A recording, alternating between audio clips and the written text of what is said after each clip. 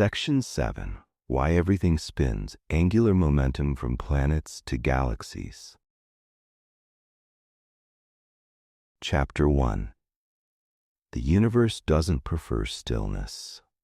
Look up at the night sky and almost everything you can name is in motion. The moon drifts across a background of stars. The stars themselves move, even if they move too slowly for a single human life to notice. Constellations are temporary patterns that only look permanent because change arrives on timescales we rarely witness. Even the darkness between the stars is not a frozen stage. It is filled with thin gas, scattered dust, and light traveling for immense stretches of time. On Earth, we learn a lesson about motion that is useful for daily life, but misleading for cosmic thinking. Roll a ball across the floor and it slows down and stops. Spin a top and it wobbles, loses speed, and falls. We live in a world thick with friction and drag, air resistance, contact forces, tiny deformations in materials, and constant sound and vibration. Organized motion is steadily converted into heat, and heat spreads into the surroundings. It becomes easy to feel that rest is the natural end state, and motion is something you must keep supplying. Physics points to a different default. In the absence of external forces, an object continues what it is already doing. If it is moving, it keeps moving. If it is rotating, it keeps rotating. This is not a poetic idea. It is a practical summary of what careful experiments show. The reason a rolling ball stops in your room is not that motion fades by itself. The reason is that the room is full of ways to take motion away. The floor pushes and pulls on the ball. The air tugs on it. Microscopic internal friction within the ball and the floor converts organized motion into disordered vibrations. The energy and momentum are not destroyed. They are transferred into the surrounding world in forms that are harder to recognize as motion. Space is not perfectly empty, yet it is extraordinarily gentle compared to a room on Earth. Between planets and stars there is plasma, a few atoms here and there, faint dust, and electromagnetic radiation. But the densities are so low that the breaking effects we take for granted are often negligible across the lifetimes of worlds. A satellite can keep orbiting because there is almost nothing to slow it. A planet can keep spinning because there is no ground under it to scrape away its rotation, and often very little atmosphere to act as a brake. A rotating star can maintain its spin for ages because there is no solid surface in contact with a resisting environment the way there is for spinning objects in everyday life. Even the idea of stillness becomes less absolute the closer you look. Put a book on a table and it feels at rest. Inside that book, atoms vibrate. At ordinary temperatures, those vibrations never truly cease. In the air around you, molecules dart in all directions. In a glass of water, molecules constantly rearrange. What we call rest is often an average. The object does not change its position in a way we can easily see, even though it is alive with microscopic motion. At the quantum scale, the concept of perfect classical stillness becomes more subtle again. Quantum systems are not described as tiny beads with exact positions and exact velocities pinned to a point. They are described by states with uncertainties and by lowest energy configurations that often retain what physicists call zero-point motion. The details depend on the system, but the theme is consistent. Nature does not generally allow every degree of freedom to be set to exactly zero motion in the way a classical picture might suggest. Even empty space is described in modern physics by fields, and those fields can have fluctuations. This does not mean the universe is chaotic at the deepest level. It means that absolute stillness is not the simplest baseline description. So when we ask why the universe is full of rotating things, one answer is simple. Motion is common, and it is difficult to erase. To turn motion into stillness, you must provide a pathway for momentum to leave the system. On Earth, pathways are abundant. In space, pathways are often scarce or slow. That alone makes long-lived motion look normal. But the universe does not merely move, it moves in organized ways. Planets spin around axes, moons orbit planets, rings and disks circle their central bodies. Stars rotate, galaxies turn as countless stars orbit within them. The persistence and organization of this motion is tied to conservation laws, especially conservation of angular momentum. Angular momentum is the quantity associated with rotation, including both spinning and orbiting. A planet circling its star carries angular momentum even if you imagine the planet not rotating on its own axis. In a closed system, total angular momentum is conserved. It can be transferred from one component to another, and it can be redistributed, but it does not simply vanish. This is why rotation is so hard to remove. If a system wants to slow its spin, it must pass angular momentum to something else. Stillness, then, is not a destination that the universe automatically seeks. It is a special condition achieved when interactions have had enough time and enough opportunities to carry motion away. A wheel on Earth slows quickly because it can hand its angular momentum to the air, the axle, the ground, and the vibrations of its own material. A planet in space has far fewer partners to receive that angular momentum. Over long time, some processes can still act, but they must act through specific physical mechanisms. For example, tidal interactions can transfer angular momentum between spin and orbit. Interactions with thin gas can create drag in certain environments. Magnetic effects can couple rotating material to winds of charged particles. The key idea is steady and scientific. Motion changes because forces and interactions act, not because the universe has a preference for rest. Now we can ask the next layer of the story. Where did motion come from in the first place? The early universe was hot, dense, and filled with particles and radiation in constant interaction. In such a state, motion is unavoidable. Temperature itself is a measure of microscopic motion. As the universe expanded and cooled, motion did not disappear. It was redistributed, and the chaotic motions of particles became the starting conditions for larger structures.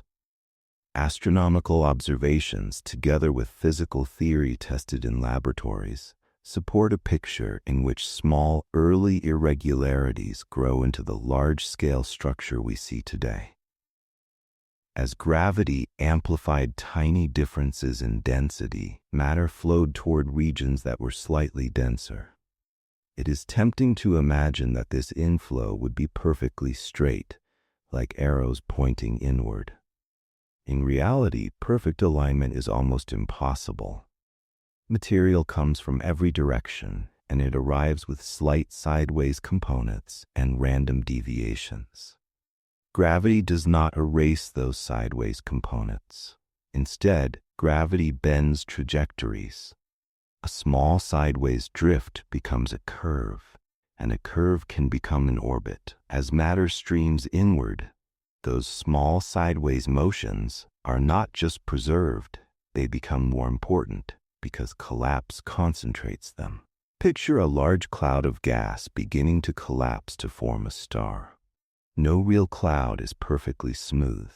It contains turbulence and irregular clumps. Nearby events can stir it, and even without outside stirring, internal motions exist simply because the cloud has a temperature. Each parcel of gas has some velocity. As gravity pulls the cloud inward, parcels interact. Collisions and frictional effects within the gas reduce some kinds of random motion, particularly motion that would send material repeatedly through the same region in conflicting directions. Those interactions can smooth out chaos, but they do not automatically cancel the cloud's net angular momentum. If there is even a slight overall tendency for the cloud to rotate, conservation encourages that tendency to persist. This process naturally produces a flattened rotating disk. Motion that is strongly tilted away from the emerging plane tends to be damped by collisions, while motion within the plane can persist as coherent rotation. The disk is not an accident. It is a common outcome of collapse in a universe where angular momentum is conserved and where interactions can smooth out random directions without eliminating the overall spin. Observations of young stars surrounded by disks of gas and dust fit this picture well, and it provides the basic stage on which planets can form. From such disks, planets are built. Dust grains collide, stick, and grow. Larger bodies stir the smaller ones, shaping orbits and clearing paths. Throughout the process, angular momentum is exchanged, but the total remains. The finished planetary system carries the memory of the disk's overall rotation. A planet's day, its tilt, and the direction of its orbit are records of accretion, impacts, and gravitational interactions during formation, written into motion. In later chapters, this will become a powerful way to think. Rotation is history you can measure. Stars follow a similar logic. A young star often spins rapidly because it forms from collapsing material that already had angular momentum. A star can slow down over time, but only through physical channels such as magnetic coupling to stellar winds or tidal interactions in close pairs.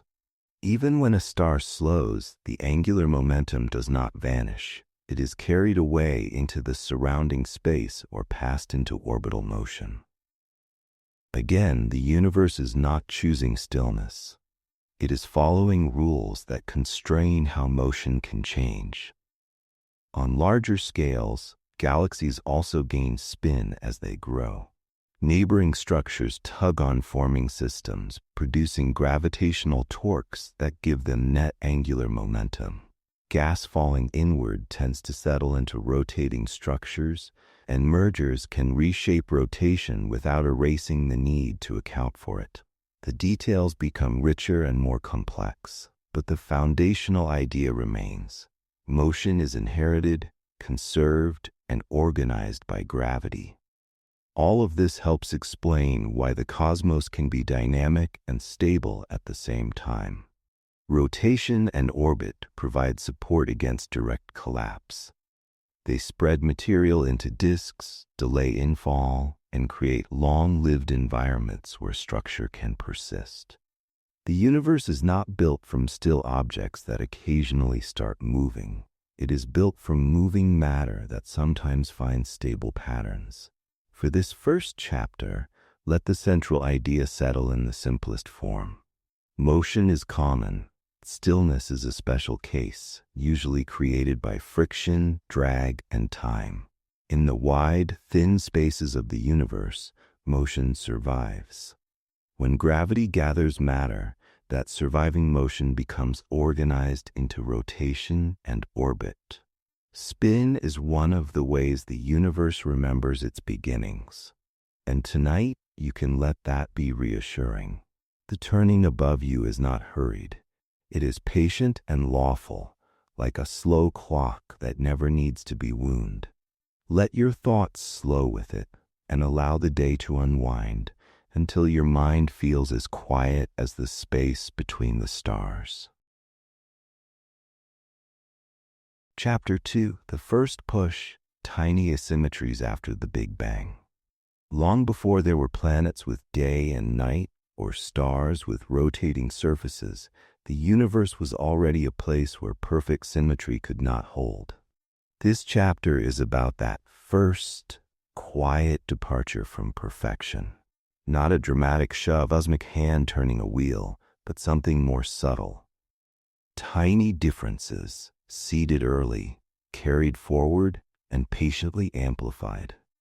In a universe ruled by gravity, even the smallest unevenness becomes consequential. Picture the early cosmos as smooth in the broadest sense. On very large scales, matter and energy were spread almost evenly, and space expanded in every direction. If that smoothness had been absolute, gravity would have had nothing to build with. A perfectly uniform universe offers no preferred downhill direction for matter to drift toward, because every place is identical to every other place. In such a cosmos, you could still have expansion, and you could still have microscopic motion in a hot plasma, but you would not form the rich hierarchy of structure that later fills the sky. Instead, the early universe contained tiny irregularities. They were not clumps in the everyday sense, and they were not rotating objects. They were minute differences in density and temperature from place to place, small enough that the universe still looked smooth on large scales, yet real enough that gravity could magnify them over time. This is not a story invented because it sounds elegant. It is supported by one of the most precise observational records in modern science. The cosmic microwave background, the faint glow that fills the sky. That radiation is the cooled remnant of a time when the universe first became transparent to light. When scientists map it with extraordinary precision, they find something striking. Its temperature is astonishingly uniform, yet not perfectly uniform. It contains subtle modeling, tiny temperature differences from one direction to another. Those variations are the fossil imprint of early conditions because density differences in the primordial plasma affected how matter and light behaved, and because gravity influences the energy of photons climbing out of deeper regions of space-time curvature. Why should texture exist at all? Even if you imagine a near-uniform beginning, physics makes exact uniformity a delicate ideal. Early on, the universe was extremely hot. Heat is not merely a sensation, it corresponds to microscopic motion and microscopic randomness. In a hot plasma, particles and radiation interact constantly, and there is no mechanism that forces every region to share exactly the same microscopic arrangement at every moment. Quantum theory adds another layer. The world is described in terms of fields with inherent fluctuations, and in many physical settings, those fluctuations cannot be reduced to literal zero everywhere. The detailed origin of the earliest fluctuations is still an area of active research, but the broad picture is consistent across modern cosmology. The early universe began nearly uniform with small, statistically describable variations.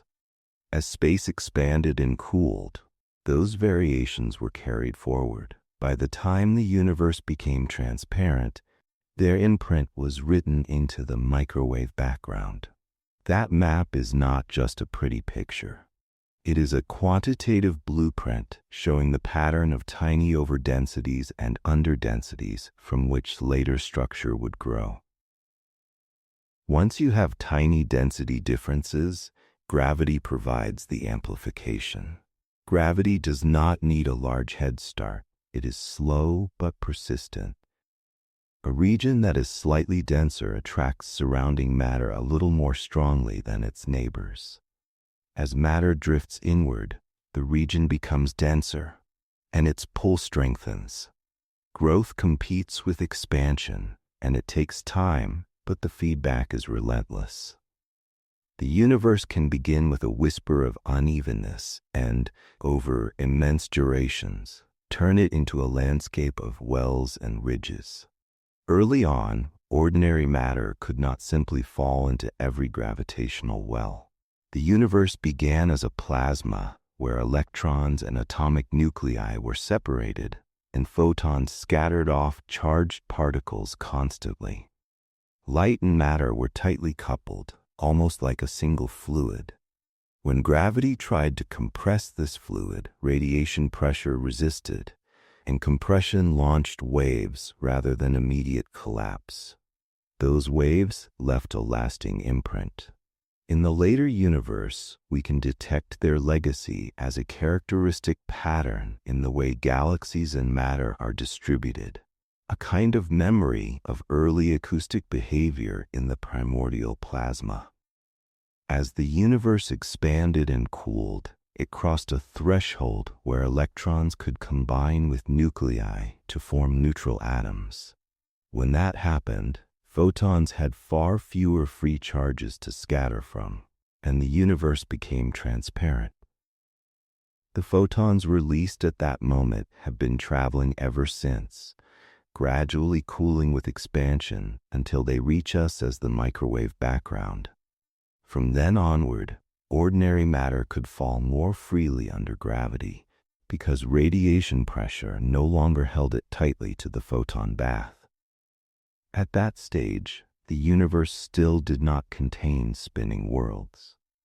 But the conditions that make later rotation common were already being established by the shape of the density field and the way matter began to move through it.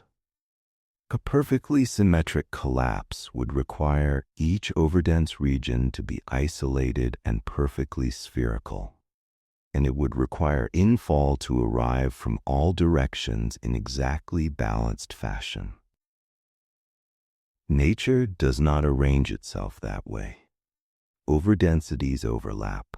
They are stretched and influenced by their neighbors, and the surrounding flow field is complicated even when the density contrasts are still small.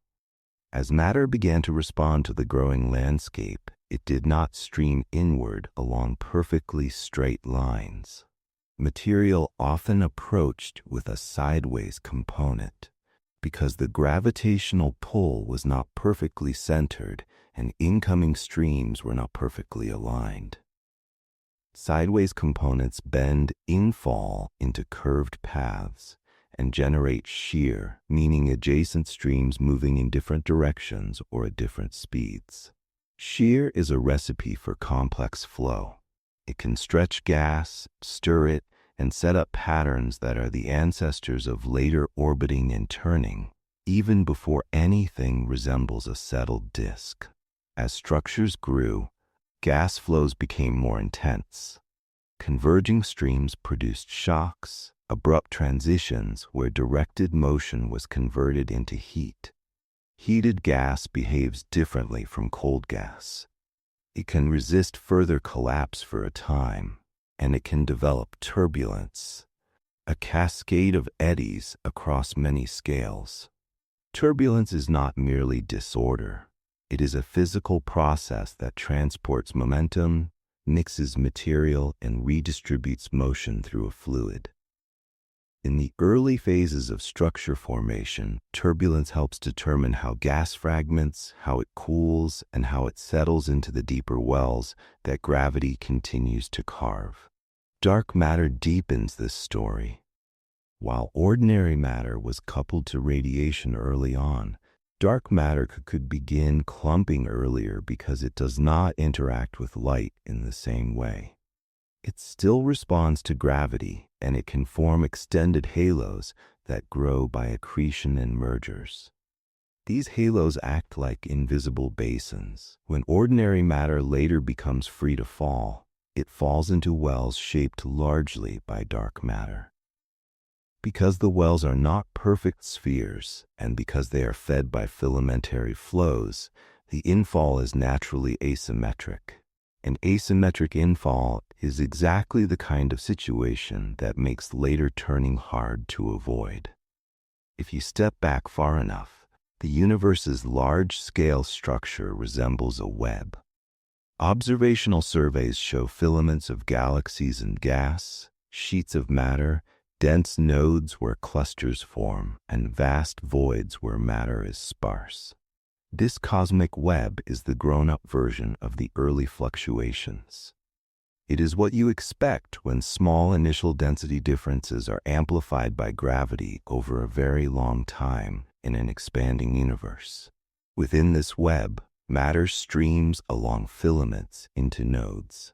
Streams collide, merge, and curve, and every one of those motions carries information about the original texture and the long gravitational evolution that followed. It is important to keep the timing clear. The microwave background does not show a sky filled with finished galaxies. It shows the seed pattern while it was still a gentle departure from the average. Rotation in the familiar sense emerges later, as the seed pattern becomes nonlinear and structures collapse, merge, and settle. What the microwave background gives us is the initial texture and the early dynamics that make later turning unsurprising. It tells us that the universe began with slight imbalance, and that slight imbalance is enough to start a cascade of organized structure. There is a restrained beauty in how little is required. The universe did not need a special spin setting switched on at birth.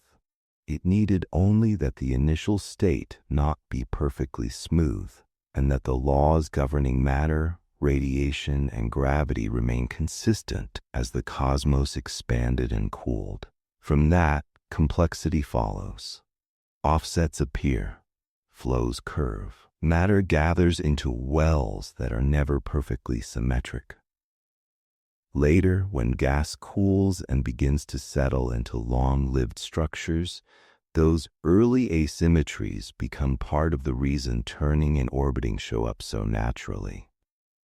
The largest structures in the sky began as faint irregularities in a nearly featureless sea, which means the universe can grow complexity without demanding perfection at the start. Tonight, let that thought soften the day, and rest with the quiet confidence that small beginnings can still become something vast. Chapter 3. Conservation of Angular Momentum, the rule that makes rotation inevitable.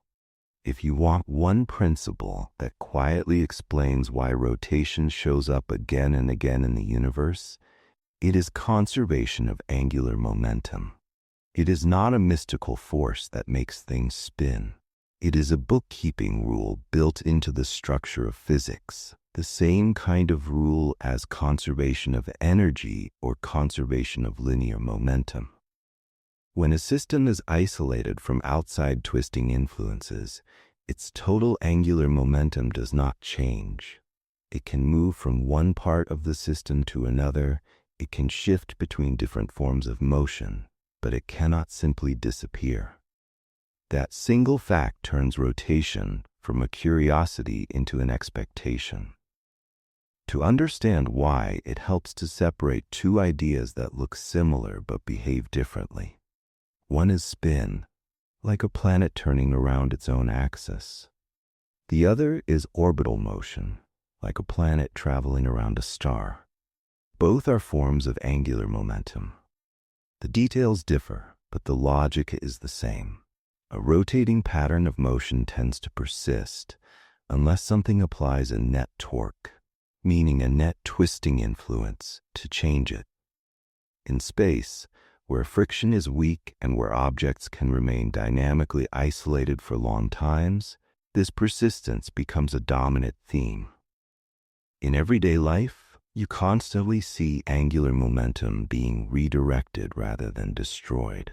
A spinning bicycle wheel resists being tilted. A gyroscope can feel oddly stubborn in your hands. A figure skater spins faster when drawing arms inward and slower when extending them outward. In each case, the total angular momentum stays nearly the same, but its expression changes as the distribution of mass changes. What matters is not just that something is spinning, but how its mass is arranged relative to its axis of rotation. This is the heart of why collapse makes rotation seem inevitable in astronomy. Consider a cloud of gas and dust that is slowly shrinking under gravity on its way to forming a star. The cloud does not need to be rapidly rotating at the start. It only needs to have a tiny non-zero net angular momentum. That net can come from almost anywhere. Faint shear in the surrounding medium, the aftermath of nearby disturbances, the cumulative effect of small random motions that do not cancel perfectly. The key is that it does not have to be large, because collapse amplifies it. As a cloud contracts, its matter moves closer to the center. When mass moves inward, the same conserved angular momentum corresponds to a higher rotation rate. The reason is simple in spirit. When the mass is spread out, it has more leverage, like pushing a door at its handle. When the mass is pulled closer in, it loses leverage, and to keep the same angular momentum, it must move faster. This is why skaters speed up, and why collapsing astronomical systems spin up. Not because gravity adds spin, but because gravity brings mass inward, while conservation demands the rotational accounting still balances. This amplification is one reason the universe does not need special initial conditions to end up with rotating objects. If the initial net angular momentum is small but not exactly zero, collapse can turn that small value into a substantial rotation. Exact zero is the special case, and it is difficult to achieve in real systems. The universe is noisy. It is full of interactions, tiny irregularities, and complex flows. So the generic outcome of collapse is not a perfectly radial plunge into the center, but a collapse that becomes increasingly influenced by rotation as it proceeds. However, there is a crucial nuance that prevents the story from becoming too simple. Angular momentum is conserved for an isolated system, but real astrophysical systems are rarely perfectly isolated. They are embedded in environments, they exchange matter, and they experience gravitational influences from neighbors. Even within a single collapsing cloud, different parts interact, collide, and exert torques on each other. Conservation still holds overall, but the distribution can change dramatically. And that distribution problem is where much of the richness of cosmic structure originates. Take the formation of a star and its surrounding disk. The star ends up containing most of the mass, but the disk often ends up containing a large share of the angular momentum. That is not an accident. It is a direct consequence of how angular momentum gets transported. The material that falls deepest tends to give up angular momentum to other material because it cannot reach the center while retaining too much of it. Collisions, magnetic effects in ionized gas, turbulence, and gravitational interactions between clumps can all act as channels that move angular momentum outward. What falls inward becomes the dense central object. What holds more angular momentum settles into orbit farther out. The result is a compact star and an extended disk, both of which are expressions of the same conserved total, arranged in a way that allows collapse to continue without violating the bookkeeping. Planets inherit their rotation and orbital angular momentum from this kind of disk environment, shaped further by collisions and later interactions. A forming planet grows by accreting material that already carries angular momentum around the star. It can also be spun up or reoriented by major impacts. Over time, gravitational interactions among planets and between planets in the disk exchange angular momentum. Yet the overall budget is still conserved within the broader system, aside from slow losses through processes like radiation and escaping material. This is why rotation directions and speeds vary, but the presence of rotation itself remains common. Angular momentum also helps explain why many astronomical systems become flattened. A collapsing cloud that carries net angular momentum will not collapse equally in all directions. Motion along the rotation axis can proceed more directly inward, while motion in the plane perpendicular to the axis becomes increasingly dominated by rotation. Material with significant angular momentum tends to settle into a plane where it can orbit rather than plunge. Dissipative processes, especially in gas, damp motion that crosses the plane because such motion leads to collisions and heating. Orbiting within the plane can persist. Over time, the system becomes disk-like. It is a natural geometric consequence of rotation plus dissipation, not a design choice.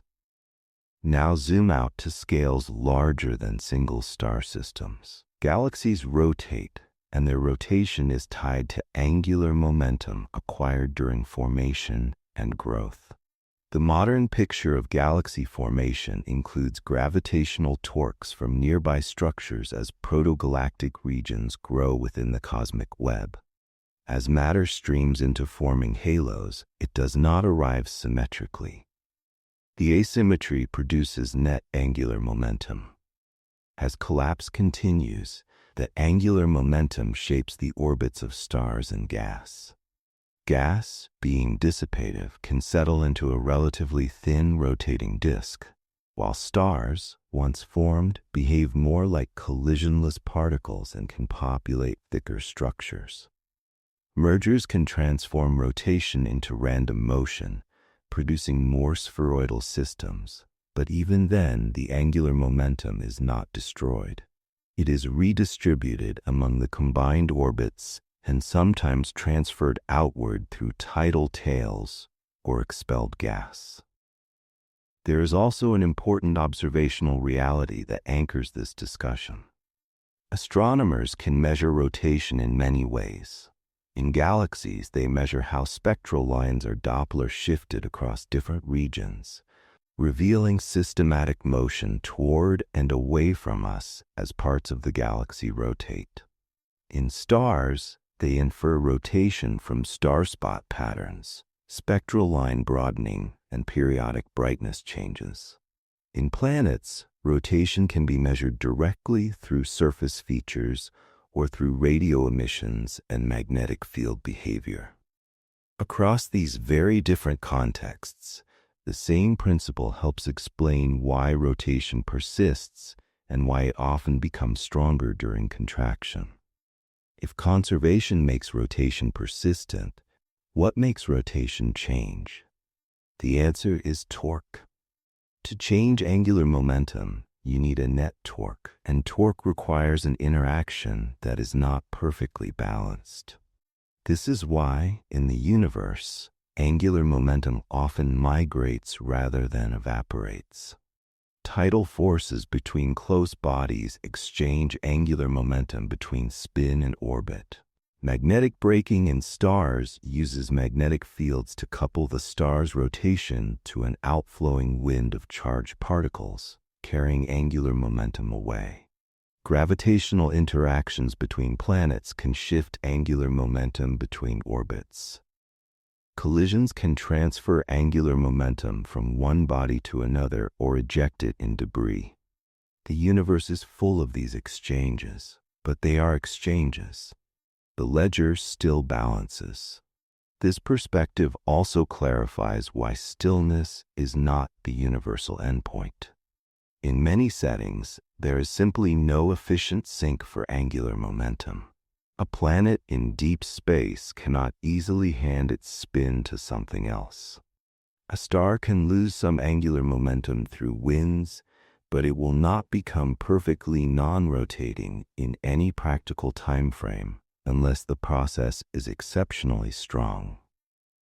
A galaxy can change its rotation through mergers and interactions, but it does not generally settle into a state of absolute rest because the surrounding universe is not a frictional bath that drains motion away quickly. Motion persists, changes form, and carries forward. What makes angular momentum conservation feel so inevitable is that it is tied to symmetry. In physics, conservation laws often arise because of symmetries in nature. The conservation of linear momentum is connected to the fact that the laws of physics do not change from one place to another in empty space. The conservation of energy is connected to the fact that the laws do not change from one time to another. Angular momentum conservation is connected to the idea that the laws do not change when you rotate your coordinate system. The universe does not care which direction you label as east or north in an abstract sense. Because the laws are the same under rotations, there is a conserved quantity associated with rotational motion. This is a deep reason why angular momentum is so durable. It is not an arbitrary rule. It is woven into the consistency of the physical description. There is a quiet elegance here. The universe does not need a constant engine pushing everything into spin. Rotation emerges because matter is almost never arranged with perfect symmetry, because gravity gathers matter inward, and because the accounting of angular momentum remains strict. Once rotation exists, it tends to persist, shaping the geometry of disks, the stability of orbits, and the long-lived architecture of systems from moons to galaxies. If you step back, you can see angular momentum as a kind of memory.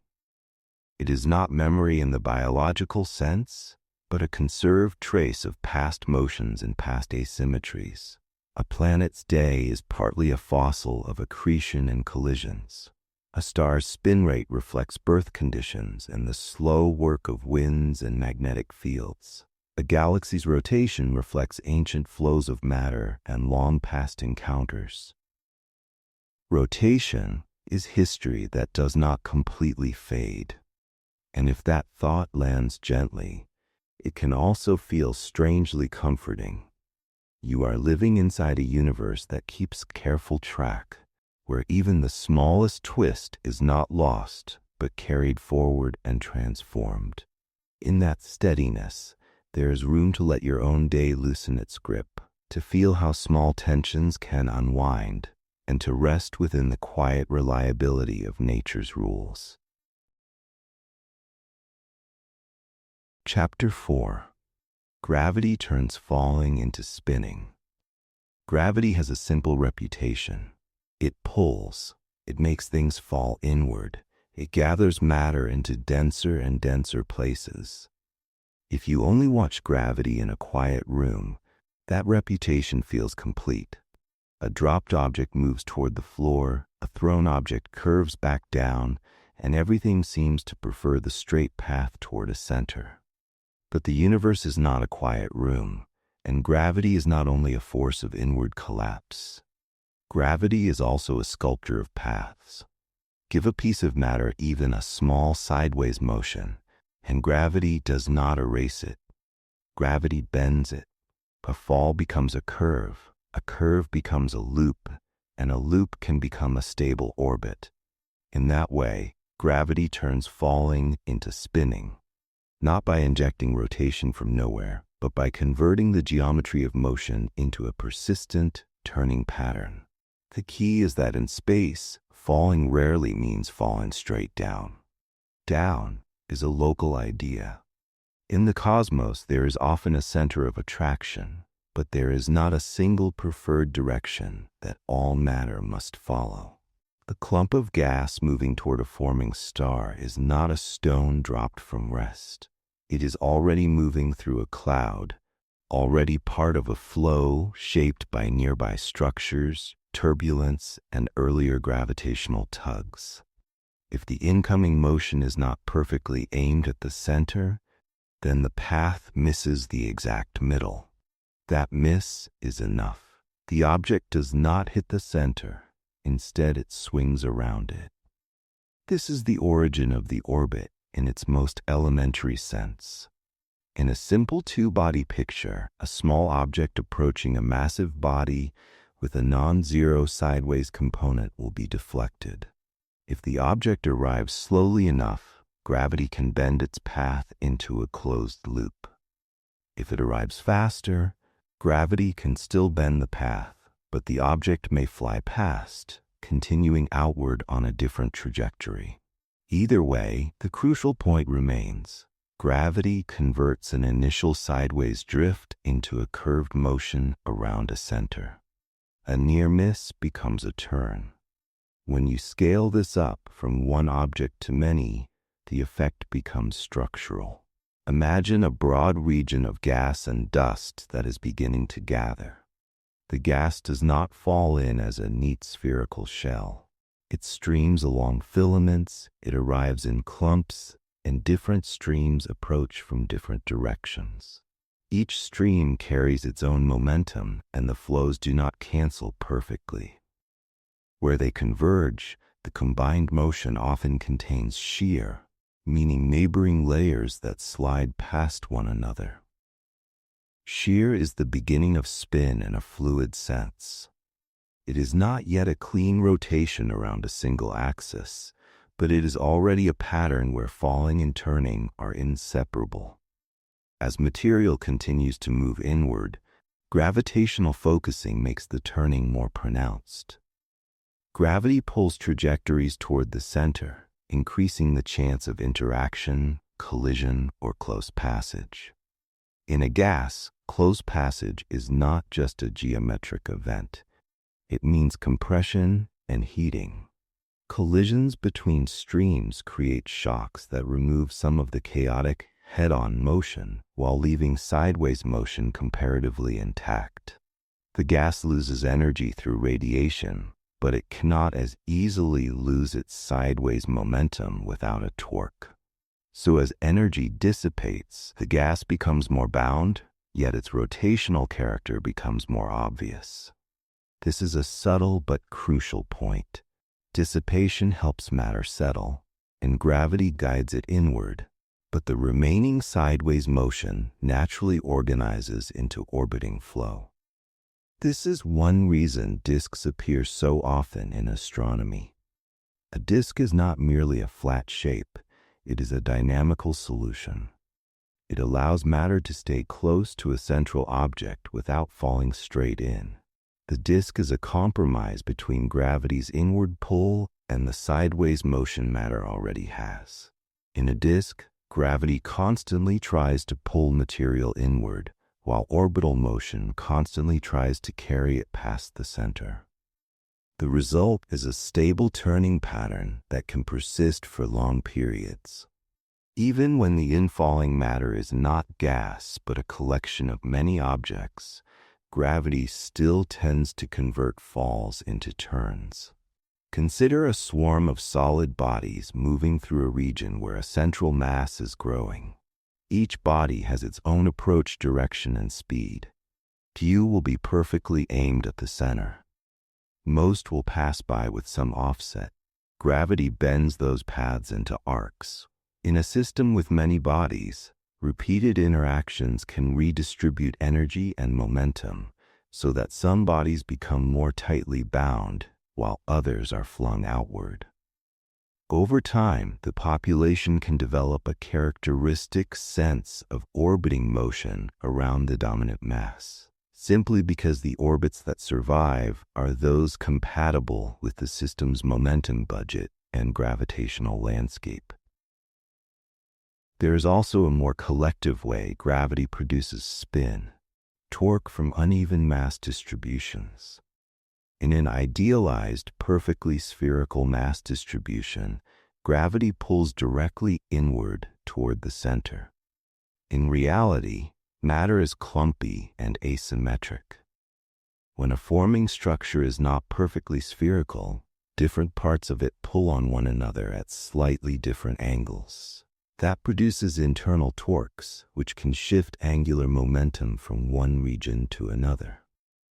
More importantly, for the large-scale universe, neighboring structures tug on each other as they grow. The gravitational pull from a nearby overdensity does not point exactly through the center of a forming object. That slight misalignment acts like a lever arm. Over long times, such tidal torques can build up a net rotation in the growing system. This is not a claim that gravity violates conservation and creates angular momentum out of nothing. The net angular momentum of a truly isolated system still remains conserved. What tidal torques do is exchange angular momentum between regions, between objects, and between the internal spin of a structure and the orbital motion of its surroundings. In the cosmic web, nothing forms in perfect isolation. Protostructures grow while embedded in a network of neighbors. Gravitational interactions transfer angular momentum around like a currency. The result is that many bound objects end up rotating because their formation environment naturally supplies non-radial forces and long-lasting torques. As collapse proceeds, gravity also turns random motion into ordered motion through selection. In a collapsing environment, trajectories that pass too close can collide or be absorbed. Trajectories that carry too much energy escape. The motions that remain and persist tend to be those that are bound and that avoid direct, destructive collisions. Bound motion around a center is, by its nature, orbital. Over time, a system can look more ordered than its initial conditions, not because it began with neat rotation, but because gravity and dissipation reshape the distribution of trajectories into a set of stable, repeating paths. This helps resolve an apparent paradox. Gravity is conservative in the sense that it does not, by itself, dissipate energy as heat in the way friction does.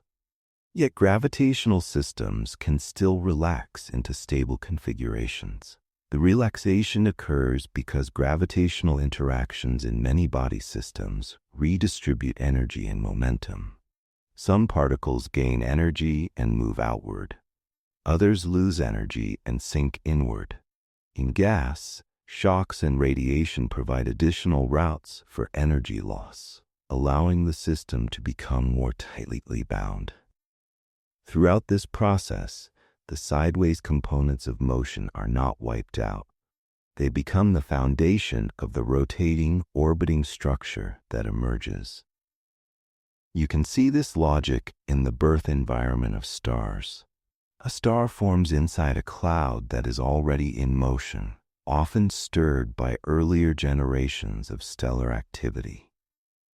Gravity gathers a region of the cloud, but the gathering is never perfectly radial. As material flows inward, it develops a preferred plane and an accretion disk forms. That disk is the place where gravity most clearly turns falling into spinning. Gas in the disk is constantly trying to fall inward, but it must shed angular momentum to do so. It therefore drifts inward slowly, passing angular momentum outward through stresses in the disk. The disk's rotation is not a decorative feature. It is the mechanism that allows gravity-driven growth to proceed while respecting the constraints of motion. The same pattern appears around compact objects like neutron stars and black holes. When gas falls toward a very compact gravitational source, it almost never drops straight in.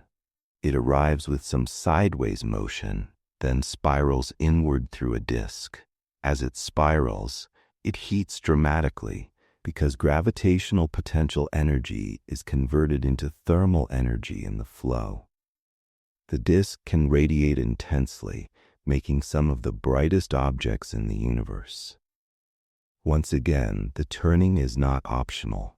It is what falling looks like when missing the center is the rule rather than the exception. Even in planetary systems long after formation, gravity keeps turning, falls into spins through encounters and tides. When a smaller body approaches a planet, it rarely approaches along a perfect line toward the center. It approaches with an offset, and gravity bends the trajectory. If the encounter dissipates energy, perhaps through atmospheric drag or through interactions with a disk, the body can be captured into orbit. If it is not captured, it still swings by and departs, often trading energy and momentum with the planet in a three-body context where the Sun or other bodies participate. These interactions can alter orbits and subtly reshape the distribution of angular momentum within the system, preserving the overall accounting while changing local motion.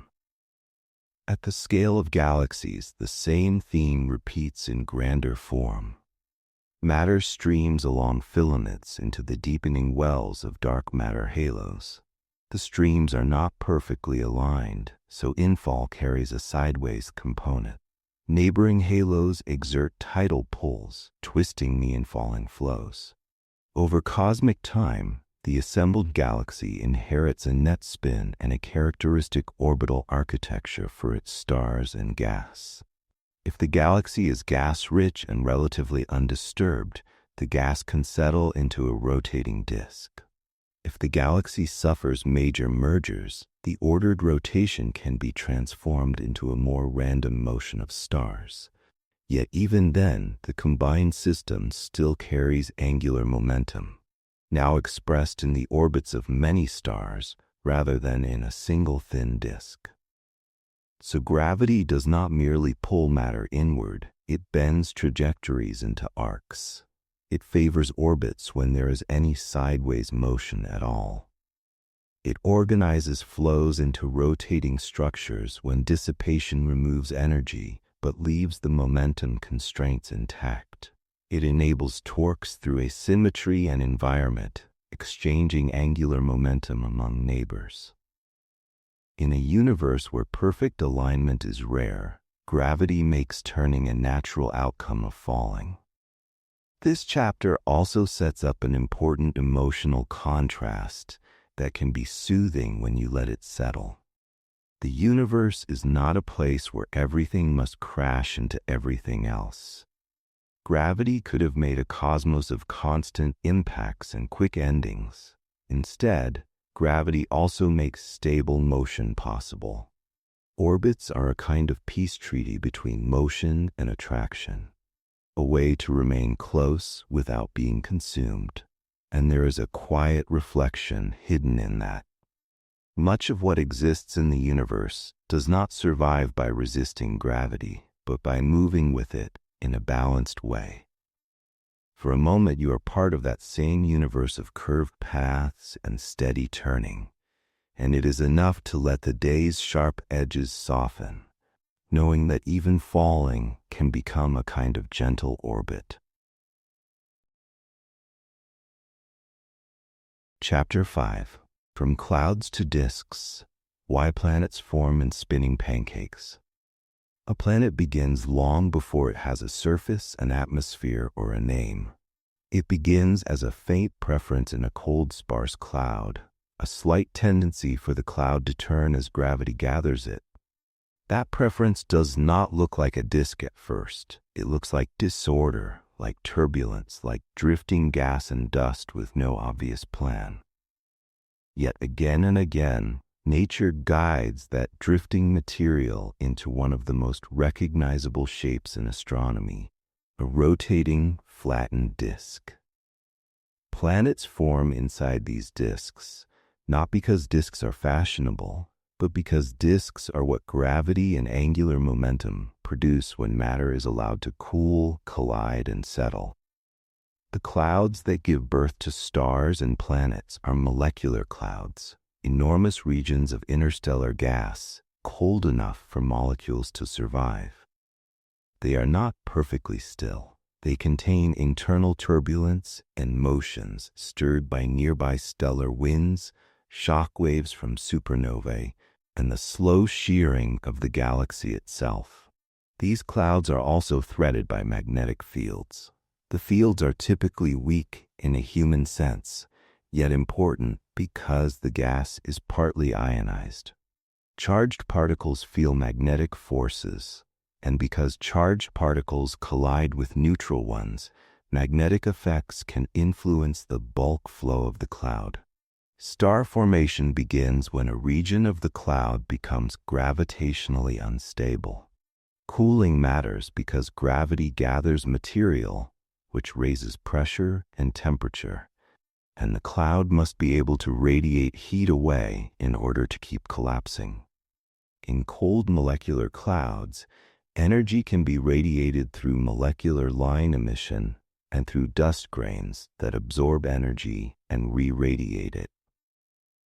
When cooling is efficient and gravity wins over internal pressure, a dense core forms and begins to contract.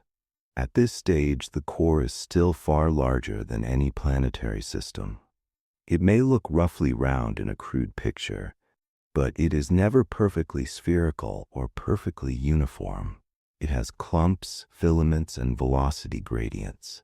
Even if the average rotation is tiny, it is rarely exactly zero.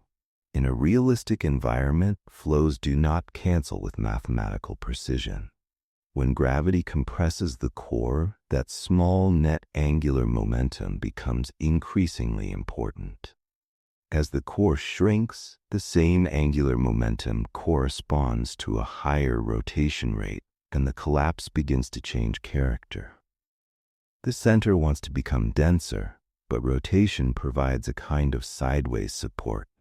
Material can continue falling inward along the rotation axis more directly, yet in the equatorial region, the inward path becomes a spiral rather than a straight plunge. This is the physical birth of the disk. The system naturally develops a preferred plane perpendicular to the rotation axis. Gas approaching from above and below that plane collides and shocks, losing energy and settling closer to the midplane.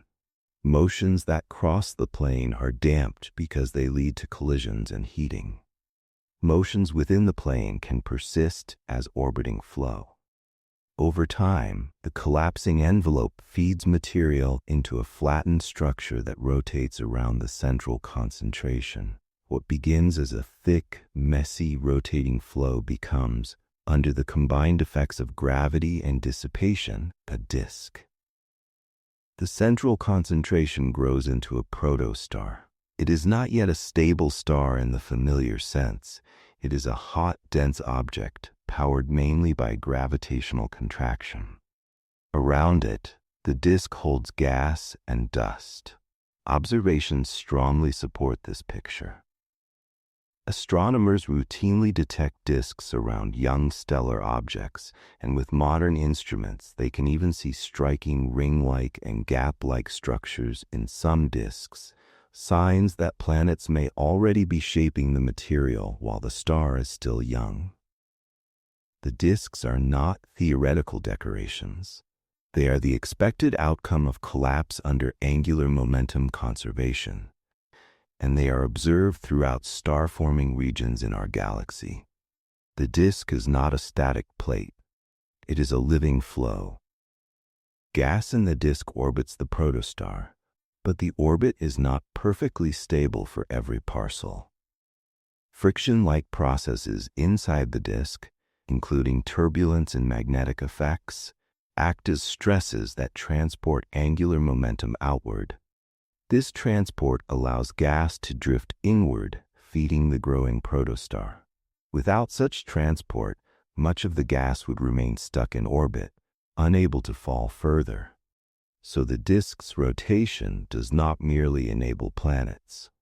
It also regulates how the star itself grows. At the same time, the disk is the birthplace of solids. The dust in the disk begins as tiny grains inherited from the interstellar medium, often coated with icy mantles in the colder outer regions. Within the disk, these grains collide.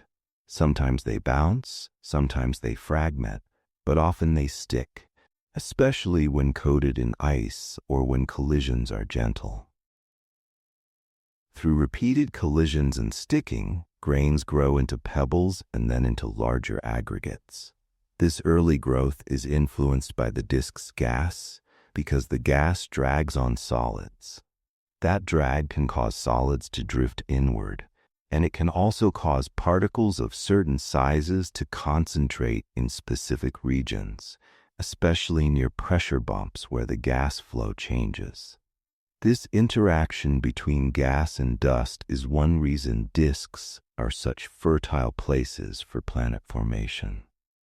The disk provides a dense environment where collisions are frequent, and it provides an organized geometry that keeps material in roughly the same plane, increasing the chance that solids meet and grow.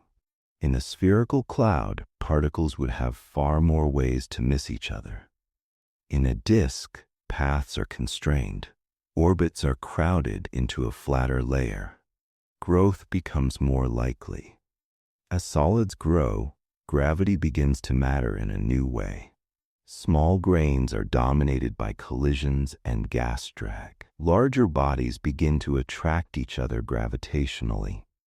Once objects become large enough, they can enter a regime of runaway growth, where the largest bodies grow faster because their gravity enhances their collision cross-section. This leads to the emergence of planetesimals and protoplanets. Their interactions stir the disk, increasing relative velocities and leading to collisions that can both build and break.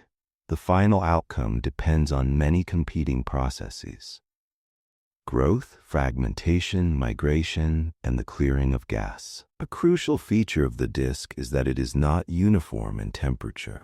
Near the protostar, the disk is warmer. Farther out, it becomes colder. This temperature structure shapes what materials can condense as solids. Close in, only refractory materials survive as solid grains, such as silicates and metals. Farther out, more volatile compounds can freeze into ices, increasing the amount of solid material available. This difference in solid inventory helps explain why rocky planets tend to form closer to their star, and why giant planets, which need large solid cores quickly to attract significant gas, are favored farther out where ices are abundant. The disk, in other words, is not just a flat stage. It is a chemically and thermally structured environment that influences what kinds of planets are likely to form where. The disk's rotation also determines the overall direction of orbital motion in the planetary system. Because the disk has a dominant sense of rotation, the planets that form within it generally orbit the star in the same direction. Their spins often reflect that shared origin as well, although later impacts and tidal evolution can modify spin rates and tilt axes. The disk thus imprints a kind of family resemblance on the system: a common plane, a common orbital direction, and a distribution of materials shaped by temperature gradients. Yet the disk is not always perfectly aligned or perfectly calm. Disks can warp, especially if influenced by nearby stars, or if the infalling envelope delivers material with a slightly different angular momentum direction over time. Turbulence can create eddies and local pressure structures. Magnetic fields can generate instabilities that stir the gas. These complexities matter because they can concentrate dust, open gaps, and change migration patterns for forming planets. A disk is a dynamic environment where small changes can have large consequences, and that is why planetary systems show such variety. The same basic physics yields a common framework, while the details of environment and timing produce diversity. There is also the question of how disks end. They do not last indefinitely. Young stars emit radiation and winds that can heat and disperse the disk's gas. Nearby massive stars can erode disks through intense ultraviolet radiation. Accretion onto the star consumes disk material. Planets themselves can clear gaps and carve pathways, accelerating the disk's evolution.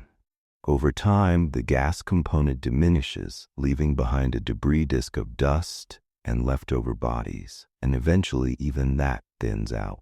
The window for gas giant formation is therefore limited, which is why timing plays such a central role in determining whether a system produces massive planets or only smaller rocky worlds. In all of this, the spinning pancake image is more than a metaphor. It captures the key physical idea. When a cloud collapses with even a small net angular momentum, dissipation and collisions guide the material into a flattened, rotating structure. That structure is where solids can grow efficiently, where orbits become organized, and where planets can form and remain near the star without immediate collapse. The disk is the universe's way of turning a diffuse cloud into a stable architecture. This chapter fits into the larger story without repeating earlier points too directly. Earlier chapters explained why motion persists and how gravity amplifies tiny asymmetries.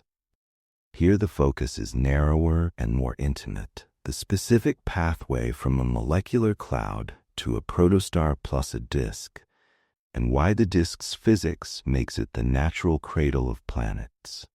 The disk is not an extra feature added after the fact. It is the mechanism that allows angular momentum to be managed while matter concentrates into a star and a family of worlds. And there is something quietly astonishing about that. Your world, with its oceans and mountains and living cells, traces back to a thin rotating sheet of gas and dust around a young star. The universe did not build planets by placing them carefully in space. It let a cloud collapse, let a disk emerge, and let countless tiny collisions assemble structure from drift and dust. When you feel the day finally loosening, it can be calming to remember that you come from processes that are both patient and lawful, and that even in a vast universe, order can arise gently from motion. Chapter 6. Why planets spin the way they do, and why some don't. A planet's spin looks, at first glance, like a simple trait. A world turns, day follows night, and the rhythm feels natural and inevitable.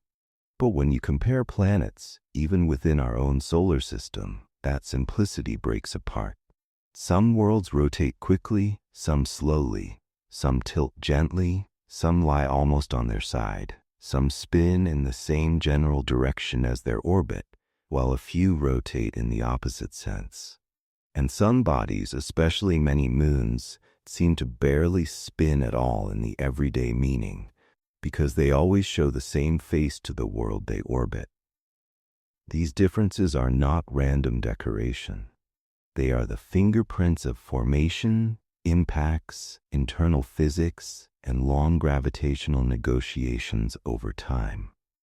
The basic starting point is inheritance. Planets form inside a rotating disk around a young star, so the raw material already carries a shared direction of orbital motion.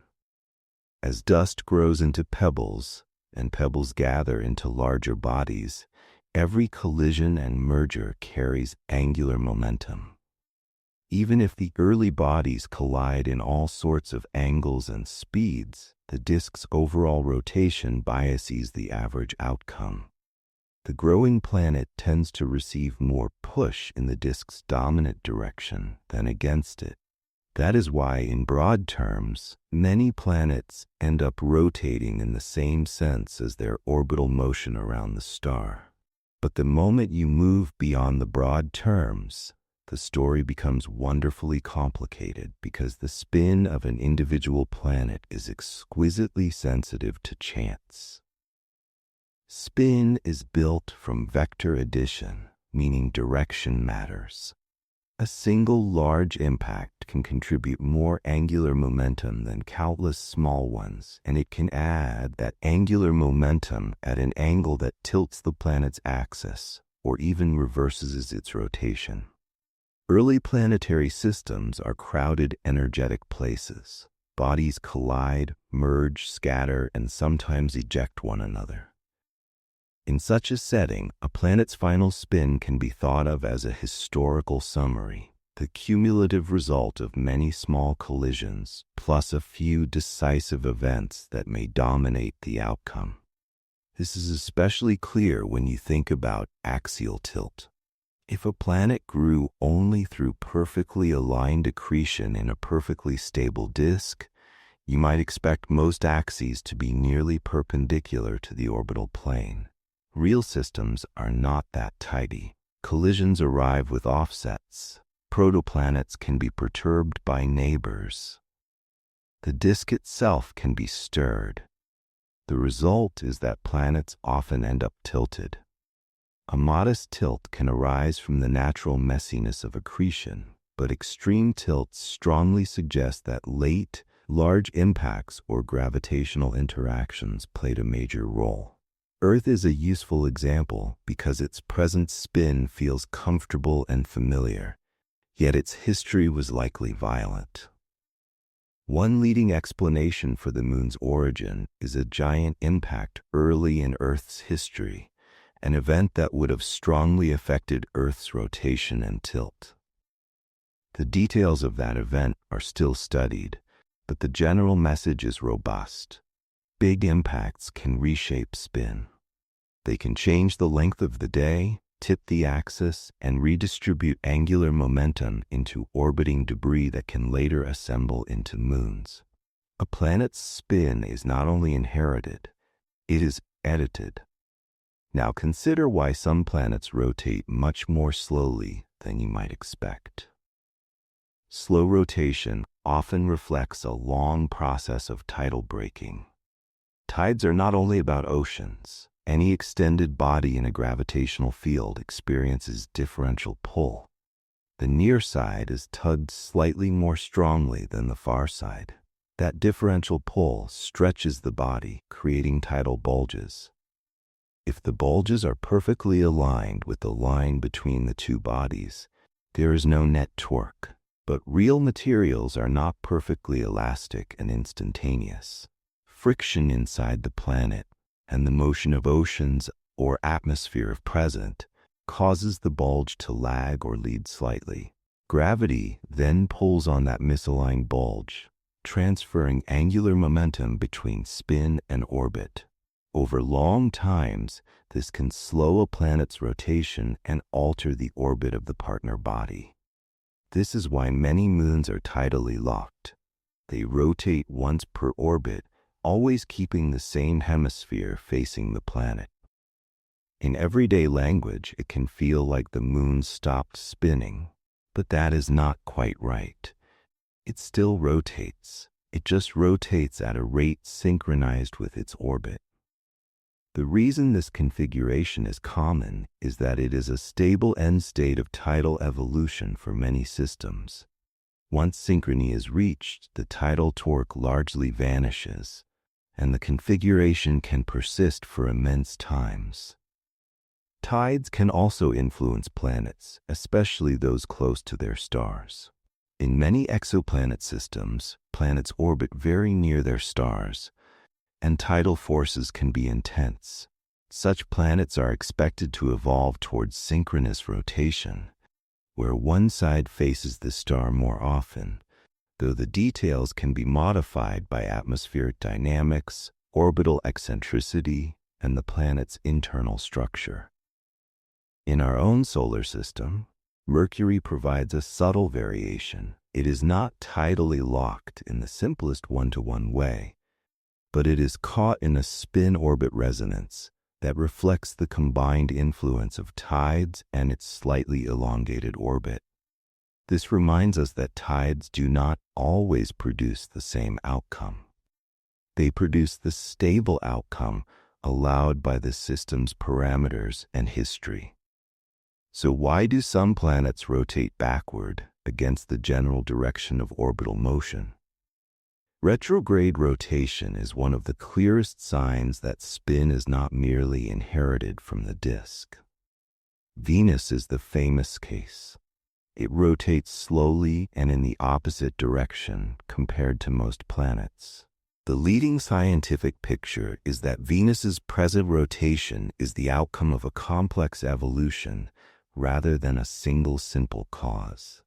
Possibilities include the cumulative effect of tidal torques from the Sun interacting with Venus's atmosphere, internal dissipation, and the possibility of one or more large impacts that altered its spin. What is strongly supported is the general principle. A planet's rotation can be dramatically reshaped by interactions in history, and slow retrograde rotation does not require an exotic new law of physics. It requires time, torque, and a plausible sequence of events. Uranus offers a different kind of surprise. Its axis is tilted so strongly that it essentially rolls along its orbit, with its poles sometimes pointing toward the Sun. This kind of extreme obliquity is difficult to produce through gentle accretion alone. It strongly suggests a major event, such as a giant impact or a dynamical interaction that tipped the planet during the chaotic early period of the solar system.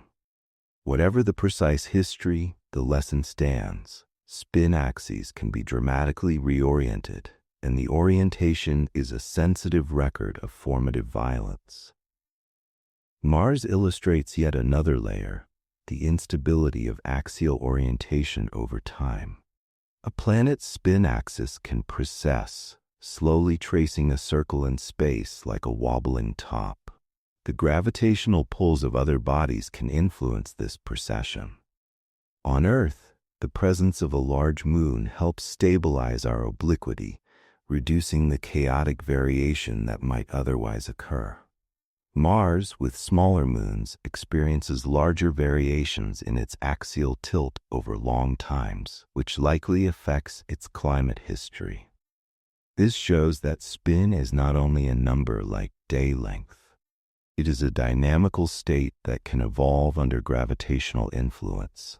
Internal structure matters too. A planet is not always a rigid ball.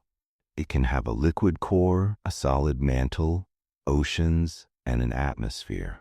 These components can exchange angular momentum with one another. On Earth, the atmosphere and oceans trade angular momentum with the solid planet, causing small changes in the length of day.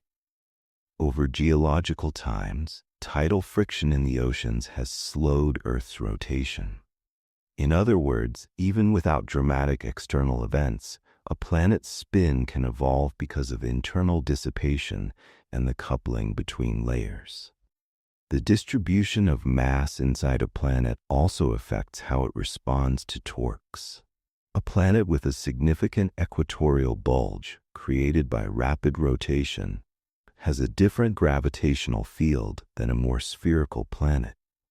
That bulge interacts with the gravitational pull of the star and other bodies, affecting precession and the details of tidal evolution. Over long times, changes in the planet's interior, such as cooling and differentiation, can alter how the planet dissipates tidal energy, and therefore alter how quickly its rotation evolves. All these factors combine to make planetary spin both understandable and diverse. The underlying rules are consistent. Angular momentum is conserved overall, torque changes it, and dissipation determines how efficiently a system evolves toward stable states. The variety comes from history and environment. A planet that avoided late giant impacts might retain a more typical spin aligned with its disk origin. A planet that suffered a late collision could be tipped or reversed. A planet close to its star could be tidally braked into synchronous rotation. A planet with a thick atmosphere could experience atmospheric tides that modify its spin over time. These are not separate stories. They are different paths through the same physical landscape. It also helps to recognize what spin is really telling you. Not only how a planet turns now, but what it has endured.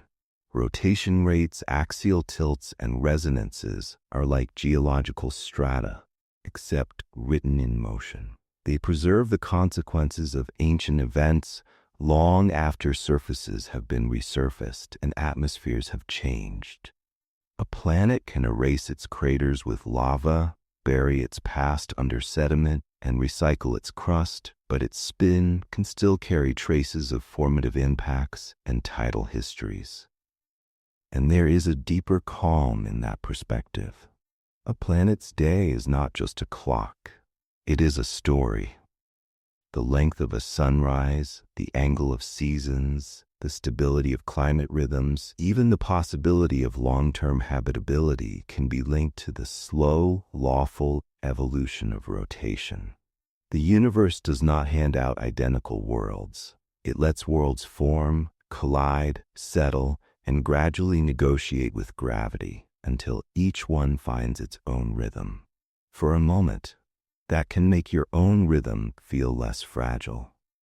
You live on a turning world whose spin has been shaped by ancient chants and steady laws, and yet it remains reliable enough to build a life on.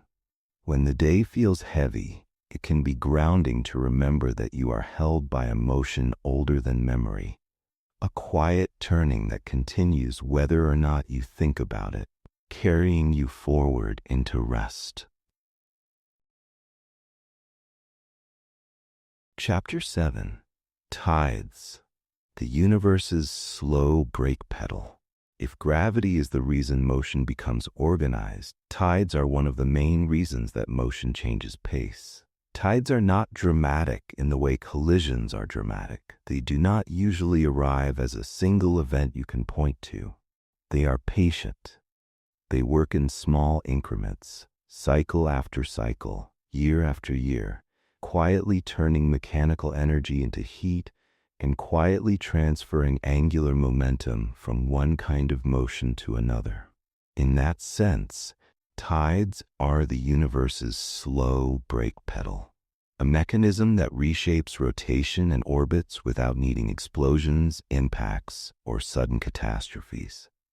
The intuitive starting point is the simple fact that gravity is not uniform across an extended body. A planet is not a point. A moon is not a point. A star is not a point. Each has a near side and a far side relative to a companion. The near side feels a slightly stronger gravitational pull than the far side. This difference is small, but it matters because it stretches the body. It produces a tidal distortion, a gentle elongation along the line connecting the two bodies. On Earth, this is easiest to visualize as the ocean's tides, where the water responds to these differential pulls and to the planet's rotation, producing two broad bulges on opposite sides of the globe. But the ocean is only the most visible layer. The solid Earth also flexes, rising and falling by measurable amounts. The atmosphere has tides too, driven partly by solar heating and partly by gravitational influences. In other words, tides are not just an ocean phenomenon. They are a universal gravitational effect that acts on any extended object in the presence of another mass. A perfectly elastic, perfectly frictionless planet would bulge exactly along the line of gravitational pull. The tidal bulge would be aligned, and gravity would have no leverage to change the spin. Real planets are not perfectly elastic, and real oceans are not frictionless. There is internal friction in rock, there is viscosity in liquid layers, and there are complicated flow patterns that rub against coastlines and seabeds. These dissipative effects cause the tidal bulge to be slightly misaligned. If a planet rotates faster than the orbital motion of its companion, the bulge is dragged slightly ahead of the line connecting the centers. If the planet rotates slower, the bulge lags behind. That small angular offset is everything. Once the bulge is misaligned, gravity pulls on it. The companion's gravity tries to straighten the bulge back toward alignment, and in doing so, it exerts a torque. That torque changes the planet's rotation. At the same time, the torque acts on the orbit because every action has a reaction. Angular momentum is exchanged between spin and orbital motion. Energy is dissipated as heat. The system evolves. On Earth, this process is happening right now. Our planet rotates once per day, while the moon orbits more slowly. Because Earth rotates faster than the moon orbits, the main tidal bulge is carried slightly ahead of the Earth-Moon line. The moon's gravity pulls backward on that bulge, applying a braking torque to Earth's rotation. Earth's day lengthens by a tiny amount over time. The bulge also pulls forward on the moon, giving it a slight boost in orbital energy and angular momentum. The moon gradually moves farther away. This is not speculation. It is measured with high precision using laser ranging experiments. The tidal interaction is a long-term transfer. Earth's spin slows and the moon's orbit expands. Notice the character of this process. It does not erase angular momentum. It redistributes it. The total angular momentum of the Earth-Moon system remains essentially conserved, aside from extremely small losses to radiation and other subtle effects.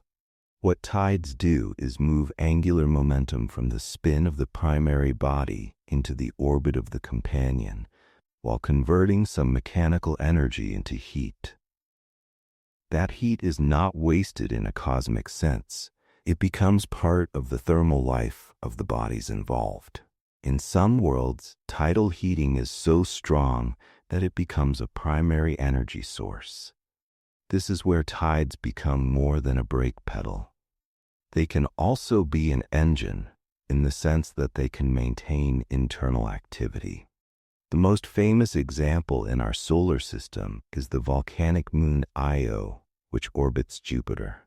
Io's orbit is slightly elongated, and it is also gravitationally influenced by other moons. That combination prevents the orbit from becoming perfectly circular, which means the tidal forces on Io vary as it moves along its orbit.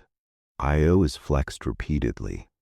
The internal friction from that flexing generates heat, driving intense volcanism. In this case, tides are not simply slowing a spin. They are powering geological activity. Similar tidal heating likely affects other moons, such as Europa and Enceladus, where evidence points to subsurface oceans. In those worlds, tides may help keep water liquid beneath ice, with profound implications for habitability. Tidal heating shows why the word break must be used carefully. Tidal processes are dissipative, meaning they convert organized motion into heat. That is breaking in an energy sense. But the heat can sustain complexity. It can keep a world active. It can create a long-lived source of internal energy where sunlight is weak. Tides can be gentle and slow, yet they can also be transformative. Tides also explain why many moons are tidally locked. A moon orbiting a planet experiences strong tidal forces because it is close and relatively small. Over time, internal dissipation tends to drive the moon toward a state where its rotation matches its orbital period. In that state, the tidal bulge no longer travels around the moon. It stays roughly aligned. The torque drops dramatically. The moon becomes locked, showing one face to its planet. This is not a rare curiosity. It is the expected outcome for many close satellite systems because tidal locking is a stable configuration. Planets can be tidally locked too. especially planets that orbit close to their stars. Many exoplanets discovered so far are close-in worlds, partly because such planets are easier to detect. For these planets, the star's tidal pull can be strong, and the timescale for synchronization can be relatively short compared to the age of the system. Synchronous rotation around a star means one hemisphere receives permanent daylight while the other receives long-lasting night. That can shape atmospheric circulation and climate in dramatic ways. However, the details depend on many factors: the planet's atmosphere, its internal structure, and whether the orbit is perfectly circular. Even in the tidal story, nuance matters. Another important tidal outcome is circularization of orbits. Tidal forces tend to damp orbital eccentricity over time because eccentricity leads to varying tidal stresses, which generate dissipation. The system loses mechanical energy while conserving angular momentum, and the orbit tends toward a more circular shape. This is why many close-in moons and planets have nearly circular orbits. Exceptions exist, and those exceptions are often maintained by resonances or ongoing perturbations, as in the case of Io. Resonances can keep eccentricities from dying away, sustaining tidal heating over long times. Tides also influence axial tilt and precession. A rotating planet is not perfectly spherical. Rotation makes it bulge slightly at the equator. That bulge feels gravitational torques from the star and from moons, causing the planet's axis to precess, slowly tracing a circle. On Earth, this precession is one of the reasons the orientation of the equinoxes shifts over time. Tidal dissipation can also affect obliquity, gradually nudging a planet towards certain stable tilt states, depending on system configuration. These effects are slow, but over long durations, they matter for climate and stability. There is a deep connection here to the earlier chapters without repeating them. Earlier, we focused on how rotation emerges and why angular momentum is conserved. Tides are one of the clearest ways the universe moves angular momentum around after the fact. They are a mechanism for evolution, for turning an initially chaotic distribution of spins and orbits into a more regular set of relationships. Over time, tides can synchronize, stabilize, and reshape. Yet tides do not always simplify systems. In some cases, tidal interactions can drive complex behavior. If a body has an ocean, the geometry of continents can create resonances in tidal flow, enhancing dissipation. If a body has multiple layers, differential rotation between core and mantle can alter tidal response. If multiple moons interact, resonant gravitational relationships can maintain eccentricities and keep heating active. So the tidal story is not a monotonous slide toward stillness. It is a gradual negotiation with outcomes that depend on structure and environment. Even on Earth, tides have been more than a coastal detail. Over geological time, the slowing of Earth's rotation has lengthened the day. Evidence from growth patterns in ancient organisms and from sedimentary records suggests that days were shorter in the deep past and have gradually lengthened. The moon's retreat has changed the Earth-Moon distance and likely influenced the stability of Earth's axial tilt. Some scientists argue that tides may have played roles in ocean mixing and climate, influencing the environment in which life evolved. These are active research topics with uncertainties, but the core tidal physics is firm. Tides dissipate energy and exchange angular momentum between spin and orbit. In the broader universe, tides shape the fates of close binaries as well. Two stars in a binary system can raise tides on each other. Over time, those tides can synchronize stellar rotations with the orbital motion and circularize the orbit. In extreme cases, tides can even contribute to orbital decay if energy dissipation removes orbital energy efficiently. Around compact objects, tidal disruption can occur if a body approaches too close and the tidal forces exceed the body's self-gravity and material strength. That is a different face of tides, more violent, but it is driven by the same differential gravity principle. So tides are a universal process. Differential gravity creates deformation, dissipation creates lag, lag creates torque, torque transfers angular momentum, and dissipation converts some mechanical energy into heat. Over enough time, this process changes day lengths, reshapes orbits, powers volcanism, maintains oceans beneath ice, and locks faces toward their companions. It is one of the main ways the universe edits rotation without needing dramatic impacts. There is something quietly moving about this. The universe contains fast events and slow ones, but the slow ones often do the deepest reshaping. Tides are almost always present, almost always working, and almost always invisible until you look closely or wait long enough. They remind us that change does not need to be loud to be real, and for a moment, that can feel like a gentle reflection. Your own day does not have to be transformed in one decisive instant.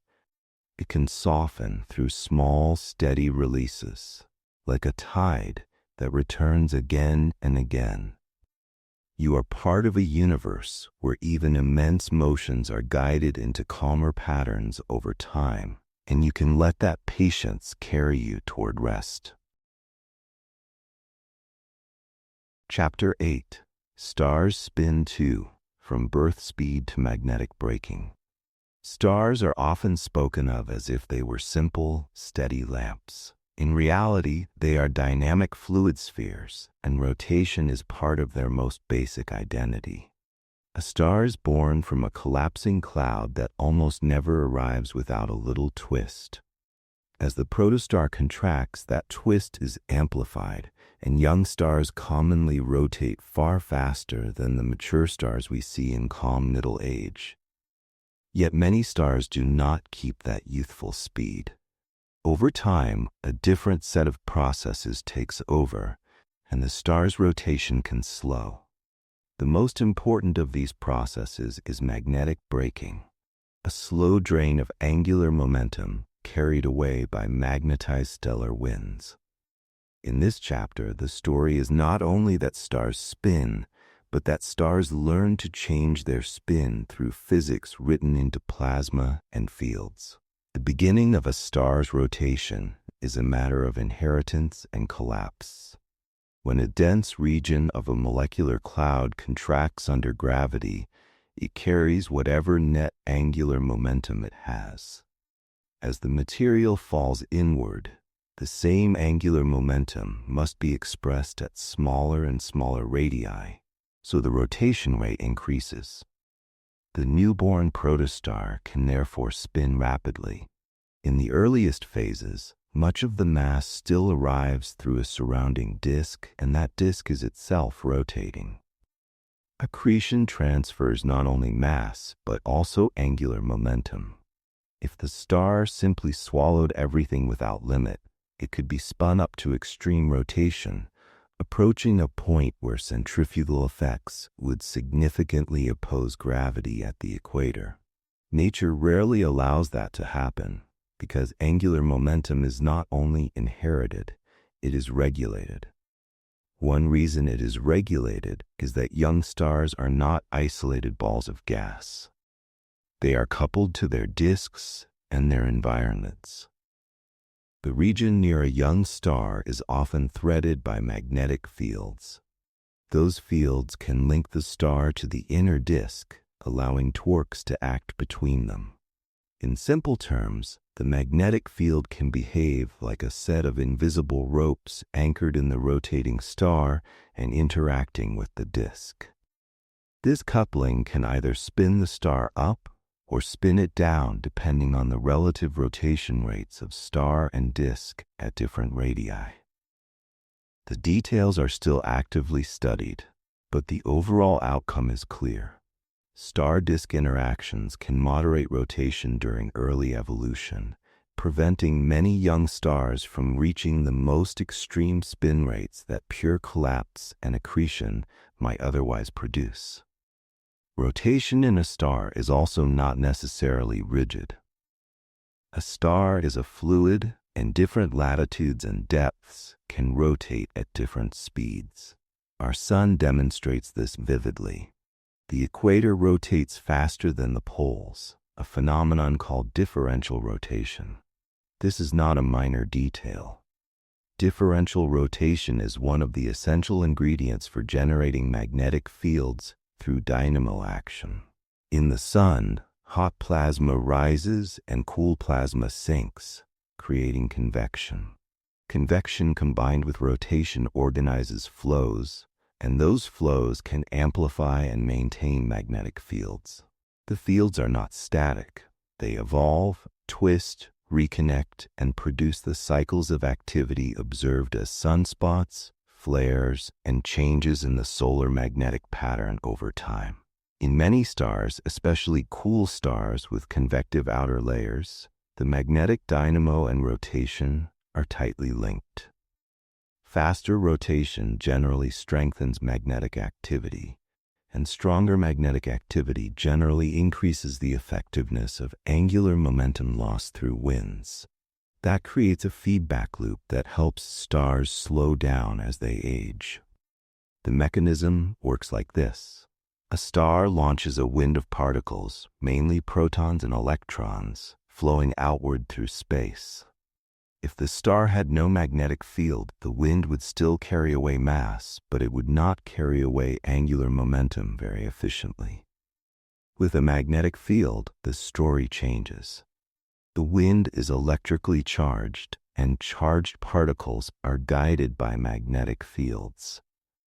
The magnetic field forces the outflowing plasma to corrotate with the star out to a much larger distance than the star's surface.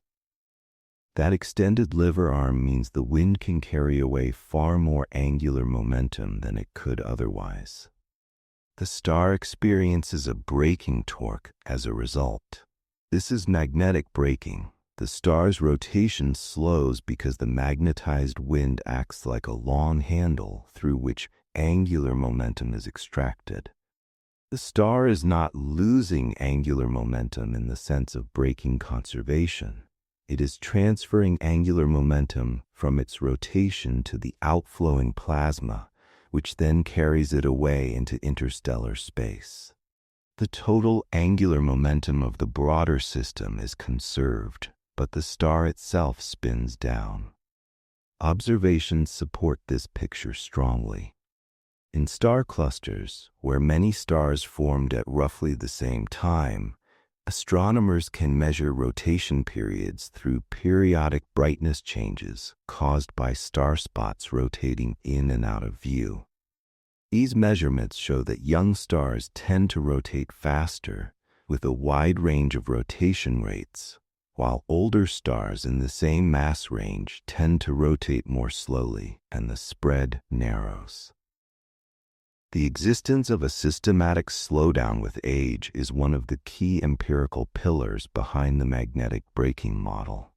It also leads to a useful technique called gyrochronology, where a star's rotation can be used with caution and calibration as an indicator of age. But the slowdown is not identical for all stars. Mass matters because internal structure matters. Very massive stars have different outer layers, often dominated by radiation rather than convection, and their wings can be driven strongly by radiation pressure on ions. Such stars can lose substantial mass and angular momentum through powerful winds, but the details of their magnetic fields and braking can differ from those of Sun-like stars. Very low-mass stars can be fully convective, altering dynamo behavior and spin evolution in ways that are still being refined. In general, the relationship between rotation, magnetism, and age depends on the star's mass, composition, and evolutionary stage. Rotation also changes as stars evolve. During the main stable phase of a sun-like star, the star's radius is relatively steady, and magnetic braking tends to dominate long-term spin evolution, gradually slowing rotation. Later, as a star evolves into a giant and its radius expands enormously, the distribution of angular momentum changes. If angular momentum were perfectly conserved within the star without transport, expansion would slow the surface rotation dramatically. In reality, angular momentum is transported between layers by internal processes, including waves and instabilities, and the core and envelope can rotate at different rates. Observations of oscillations in stars, a field known as astroseismology, reveal that many evolved stars have cores rotating faster than their envelopes. This tells us that angular momentum transport inside stars is a rich and ongoing story, not a settled, simple picture. Young stars also display dramatic variability in rotation and activity, partly because their magnetic fields can be strong and complex, and partly because accretion itself can be episodic. Accretion streams can connect to the star along magnetic field lines, impacting the surface and generating hotspots. These hotspots can create brightness variations that help measure rotation. At the same time, magnetically driven outflows can remove angular momentum from both the star and the disk. In the earliest stages, outflows and jets are often seen streaming from young stellar objects, and these outflows are thought to play a role in angular momentum regulation, allowing the system to continue collapsing and accreting without spinning itself into a barrier. The Sun sits in the middle of this narrative as a familiar example with deep scientific detail. The Sun rotates, but not as rapidly as many young stars. It has a structured magnetic cycle and a steady solar wind that carries mass and angular momentum outward. Over billions of years, that wind has contributed to the Sun's spin down. The Sun's differential rotation helps power its dynamo, and the dynamo shapes the wind, closing the loop between rotation and braking. When we observe other stars, we see a spectrum of these behaviors, from rapidly rotating, highly active young stars to older, quieter, slower rotators. The pattern suggests that magnetic braking is not a niche effect. It is a central evolutionary process for many stars. Rotation also influences stellar shape and behavior. Rapidly rotating stars can become oblate, bulging at the equator. This can affect surface temperature distribution, with some rapidly rotating stars showing hotter poles and cooler equators due to how gravity and pressure balance across the surface. Rotation can also influence internal mixing, bringing fresh fuel into regions where nuclear reactions occur and changing the star's evolution. In very fast rotators, mixing can alter lifetimes and chemical yields. So spin is not only a surface trait, it can reshape the entire life story of a star. In binary systems, tides can join magnetic braking as another major influence. Close binaries can synchronize rotation and orbital motion through tidal interactions, and magnetic braking can then remove angular momentum from the orbit indirectly, potentially shrinking the orbit over time. This interplay can drive complex evolution. Again, the theme remains: angular momentum moves through channels, and stars evolve because those channels exist. This chapter contributes something distinct to the overall documentary. Earlier, we focused on planets and disks, and on tides as a slow reshaper. Here, the emphasis is on plasma, fields, and winds, a different physics regime where electromagnetic forces matter as much as gravity. Stars are not only rotating bodies, they are magnetic machines. Their rotation both generates magnetism and is regulated by it. The universe's spin story is therefore not only gravitational, it is also electrodynamic, written into the behavior of charged particles and fields. And there is a quiet reflection in that.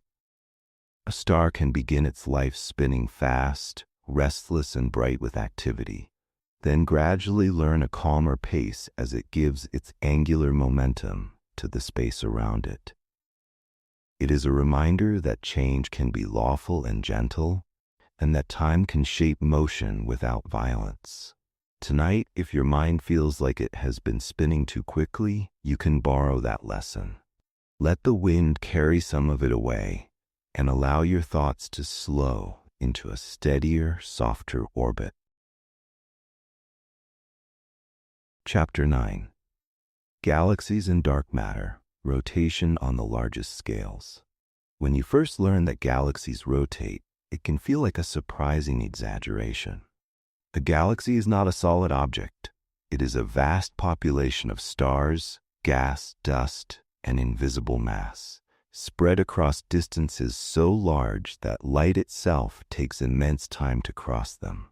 And yet many galaxies have a coherent turning pattern, a graceful orbital choreography where billions of stars circle a common center. Rotation on this scale is not a detail. It is one of the defining features of galactic structure, and it carries information about how galaxies formed, how they evolved, and what kind of matter dominates their mass. The most familiar example is the spiral galaxy. Spirals have thin disks where stars and gas orbit in roughly the same plane, and their luminous arms trace regions where gas is compressed and where star formation is often active. The arms are not rigid painted structures rotating like a pinwheel. They are better thought of as patterns in the disk, often associated with waves of higher density moving through the orbiting material. The underlying disk, however, is unquestionably rotating. We can measure that rotation directly. By looking at the spectrum of starlight and gas emission from different parts of a galaxy, astronomers can detect Doppler shifts. Light from the side rotating toward us is slightly shifted in one direction, and light from the side rotating away is shifted in the other. From these shifts, a rotation curve can be derived, showing how orbital speed changes with distance from the galactic center. At first, this seems like it should be straightforward. In a simple picture where most of the mass is concentrated in the bright central region, you would expect orbital speeds to rise near the center and then fall at larger distances, because gravity should weaken as you move outward from the bulk of the mass. This is what happens in systems where mass is centrally concentrated, such as planets orbiting a star. But spiral galaxies do something different. Observations show that in many disk galaxies, orbital speed does not drop the way you would expect from visible matter alone. Instead, after rising in the inner region, the speeds tend to remain roughly flat far out into the disk, even where the starlight becomes faint. This is one of the most important clues in modern astrophysics. Flat rotation curves imply that mass continues to increase with radius beyond the region where most of the luminous matter resides. In other words, there is additional gravitational pull from something that is not emitting light in the same way stars and gas do. This something is what we call dark matter. Matter that interacts gravitationally but does not shine. The evidence for dark matter does not rest on rotation curves alone, but galaxy rotation is one of the clearest, most intuitive lines of evidence because it connects directly to motion that can be measured and compared against gravitational expectations. To understand why flat rotation curves point to extended mass, imagine orbiting in a galaxy's outer disk. If the mass inside your orbit were roughly constant as you move farther out, gravity would weaken and orbital speed would decrease. For the speed to stay roughly constant, the mass enclosed within your orbit must continue to grow as the orbit radius increases. This does not mean that the density stays high. It can decrease with distance. But the total enclosed mass must keep rising. That is exactly what you would get if the galaxy were embedded in a large extended halo of dark matter surrounding the visible disk. The halo would dominate the mass budget at large radii, keeping orbital speeds high even where starlight is scarce. Dark matter's role in galaxy rotation is therefore twofold. First, it provides the gravitational glue that shapes the rotation curve. Second, it provides the deep potential well into which ordinary matter falls during galaxy formation. The prevailing framework of structure formation holds that dark matter began clumping earlier than ordinary matter, forming halos through gravitational collapse and mergers. Ordinary matter, initially hot and supported by pressure, later cooled, fell into these halos, and formed rotating disks where conditions allowed. The disk becomes the luminous part we see, but it is sitting inside a much larger invisible structure. So why do galaxies rotate at all? The answer is not that the early universe spun as a whole in some preferred direction. The modern picture is that galaxies acquire angular momentum through gravitational torques during formation. As regions of matter grow within the cosmic web, they are not perfectly isolated and not perfectly spherical. Neighboring overdensities tug on them. Those tidal poles apply torques that change the angular momentum of the forming region, while the larger system conserves angular momentum overall. Over time, these torques give protogalactic material a net spin. When the region later collapses and settles, that net angular momentum becomes the foundation of galactic rotation. Once ordinary matter falls into a dark matter halo, it behaves differently from the dark matter itself. Dark matter is effectively collisionless. Its particles do not readily collide and dissipate energy in the way gas does, at least within the standard picture. Ordinary matter, on the other hand, can radiate away energy. Gas can collide, shock, cool, and lose thermal energy by emitting radiation. When gas loses energy but retains angular momentum, it naturally settles into a rotating disk. This is the same general logic as in smaller systems, but on a far larger stage. The disk is a configuration that allows gas to be bound and compact while respecting the constraints of angular momentum. Over time, stars form within that disk, inheriting its rotation. The galaxy becomes a rotating stellar system embedded in a dark matter halo. Not all galaxies look like thin rotating disks, though. Many galaxies are elliptical or more spheroidal in shape, with stars moving on a wide variety of orbits rather than in a single orderly plane. These galaxies can still have net rotation, but random motion can dominate over ordered rotation. One major reason for this difference is mergers. When galaxies collide and merge, their stellar orbits are mixed and scrambled. Orbital angular momentum from the merger can be converted into random motions of stars, puffing the system up into a spheroid. Gas, if present, can dissipate energy, fall toward the center, and later reform a disk. But in gas-poor mergers, the result can be an elliptical galaxy where rotation is less obvious. Again, Angular momentum is not destroyed. It is redistributed into different kinds of motion. Galactic rotation also reveals something about the distribution of matter within galaxies. In the inner regions, ordinary matter can dominate the gravitational field, especially in galaxies with dense stellar bulges. In these regions, rotation curves can rise steeply. Farther out, dark matter often becomes dominant, and the rotation curve tends to flatten. The precise shape varies from galaxy to galaxy, providing constraints on the distribution of dark matter and on how baryonic, ordinary matter has settled. Astronomers compare these curves across many systems and use them to test models of galaxy formation and dark matter behavior.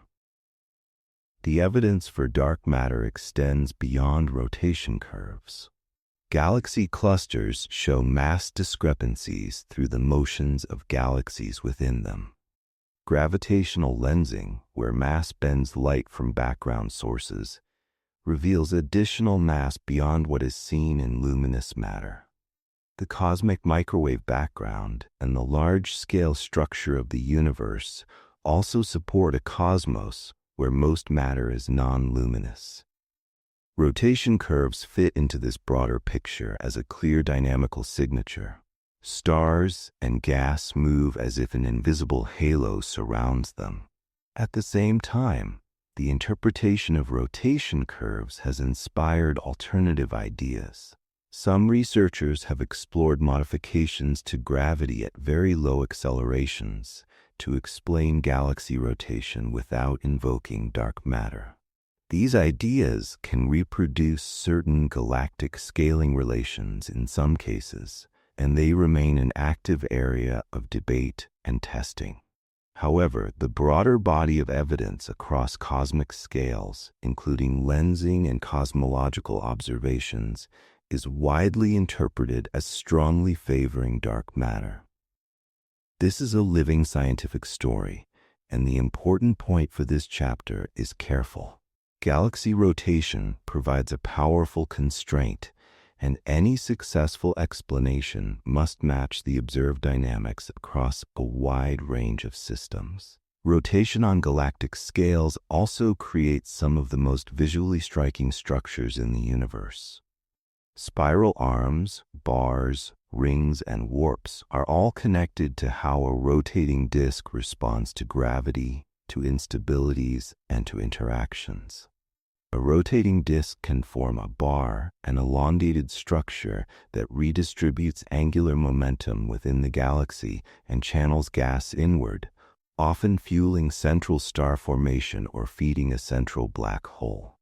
Spiral patterns can act like traffic waves, compressing gas and triggering new star formation as material orbits through them. Warps can arise from interactions with satellites or from misalignment between the disk and the dark matter halo. These features are not superficial. They are the visible language of a rotating gravitational system. In the very centers of many galaxies, including our own, reside supermassive black holes. The relationship between galactic rotation and central black holes is complex, but rotation plays a role in feeding gas inward. Gas must lose angular momentum to fall into the center, and bars, spiral patterns, and interactions can provide pathways for that loss. Even there, the old rule persists. Collapse requires angular momentum transport, and rotation shapes the flow. Our own Milky Way provides an intimate example. The Sun orbits the center of the galaxy, and that orbital motion is part of the Milky Way's overall rotation. The disk of the Milky Way contains stars with broadly coherent rotation, while the halo contains older populations with more random motions. Measurements of stellar velocities, gas rotation, and the dynamics of satellite galaxies all contribute to estimates of the Milky Way's mass and the distribution of its dark matter halo. In a very real sense, our night sky is a local view from within a rotating system, dominated by an invisible gravitational structure. What is most striking about galactic rotation is the timescale. A star in the outer disk can take hundreds of millions of years to complete one orbit around the center. Yet the pattern is stable enough that galaxies maintain coherent rotation over billions of years unless disrupted by major events. Rotation is not only present, it is persistent. It is a long-lived memory of how matter fell together and how angular momentum was distributed in the cosmic web. This chapter adds a final layer to the documentary's arc. Earlier chapters built rotation from clouds, disks, and planetary systems, and then showed how tides and magnetic winds reshape spin. Here, rotation is elevated to the grandest stable structures we can see. Galaxies, where the motion of luminous matter reveals the presence of invisible matter. The same physics of angular momentum and gravity remains, but the consequences broaden. Rotation becomes a tool for weighing the universe, and there is a gentle reflection in that scale. The light you see from a galaxy is only part of what holds it together, and the motion of its stars quietly tells the rest of the story. You are on a small turning world, inside a turning star system, inside a turning galaxy, nested within an even larger cosmic structure. If that feels vast, it can also feel calming because it reminds you that your place in the universe is carried by stable, predictable rhythms. And for tonight, it is enough to simply rest inside those rhythms. Chapter 10. The Deep Question. Is rotation fundamental or just the memory of origins?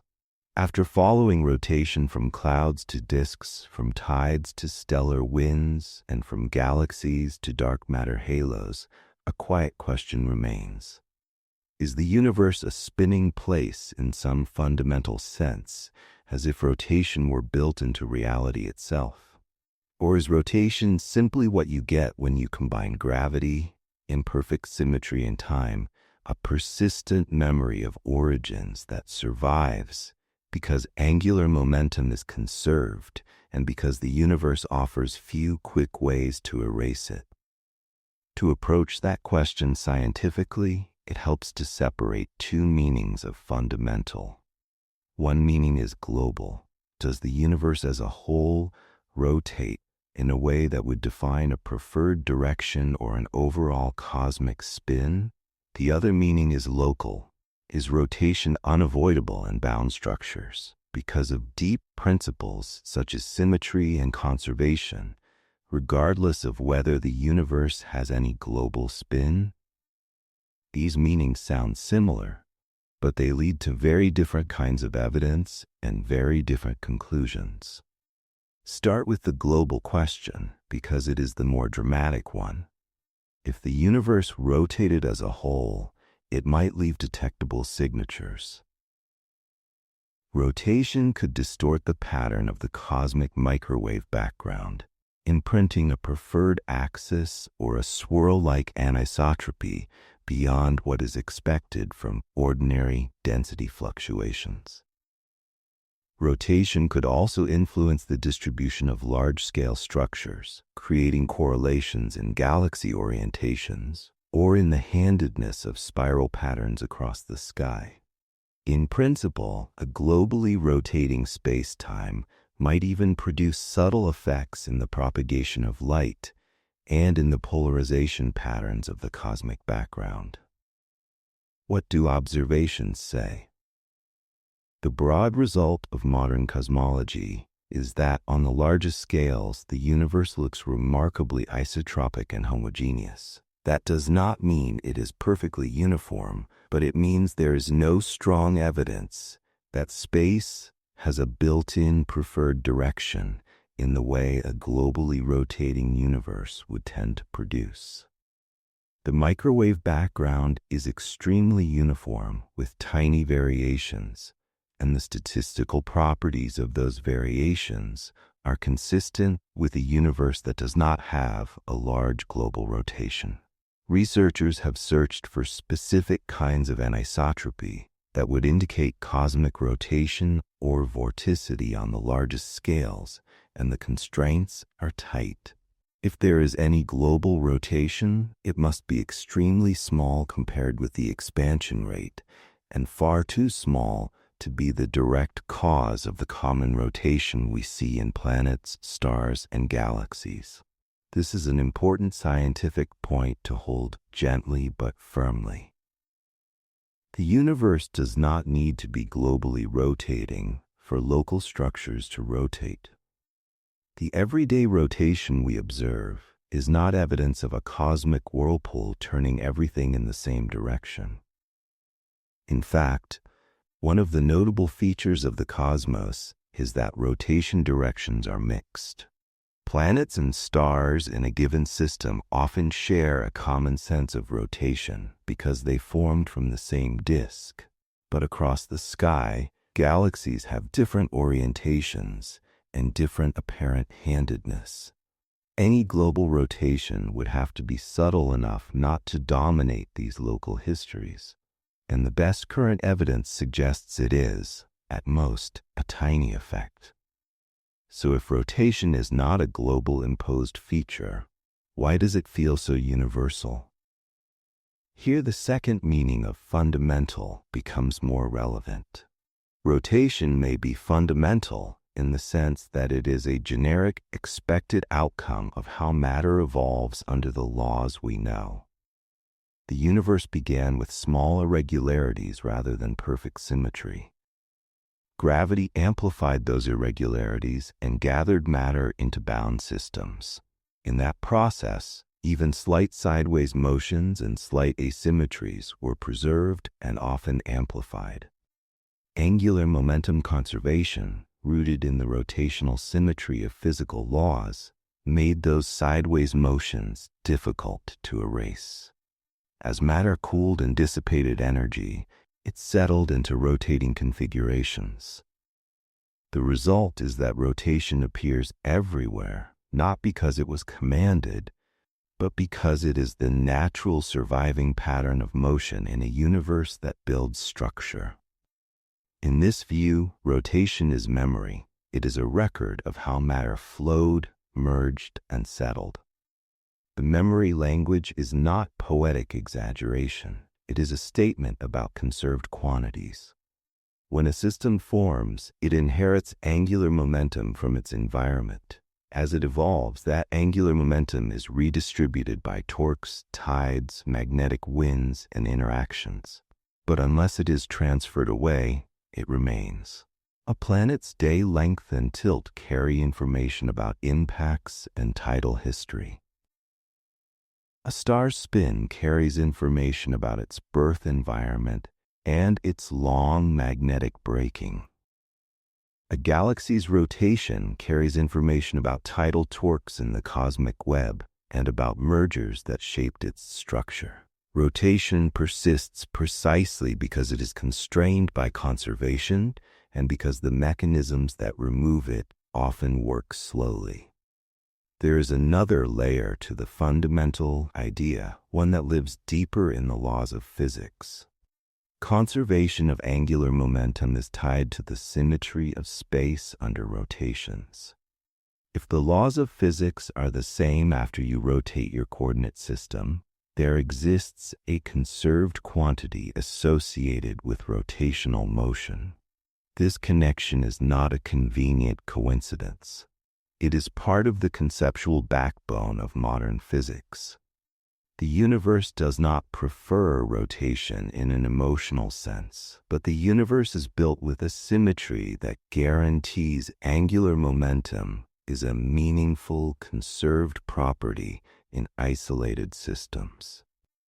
In that way, rotation is not an accident. The strictness of its conservation is written into the form of physical law. Yet it is also true that conservation alone does not force every object to be rotating quickly. A system can have very little angular momentum, or it can have angular momentum distributed in ways that are not obvious as a clean spin. Some galaxies are dominated by random stellar motions rather than ordered rotation. Some planets rotate slowly because tides have braked them. Some stars lose spin efficiently through winds.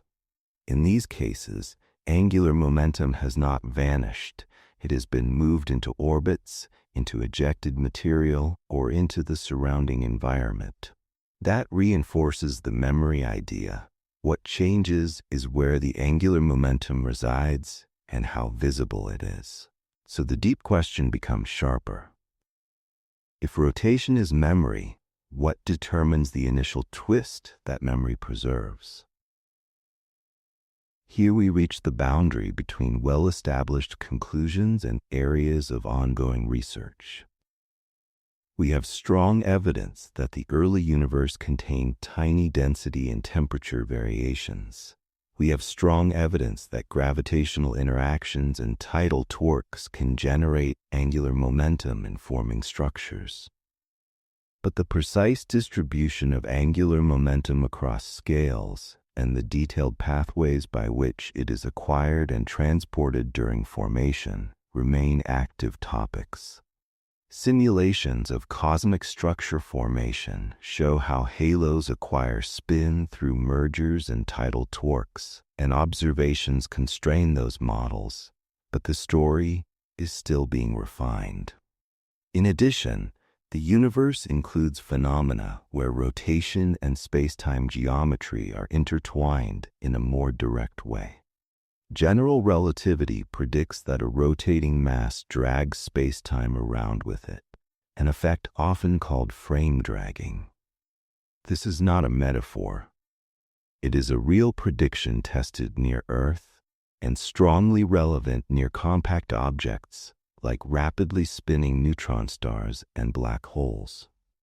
Around a spinning black hole, the structure of space-time permits remarkable behaviors, including regions where all observers are compelled to move in the direction of the black hole's rotation.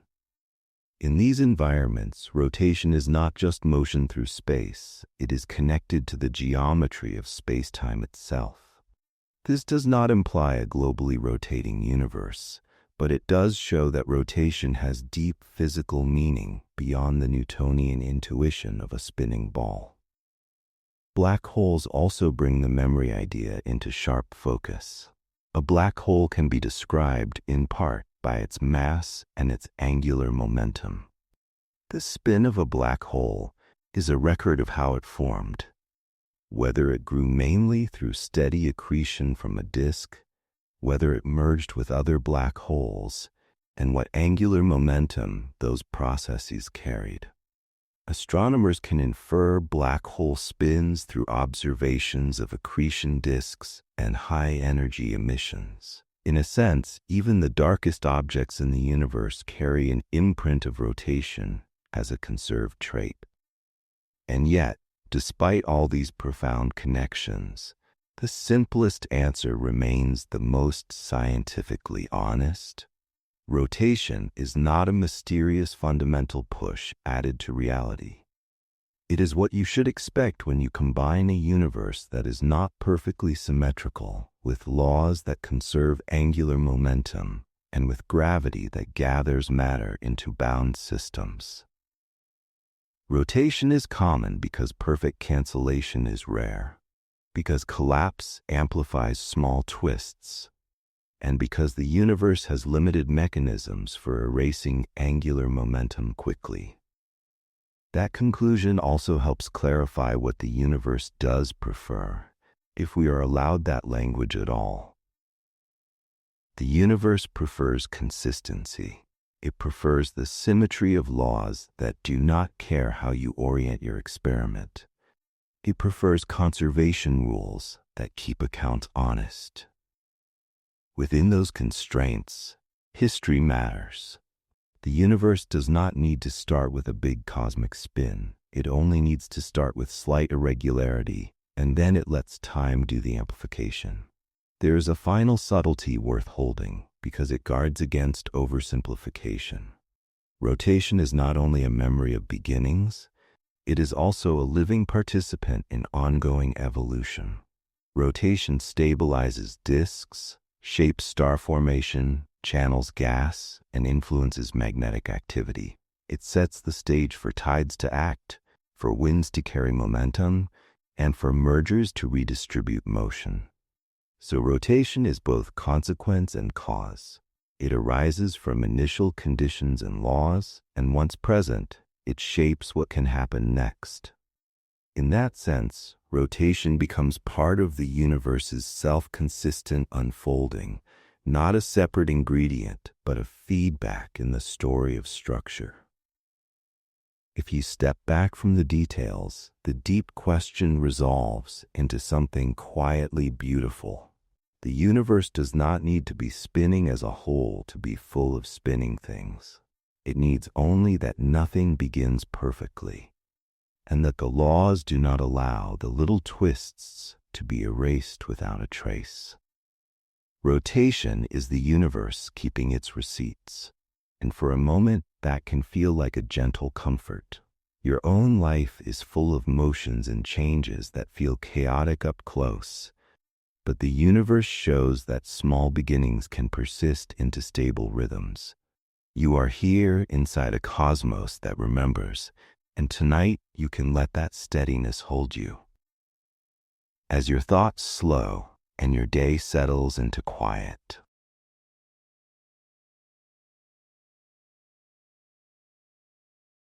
Section 8, Cosmic History Timeline from the Big Bang to the Far Future. Chapter 1, The Birth of Everything, the First Fractions of a Second. The story of the universe begins with an event so profound, so fundamental, that it challenges the limits of our understanding, the Big Bang. This was not an explosion in space, nor a sudden appearance of matter in a vacuum. Instead, it was the birth of space and time themselves, the sudden emergence of the very framework of reality, unfolding from a state of unimaginable density and heat. At the very first instant, known as the Planck epoch, the universe was a realm smaller than a single atom, yet it contained all the energy and potential that would one day become stars, planets, and the building blocks of life. Temperatures soared to levels beyond anything achievable in the most powerful experiments on Earth, more than 100 million trillion degrees Kelvin. In this searing, dense chaos, the four fundamental forces, gravity, electromagnetism, the strong nuclear force, and the weak nuclear force, are thought to have been unified into a single elegant force. This notion is a cornerstone of modern physics, yet it also marks the edge of our scientific understanding. Reconciling the forces that govern the tiniest particles with those that rule the vastness of galaxies is the dream of a quantum theory of gravity, an elusive goal that hints at deeper truths waiting to be discovered. As the universe expanded and cooled by the tiniest of margins, gravity began to separate from the other forces, marking the start of the grand unification epoch. In this fleeting era, the strong nuclear force remained merged with the electroweak force, while gravity took on its own role in shaping the cosmos. Though it lasted for only an unimaginably brief moment, this epoch set the stage for the evolution of the universe's structure and the emergence of matter as we know it. Then, in what seems like the blink of an eye, the universe underwent a dramatic transformation called cosmic inflation. In less than a fraction of a second, the universe expanded exponentially, stretching from a size smaller than a proton to scales that dwarf our entire observable universe today. This explosive expansion smoothed out any wrinkles in the early cosmos, explaining why the universe appears so uniform and balanced on large scales billions of years later. The theory of inflation, first proposed in the early 1980s, is now a cornerstone of cosmology, yet mysteries remain. What precisely fueled this sudden growth? Was it driven by an unseen inflaton field, Or does it reveal something even more fundamental about the nature of empty space? No direct evidence for the inflation has yet been found, leaving this chapter of cosmic history open to new discoveries. As inflation ended, the energy stored in the expanding universe was released in a spectacular event known as reheating. This energy was converted into a dense, searing plasma of particles and light, a cosmic soup teeming with quarks, gluons, electrons, and photons. In this high-energy environment, matter as we know it began to take shape, with fundamental particles colliding, merging, and interacting in a dance that set the cosmic stage. The next chapter of the universe's early history was the electroweak epoch, during which the electroweak force, a fusion of electromagnetism and the weak nuclear force, acted as one. As the universe continued to expand and cool, this force split into two separate interactions. This process was driven by the Higgs field, an invisible sea of energy that permeates the entire cosmos. As particles interacted with the Higgs field, they acquired mass, a crucial step in the unfolding of the physical universe. During this time, quarks and gluons moved freely in a state known as quark-gluon plasma, a dense, fluid-like mixture of the most basic components of matter. In modern laboratories, scientists recreate this plasma for fleeting moments in high-energy particle collisions, offering a brief glimpse into the conditions of the newborn universe. But in the first microsecond of cosmic time, this plasma was the universe's natural state. As temperatures fell below 2 trillion degrees, quarks combined into protons and neutrons in a process known as hadronization. Though still far from forming complete atoms, this was a crucial step toward the complexity of the elements. The lepton epoch soon followed, dominated by lightweight particles like electrons and neutrinos. Neutrinos, those elusive messengers that barely interact with matter, decoupled from the plasma roughly 1 second after the Big Bang, streaming outward to fill the cosmos as a faint, ever-present background. While we have yet to directly detect this cosmic neutrino background, its theoretical existence is a crucial piece of our understanding of the early universe. At around 3 minutes after the Big Bang, the universe had cooled enough for Big Bang nucleosynthesis to begin, the forging of the first atomic nuclei. Protons and neutrons fused to form hydrogen, helium, and tiny amounts of lithium and beryllium. These light elements became the building blocks of future stars and galaxies.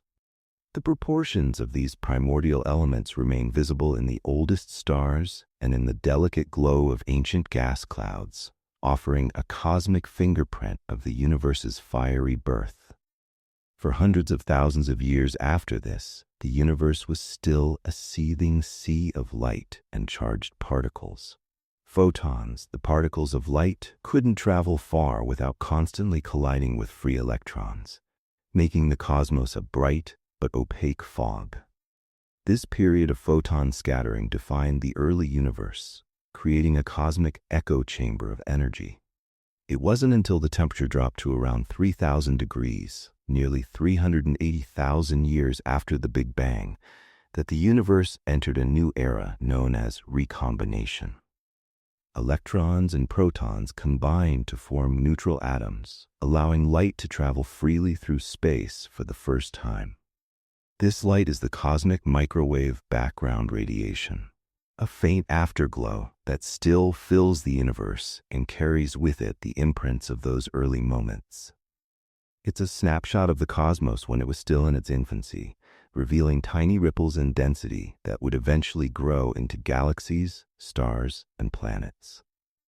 From the searing chaos of the Planck epoch to the gentle glow of the cosmic microwave background, the first moments of the universe laid the foundation for everything that would come. Today, our understanding of these epochs comes from decades of observation and experimentation. From satellites peering into the afterglow of creation to particle colliders recreating the conditions of the early universe in the lab. Each new measurement refines our picture of the cosmos, bringing the story of the first moments of time into sharper focus. Yet even now, mysteries remain. The true nature of the Planck epoch, the detailed mechanisms of inflation, and the ultimate fate of dark matter and dark energy remain unanswered questions, reminders of how much there is still to explore. Our journey to understand these first moments is not merely a scientific quest. It's a reflection of our place in the cosmos and our innate desire to know where we come from. In these first fractions of a second, the universe moved from perfect simplicity to breathtaking complexity. In that fleeting moment, everything we see, every star in the night sky, every planet, every grain of dust, was set in motion. The atoms that make up your body, the light that warms your face, and the gravity that pulls you to the earth all have their origins in this cosmic dawn. As you lie back and drift into sleep, consider this: the quiet of the night sky, the flickering of distant stars, and the simple act of breathing all echo back to that single radiant instant. In the whispers of the cosmic microwave background, perhaps there's a message for us all. A reminder that existence itself is both fragile and eternal, and that in the smallest fraction of a second, the universe awakened to its own potential. Chapter 2. The first 3 minutes. The formation of basic elements. In the quiet aftermath of the universe's birth, a profound transformation unfolded. The initial fury of creation gave way to an era of careful assembly, as matter began to form the first stable structures in the cosmic ocean. These first 3 minutes of existence were a time of delicate balances and intense reactions, shaping the foundation upon which everything we know would be built. From the stars that light up the night sky to the atoms in our bodies. As the universe expanded, its temperature dropped at an astonishing rate. In mere fractions of a second, the unimaginable heat of the Big Bang, more than 100 million trillion degrees Kelvin, began to cool. Within the first second, temperatures had fallen to around 10 billion degrees Kelvin, still far hotter than the cores of the hottest stars. It was in this environment that the universe's earliest chemistry began to emerge. During this period, the universe was a dense, seething plasma of fundamental particles: protons, neutrons, electrons, neutrinos, and photons. These particles, each governed by the interplay of the 4 fundamental forces, danced in a swirling high-energy dance. 2 of these forces, the strong nuclear force and the weak nuclear force, were especially important in these early moments. They controlled how protons and neutrons could interact and transform, forging the first building blocks of matter. At first, the intense energy of the cosmos allowed protons and neutrons to convert freely into one another. This exchange, driven by the weak nuclear force, meant that neutrons and protons existed in nearly equal numbers. However, as the temperature dropped, these transformations slowed and eventually froze out. Around 1 second after the Big Bang, the balance tipped and a stable ratio emerged. For every 6 protons, there was roughly 1 neutron. But neutrons, left alone, are not stable. They decay into protons with a half-life of about 10 minutes. In the early universe, this posed a problem. If neutrons decayed too quickly, they would vanish before they could play their role in forming the nuclei of the first atoms.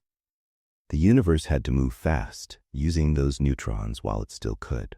As the cosmos cooled to around 1 billion degrees Kelvin, about 3 minutes after the Big Bang, conditions finally allowed protons and neutrons to stick together in nuclear reactions.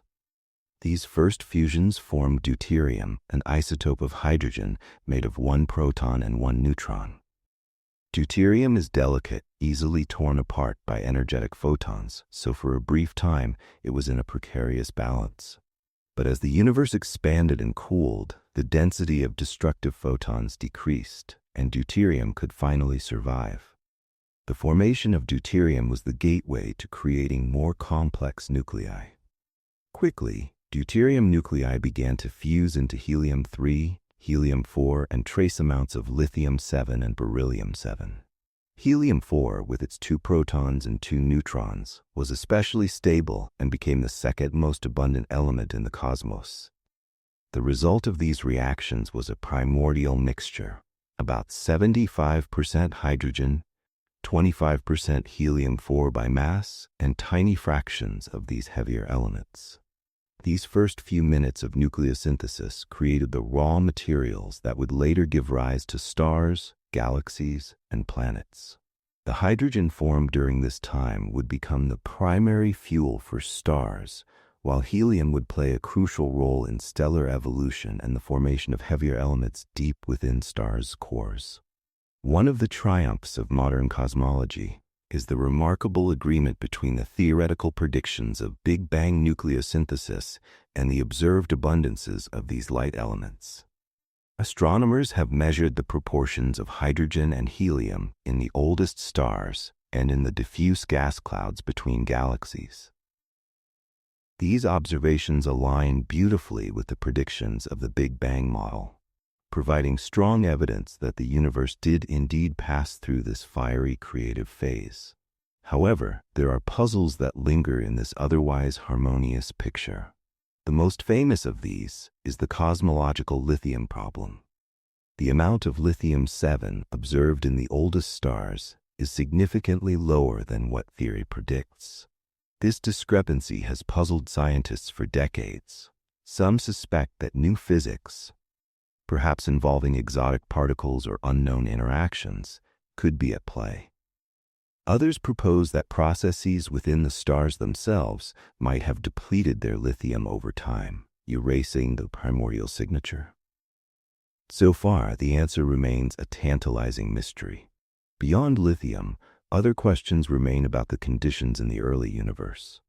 The exact density of neutrinos, the number of light neutrino species, and the subtle behavior of dark matter could all have left tiny imprints on these first nuclear reactions. Researchers continue to refine their measurements and models, using observations of the cosmic microwave background and distant galaxies to piece together this cosmic puzzle. Laboratory experiments on Earth help to verify these cosmic processes. In particle accelerators, scientists recreate the high-energy collisions of the early universe, confirming the pathways through which these light nuclei formed. Nuclear reactors and fusion experiments provide further tests, allowing researchers to probe the details of the reactions that shaped the first few minutes of time. These experiments reveal the deep connection between the physics of the smallest scales and the grandest cosmic structures. They show that the same forces that bind quarks inside protons and neutrons also govern the birth of the elements, linking the infinitesimal with the infinite. As the minutes passed, the universe continued to expand and cool. By the end of the third minute, the temperature had dropped to around 100 million degrees Kelvin. At this point, nuclear reactions slowed and eventually stopped altogether. The first act of cosmic alchemy was complete, leaving behind a universe filled with a primordial blend of hydrogen, helium, and a hint of lithium. For the next several 100,000 years, the universe would remain a hot, opaque plasma. Photons were constantly scattered by free electrons, trapped in a cosmic fog. It would take hundreds of thousands of years for the universe to cool enough for electrons to combine with nuclei, forming neutral atoms in an era known as recombination. Only then would light be able to travel freely, illuminating the universe with the glow we now see as the cosmic microwave background. But even before that light was released, the imprint of these first 3 minutes was already etched into the cosmos. The distribution of hydrogen and helium determined how stars would later form and burn, how galaxies would assemble, and how the chemistry of life would eventually unfold. The significance of these first 3 minutes is hard to overstate. They represent a moment when the universe's fundamental nature was set, a moment when the conditions for life itself were written in the simplest of elements. It is a testament to the remarkable precision of the physical laws that govern our universe, a testament to the quiet power of cosmic balance. In every star that shines, every breath we take, every molecule of water or drop of blood, we find the echoes of these first 3 minutes. Hydrogen, forged in that early fire, fuels the stars and forms the water that flows across our planet. Helium, the second element to emerge, helps stars burn steadily and shapes the chemistry of entire galaxies. And yet, even as we understand these processes with ever greater precision, there is something deeply humbling in this knowledge. The fact that everything we see, from the smallest atom to the grandest galaxy, arose from a brief window of time, governed by the same forces that shape the hearts of atoms, invites reflection.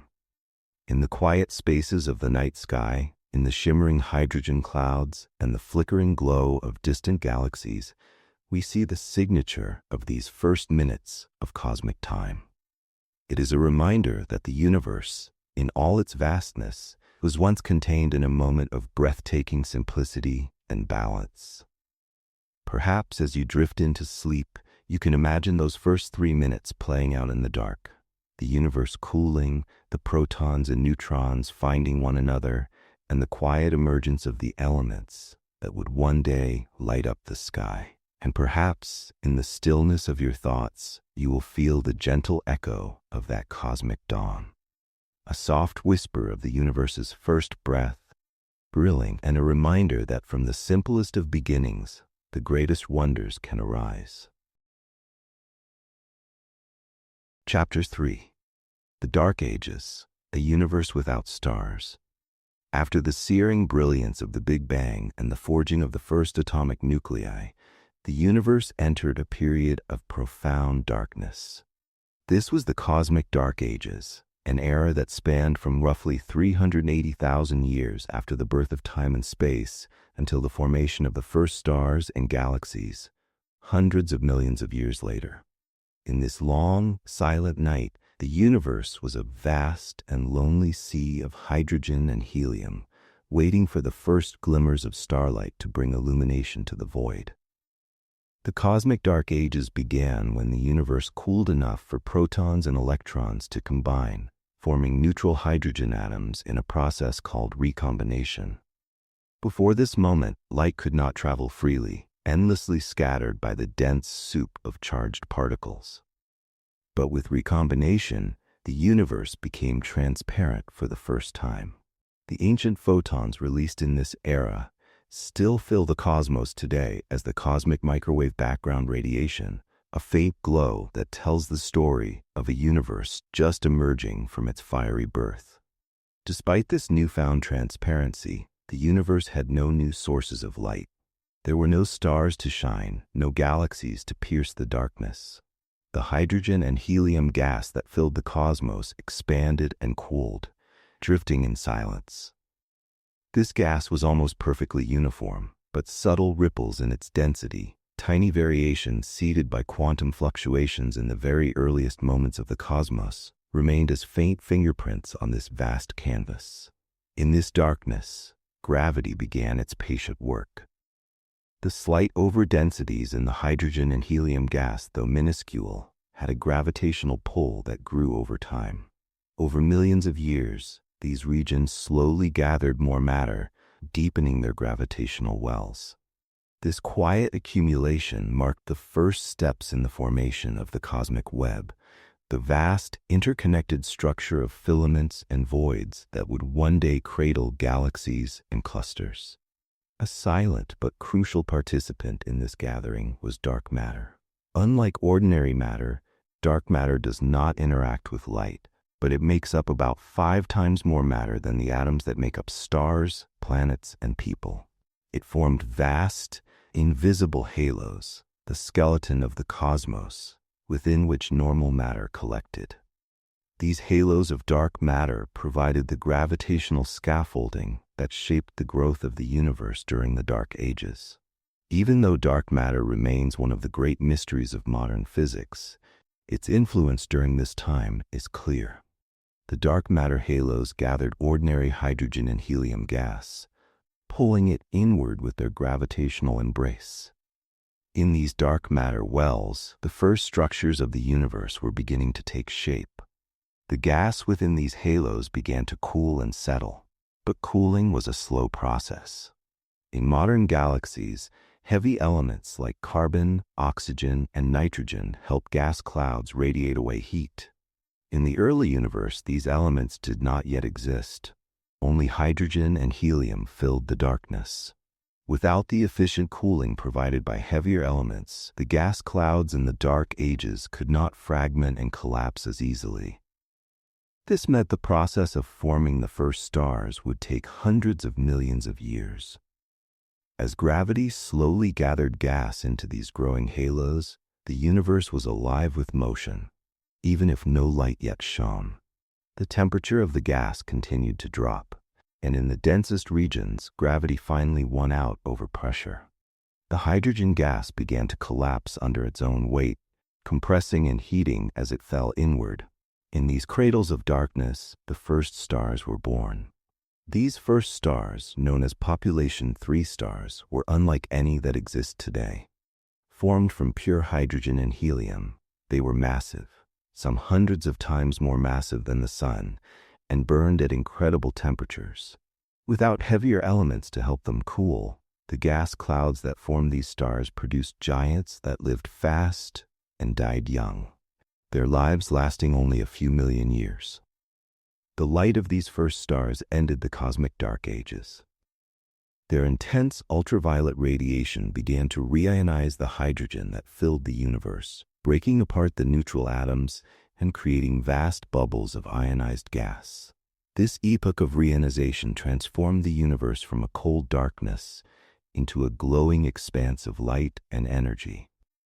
The precise details of reionization, how quickly it happened, how the bubbles of ionized gas grew and merged, remain subjects of active research. Observing the light of the first stars directly is a formidable challenge. Their glow has been stretched and dimmed by billions of years of cosmic expansion. But telescopes like the James Webb Space Telescope are beginning to catch glimpses of this ancient dawn, revealing the first galaxies that flickered to life in the darkness. Another tool for studying the dark ages is the 21-centimeter line of neutral hydrogen. This faint radio signal, produced by a tiny energy transition in hydrogen atoms, can, in principle, map the distribution of hydrogen gas during the cosmic dark ages and the epoch of reionization. Detecting this signal is difficult, requiring sensitive instruments and careful separation of cosmic signals from the noise of modern technology. But ongoing experiments hold the promise of unveiling a new, three-dimensional view of the universe's hidden past. Despite these technological challenges, the effort to understand the dark ages continues because it tells us how everything began. The hydrogen atoms drifting in the darkness would one day form the oceans of planets. The helium forged in the first 3 minutes of the cosmos would help fuel the birth of the first stars. The darkness was not an empty void. It was a cradle, a quiet space where the seeds of every galaxy, every star, and every planet were slowly taking shape. As scientists peer into the night sky, they are reminded that there was once a time when none of this light existed. A time when the universe was cold and silent, yet full of potential. In the dark ages, gravity worked as the quiet architect of creation, gathering matter, weaving the first threads of the cosmic tapestry, and setting the stage for all that would follow. The nature of dark matter, the invisible hand that shaped these early structures, remains one of the greatest mysteries. What is it made of? Are there undiscovered particles waiting to be found? Or does dark matter hint at a new understanding of physics itself? Each observation, each simulation, brings us a little closer to answers, but also reveals new questions, reminding us how much more there is to learn about the darkness that gave birth to light. As we look up at the stars, bright in the night sky, it is humbling to remember that they were once just possibilities, waiting in the silent darkness.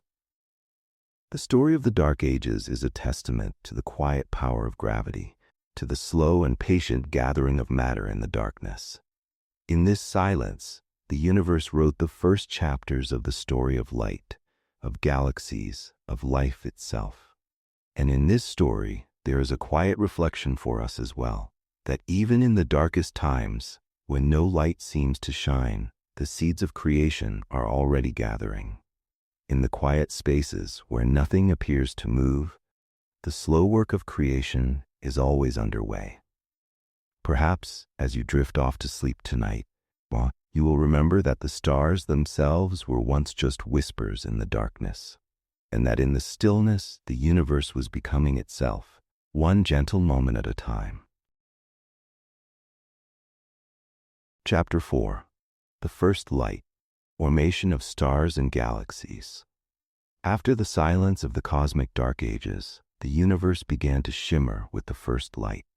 This was a time of profound change, when the quiet fog of hydrogen and helium gas gave way to the luminous dance of the first galaxies. In these early galaxies, matter and gravity worked together to ignite the cosmic dawn, weaving the patterns that would become the modern universe.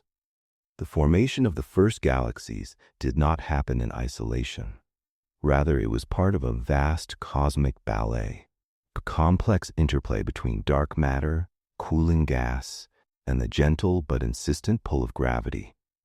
As the universe expanded and cooled, dark matter halos provided the gravitational wells into which ordinary matter could gather. Within these halos, the gas began to settle, forming the structures that would shine as the universe's first galaxies. These earliest galaxies were small and chaotic, lacking the majestic spirals and smooth ellipses we see in the modern universe. They were irregular clumps of stars and gas, shaped by turbulence and the gravitational tug of their surroundings. The gas within these proto-galaxies was heated as it fell inward, forming dense pockets where stars could begin to emerge. Cooling was critical for this process. Without the presence of heavier elements, gas cooled slowly, relying on molecular hydrogen and other fragile coolants to lose energy and contract further. As the gas cooled and condensed, it fragmented into dense knots and filaments. In these regions, star clusters began to form, tight groupings of stars that would light up the darkness. These first clusters were likely the ancestors of the globular clusters that now orbit the halos of galaxies. They were nurseries of starlight, were the first places where the interplay of gravity and thermodynamics created the complexity of the cosmos. The formation of these first galaxies and their star clusters was not a smooth process. The early universe was a turbulent place, with gas flows shaped by the cosmic web, the vast network of filaments and voids that had emerged from the subtle ripples of density seeded during inflation. Along these filaments, cold streams of gas fed the growing galaxies, providing fresh fuel for star formation. These cold flows were essential, allowing galaxies to continue to grow even as they poured energy into their surroundings through supernovae and black hole activity. The earliest galaxies were sites of intense star formation, driven by the rapid collapse of gas and the steady supply of material from the cosmic web. Stars formed in clusters and associations, their radiation and winds sculpting the surrounding gas. Supernova exploded in brilliant flashes, driving powerful outflows that carried gas and metals into intergalactic space. This feedback regulated how quickly galaxies could grow, shaping their future evolution. As galaxies grew more massive, they began to develop the first hints of structure. Some formed rotating disks of gas and stars, the seeds of the majestic spirals that would appear billions of years later. Others remained more chaotic, their shapes shaped by mergers and collisions with other young galaxies. These interactions were frequent in the early universe, as galaxies moved along the cosmic web and encountered one another in the dense knots where filaments intersected. Each merger was a dramatic event, stirring the gas within galaxies and triggering new waves of star formation. Colliding galaxies funneled gas into their centers, feeding bursts of starlight and fueling the growth of central black holes.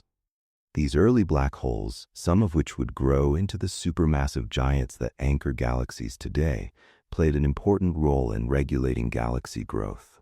Their intense radiation and outflows could heat and expel gas, quenching star formation and shaping the fates of their host galaxies. The relationship between black holes and their galaxies is one of the great mysteries of cosmic evolution. Even in these early times, evidence suggests that black holes and galaxies grew together, influencing one another in a complex dance of gravity and energy. The details of how these black holes formed, whether they arose from the direct collapse of dense gas or from the remnants of early massive stars, remain subjects of active research. But their presence in the first galaxies hints at the deep connections between the growth of cosmic structure and the mysteries of gravity itself. While the first galaxies blazed with the light of young stars, they also played a crucial role in enriching the universe with heavy elements. Supernovae from these early stars scattered elements like carbon, oxygen, and iron into the surrounding gas, setting the stage for the chemistry of later generations of stars. This cycle of star birth, death, and chemical enrichment transformed the simple hydrogen-helium universe into a rich and varied cosmic environment. The details of how galaxies acquired their distinctive shapes, whether spiral, elliptical, or irregular, were set in motion during this early period. Simulations and observations suggest that the balance between gas accretion, mergers, and internal feedback shaped these structures. Rotating disks formed in galaxies where cold gas flows were steady and mergers were gentle, while chaotic interactions could scramble stars into elliptical forms. This diversity in morphology was the beginning of the rich tapestry of galaxies we see in the night sky. Even as we learn more about these processes, many questions remain. How did magnetic fields and turbulence influence star formation in these early galaxies? How did the earliest disks become stable enough to survive repeated mergers? How did the first clusters of galaxies, the largest gravitationally bound structures in the universe, begin to form from the merging of smaller groups? Each discovery reveals new details, but also deepens the mystery, reminding us that the story of the first light is far from complete. Today, next-generation observatories are pushing the limits of what we can see, capturing the faint glow of galaxies as they appeared more than 13 billion years ago. These observations offer a window into a time when the universe was only a fraction of its current age, a time when the first galaxies were just beginning to take shape, and the cosmic story was still being written. In these glimpses of ancient starlight, we see the first hints of the complexity that would come to define the universe. From simple clouds of hydrogen and helium, galaxies emerged, dynamic, evolving, and alive with motion. They are a testament to the power of gravity and the quiet work of cosmic evolution, weaving order from the chaos of the early universe. As we gaze up at the night sky today, we are looking at the descendants of these first galaxies. The Milky Way, with its graceful spiral arms, traces its lineage back to these ancient structures. Every star we see, every planet that orbits them, owes its existence to the processes that began in this formative era. In the first light, the seeds of everything were sown. And in this story, there is a quiet lesson for us, that even in the deepest darkness, the quiet work of creation never ceases, that from the silence of the dark ages, the brilliance of galaxies emerged, and from the humble hydrogen of the early universe, the richness of life itself would one day arise. Chapter 5. The Building of the Cosmic Web, Galaxy Clusters and Superclusters. In the grand architecture of the universe, the birth of the first galaxies was only the beginning. Over billions of years, these galaxies gathered into ever larger structures, weaving the vast cosmic web that stretches across the observable universe today. This network of galaxy clusters and superclusters, interconnected by filaments of dark matter and gas, is one of the most majestic and complex patterns in all of nature, a testament to the quiet power of gravity acting over cosmic time. The seeds of the cosmic web were planted during the earliest moments of the universe's existence. Tiny fluctuations in density, imprinted during the inflationary epoch, became the faint blueprint of structure. In the darkness that followed, gravity amplified these differences, forming filaments and voids, knots and sheets. While the earliest galaxies formed in the densest nodes, the structures we see today, clusters containing thousands of galaxies and superclusters spanning hundreds of millions of light years, took much longer to assemble. The growth of these colossal structures was driven by a simple but powerful force: gravity. Galaxies fell toward one another, gathering into groups and clusters. As they merged and collided, they exchanged energy and momentum, forming the massive, complex structures we see today. These interactions were not always gentle. Galaxies could be torn apart by tidal forces, or triggered into bursts of star formation as gas clouds collided and compressed.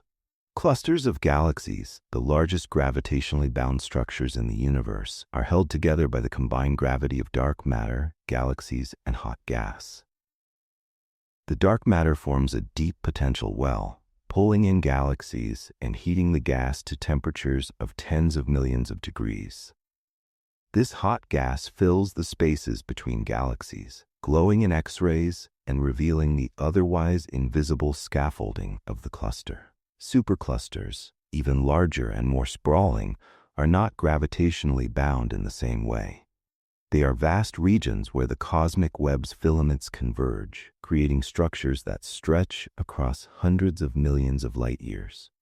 Our own Milky Way resides in the Laniakea supercluster, a sprawling region that encompasses many clusters and groups, gently bound together by the slow dance of cosmic expansion and gravity.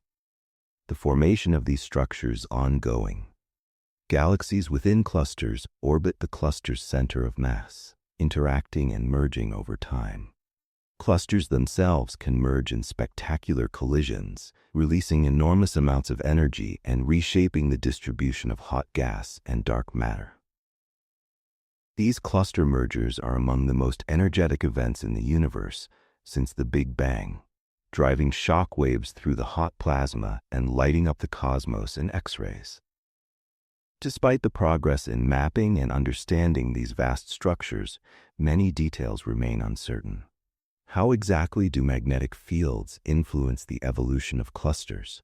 What role do cosmic rays and plasma physics play in regulating the temperature and motion of the intracluster medium? These questions remain at the forefront of research, and they challenge our understanding of the interplay between gravity, gas dynamics, and high-energy processes. One of the most dramatic processes within clusters is ram pressure stripping. As galaxies plunge through the dense, hot plasma that fills the cluster, this pressure can strip gas from them, quenching star formation and transforming bright, star-forming spirals into red quiescent ellipticals. This environmental transformation is a vivid demonstration of how the cosmic web sculpts the evolution of galaxies. Galaxy clusters are also laboratories for some of the most extreme phenomena in the universe: active galactic nuclei, AGN, and the jets they produce. Supermassive black holes at the centers of massive galaxies can erupt as AGN, blasting out powerful jets and winds that heat the surrounding gas and prevent it from cooling to form new stars.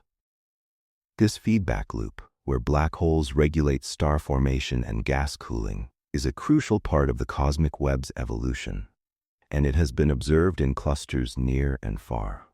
Beyond the clusters themselves lie the filaments and voids that complete the cosmic web's intricate design. Filaments are immense rivers of galaxies and gas, stretching across hundreds of millions of light years. They are the highways of the universe, channeling matter into clusters and groups and fueling waves of star formation. In contrast, Voids are the dark, empty spaces between these filaments, where galaxies are rare and the density of matter is low. The cosmic web is not static. It is a dynamic structure, growing and evolving as the universe expands. Galaxies flow along filaments, merging and building ever larger structures. The knots where filaments meet become the seeds of the largest clusters and superclusters, while the voids grow emptier as matter drains away. This ongoing dance of gravity and motion has shaped the universe for billions of years. One of the most impressive achievements of modern cosmology has been mapping this cosmic web. Galaxy surveys, such as the Sloan Digital Sky Survey and the Dark Energy Survey, have charted the positions of millions of galaxies, revealing the filaments and voids that define the large-scale structure of the universe. These maps are more than just beautiful pictures. They are critical tests of our theories of cosmic evolution, from the properties of dark matter to the mysterious force of dark energy that drives the universe's accelerated expansion. Yet even with these detailed maps, mysteries remain. The origin of large-scale magnetic fields in filaments and clusters is still debated. Did they arise during the inflationary epoch, or were they amplified later by the turbulent motions of gas? Observations of the cosmic microwave background's subtle polarization patterns hint at these ancient fields, but direct measurements remain a challenge.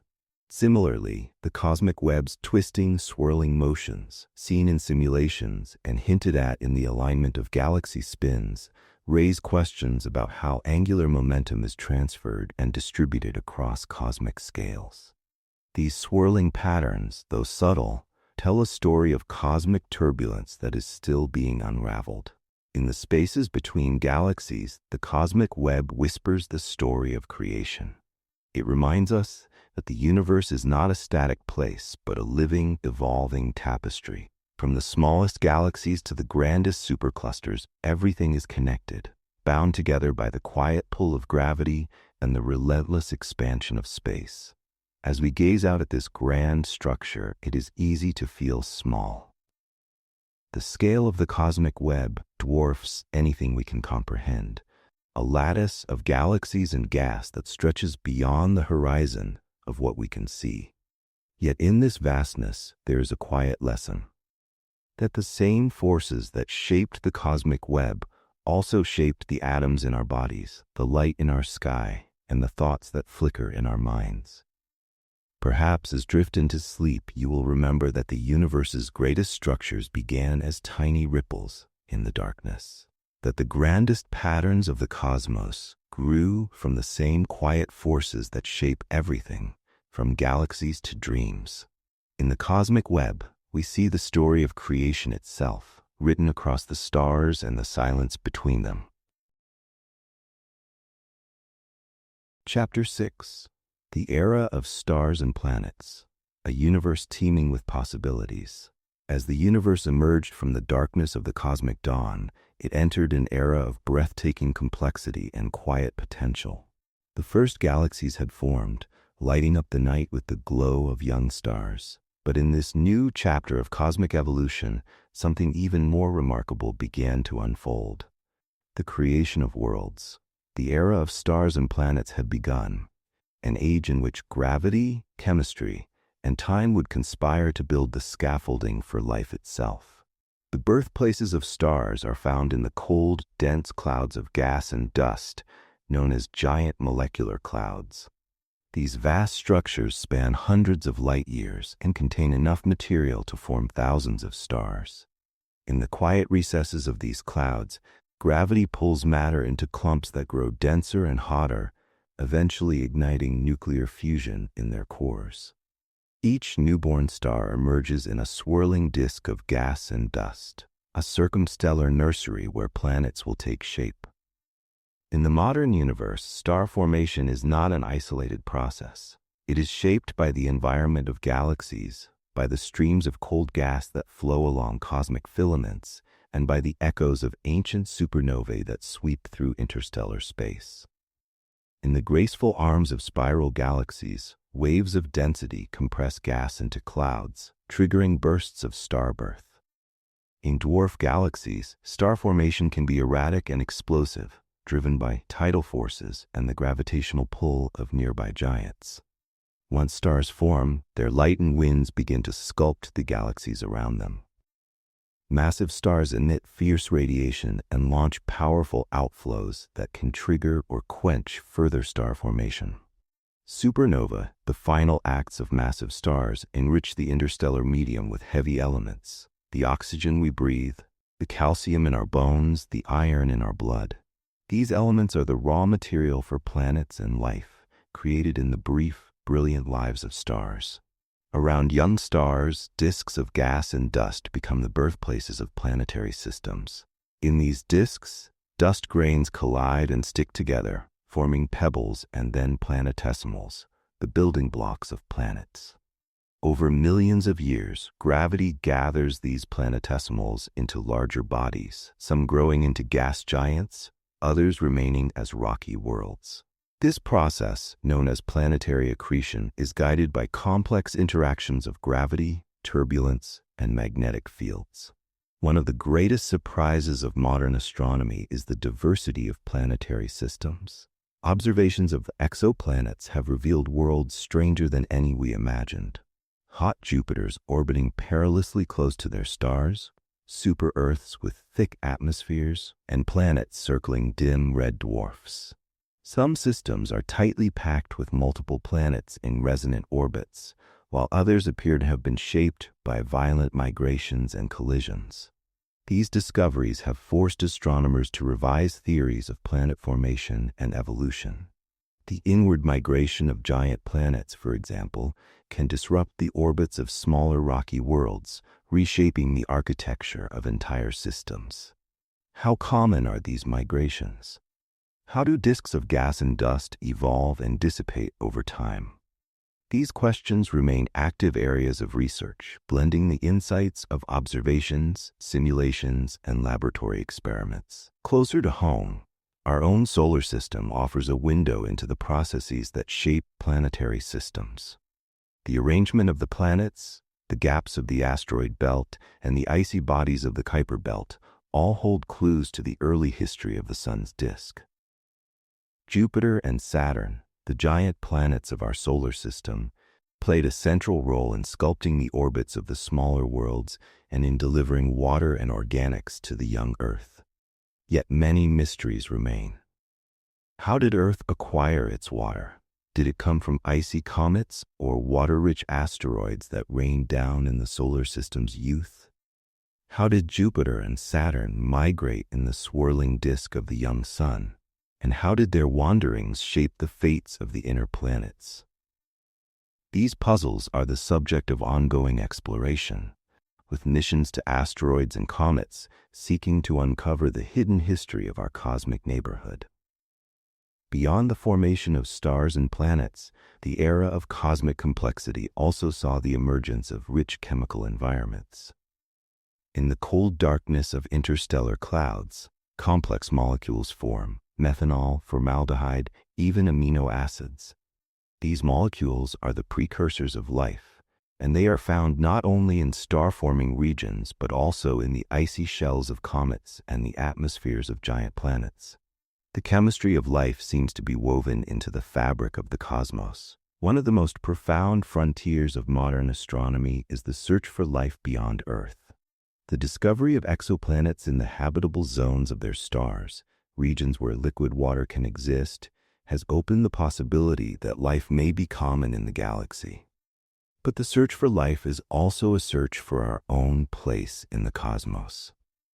The silence of the universe beyond our tiny world, the absence of a cosmic answer to our questions, reminds us that life, if it exists elsewhere, is either rare or well hidden.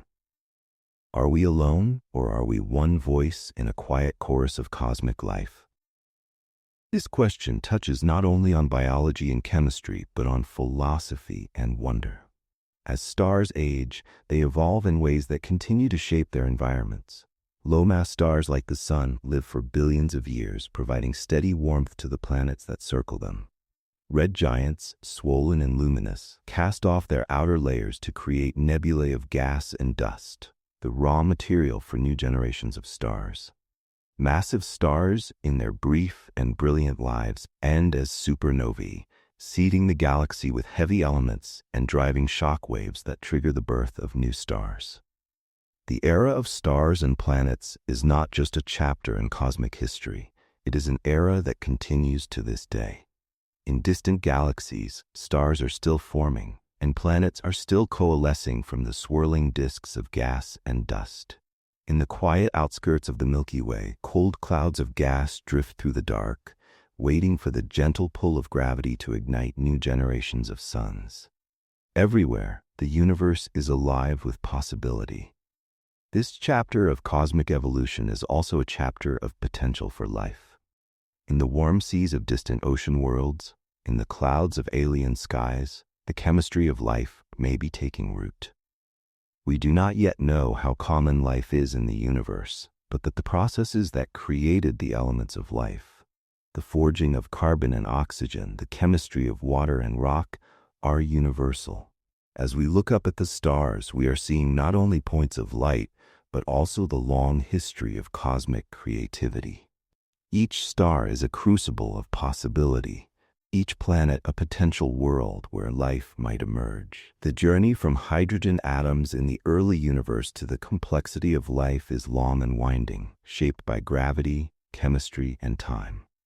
And in this journey, there is a quiet lesson for us as well, that even in the vastness of space, the seeds of life and wonder are always present, waiting for the right moment to awaken.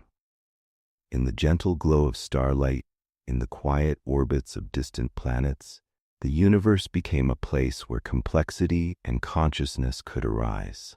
Perhaps, as you drift off to sleep tonight, you will remember that the atoms in your body were forged in the hearts of ancient stars, that the water you drink was once ice in the outer reaches of a young solar system, that in the endless darkness, the universe is still at work, building new stars, new planets, and perhaps new life. In the cosmic dance of creation, we are all participants, and the story is far from over. Chapter 7. The Birth of Life, From Stardust to Living Planets. After the formation of stars and planets, the universe entered a new chapter, one that saw the transformation of lifeless elements into the first stirrings of biology. This was not an event that happened overnight, nor was it a single cosmic miracle. It was the culmination of eons of cosmic evolution, where the quiet work of chemistry, gravity, and time would combine to create something entirely new, life itself. The birth of life is one of the most profound mysteries in all of science. We know that life emerged on Earth, but the precise pathways it took remain elusive. Even as we study the stars and planets, we find ourselves drawn back to our own small world, asking, how did life begin, and how common might it be among the stars? The journey to life began in the crucibles of dying stars. In their fiery cores, stars forged elements like carbon, nitrogen, and oxygen, the essential ingredients for life. When these stars died in supernovae or cast off their outer layers as planetary nebulae, they scattered these elements across the cosmos. The result was a universe no longer composed solely of hydrogen and helium, but enriched with the materials that would make biology possible. As planets formed in the disks of gas and dust around young stars, they inherited this rich chemistry. Earth, like countless other rocky worlds, was built from the debris of generations of stars. It was a world of rock and metal, but also of water and carbon, the building blocks of life. The early Earth was a harsh and dynamic place. Bombardment by asteroids and comets, intense volcanism, and a young sun's fierce ultraviolet light created a challenging environment. But in these turbulent conditions, the first chemical steps toward life may have been taken. Simple molecules combined to form more complex compounds. Amino acids, sugars, and lipids, through processes that scientists are still working to fully understand. One hypothesis suggests that life's building blocks formed in the oceans, in a primordial soup rich in organic molecules. Lightning, ultraviolet radiation, and hydrothermal vents provided the energy needed to drive chemical reactions, turning simple molecules into more complex polymers. Another idea is that life's ingredients formed in the icy bodies of comets and asteroids, later delivered to Earth in cosmic collisions, a theory known as panspermia. Hydrothermal vents on the ocean floor have emerged as compelling candidates for life's origin. In these dark, mineral-rich environments, heat and chemistry come together in unique ways.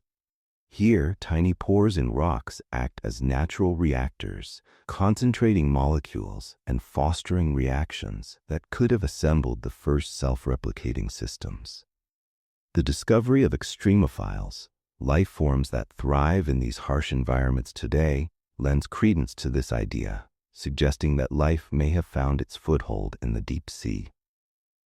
The path from chemistry to biology is not yet fully understood.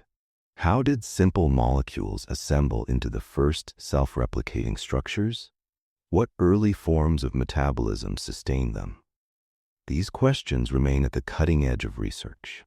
Laboratories around the world attempt to recreate the conditions of early Earth, coaxing lifelike processes from non-living matter. Each experiment brings us closer to understanding the dawn of biology, but the final answers still elude us.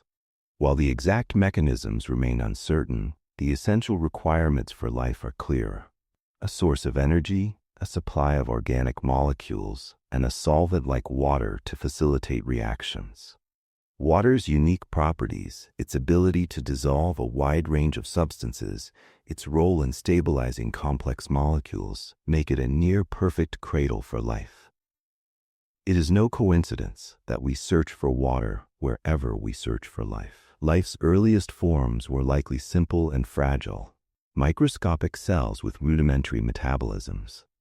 These first organisms harnessed chemical gradients for energy, growing and dividing in the quiet darkness.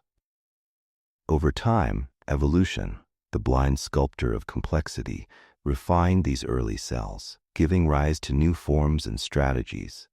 Some learned to capture the energy of sunlight through photosynthesis, flooding the atmosphere with oxygen and transforming the planet's chemistry forever. On Earth, this long, winding path eventually led to the incredible diversity of life we see today. From the first single-celled organisms to the rise of multicellular creatures, from the first nervous systems to the emergence of consciousness, life's story is one of endless experimentation and adaptation. Each step was built on the foundation of the stars, the carbon, nitrogen, and oxygen they forged, the water delivered by icy bodies, and the patient chemistry of planetary environments. The birth of life was not a single event, but a threshold crossed by countless tiny steps. And as we look out at the galaxy, we wonder, how often has this story played out? Are there other worlds where the quiet work of chemistry has given rise to biology? Are there oceans under the icy crusts of distant moons where life's processes are stirring even now? The search for life beyond Earth has become one of the great quests of modern science. Missions to Mars seek signs of ancient microbes in the rocks of a dry world that once had rivers and seas. Probes to the icy moons of Jupiter and Saturn, Europa and Enceladus, search for plumes of water that might reveal hidden oceans. Even as we search, we are reminded of life's fragility. Earth's history is marked by mass extinctions and dramatic shifts in climate, yet life has endured, adapting to each challenge, finding new ways to thrive. This resilience is a testament to the deep connections between chemistry and biology, and to the power of evolution as a cosmic process. In reflecting on the birth of life, we see that biology is not separate from the universe, but a natural consequence of its evolution. The atoms in our cells were forged in the hearts of stars. The water in our oceans was carried to Earth by ancient impacts. Life is the universe becoming aware of itself, a brief flowering of complexity in a cosmos of endless possibility. Yet much remains uncertain. How often does life emerge when conditions are right? How does it evolve from simple molecules to complex organisms? Are we a rare exception or one of countless living worlds? These questions challenge our understanding of what it means to be alive and to be part of a universe that seems at times indifferent to life's struggles. As we gaze up at the night sky, we see the light of countless stars, each a potential cradle of life. The same processes that shaped Earth and its biosphere are at work across the cosmos. In the gentle glow of starlight, in the quiet chemistry of dust and gas, the seeds of life are always waiting for their moment. In the birth of life, we see the universe's greatest mystery and its greatest promise. And in that promise, there is hope, that from the dust of stars, life will always find a way. Chapter 8. The Age of Humans, Our Place in the Cosmos. From the vastness of interstellar clouds to the dance of galaxies across cosmic filaments, the universe has been a patient architect. Over billions of years, it has transformed simple atoms into stars and planets, forged heavy elements in the cores of ancient suns, and scattered them like seeds across the darkness. In the quiet chemistry of distant worlds, life has emerged, an echo of the universe's own capacity for complexity. And in one small corner of this cosmic stage, that life has become aware of itself. We call this chapter of the universe's history the Age of Humans, a brief but extraordinary moment in the long story of the cosmos. Humans are a product of the same processes that shape the stars and planets. Our bodies are made of carbon and oxygen, nitrogen and iron, all forged in the hearts of ancient stars and scattered by supernovae across the galaxy. The water that fills our cells was carried to Earth by icy comets and asteroids, remnants of the solar system's youth. In every breath we take, in every beat of our hearts, we carry the legacy of the cosmos. Our story, though brief on cosmic timescales, is a testament to the quiet power of evolution and the creativity of life. From the first cells that stirred in Earth's ancient oceans, life evolved to fill every niche. Bacteria that thrive in boiling springs and freezing ice, plants that turn sunlight into sugar, animals that swim, crawl, and fly. And in one lineage, life found a way to look up at the stars and wonder. The emergence of humans, Homo sapiens, is a story of adaptation and change. Our species evolved in Africa a few 100,000 years ago, shaped by the shifting climate and the challenges of survival. We learned to make tools, to harness fire, to cooperate and share knowledge. These skills gave us an edge over the world around us, allowing us to spread across the planet, from the frozen tundra to the sun-baked deserts. What sets humans apart is not just our ability to adapt physically, but our capacity for thought and imagination. We are storytellers and dreamers, artists and scientists. We build civilizations, create music and poetry, and strive to understand the world around us. In doing so, we have become the universe's way of reflecting on itself, a fleeting awareness in the endless sea of stars. Our exploration of the cosmos began with curiosity, long before we understood what lay beyond the sky. The earliest astronomers tracked the movements of the sun, moon, and planets, weaving them into myths and calendars. Ancient structures like Stonehenge and the pyramids of Egypt align with the rising and setting of celestial bodies, reminders that we have always looked up and asked, what lies beyond? In modern times, that curiosity has become a scientific endeavor.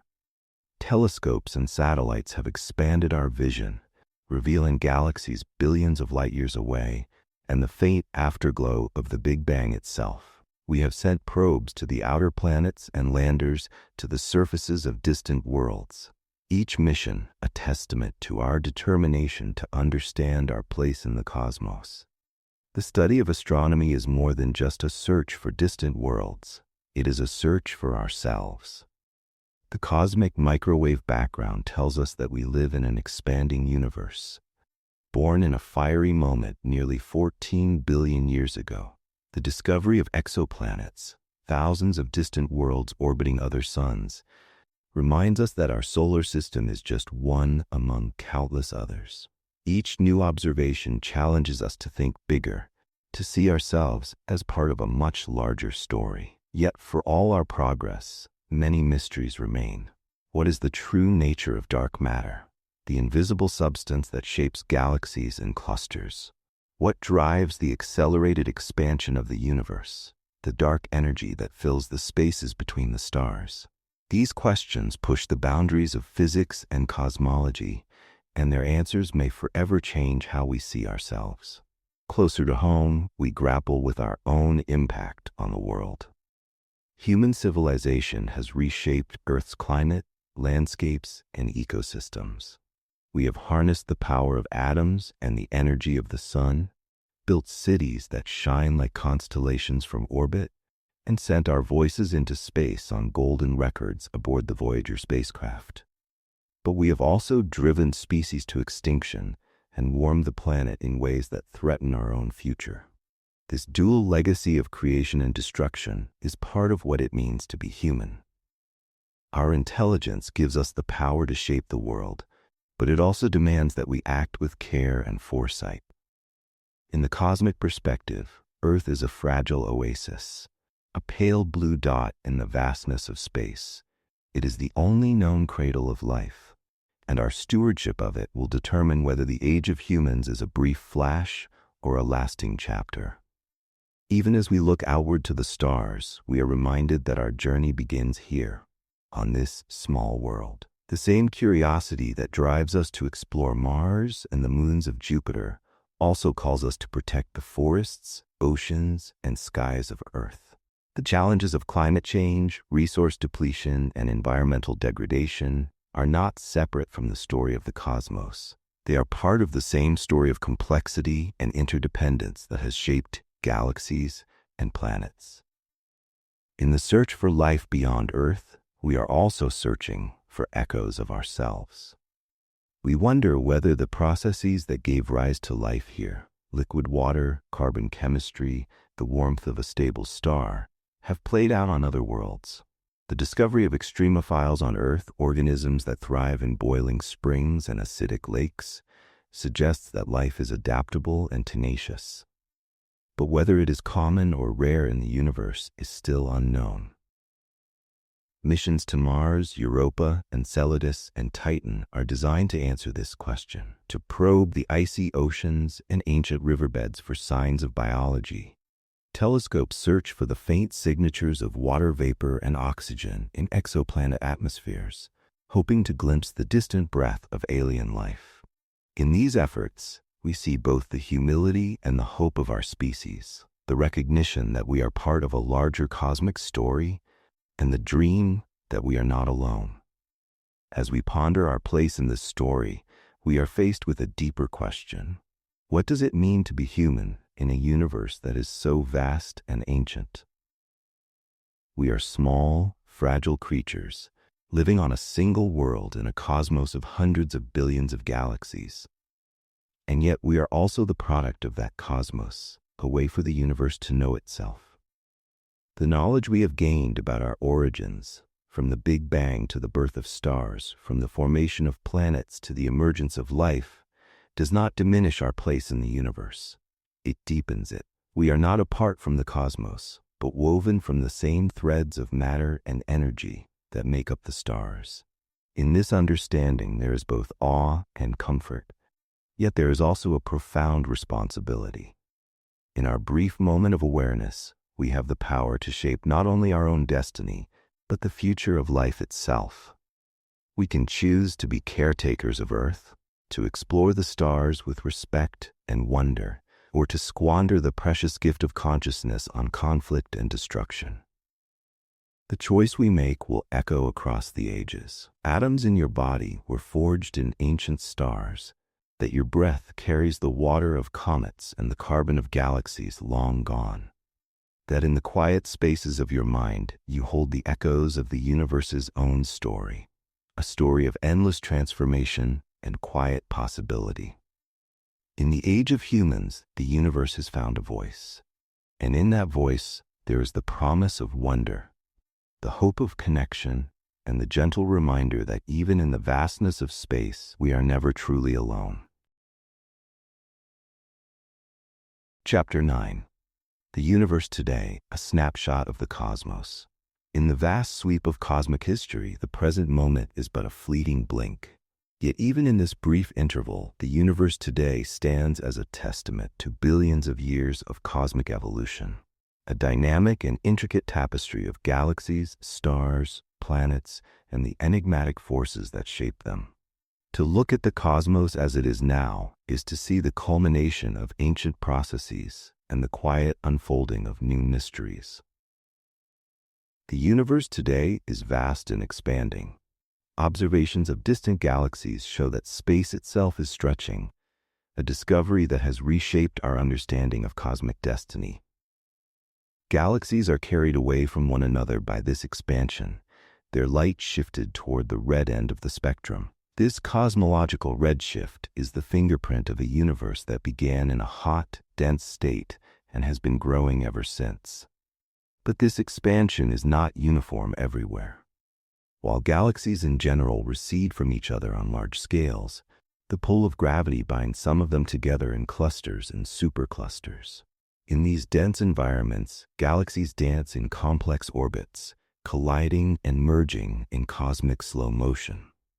The Virgo cluster, for instance, is a bustling metropolis of thousands of galaxies, each home to billions of stars. On the grandest scales, the universe's large-scale structure is a vast web of filaments and voids. Galaxies trace these filaments like cosmic highways, while the voids are immense regions where galaxies are scarce. Surveys of millions of galaxies have mapped this cosmic web in exquisite detail, revealing a pattern that reflects the primordial fluctuations imprinted during the earliest moments of the universe.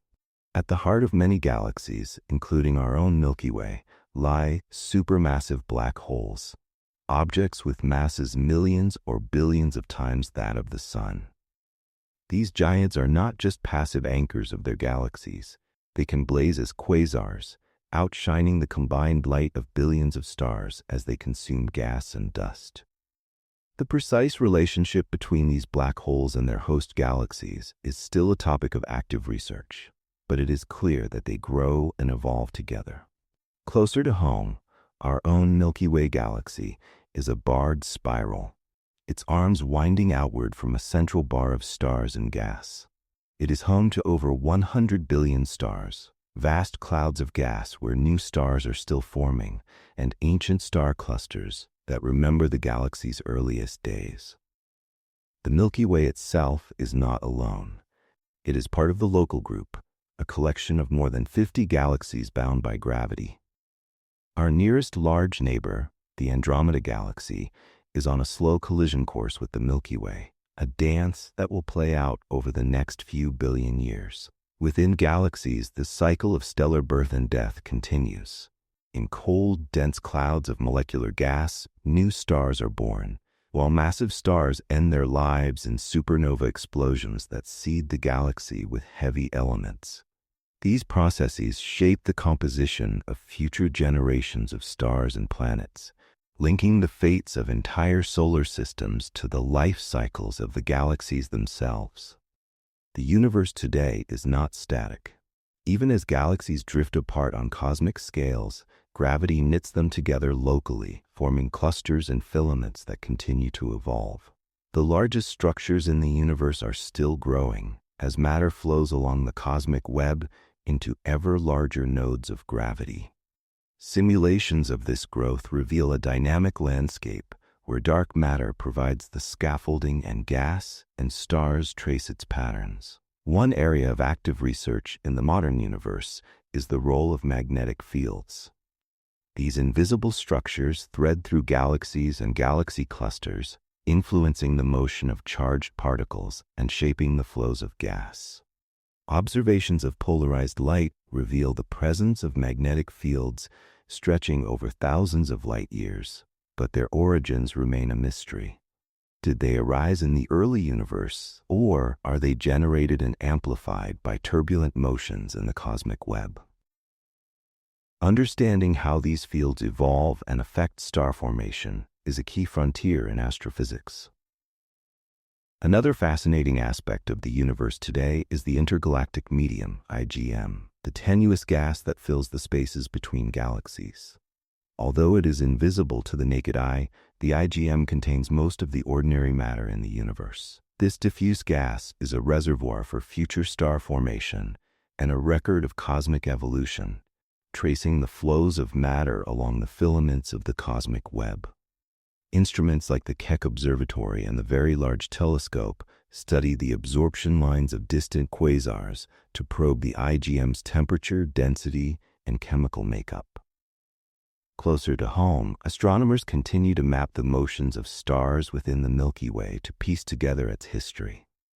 Surveys like Gaia have measured the positions and velocities of over 1 billion stars, revealing streams of stellar debris from ancient mergers, the warping of the galactic disk, and the subtle gravitational influence of dark matter. These observations show that our galaxy is not static, but a dynamic system shaped by billions of years of interactions and evolution.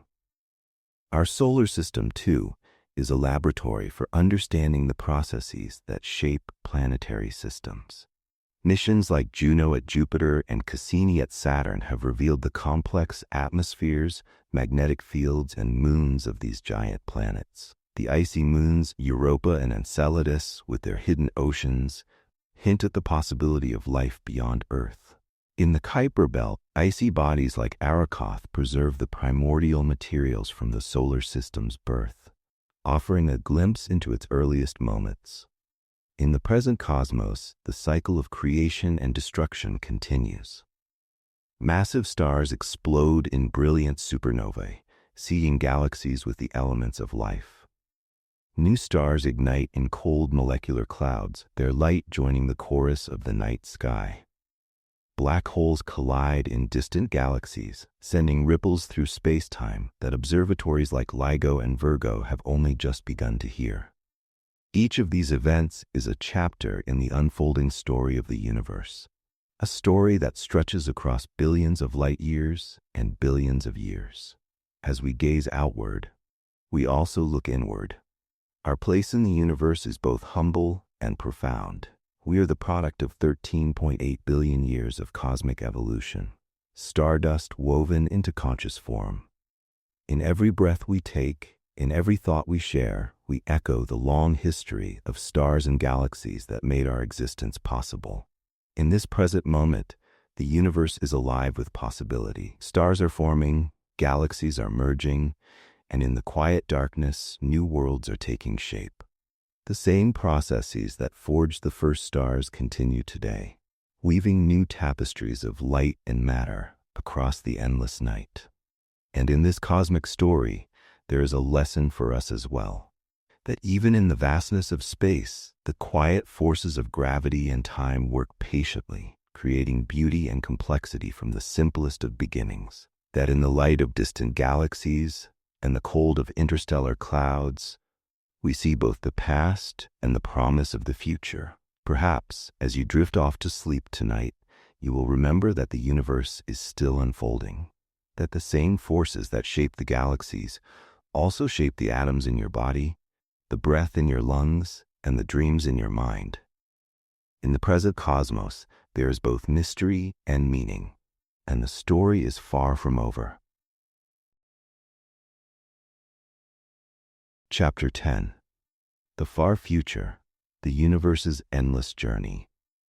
As we look out at the universe today, a cosmos alive with galaxies, stars, planets, and the quiet glow of distant worlds, it is tempting to see it as eternal and unchanging.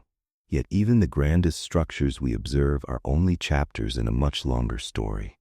The far future of the universe stretches out ahead of us, an endless journey of transformation that will unfold across unimaginable spans of time.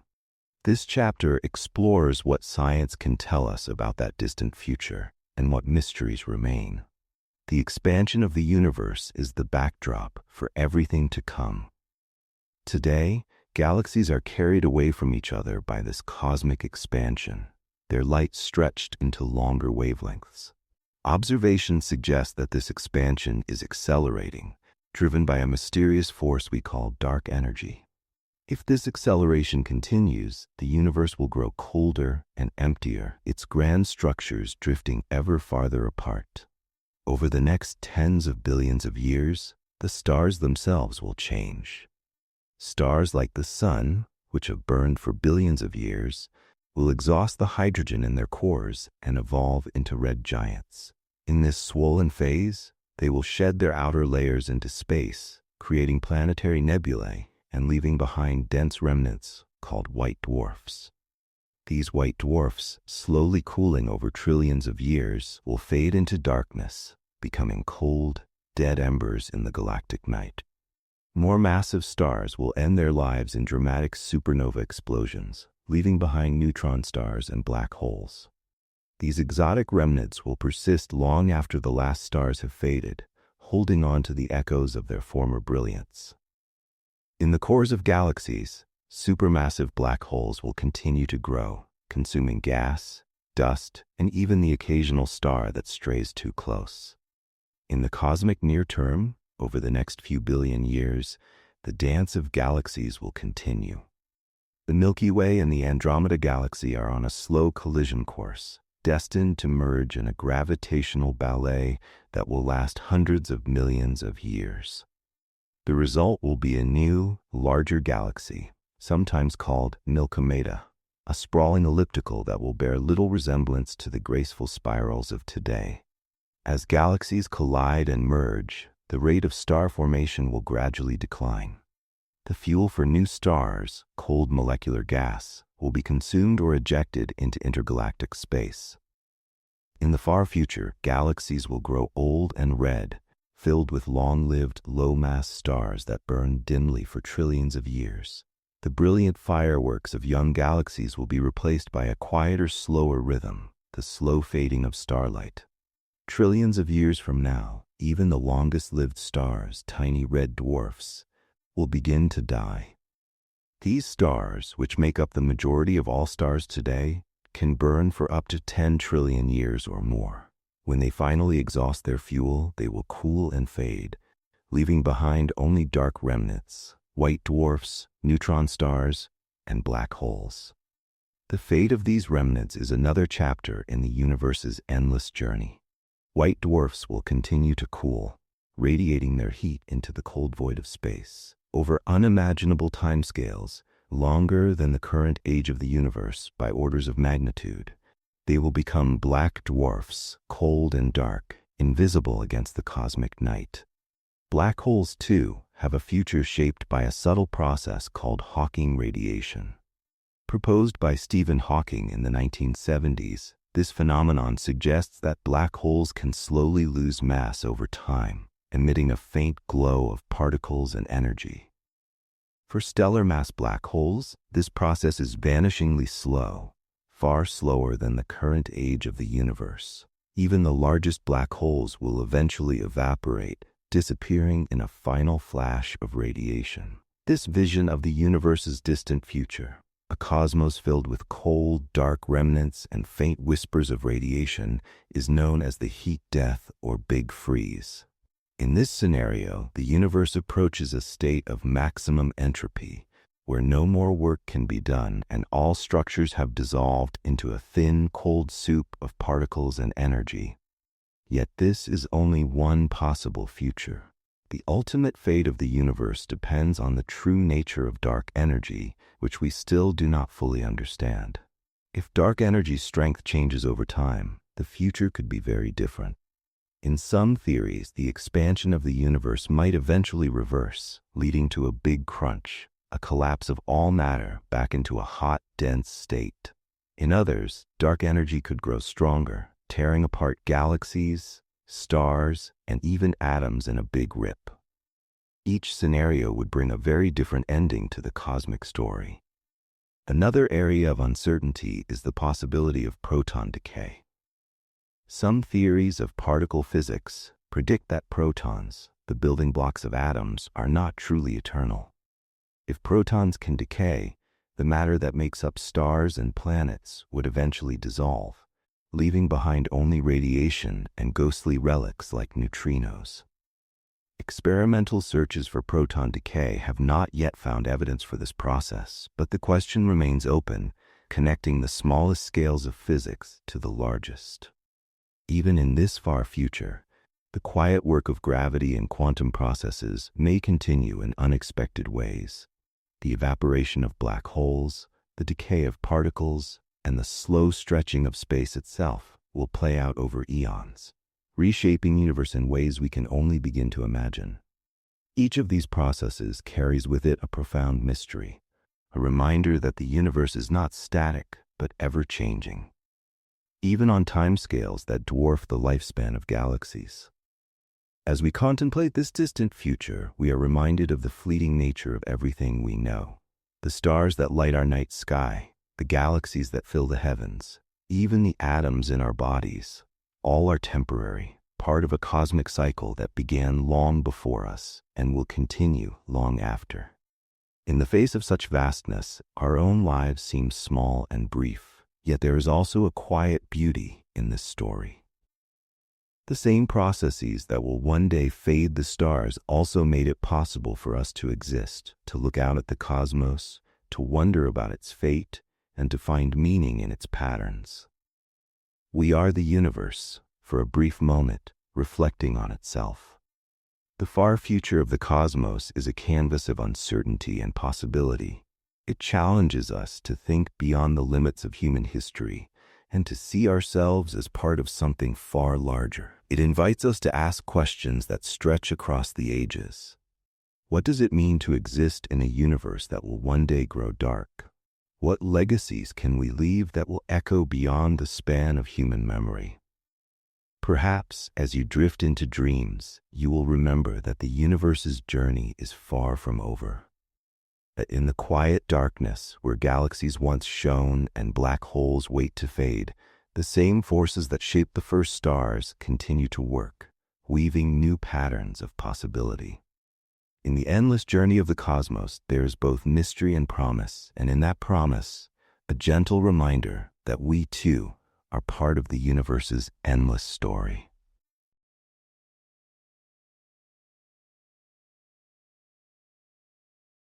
Section 9. Cosmic Horizons, the Observable Universe, Curvature, and the Edge Question. Chapter 1. How do we define the edge of the universe? When people ask about the edge of the universe, it is natural to imagine a wall at the end of space, a place a spacecraft could reach and touch. That picture is intuitive, but it is not how modern cosmology treats the question. In general relativity, space and time fuse into a smooth space-time that bends and stretches according to well-tested equations. In this language, an edge would be a boundary of space-time itself, a point where the mathematical description fails. The universe we observe shows no sign of such a border. Instead, the limits we confront arise from causality, the finite speed of light, and the history of cosmic expansion. The observational boundary is the most immediate. Because light travels at a finite speed, we see only as far as light has had time to reach us since the universe became transparent to photons. All points whose light has arrived by now form the observable universe. Its center is not special. Every observer sits at the center of their own observable sphere. Although the universe is about 13.8 billion years old, the present-day radius of the observable universe is roughly 46 billion light-years, because space expanded while the light was en route. Everything we study directly with photons lies within this sphere, not because space ends there, but because signals from farther away have not yet had time to arrive. The same expansion that makes the observable universe so large explains why a hard spatial edge is unlikely. On the largest scales, the cosmos is well described by homogeneous isotropic solutions to Einstein's equations. Galaxies are not fragments from an explosion into emptiness. They are nearly at rest with respect to the large-scale flow and are carried apart because the scale factor, the parameter that measures the size of space, increases with cosmic time. Distances grow because the metric, the mathematical rule that turns coordinates into measured lengths, changes. In such a picture, there is no preferred center and no surrounding void into which the universe expands. There is therefore no obvious place where the stuff runs out. How far back we can look is set by the thermal history of the early universe. For hundreds of thousands of years, the cosmos was a hot plasma of electrons, protons, and photons that scattered incessantly, preventing light from traveling freely. Around 380,000 years after the start of the hot early phase, electrons and protons combined to form neutral hydrogen, drastically reducing scattering. From that moment, the universe became transparent, and the oldest light has streamed ever since. We observe that relic radiation today as the cosmic microwave background, a nearly uniform glow with tiny temperature variations that record the early distribution of matter and energy. It is not a wall but a surface of last scattering, the most distant curtain that light can cross. To make edges precise, cosmologists use horizons. The particle horizon is the greatest comoving distance from which light could have reached us since the start of the hot phase. It encloses the region that has ever been in causal contact with our world line and marks the ultimate reach of information about the past. The event horizon looks forward. Given the future expansion driven by dark energy, it is the boundary separating regions from which light emitted now can and cannot ever reach us. In our best fit models, its present-day proper distance is on the order of tens of billions of light years, about 16 billion given typical parameters. A third scale, often confused with a true horizon, is the Hubble radius, the distance at which recession speed equals the speed of light at a given time. Objects can move from inside to outside the Hubble radius and still be seen, so it is not a causal boundary. None of these horizons is a material wall.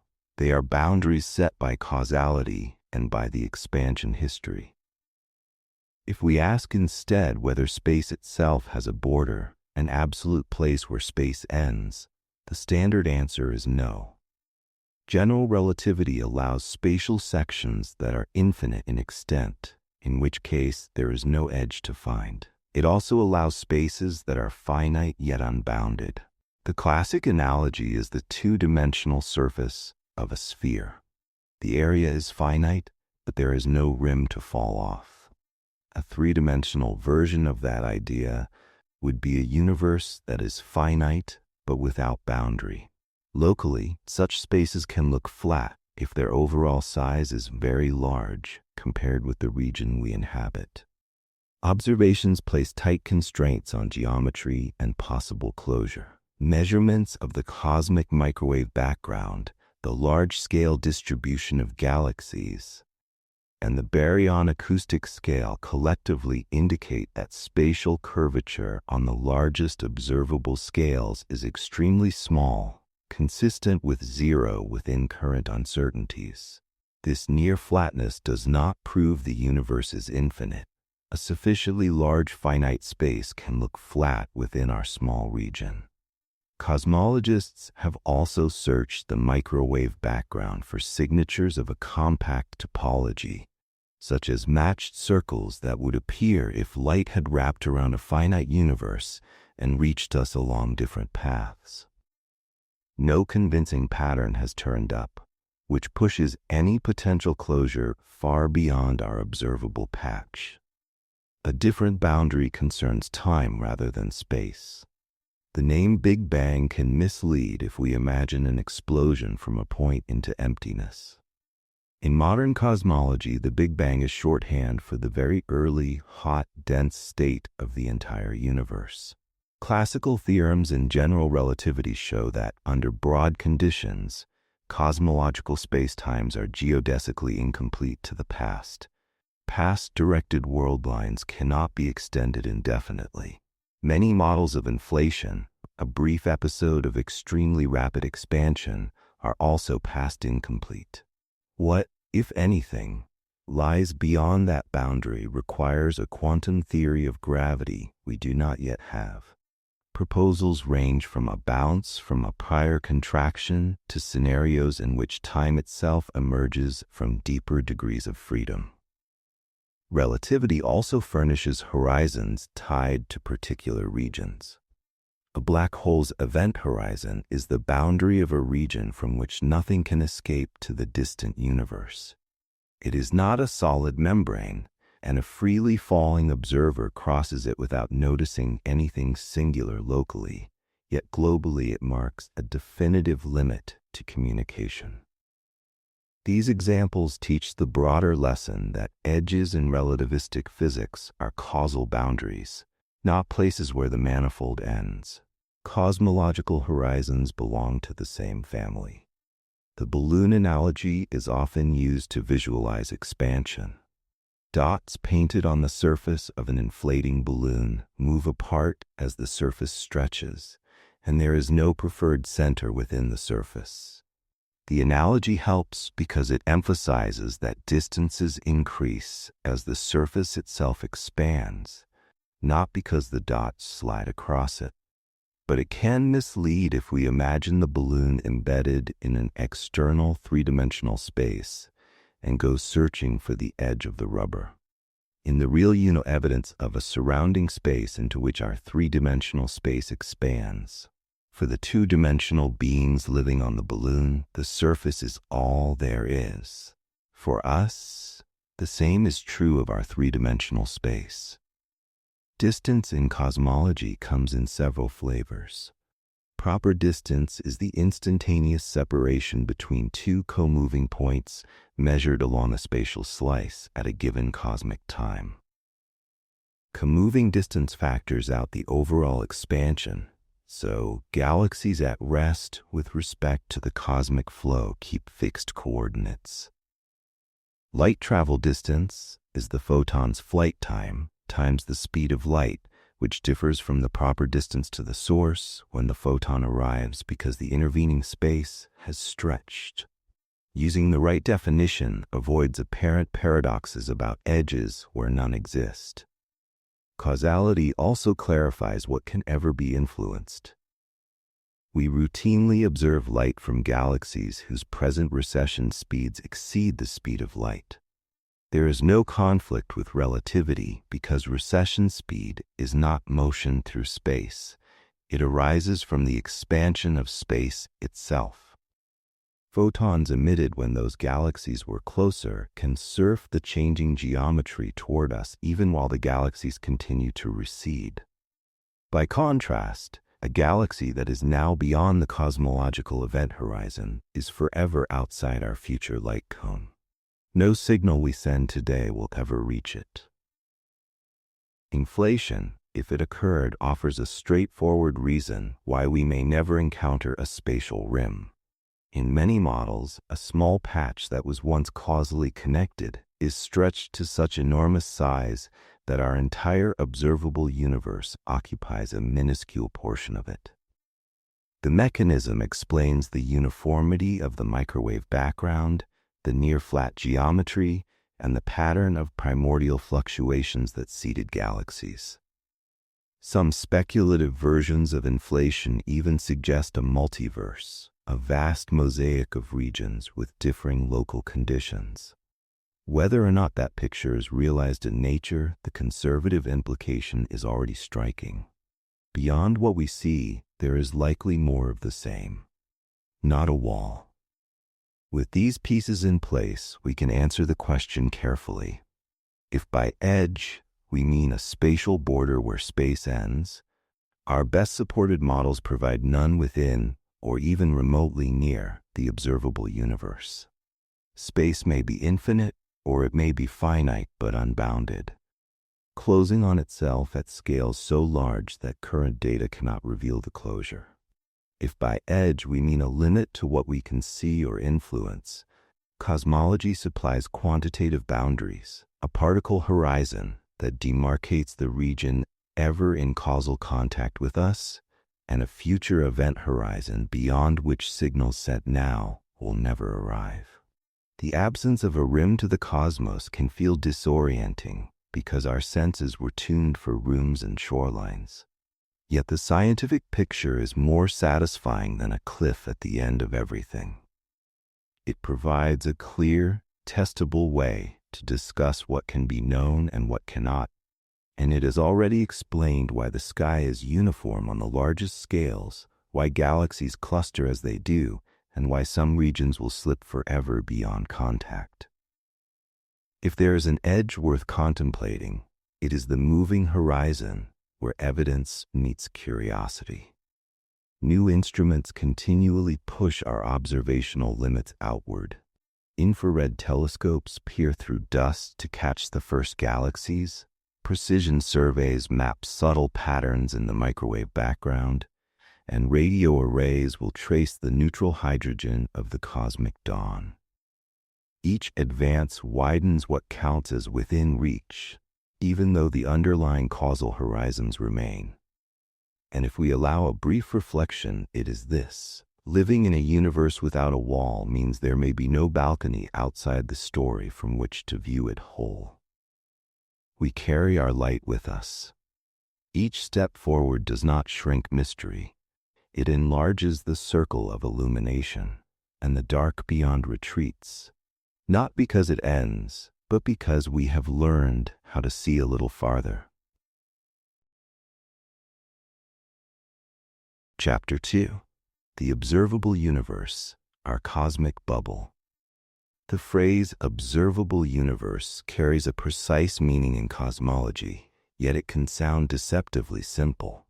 At first hearing, one might assume it is merely the part of the universe that human technology has mapped with telescopes. In truth, it is a boundary dictated by the most fundamental principles of physics: the finite speed of light, the age of the cosmos, and the geometry of space-time. It is not an arbitrary limit set by our instruments, nor is it a material barrier waiting in the distance. It is the natural horizon created by causality itself. The observable universe is a sphere centered on the observer. Its radius is determined by the maximum distance from which light has had time to reach us since the moment the universe became transparent to radiation. For us, that distance is about 46 billion light-years in every direction. This is much larger than the age of the universe in years, because while light was making its way toward us, the fabric of space expanded, stretching the paths those photons traveled. The fact that the observable radius exceeds the naive estimate of 13 or 14 billion light-years is a vivid reminder that cosmology requires a framework beyond common intuition. This cosmic sphere is not fixed. At any given moment, every observer, no matter where they are in the cosmos, has their own observable universe. A galaxy that lies at the edge of our horizon today also has its own horizon, centered on itself. There is no universal center. Instead, there are countless overlapping bubbles, each defined by the point of view of a particular observer. The image that emerges is of a cosmos where the concept of an edge is always personal and never absolute. What fills this observable sphere is both astonishing and humbling. Billions upon billions of galaxies lie within it, each containing hundreds of billions of stars and likely even larger numbers of planets. Yet what we see is not a snapshot of these objects as they exist today, but as they were when their light began its journey. A galaxy whose light has traveled 10 billion years shows us an ancient version of itself, one that may look nothing like its present form. The observable universe is not simply a volume of space. It is a time machine filled with fossils of cosmic history, showing us the deep past stretched across distance. At the farthest reaches of the observable universe lies the cosmic microwave background, the radiation released when the universe was only about 380,000 years old. Beyond that surface, photons could not travel freely because the universe was opaque. That glow is a curtain of sorts, the limit of what electromagnetic radiation allows us to perceive. But within the observable sphere, we can trace a remarkable story. Nearer than the microwave background, we find the first stars igniting after hundreds of millions of years of darkness, the birth of galaxies, and the gradual structuring of the cosmic web. Closer still, we witness galaxies colliding and merging, clusters forming, and the scaffolding of dark matter pulling luminous matter into the filaments we observe today. The geometry of the observable universe is described by the framework of general relativity, where space-time can expand. Galaxies do not travel through space in the way a rocket crosses the sky. Instead, the space between them stretches, carrying them apart. This stretching creates redshift, the lengthening of the wavelength of light as it journeys through expanding space-time. The farther a galaxy, the greater its redshift, and the more ancient the era we are witnessing. Through careful measurements of these redshifts, astronomers reconstruct the expansion history of the cosmos and its contents. Understanding the observable universe also demands grappling with different measures of distance. Proper distance, comoving distance, luminosity distance, and angular diameter distance are not interchangeable. They answer different questions: how far apart two points are now, how their positions evolve with expansion, how bright something appears, or how large it looks. For nearby objects, these measures converge, but on cosmological scales they diverge, reminding us that space is not static. Distinguishing among them ensures clarity in how we describe the observable bubble and the objects within it. Though vast, the observable universe is not the whole universe. Nothing in our current knowledge suggests that space stops beyond the horizon. If anything, inflationary theory predicts that the universe beyond our sight is far larger, potentially infinite. What we call observable is merely the portion of the whole that has had time to communicate with us. The rest, hidden beyond our horizon, is no less real. It continues to evolve in parallel, governed by the same physical laws, though perhaps with variations in structure or detail we cannot verify. One of the most striking implications of the observable boundary is its individuality. If intelligent beings live in a galaxy 30 billion light-years from us, their observable universe overlaps with ours, but is not identical. They would see galaxies and structures invisible to us, while some of what we see would remain forever beyond their reach. No single observer can ever see the entire universe. Each is confined to their own causally defined bubble. This relativity of perspective is not a limitation of our tools, but a deep truth of the cosmos itself. The observable universe also evolves with time. As the universe ages, light from more distant regions has time to arrive, expanding our observable horizon. The observable universe of today is larger than it was 1 billion years ago, and smaller than it will be 1 billion years hence. Yet there is a countervailing effect, the acceleration of cosmic expansion due to dark energy. While light from more regions continues to arrive, many galaxies are being carried away faster than light by the expansion of space, and eventually they will cross our event horizon. Those galaxies are still visible now, but the light they emit in the far future will never reach us. This dynamic interplay between what we can see now and what we will lose to cosmic acceleration ensures that the observable universe is not just a static bubble, but a shifting boundary changing with cosmic time. Another key insight comes from the fact that the observable universe is finite in information content. The number of photons in the microwave background, the density fluctuations imprinted upon them, and the galaxies mapped across the sky are a finite data set. We may refine our measurements, build larger telescopes, and capture fainter signals, but the total number of distinct pieces of observable information is not infinite. This is one reason why cosmology, unlike laboratory physics, cannot endlessly repeat experiments under new conditions. The observable universe offers a single grand experiment, one history, one set of signals to interpret as best we can. The idea of a cosmic bubble also forces us to rethink what it means to live at the center. For centuries, humanity resisted the idea of not being central, first displaced from the center of Earth, then the solar system, then the galaxy. Yet in the observable universe, every observer is again at the center of their own horizon. This does not restore the old hierarchy because the symmetry is universal. All locations enjoy the same privilege.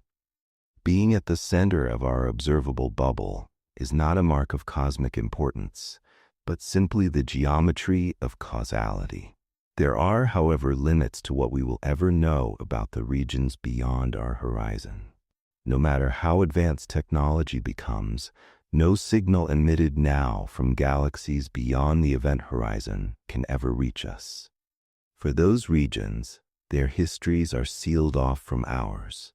This creates a permanent boundary to empirical knowledge, a line between what can be tested and what can only be hypothesized. Inflation and other theories give us reasons to think the universe is far larger, but confirmation will never come from direct observation. The observable universe is thus both a triumph of knowledge and a reminder of its limits. Astronomers nonetheless exploit every available window within the observable sphere. Infrared telescopes pierce dust and capture the glow of the first galaxies. Radio arrays trace the faint hydrogen signals from cosmic dawn. Future instruments may detect gravitational waves from the earliest epochs, giving us glimpses even closer to the beginning. Each advance expands the richness of our observable data, even if it cannot change the fundamental horizon. The observable universe is not static. Our ability to study it grows as ingenuity builds new ways of listening to the cosmos. It is worth noting that the observable universe is not smooth. On small scales, it is filled with complexity.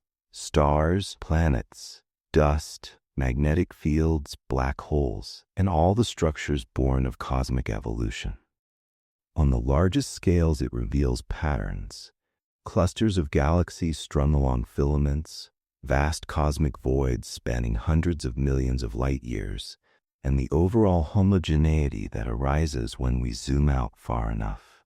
This hierarchy of structures is itself evidence for the physics of the early universe, encoded in the spectrum of density fluctuations seeded during inflation and amplified by gravity over billions of years. The cosmic microwave background, the ultimate boundary of our vision, is not uniform. Its tiny variations in temperature map the seeds from which all later structure grew. Studying those fluctuations has allowed cosmologists to infer the universe's age, contents, and geometry with remarkable precision. In that sense, the outermost surface of the observable universe is not just a limit, but a treasure trove of information, the canvas upon which the early universe left its signature. As profound as these scientific insights are, the concept of the observable universe also carries philosophical weight. It reminds us that reality is larger than any horizon, that what we can know is always shaped by where and when we live. It forces us to accept that ultimate knowledge may be bounded, not by failure of imagination, but by the nature of space-time itself. And yet, far from diminishing our place, this realization expands it. To know that we live inside a bubble defined by light's journey is to recognize that we are bound to the universe by threads of causality stretching back nearly to its origin. Every photon that reaches us carries a story of where it came from, and together those stories weave the history of the cosmos. Our bubble is not a prison but a record, and to read it is to discover that we are not apart from the universe but inseparably within it.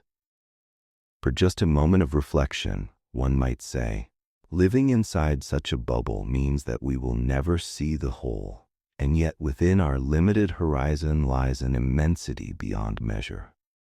To exist here is to inhabit both a limit and a gift, the boundary of what light allows and the vastness of everything it reveals. Chapter 3. The Expanding Fabric of Space. When we look at the night sky, what we see is not static. The galaxies scattered across the heavens are in motion, carried away from one another by the steady stretching of space-time itself. This expansion of the universe is one of the central discoveries of 20th century astronomy, and it remains the key to understanding nearly every feature of cosmology. The idea that space itself can expand is profoundly different from ordinary notions of movement, and clarifying it helps us distinguish between a universe with an edge and one that is endlessly unfolding without borders. The first hints of expansion arose in the early 20th century when astronomers began measuring the spectra of distant galaxies. Vesto Slipper was among the first to notice that light from many spiral nebula, what we now know as galaxies, was shifted to longer wavelengths. At first, these redshifts were a curiosity. But when Edwin Hubble compared them with distances derived from Cepheid variable stars, a remarkable pattern emerged. The farther away a galaxy lay, the greater its redshift. This became known as Hubble's law, and it suggested that the entire cosmos was stretching. The discovery dovetailed with predictions from Einstein's theory of general relativity. Solutions to the field equations found by Alexander Friedmann and Georges Lemaitre in the 1920s showed that a universe filled with matter and radiation could not remain static. It must expand or contract. Einstein had initially resisted this implication, introducing the cosmological constant to hold the universe in balance, but Hubble's observations confirmed that expansion was real. From then on, the picture of an evolving, dynamic cosmos became unavoidable. Expansion is not like an explosion. In an explosion, fragments of debris move through space into an external void, with the explosion center marking a privileged point. In cosmic expansion, there is no central point. Galaxies are not flying outward into emptiness. Rather, the space between them is stretching. Every region of the universe expands in the same way, so that no observer sees themselves at a special location. The pattern of redshifts arises because photons traveling through expanding space have their wavelengths stretched, just as the distances between galaxies are stretched. To visualize this, cosmologists often use analogies. One is the surface of a balloon being inflated. Galaxies are like dots painted on the surface. As the balloon grows, every dot recedes from every other dot, even though none is moving across the surface itself. The analogy works well in showing that expansion is uniform and centerless, yet it can also mislead. The balloon expands into a surrounding three-dimensional space, while in reality, our universe is not expanding into anything we can point to. The expansion is intrinsic. Distances grow because the metric of space-time itself evolves. Another analogy is raising bread dough. As the dough rises, raisins move farther apart, though none of them moves independently. Again, the dough does not expand into a void, it expands within itself. A crucial feature of expansion is that it is governed by the contents of the universe. Matter, radiation, and dark energy each influence how the scale factor evolves. In the early universe, radiation dominated and expansion was extremely rapid. Later, matter took over, slowing expansion as gravity pulled on structures. In the current epoch, dark energy, with its repulsive effect, drives acceleration. These transitions shape the large-scale structure we see today. Without expansion, galaxies would never have drifted far enough apart to allow the universe to cool. Without acceleration, distant galaxies would not be slipping irreversibly beyond our horizon. Understanding the expansion also clarifies why distant galaxies can appear to recede faster than light. Hubble's law relates recession velocity to distance, and for galaxies far enough away, that speed exceeds the speed of light. At first glance, this seems to contradict relativity. But relativity forbids objects from moving faster than light through space, not from being carried apart by the expansion of space itself. No galaxy outruns a beam of light locally. Instead, the photon's path is stretched along with the fabric of space. In fact, we routinely detect photons emitted by galaxies that were receding faster than light when the photons were released, because expansion slowed enough along the way to let the light make progress toward us. The redshift of galaxies provides a window into expansion history. Each photon's wavelength is stretched by the factor of expansion that has occurred while it traveled. By measuring the redshifts of many galaxies and comparing them with their distances, astronomers reconstruct how the universe has expanded over time. The pattern reveals a cosmos that slowed in the past when matter dominated, and then began to accelerate a few billion years ago under the influence of dark energy. Observations of Type 1a supernovae in the 1990s provided the first strong evidence for this acceleration, transforming cosmology and pointing to the mysterious component that now makes up about 70% of the cosmic energy budget. The expansion of space is also responsible for the cosmic horizon described in the previous chapter. Because light travels for a finite time while distances stretch, there is always a limit to how far we can see. The observable universe is therefore not a simple snapshot of a static stage, but a consequence of expansion carrying regions beyond our reach. Moreover, the event horizon created by accelerated expansion means that many galaxies we see today will eventually vanish from view, their light forever unable to catch us as expansion outruns their signals. While we often talk about expansion on the scale of the entire universe, it does not affect everything equally. Bound systems such as galaxies, solar systems, or atoms do not expand with the cosmos. Gravity, electromagnetism, and the nuclear forces hold them together against the gentle stretching of space. Expansion matters only on scales where the average density of matter is too low to resist. Thus, galaxies move apart while stars within galaxies remain bound. The Earth is not growing farther from the Sun because of cosmic expansion. Its orbit is dictated by local gravity. The fact that expansion is selective underscores its nature as a large-scale phenomenon rather than a universal stretching of all distances.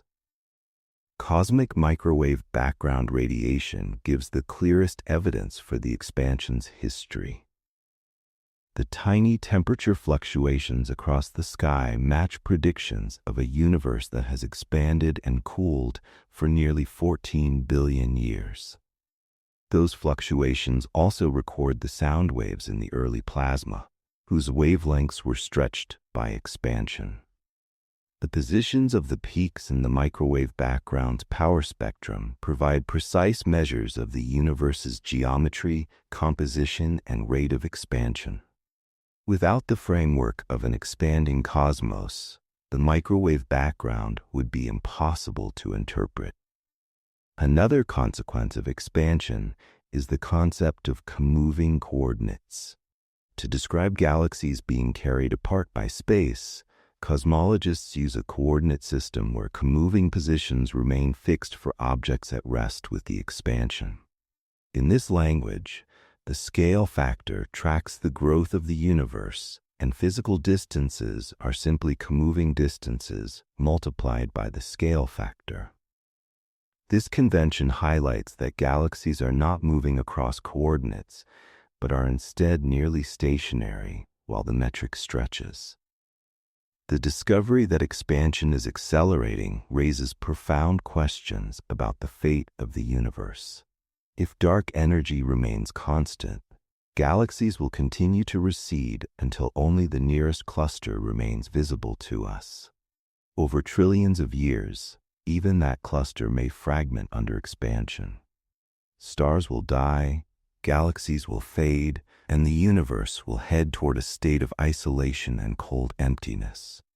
This heat death is not imminent on human timescales, but it is the natural outcome of a cosmos whose fabric stretches faster and faster. If dark energy changes with time, other outcomes are possible, from slower expansion to catastrophic rip-apart scenarios. In every case, the fate of the cosmos is tied to the behavior of its expanding fabric. Inflation, the theorized episode of exponential expansion in the universe's first tiny fraction of a second, highlights the power of this idea. In less than a trillionth of a second, inflation could have stretched a microscopic patch into a region vastly larger than our observable universe.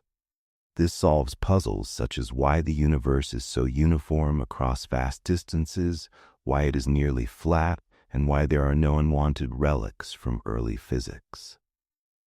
Though inflation ended long ago, it shows that expansion is not a passive background effect, but an engine capable of reshaping the cosmos. Evidence for inflation remains indirect, seen in the pattern of fluctuations in the microwave background, but many cosmologists view it as a compelling explanation. The expanding fabric of space also influences our perception of cosmic time. In everyday life, distances and intervals are fixed, but in cosmology, what counts as now across distant regions depends on the expansion history. Light from a quasar billions of light years away shows us a time when the universe was young, yet that light arrives in our present. The linkage of space, time, and expansion forces us to accept that the universe's story is layered across distance and perspective. Every photon we detect has been stretched by the expansion, turning the cosmos into a record of its own history. The expansion of space also ties together the smallest and largest scales. Quantum fluctuations during inflation, stretched to cosmic sizes, became the seeds of galaxies and clusters. Without expansion, such tiny irregularities would never have grown into the web of structures we see. The fact that microscopic randomness can be magnified to sculpt the large-scale universe is one of the most remarkable consequences of expansion, uniting the physics of the quantum with the destiny of the cosmos.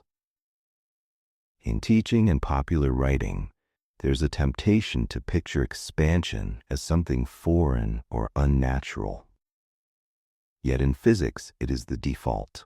A static universe would be more puzzling, requiring finely tuned conditions to prevent either collapse or runaway growth. Expansion is the natural behavior of a universe filled with energy and governed by relativity. It is only our everyday experience of a mostly static Earth and solar system that makes expansion seem strange. As with many cosmological concepts, The expanding fabric of space invites both humility and wonder. We know that every galaxy we see is riding this vast current, carried outward not by motion but by the geometry of space-time itself. The distances are immense, the timescales almost beyond imagination, and yet the mathematics describing it is precise, tested, and predictive. Observations confirm again and again that the fabric of space is stretching and that its expansion holds the key to both our cosmic past and our eventual fate. If one allows a quiet moment of reflection, the lesson is as much philosophical as scientific. To live in an expanding universe is to recognize that change is not the exception but the rule, that even the emptiness between galaxies is dynamic, alive with stretching motion. Our lives are brief sparks within that flow, yet we are capable of understanding it, of grasping the invisible current that carries all things. The fabric of space expands, and with it the circle of what we know. Chapter 4. The Cosmic Horizon, Where Observation Ends. Every observer in the universe lives inside a sphere of possibility, a boundary defined not by walls of matter or energy, but by the laws of causality. This is the cosmic horizon, the ultimate frontier between what can ever be seen or influenced and what will remain permanently hidden. Unlike the surface of a planet or the rim of an island, this horizon is not a place that can be reached, crossed, or touched. It is a feature of space-time itself, an invisible limit woven into the structure of the cosmos. Understanding this horizon is essential for cosmology because it dictates what we can measure, what we can theorize, and what we must accept as forever unknowable.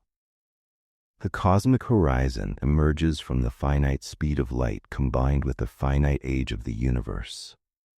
Light, the fastest signal possible, still takes time to cross space. Since the hot early universe began around 13.8 billion years ago, light has only had that long to travel toward us. Yet because space has expanded during the journey, the current proper distance to the farthest regions whose light has reached us is about 46 billion light-years. That sphere defines the observable universe, but the cosmic horizon is a more general concept. It is any boundary set by the causal structure of space-time that restricts observation and communication. Different horizons arise depending on whether we ask how far back we can see, how far into the future we can send or receive signals, or what regions will forever remain beyond reach. The most familiar of these is the particle horizon. It is defined by the maximum comoving distance from which light could have reached an observer since the beginning of cosmic time. The particle horizon delineates the volume of the universe that has ever been in causal contact with us. Everything outside that limit may exist, but no information from it could possibly have reached us yet. In practice, the cosmic microwave background represents the closest observational trace of this horizon, because before the universe became transparent, photons could not travel freely. Thus, the particle horizon provides the outermost shell of what we can study directly with electromagnetic radiation. Closely related but conceptually distinct is the event horizon. While the particle horizon describes the past, the event horizon describes the future. It is the boundary separating regions from which light emitted now can and cannot ever reach us, no matter how long we wait. Because cosmic expansion is accelerating under the influence of dark energy, an event horizon exists for our universe. Galaxies that are now receding beyond a certain distance will eventually emit light that will never reach us, even if the universe lasts forever. This horizon is not located at the same distance as the particle horizon, and unlike the observable limit, it represents a permanent barrier to future communication. These horizons are not speculative. They follow directly from the solutions of general relativity applied to a homogeneous and isotropic universe. Calculating them requires integrating the history of expansion encoded in the scale factor and influenced by the densities of matter, radiation, and dark energy. While the mathematics may be intricate, the conceptual message is simple. Space-time expansion coupled with finite signal speed imposes strict causal limits. There's a sphere that contains all we will ever know through direct evidence, and beyond it lies the unreachable. Horizon concepts also highlight the difference between the Hubble radius and true causal boundaries. The Hubble radius, defined by the distance at which recession velocity equals the speed of light, is not a horizon in the strict sense. Galaxies can cross this radius and still send us light because photons can move inward even as expansion carries galaxies outward.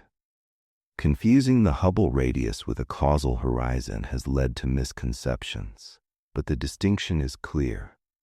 The Hubble radius is an instantaneous measure of expansion, while horizons describe the long-term causal structure of space-time. The cosmic horizon is not fixed, it evolves with time.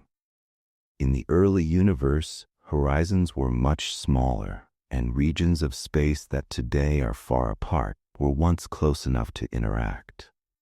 This fact lies at the heart of the so-called horizon problem, one of the puzzles that motivated the theory of inflation. Observations show that the cosmic microwave background is remarkably uniform in temperature across the entire sky, even in regions that, under simple expansion, should never have been in contact.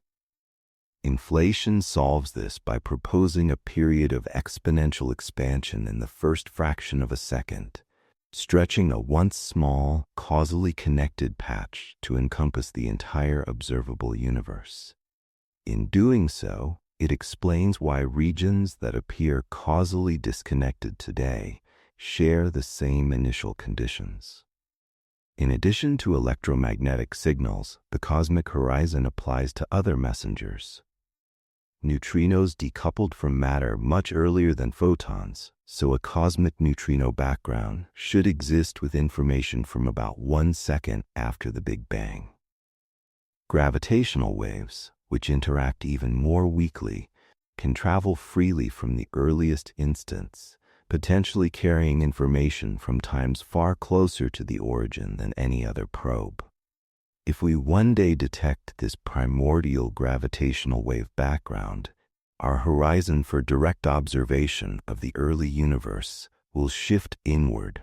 Yet even then, a horizon will remain because no finite speed signal can reach us from beyond certain limits defined by the geometry of spacetime.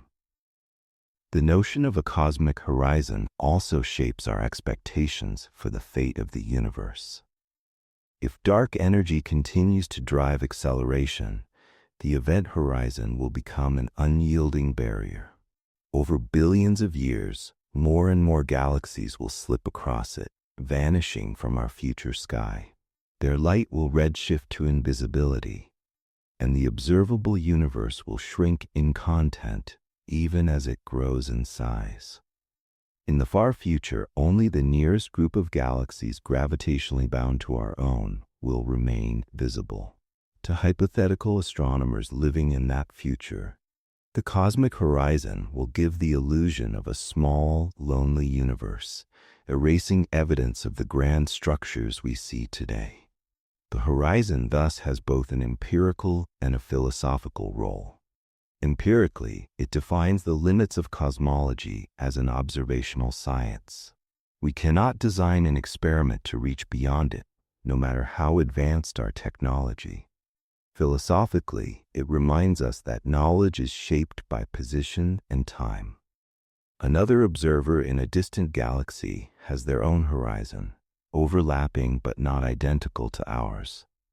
They see galaxies invisible to us, just as we see galaxies invisible to them. No one perspective encompasses the whole. This relativity of horizons does not mean the universe is subjective, but it does mean that access to its contents is always bounded. In practice, astronomers must always work within this boundary. Surveys of galaxies, measurements of cosmic background radiation, and detections of distant supernova all take place inside our horizon. The fact that we can map billions of light years in every direction is extraordinary, but we remain inside a finite bubble of information. Every conclusion we draw about the global structure of the universe, such as whether it is infinite or finite, relies on extrapolation from within that bubble. The cosmic horizon ensures that a measure of uncertainty will always accompany our cosmological models. The concept of horizons extends beyond cosmology. Black holes possess event horizons that define regions from which nothing can escape. Uniformly accelerated observers perceive Rindler horizons, beyond which they cannot receive signals. These analogies help us understand that horizons are not exotic add-ons to relativity, but inherent features of causal structure. In every case, they separate what can influence from what cannot. In cosmology, the cosmic horizon is simply the largest and most fundamental of these. The existence of a cosmic horizon can feel unsettling. It tells us that the universe is larger than we can ever observe, that there are regions whose light will never arrive, and whose history will never touch ours. Yet it also provides a framework for humility and wonder. We are not at the center of the universe, but we are at the center of our observable horizon, just as every observer is. The symmetry of this arrangement affirms that our vantage point is not special, but it is still uniquely ours. Cosmologists continue to refine measurements of the horizon. Improved observations of the microwave background, galaxy clustering, and the behavior of distant supernovae sharpen estimates of the universe's expansion history, and therefore the size of the horizons. These refinements matter not only for abstract theory, but also for practical understanding of the universe's evolution, the formation of structure, and the ultimate destiny of the cosmos. The cosmic horizon is, in the end, both a boundary and an invitation. It marks the outer edge of empirical science, the line beyond which evidence will never come. But it also challenges us to build theories that reach further, constrained by logic and tested within our horizon, but daring enough to imagine what lies beyond. In that way, the horizon is not the end of inquiry, but its engine, forever reminding us that the cosmos is larger than we know. And if we pause to reflect, we may find something quietly human in this cosmic fact. To live within a horizon is to live with limits, but also to live with possibility. Every photon we detect has crossed billions of years to reach us, carrying with it a fragment of the universe's story. Beyond the horizon, the story continues, unseen but not absent. The edge of observation is not the edge of reality. It is the place where knowledge meets mystery, and where imagination begins. Chapter 5. Beyond What We See, the Infinite versus the Finite. The universe we can observe fills a sphere about 46 billion light-years in radius, but that sphere is not a container and it is not the whole. Beyond the horizon, space continues. How far, in what shape, and with what global properties are questions that cannot be answered by looking alone. The sharpest version is simple to state and hard to settle. Is the universe infinite, or is it finite yet without edges?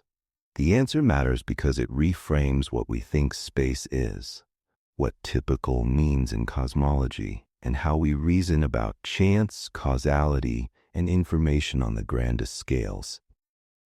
An infinite universe is one whose spatial slices, at a given cosmic time, extend without limit.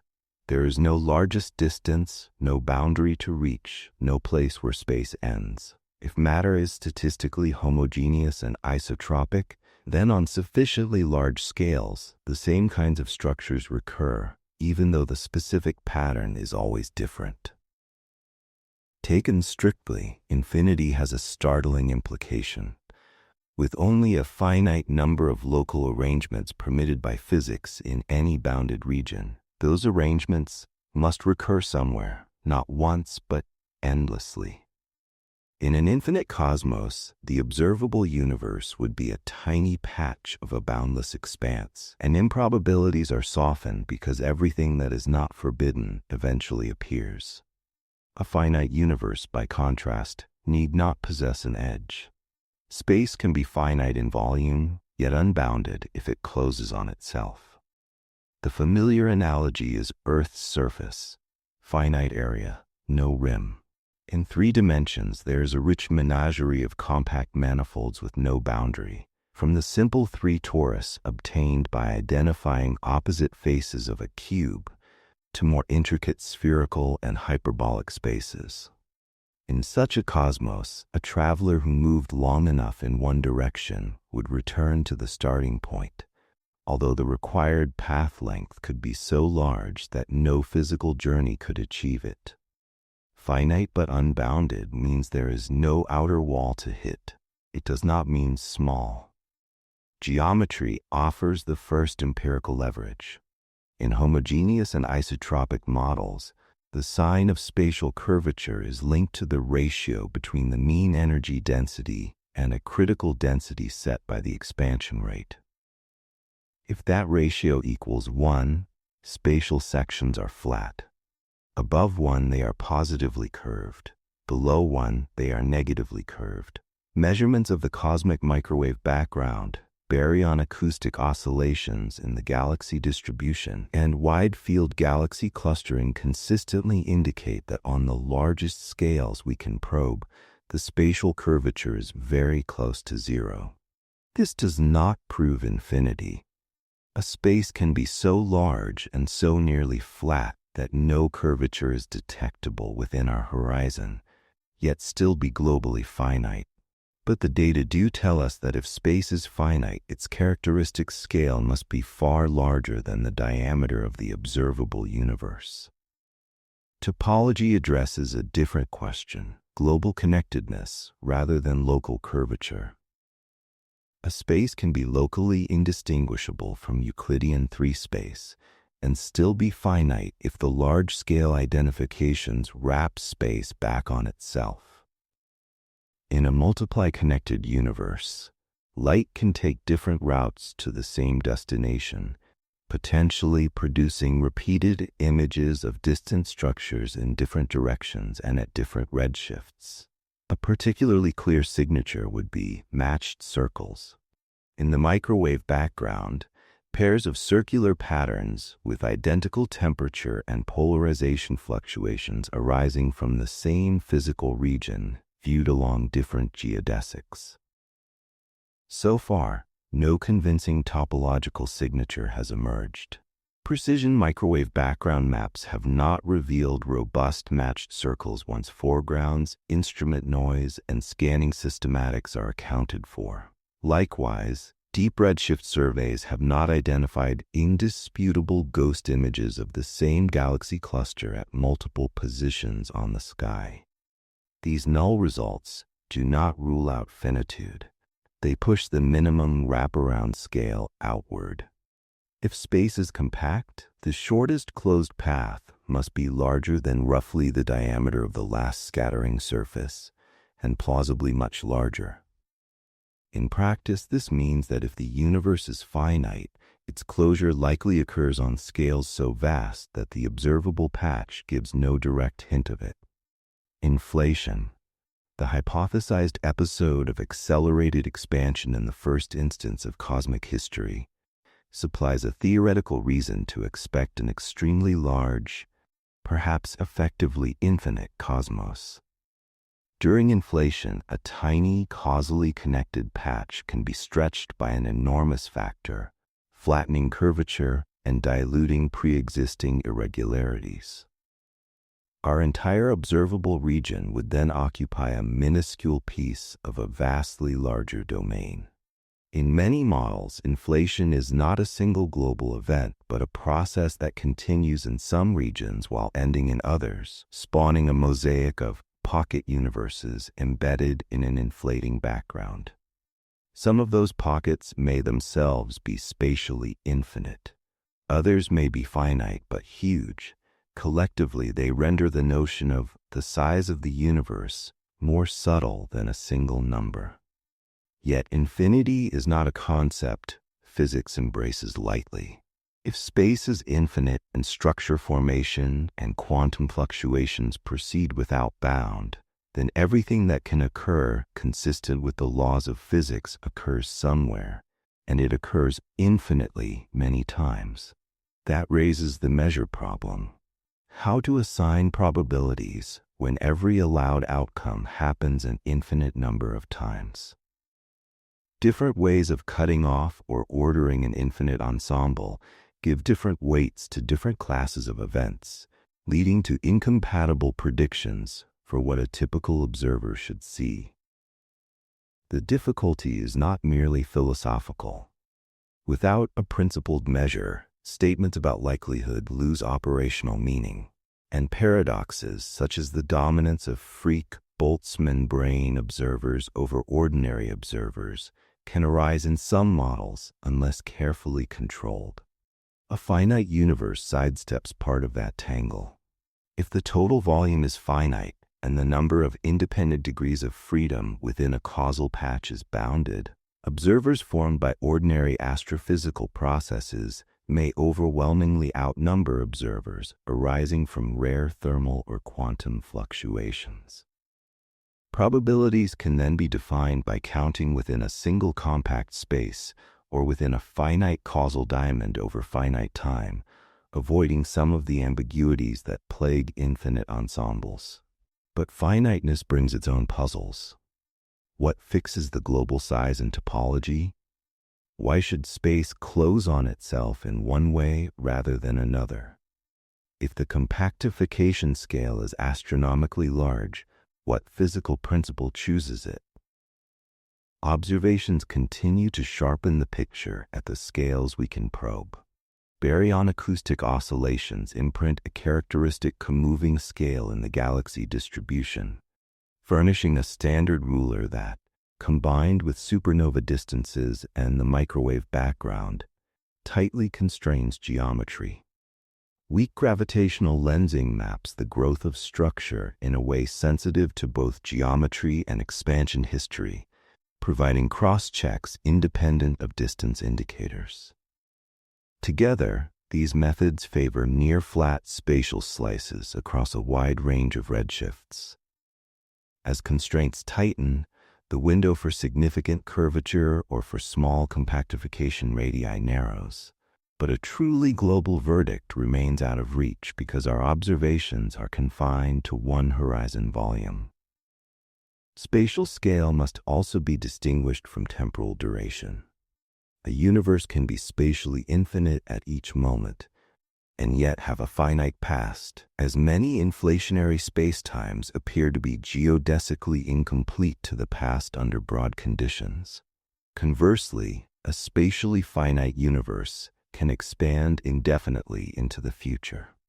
The hot Big Bang model describes an early hot phase followed by cooling and structure formation. By itself, it does not prescribe the global size or topology of space. Likewise, today's accelerated expansion, likely driven by dark energy with properties close to a cosmological constant, determines the behavior of horizons in the far future, but does not, by itself, decide between finitude and infinity. If the universe is finite and multiply connected, topology can influence physics even when direct repetitions are unobservable.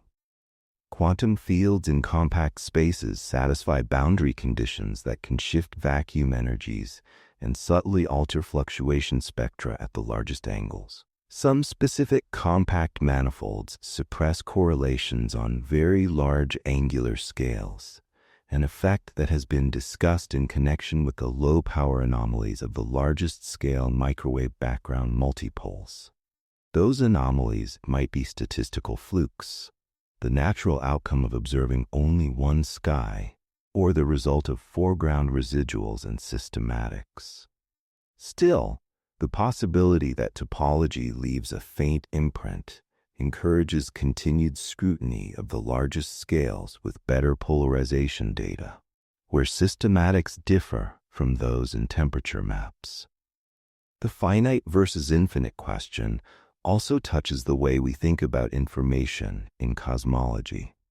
The late-time universe seems to approach a de Sitter-like phase with a cosmological horizon. By analogy with black holes, horizons carry entropies proportional to their areas in fundamental units, suggesting that the number of independent degrees of freedom accessible within a single causal patch may be finite. Some researchers interpret this as a hint that physics inside a cosmological horizon might be effectively described by a finite-dimensional Hilbert space, even if space outside the patch continues forever. Others view the horizon entropy as a thermodynamic property compatible with an underlying infinite description. Either way, the association between horizons and finite information content complicates a naive identification of infinite space with infinite observables. There remain concrete signatures worth watching. If space wraps around itself with a compactification scale only modestly larger than the diameter of the last scattering surface, matched circles with correlated temperature and polarization should appear in microwave background maps. If the wraparound scale is larger, repeated galaxy images could still occur in principle, although galaxy evolution, dust, and gravitational lensing complicate identification over cosmic time.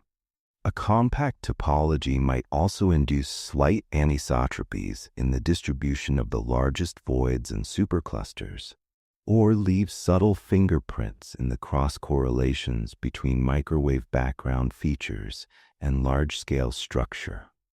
Each of these effects is delicate, but together they create a portfolio of tests that will improve as surveys grow. Because we see only one sky and one Hubble volume, cosmic variance imposes a hard limit on what we can learn about global properties. Even with perfect instruments, there are only so many independent large-scale modes within our horizon, and the statistical uncertainties associated with those modes cannot be reduced by better technology. This is why some questions tied to global structure may remain permanently probabilistic. A model predicting features incompatible with what we see can be rejected, but a family of models that differ only beyond our horizon may never be distinguished empirically. That is not a failure of method. It is a fact about what finite signal speed and finite age imply. The stakes of the question extend beyond technique. In an infinite universe, the Copernican principle, we are not special, takes an extreme form. Our location is one of uncountably many. Our history, however intricate, is one thread among an unbounded weave. Typicality must be defined with care, and coincidences can no longer be dismissed as one-off quirks when every coincidence happens somewhere. In a finite universe, especially one not inconceivably larger than our horizon, the specific arrangement of structures we see may carry more explanatory weight, and questions about global initial conditions loom larger. In both pictures, humility is compulsory, but the flavor of that humility differs. The way forward is twofold. Observationally, we widen and deepen our maps. High-sensitivity microwave polarization will sharpen searches for matched circles and large-angle anomalies. Optical and near-infrared galaxy surveys covering vast solid angles will map structure to higher redshift and over larger comoving volumes. Weak lensing tomography will slice the mass distribution by distance, complementing clustering measurements with geometry-sensitive shear. 21 centimeter intensity mapping will trace neutral hydrogen through the cosmic dawn and reionization, opening a new window on large-scale modes that are otherwise inaccessible. Each technique is sensitive in a different way to geometry and to possible wraparound effects, and together they can either reveal subtle signatures of finiteness or keep pushing the lower bounds outward. Theoretically, we refine early universe models and confront their global implications. We ask whether inflation can begin on compact spaces without erasing the topology, whether certain topologies are dynamically preferred, and how measures in eternal inflation can be defined without paradox.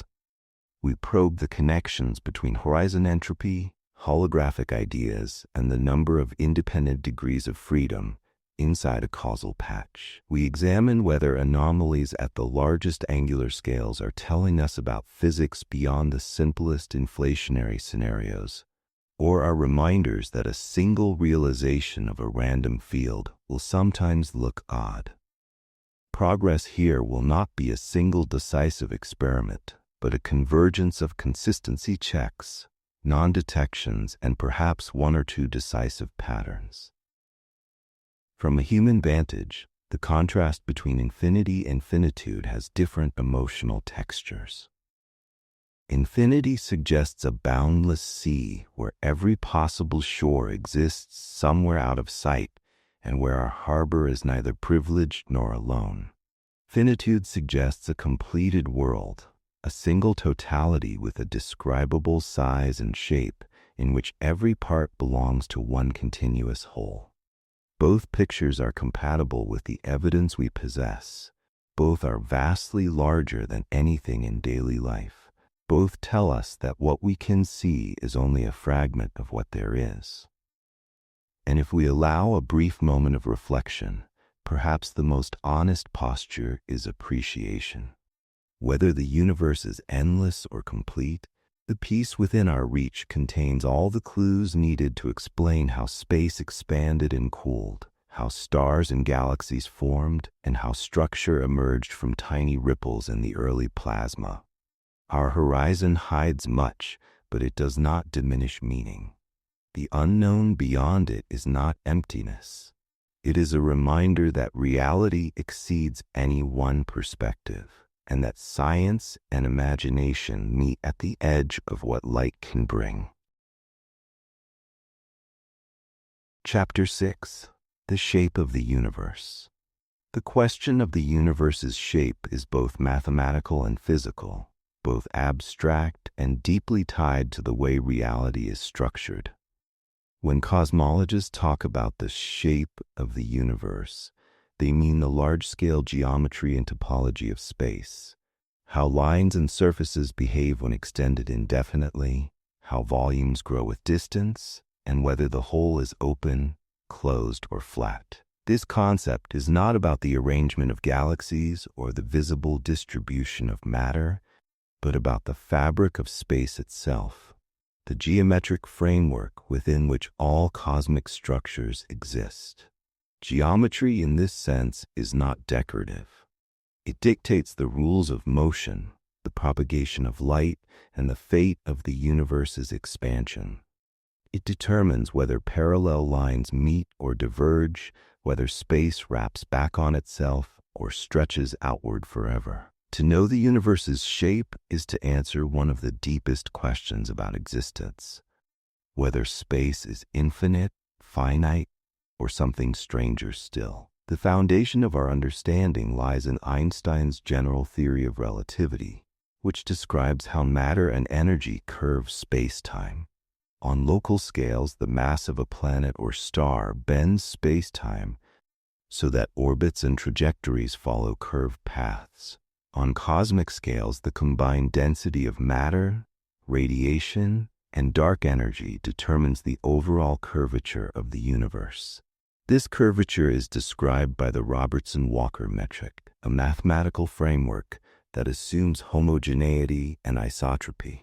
The principle that on large scales the universe looks the same in every direction and at every location. Within this framework, three broad geometric categories arise: positive curvature, negative curvature, and flatness. The universe with positive curvature is analogous to the surface of a sphere. Parallel lines that begin alongside each other eventually converge, and the total volume of space is finite, though without a boundary. If the cosmos had strong positive curvature, traveling far enough in one direction might eventually return an observer to their starting point. A universe with negative curvature resembles the geometry of a saddle. Parallel lines diverge, and volumes grow faster with distance than in Euclidean space. Such a universe is infinite and unbounded. A flat universe follows Euclidean geometry. Parallel lines remain parallel, and the familiar rules of geometry hold across cosmic scales.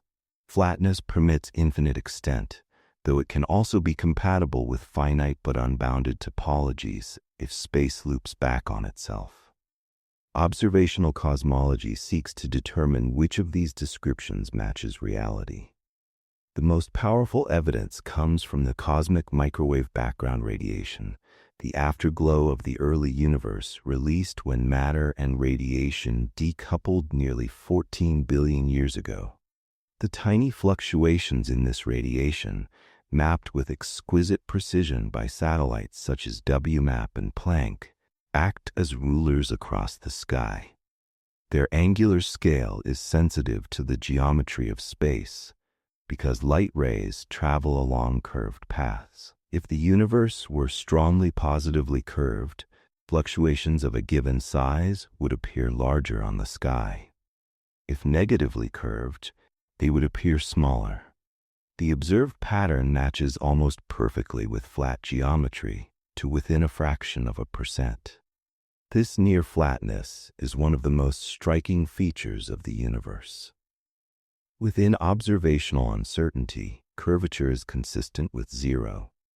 This suggests either that the universe is truly infinite and flat, or that it is finite with a radius so large that curvature is undetectable within our horizon.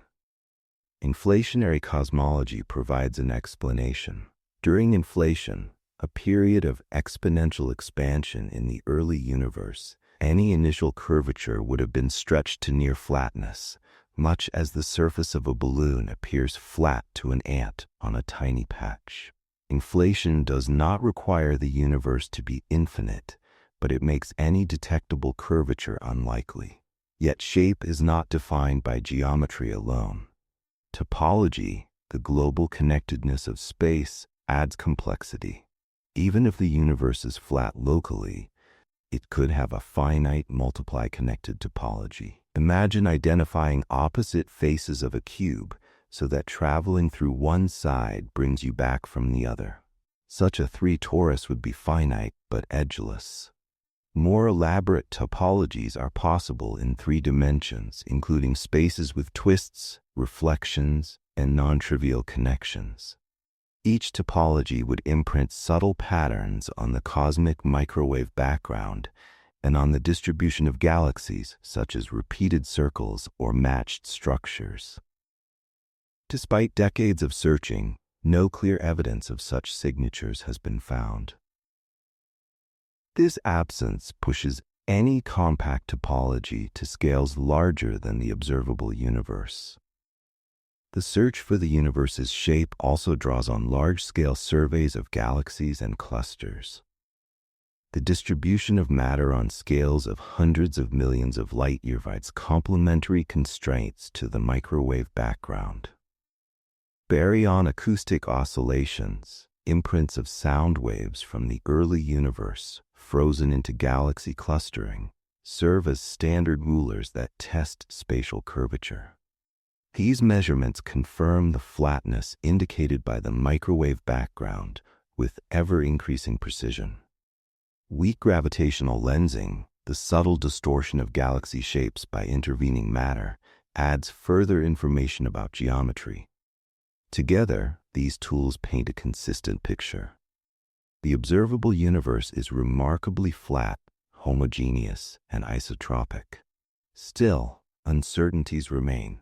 Even the most precise measurements cannot rule out curvature smaller than about 1 part in 1,000.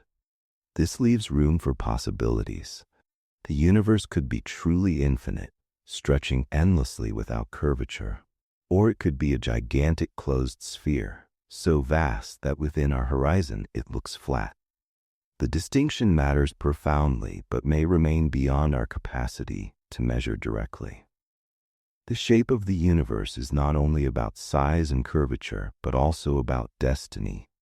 In classical cosmology, without dark energy, a positively curved universe would eventually halt its expansion and recollapse, while a flat or negatively curved universe would expand forever. The discovery of cosmic acceleration, driven by dark energy, changes this picture. Now, regardless of curvature, the long-term fate depends on the properties of dark energy. If it behaves like a cosmological constant, expansion will continue to accelerate, pushing galaxies beyond each other's horizons. If it evolves with time, stranger fates are possible, from slow fading expansion to catastrophic rip-apart scenarios. Geometry no longer dictates destiny, but it still frames the stage. Quantum cosmology adds another layer of speculation. Some models suggest that the universe could have arisen from a quantum fluctuation of a compact finite state, while others favor infinite open configurations. Theories of quantum gravity, still under development, may eventually reveal whether space has a discrete structure that enforces finiteness, or whether continuum models of infinity are valid descriptions. The holographic principle, inspired by black hole thermodynamics, even suggests that information within a volume may be encoded on its boundary, hinting at an entirely different way of conceiving shape and size. From a philosophical standpoint, the shape of the universe challenges our intuition. Infinity is a hard concept for the human mind, which evolved to navigate finite landscapes. The universe without end feels alien, yet so does a universe that closes on itself. The notion that space could loop back, making straight lines into circles on scales larger than the horizon, forces us to rethink what distance and direction mean. The idea that parallel lines might one day converge or diverge over cosmic scales shows how geometry shapes not just mathematics, but our vision of reality itself. Every improvement in measurement refines our knowledge of the universe's shape, but also deepens the mystery. As constraints on curvature tighten, the likelihood grows that we live in a cosmos so close to flat that for all practical purposes it is indistinguishable from infinity. Yet whether space is truly infinite or merely very large remains undecidable.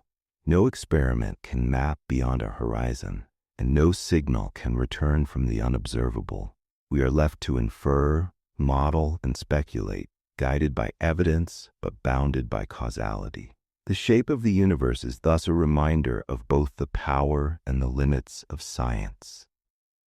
With telescopes and mathematics, we have traced the geometry of space across billions of light years.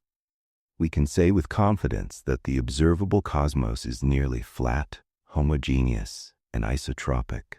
We can describe the possible topologies and explore their implications. But the ultimate global shape, the full answer to whether the universe is infinite or finite, may never be accessible. And perhaps that is fitting. The universe does not owe us a simple answer. Its shape is written into the structure of space-time, not into our intuition. Whether infinite or finite, flat or curved, the cosmos is larger and stranger than human imagination evolved to grasp. The horizon of knowledge will expand, but the final truth may remain beyond reach. For a brief moment of reflection, one might see in this not defeat but wonder. To live in a universe whose shape stretches beyond our knowing is to live in a reality that invites endless curiosity. Whether space is boundless or closed, its form is the stage upon which galaxies evolve, stars shine, and life emerges to ask these questions. The geometry of the universe is not only mathematics, it is the quiet backdrop of existence itself. Chapter 7. The Multiverse Hypothesis, Edges as Gateways. The word universe once meant everything, an all-encompassing totality. To speak of multiple universes would have sounded contradictory. Yet in modern cosmology and physics, the idea of a multiverse arises naturally from several independent lines of reasoning. It is not an idle speculation, but a framework that tries to extend the laws of physics beyond the boundaries imposed by our observable region. In this sense, the notion of edges as gateways captures the spirit. The limits of what we can see may not be the end, but rather the threshold into other domains, perhaps similar to ours, perhaps radically different. One of the strongest motivations for the multiverse comes from inflationary cosmology. Inflation proposes that in the first instant of the universe's history, a tiny patch of space underwent exponential expansion, growing by an enormous factor in a fraction of a second. Inflation explains why the universe is so uniform on large scales, why its geometry is nearly flat, and why small fluctuations seeded galaxies and clusters. But many inflationary models predict that inflation does not stop everywhere at once. Instead, it ends in some regions while continuing in others, a process known as eternal inflation. The result is a vast, possibly infinite space-time where bubble universes form in different places. Our observable universe would then be just one bubble among many. Each bubble in eternal inflation might have different physical conditions. Some may resemble ours, with stars, galaxies, and chemistry. Others may have different values of fundamental constants, different numbers of dimensions, or even different laws of physics. The landscape of possibilities arises from the way inflation is tied to quantum fields, which can settle into different configurations in different regions. In this view, the apparent fine-tuning of our universe, for example, the precise value of the cosmological constant that allows galaxies to form, might be explained anthropically. We find ourselves in a bubble with conditions compatible with life, because only such bubbles can host observers at all. Another route to the multiverse comes from string theory. As a candidate for a quantum theory of gravity, string theory requires extra dimensions beyond the familiar 3 of space and 1 of time. These dimensions can be compactified in many different ways, each giving rise to different low-energy physics. The number of possible configurations is staggeringly large, often described as a landscape of vacua. If different regions of the cosmos realize different compactifications, the result is again a multiverse. Countless domains with varying laws of nature, all consistent with the overarching theory. Quantum mechanics itself hints at multiplicity. In the many worlds interpretation, every quantum event branches into different outcomes, each realized in a separate branch of the wave function. Though this version of the multiverse is conceptually different from cosmological bubbles, it shares the idea that our experience is only one thread among many possible realities. The boundaries we encounter are not absolute limits, but branching points where other versions of events unfold beyond our observation. The idea of a multiverse also helps address puzzles that otherwise appear unnatural. Why do the constants of physics take the values they do? Why does the cosmological constant have a value so small yet non-zero, balancing the expansion of space in a way that permits structure to form?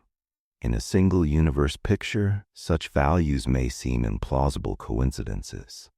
In a multiverse, they are simply local facts, one draw from an ensemble of possibilities. The anthropic principle, controversial but unavoidable in this context, then says we observe these values because only they allow the emergence of life and consciousness capable of observing. Despite its motivations, the multiverse is contentious because it challenges the traditional criteria of science. If other universes are forever beyond our horizon, can the hypothesis be tested? Critics argue that unobservable domains are metaphysical rather than scientific. Proponents respond that while we cannot observe other universes directly, we can test the theories that predict them. Inflation, string theory, and quantum mechanics are judged by their consistency with observations in our universe. And if those theories inevitably predict a multiverse, then the multiverse is an implication we must accept. Some suggest that indirect evidence might one day appear. For instance, if our bubble universe had collided with another in the past, leaving faint imprints on the cosmic microwave background. Searches for such signatures are ongoing, though no conclusive evidence has been found. Philosophically, the multiverse forces us to reconsider what the universe means. If our cosmic horizon is just one bubble among many, then edges are not boundaries of existence but gateways into broader reality. The observable universe becomes analogous to a local neighborhood, and the true cosmos is a vast collection of neighborhoods, each self-contained, yet part of a greater whole. This shift mirrors earlier moments in science when horizons expanded, from Earth to the solar system, from the solar system to the galaxy, and from the galaxy to the observable universe. Each time, what once seemed like the totality became just a part. The multiverse extends this pattern further still. Eternal inflation also raises questions about probability and measure. In a space-time where inflation never ends globally, there are infinitely many bubble universes. Anything not forbidden by physics occurs infinitely many times. How then can we make predictions? Assigning probabilities in an infinite ensemble is tricky because the result depends on how one defines the cutoff or ordering. This measure problem is a major unsolved issue in multiverse cosmology. Some approaches attempt to define probabilities by counting events within a finite causal diamond. Others appeal to holographic principles. None yet commands consensus. The idea of edges as gateways is striking here. Our cosmic horizon, usually seen as a limit, could be reinterpreted as a boundary beyond which other regions exist, inaccessible but real. In an eternal multiverse, every horizon is local, and beyond each lies a different patch of reality. Our bubble may expand forever, but it is only one blossom in an endless field. The edge of observation is not the end of existence, but the boundary of our domain. It is worth noting that the multiverse is not a single theory, but a family of scenarios. Cosmological inflation suggests one type, string theory another, and quantum mechanics yet another. These scenarios differ in detail but converge on the idea that reality is larger than our observable slice. Some cosmologists treat the multiverse as a plausible implication of known physics. Others view it as speculative. The debate is not only about evidence but also about the philosophy of science. Should unobservable entities count as part of physical theory? The history of physics suggests that sometimes they must. Atoms, quarks, and black holes were once unobservable, accepted because they were necessary parts of successful theories. The same logic might apply to the multiverse. From a practical standpoint, multiverse ideas have inspired searches for observational footprints. If another bubble had collided with ours during inflation, it might have left circular patterns or anisotropies in the microwave background. If string theory's landscape is real, then statistical distributions of constants might be inferred. None of these searches has yet borne fruit, but the absence of evidence does not yet count as evidence of absence, given the subtlety of the signals and the difficulty of separating them from noise. For human thought, the multiverse is both exhilarating and unsettling. An infinite ensemble of universes dilutes the uniqueness of our own. If every possible version of reality exists somewhere, then our particular history may feel less special. But it also emphasizes the extraordinary fact that in at least one universe, conditions aligned so that life arose and consciousness wondered about its place. In a multiverse, our existence is not impossible, but inevitable somewhere, and we happen to be in one of the rare places where it occurred. Even if the multiverse is ultimately unprovable, grappling with it enriches cosmology. It clarifies what our theories imply, what counts as an explanation, and how far reasoning can extend beyond observation. Whether or not we ever confirm the existence of other universes, the multiverse hypothesis serves as a conceptual gateway, opening our imagination to the possibility that reality is far greater than the bubble we see. And if we pause for a moment of quiet reflection, we might feel the weight of the thought that what seems to be everything may be only a fragment, that the edge of vision may not be an end, but a passage. To live in such a cosmos is to accept that mystery is not beyond us, but around us, woven into every horizon. Whether the multiverse exists or not, the very fact that our physics points toward it reminds us that reality is richer than we ever expected. Chapter 8. Cosmic Darkness, What Lies Beyond Our Horizon. When we look into the night sky, even with the most sophisticated observatories, we are taking in only a small slice of reality. The sphere we call the observable universe has a present-day radius of roughly 46 billion light-years. That limit is not a wall made of matter. It is a boundary set by time and causality. The universe has a finite age, light travels at a finite speed, and while ancient photons were en route, the fabric of space itself expanded and stretched the paths they had to cross. Beyond the edge of what we can see lies a region we cannot reach by any signal sent now or in the future. That unseen region is not an absence, it is cosmic darkness, the continuation of reality beyond our horizon.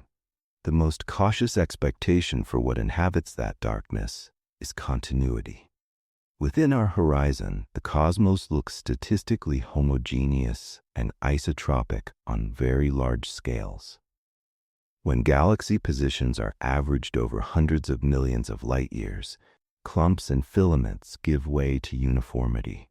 The cosmic microwave background, after careful removal of foreground emission, shows nearly the same temperature in every direction, with tiny fluctuations that follow simple, nearly Gaussian statistics.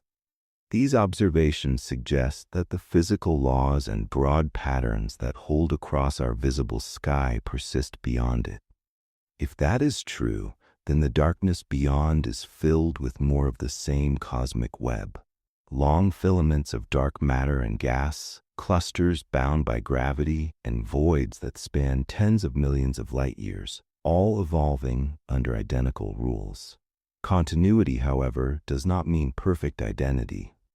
Inflationary cosmology, which explains the near flatness and uniformity of the visible universe, predicts quantum fluctuations in the early expansion that were stretched over a wide range of scales. Some of those modes are longer than the diameter of our observable region. We experience only a small part of such a wave, like an ant walking across a gentle swell on the sea. The effect would not be to change the laws of physics from one place to another, but to nudge the mean density or curvature over distances far larger than we can survey. If such superhorizon modes exist, then our patch is a locally representative sample of a larger pattern we cannot fully see. There is a more radical possibility. In many models, inflation does not end everywhere at once. It ceases locally while continuing elsewhere, producing a patchwork of domains often called bubbles. Each domain cools into a vacuum state with its own low-energy parameters. Our horizon would then enclose one such domain. Beyond it, there could be other domains where particle masses, interaction strengths, or even effective dimensionality differ. The distances between domains would be so great and the barriers between vacua so formidable that no exchange of influence could occur. If this picture is right, the darkness beyond is not simply more of our familiar cosmos, but a mosaic whose tiles never overlap in causal contact. Even without invoking distinct domains, the unseen could hold specific structures that matter for what we do observe. There might be very large superclusters or supervoids beyond our horizon whose gravity tugs on matter at the limit of our surveys. We would never see those structures directly, but their presence could produce coherence in the peculiar velocities of galaxy clusters near the edge of our map. The late integrated Sachs-Wolf effect offers another pathway. As the universe accelerates, the gravitational potentials associated with very large structures decay with time. Microwave background photons crossing those evolving potentials receive tiny energy shifts. An unusual arrangement of mass outside our horizon could, in principle, leave a faint correlated imprint across the largest scales of our sky. Modern cosmology is developing tools designed to push inference right up to the horizon. Gravitational lensing of the microwave background measures the minute deflections imprinted by all the intervening mass between us and the last scattering surface. Unlike galaxy surveys, which fade with distance as galaxies become too dim and too few to resolve, lensing integrates the effect of structure along the entire line of sight, making it naturally sensitive to matter almost all the way to the horizon. Maps of the lensing deflection field are already revealing the growth of structure with time, and future surveys will sharpen those maps to test whether the largest scale statistics match the assumptions of homogeneity and isotropy. Low-frequency radio astronomy offers a complementary path. Neutral hydrogen emits radiation at a wavelength of 21 centimeters. And by measuring that line in aggregate across wide areas and a range of frequencies, line intensity mapping can build three-dimensional pictures of the intergalactic medium during cosmic dawn and reionization. These maps reach back to times when the first stars ignited and the earliest black holes began to heat their surroundings. Because intensity mapping does not require identifying individual galaxies, it can probe immense volumes efficiently, testing whether the distribution of matter and radiation is statistically the same in every direction as we approach the edge of what light allows.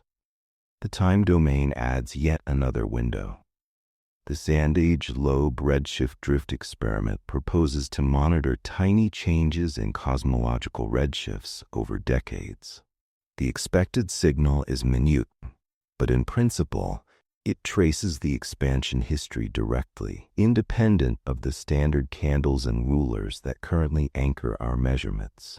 A detection would provide a clean check on how quickly the event horizon grows, and thus on how rapidly regions pass irreversibly into future darkness.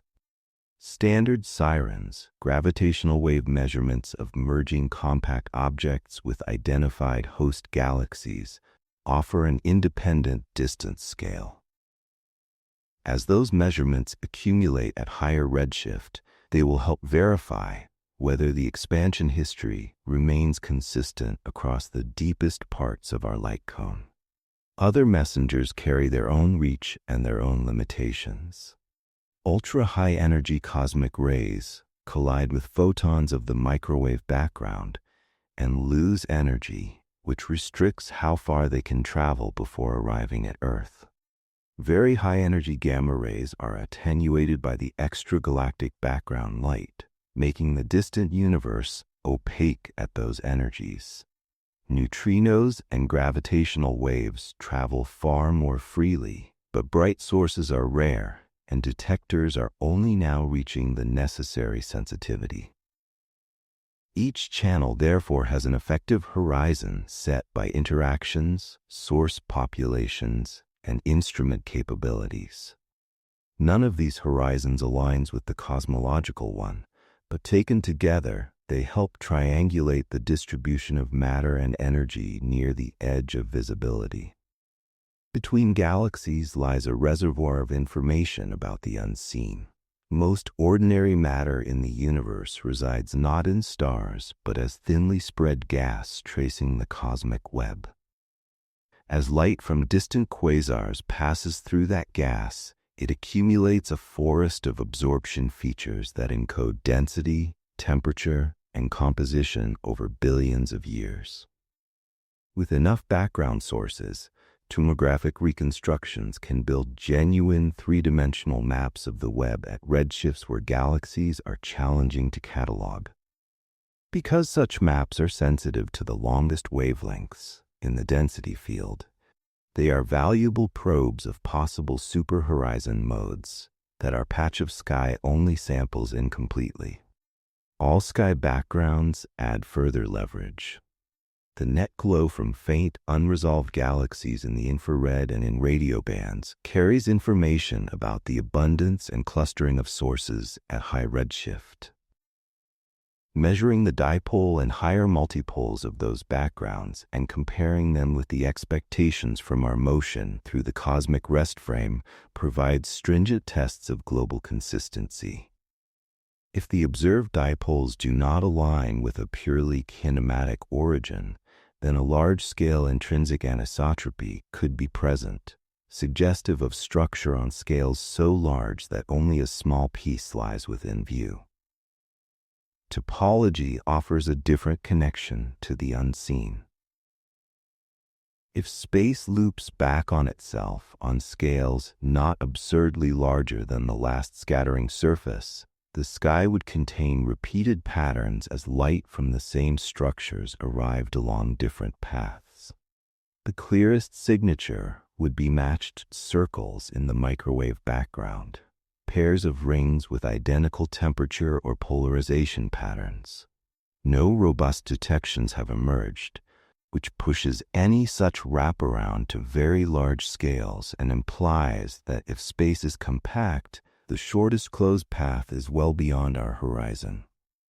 Even so, topology could still leave subtle statistical fingerprints on the largest modes, encouraging continued searches with cleaner polarization data. Thermodynamic ideas give cosmic darkness an informational face. In general relativity, horizons behave in ways that resemble ordinary thermodynamic systems. A cosmological event horizon can be associated with a temperature and an entropy proportional to its area in fundamental units. If that analogy is more than a metaphor, it suggests that the number of independent degrees of freedom accessible to any one observer is finite, even if space itself is unbounded. On that reading, darkness is not just spatial remoteness, it reflects an information bound. No matter how refined our instruments become, there is an upper limit to the distinct, observable facts available within a single causal patch. Practical cosmology must therefore thread the needle between ambition and humility. The assumptions of statistical homogeneity and ergodicity are not decorative. They are the pillars that allow us to use the sky we have as a fair sample of the universe we cannot see. We test those assumptions whenever we compare the statistics of disjoint sky patches, cross-correlate different observables, or search for position-dependent power. Thus far, the evidence points to a universe that is as simple on the largest scales as our models assume. Yet we also know that if our region were slightly atypical because of a super-horizon fluctuation, parameter inferences could shift subtly. Designing analyses that are robust to such possibilities is an active area of work.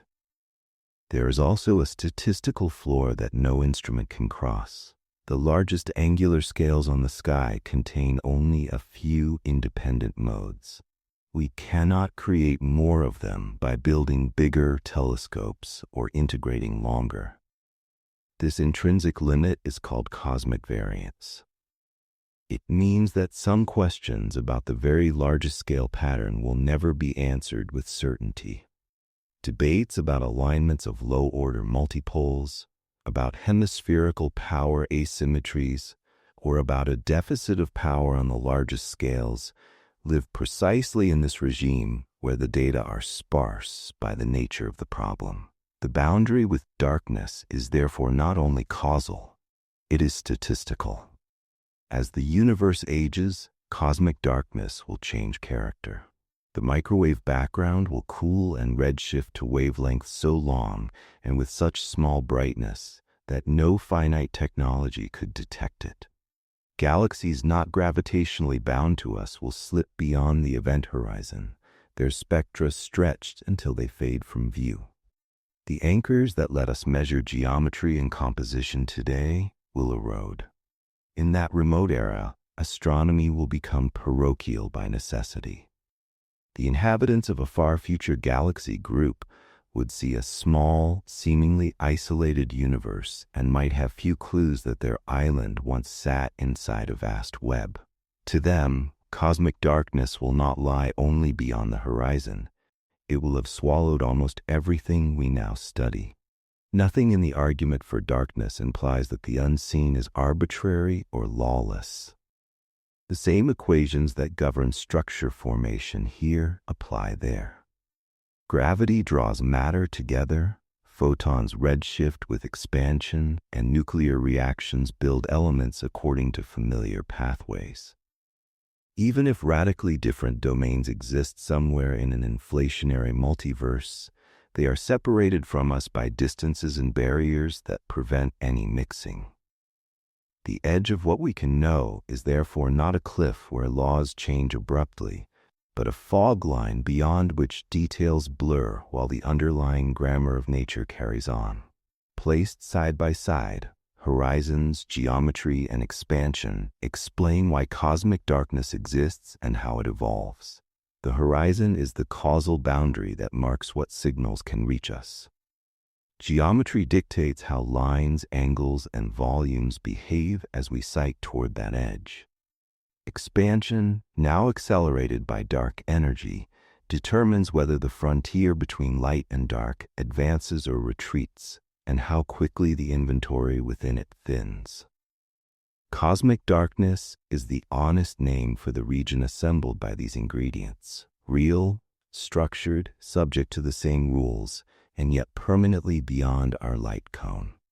For a moment of reflection, it is worth noticing what has already been distilled from the thin trickle of information that does reach us. From a small planet around an ordinary star, we have mapped the afterglow of the first atoms, weighed the invisible matter that scaffolds galaxies, sensed the pressure of vacuum energy on the expansion, and traced the growth of structure across most of cosmic history.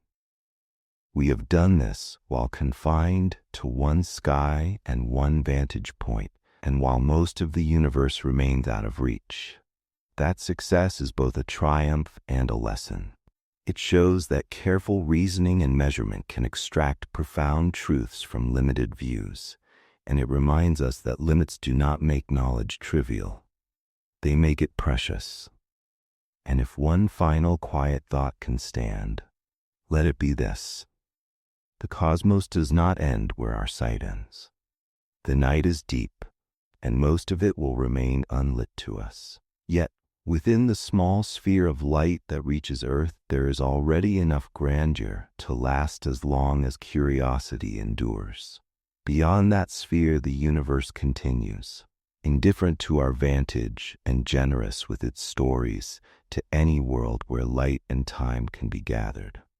The boundary between light and darkness is not a wall, but a moving shoreline, and standing on it is not a frustration. It is what makes the view sublime. Chapter 9. The Fate of the Edge. Will it change over time? The cosmic horizon, the ultimate limit of what we can see, is not fixed. It is not like a rigid boundary drawn on a map, but a moving frontier shaped by time, light, and the expansion of the universe. To understand whether the edge of the universe will change is to explore how horizons evolve, how cosmic expansion influences what is accessible to us, and how the future of the cosmos dictates what will eventually remain within sight. The fate of the edge is one of the most subtle and profound questions in cosmology, because it is tied directly to the destiny of space itself. When we speak of the cosmic edge, we mean the limits of observation and influence. The observable universe today spans about 46 billion light-years in radius, a result of light travel time and the stretching of space. This is not a static measure. It has grown since the birth of the cosmos. Early in the universe's history, the observable sphere was much smaller. As time passed, more light had the opportunity to reach us, and the horizon expanded. If the universe were to continue indefinitely without acceleration, our observable sphere would grow ever larger, bringing new regions into view. Over immense timescales, the edge would recede, revealing more and more of reality. Yet expansion is not simple. In the universe's youth, radiation dominated and expansion was rapid. Later, matter took over, and gravity slowed expansion, allowing more distant regions to come into sight. In the last few billion years, however, dark energy has begun to dominate, and the expansion is now accelerating. This change alters the fate of the edge profoundly. Instead of endlessly revealing more, the observable universe will eventually settle into a state where new regions stop entering our view. Many galaxies that we see today will slip away, their light stretched beyond detectability as they cross the event horizon. The difference between horizons must be emphasized. The particle horizon defines how far back we can see, determined by the age of the universe and the speed of light. The event horizon, by contrast, defines how far into the future signals emitted today can travel before expansion carries them away irretrievably. Our particle horizon has grown steadily and continues to expand as light from more distant regions arrives. But our event horizon sets a final limit on how far our influence can ever reach and how much of the universe will remain accessible. As cosmic acceleration proceeds, the event horizon becomes the decisive factor. Galaxies now at moderate redshift are still visible, but the light they emit in the future will never reach us. Over tens of billions of years, only galaxies gravitationally bound to our local group will remain visible. Beyond that, everything else will fade into the cosmic dark. The edge, then, will not continue to reveal more of the cosmos indefinitely. Instead, it will gradually erase parts of the sky, sealing them beyond reach. From a physical standpoint, this outcome depends on the nature of dark energy. If dark energy is truly a cosmological constant, unchanging vacuum energy, then accelerated expansion will continue forever, and the event horizon will remain fixed at a finite distance. In that scenario, the fate of the edge is sealed. After a finite time, all but the nearest structures will disappear beyond it. If, however, dark energy evolves, the picture could change. If its density diminishes over time, acceleration might slow, and the edge could once again expand to include more of the universe. If it grows stronger, the acceleration could become extreme, leading to scenarios like the Big Rip, where even local structures are torn apart. In that case, the edge would not merely hide distant galaxies, but would encroach inward, devouring everything. Cosmologists test these possibilities by measuring the expansion rate at different epochs. Supernova surveys, baryon acoustic oscillations, and the cosmic microwave background all contribute to reconstructing the expansion history. So far, the evidence points to dark energy being consistent with a cosmological constant. But uncertainties remain, and subtle deviations could alter the long-term fate of the horizon. Understanding the fate of the edge is therefore tied directly to one of the greatest mysteries in physics, the nature of dark energy. The far future of the edge also intersects with entropy and information. As regions vanish beyond the event horizon, the information they contain becomes inaccessible to us. In analogy with black hole horizons, a cosmological horizon can be assigned an entropy proportional to its area. That entropy represents the maximum amount of information that can be stored within our observable patch. As the edge stabilizes under acceleration, the information capacity of our causal domain becomes fixed. No matter how advanced future civilizations become, they will be confined to a finite reservoir of knowledge. In that sense, the fate of the edge is also the fate of information. On human timescales, the edge is not static either. The cosmic microwave background we observe today carries light released 380,000 years after the hot early phase. As time passes, that radiation redshifts further, cooling and dimming. In trillions of years, it will fade into wavelengths so long and faint that no conceivable detector could capture it. The ultimate record of the early universe will then be gone from view. Future astronomers may live in galaxies surrounded by empty darkness, with no trace of the grand expansion we infer today. To them, the edge will appear close, concealing the true immensity of the cosmos. Our perspective is unusual in this regard. We live in a cosmological era when the universe is old enough to reveal its large-scale structure, yet young enough that the evidence has not faded. We see galaxies receding but still in view, and we detect the microwave background as a faint but accessible glow. In the future, the edge will change in ways that erase these signs. The fate of the edge is not only a scientific question, but also a temporal one. It looks different depending on when one asks. This realization shapes how we think about cosmology itself. The edge is not fixed, but evolving. Today it expands, tomorrow it will contract in content, and eventually it will leave only a local island of matter surrounded by endless darkness. In that sense, our horizon is a temporary window, one that opens wide for a brief cosmic moment before closing again. To live now is to live at the fortunate time when the window is widest. For cosmologists, the fate of the edge underscores the urgency of observation. The sky today contains information that will not be available in the far future. Every map of galaxies, every measurement of cosmic background radiation, every detection of distant quasars and supernova is part of a record that will eventually vanish. Our descendants in distant eras will not have the same view. The universe will not end, but its edge will shift in ways that obscure its true scale. Some argue that this gives us a special responsibility. We are the generation that can measure the cosmos when it is most revealing.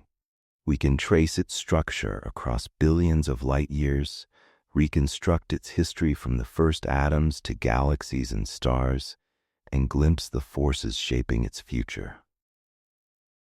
The fate of the edge means that this knowledge will not always be possible. Our cosmic moment is a privileged one where the edge offers its greatest breadth before closing down. And yet, even if horizons change, reality continues beyond them. Galaxies will persist beyond our view, structures will form and dissolve, stars will shine and die, and space will keep expanding. The edge is our limit, not the universe's. Its fate tells us not about the end of existence, but about the end of our access to existence. To ask about the fate of the edge is to confront the gap between reality and knowledge, a gap that widens as time goes on. If we pause to reflect quietly, this knowledge is sobering and beautiful. The edge of the universe is not fixed. It is alive with time. It grows, it shrinks, it changes with the balance of forces in the cosmos. To us, it is a horizon of possibility. To the universe, it is nothing at all. The fate of the edge is a story of limits, but also of wonder. A reminder that we live at a moment when the cosmos is open to us, and that what lies beyond the light will always invite imagination. Chapter 10. Standing at the Edge, Human Meaning in a Boundless Cosmos. To conclude a journey through horizons, geometry, and fate is to face a human question. What does it mean to live at the edge of what can be known? In modern cosmology, the edge is not a rim of matter, but a horizon set by the finite speed of light and the finite age of the universe, a boundary that shifts with cosmic time and with our position. It is also an epistemic line. Inside it, evidence can arrive. Beyond it, reality continues without ever becoming data for us. To stand at the edge is therefore to accept both the reach of knowledge and the reality of limits, and to work within that tension. Scientifically, standing at the edge means inhabiting a finite causal domain.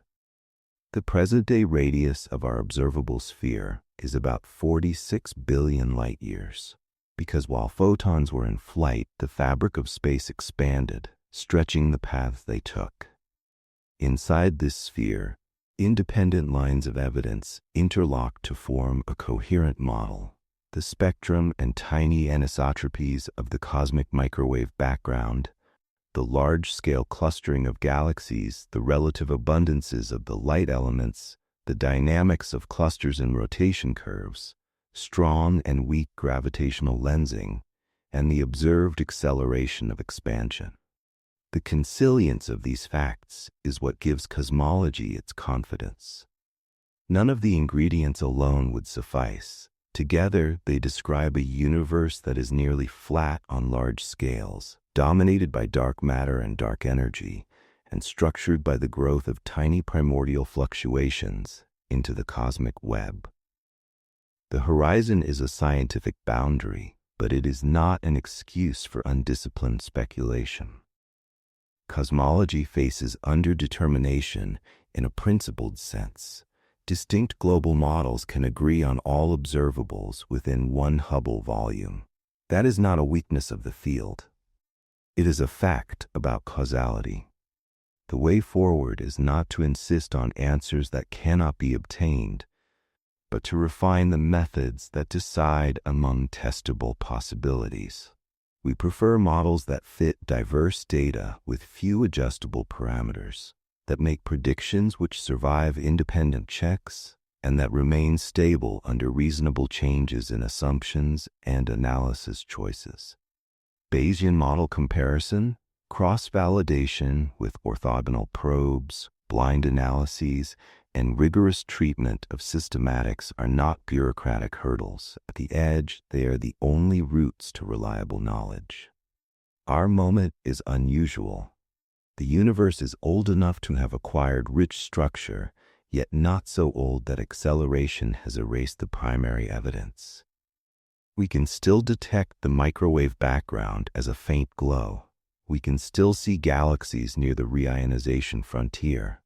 We can still triangulate geometry with supernovae, baryon acoustic oscillations, and weak lensing. This cosmic afternoon is temporary.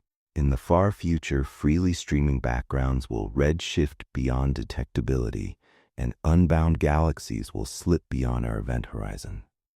Much of what makes cosmology possible today will fade. Recognizing this does not diminish our results, it clarifies their context. We occupy a brief era when the sky is unusually generous with information. The edge is also an informational object. General relativity and quantum field theory together suggest that horizons possess entropies and temperatures, and that a finite area sets a finite bound on accessible information. Whatever the ultimate microscopic interpretation, the practical message is clear. There is a limit not only to what can be seen at once, but to the number of distinct, non-redundant facts that any single world line can ever gather. That limit is not a failure of technology. It is part of the architecture of space-time. The finiteness of accessible information does not make inquiry trivial. It makes it precious, and it locates meaning in the careful allocation of attention. From that budget follows a concrete ethic for how we do science. If knowledge is to accumulate across centuries, data must survive not just as files, but as rerunnable analyses. Raw measurements should be preserved with calibration frames, reduction recipes, and software environments frozen in forms resilient to bit rot and shifting dependencies. Sky surveys need stewardship plans as serious as those for mirrors and cryostats. The metadata that lets a future analyst reprocess a spectrum or reweigh a catalog is part of the instrument as surely as the mirror, the cryostat, or the mount. What we are building, alongside telescopes, is an archive able to keep faith with future questions we cannot yet articulate. There is a planetary dimension to this ethic. The night sky is a commons. Light pollution, radio interference, and orbital debris are not abstractions. They are ways a species can dim its own window on the universe. Protecting radio quiet zones, coordinating satellite constellations to mitigate trails and reflections, designing deorbit plans that actually deorbit, and budgeting carbon for energy-intensive facilities are now part of doing astrophysics responsibly. Because the baseline for many experiments is the unpolluted sky, environmental choices are not orthogonal to discovery. They are the preconditions for it. The same edge teaches humility about inference at scale. Modern surveys deliver petabytes. Pipelines are necessarily complex. Machine learning helps classify, compress, and cluster these torrents, but pattern finding is not the same as understanding. Models that interpolate brilliantly can fail at extrapolation in subtle, cosmology-relevant ways. Simulation-based inference, forward modeling skies from a theory and comparing to data with realistic systematics, has become indispensable because it embeds the relevant physics and the nuisances together. The lesson is to join human judgment to computation, to prefer transparent models where possible, and to calibrate against truth-like simulations before trusting any conclusion drawn at the limit of precision. Meaning also flows from the long arc of discovery. For earlier generations, horizons meant coastlines, then the atmospheric limit, then the boundary of the solar system, then the extent of the Milky Way. Each time the edge receded, culture changed. Art absorbed new scales. Religion and philosophy reconsidered place and purpose. Social orders adjusted to the wider frame. Astronomy has repeatedly displaced us from imagined centers while enlarging solidarity by revealing kinship at the level of elements and starlight. The cosmic horizon continues this work. It enforces provincialism. Each observer is central only to their own bubble, while narrating a universal history we share. It is tempting to read existential futility into this picture. If most of reality will forever be beyond contact, why care? The scientific response is that the part within reach is already inexhaustible. The microwave background's microkelvin texture encodes the acoustics of a hot plasma. The galaxy distribution preserves the imprint of primordial sound waves. Black holes furnish laboratories for gravity under extreme curvature. Exoplanet atmospheres let us place Earth in context. The philosophical response is that meaning is made in right relation to truth, not granted by size. The cosmos does not give significance by volume. We make significance by the honesty and care with which we meet what is given. Education becomes the way attention propagates in time. To keep the edge bright, we need citizens who can reason across orders of magnitude, parse uncertainty and tolerate the difference between unknown and unknowable. Teaching cosmology as a living process, data to model to prediction to new data, builds that literacy. So does showing how dissent and debate work inside science, so that disagreement is seen not as failure, but as a mechanism for error correction. The point is not to mint astronomers, it is to cultivate habits of thought that can live with vast scales and honest uncertainty. There's also a dialogue between science and culture that the edge can deepen. Artists and writers have long metabolized astronomical discovery into new forms. Their metaphors in turn help scientists communicate without distortion. The language of fabric, web, and horizon are already such borrowings. Being explicit about their limits. Space is not literally cloth. A horizon is not a physical curtain. Keeps imagination fertile without letting imagery calcify into misconception. Standing at the edge invites clarity without literalism, so that poetry and physics can illuminate rather than confuse. On the technical horizon, next-generation instruments will move the line of what we can infer, even if not the line of what we can see. Arrays on the lunar far side could map neutral hydrogen from the cosmic dark ages before the first stars. Cold mid-infrared observatories will inventory temperate terrestrial exoplanets and study their atmospheres for chemical disequilibria. Kilometer-scale gravitational wave detectors will chart mergers out to cosmological distances, building a distance ladder independent of light. Deep underground neutrino observatories will listen to core collapse supernovae across the nearby universe. None of these will dissolve the horizon, but each will let us read it with finer resolution. Intergenerational projects will be required, and that forces us to rehearse continuity. How do we build institutions that keep a mission coherent across decades? How do we design software that can be read when today's languages and libraries are historical curiosities? How do we choose data formats that are not long-term traps? These questions sound bureaucratic, but they are as fundamental to standing at the edge as any equation. The edge is patient.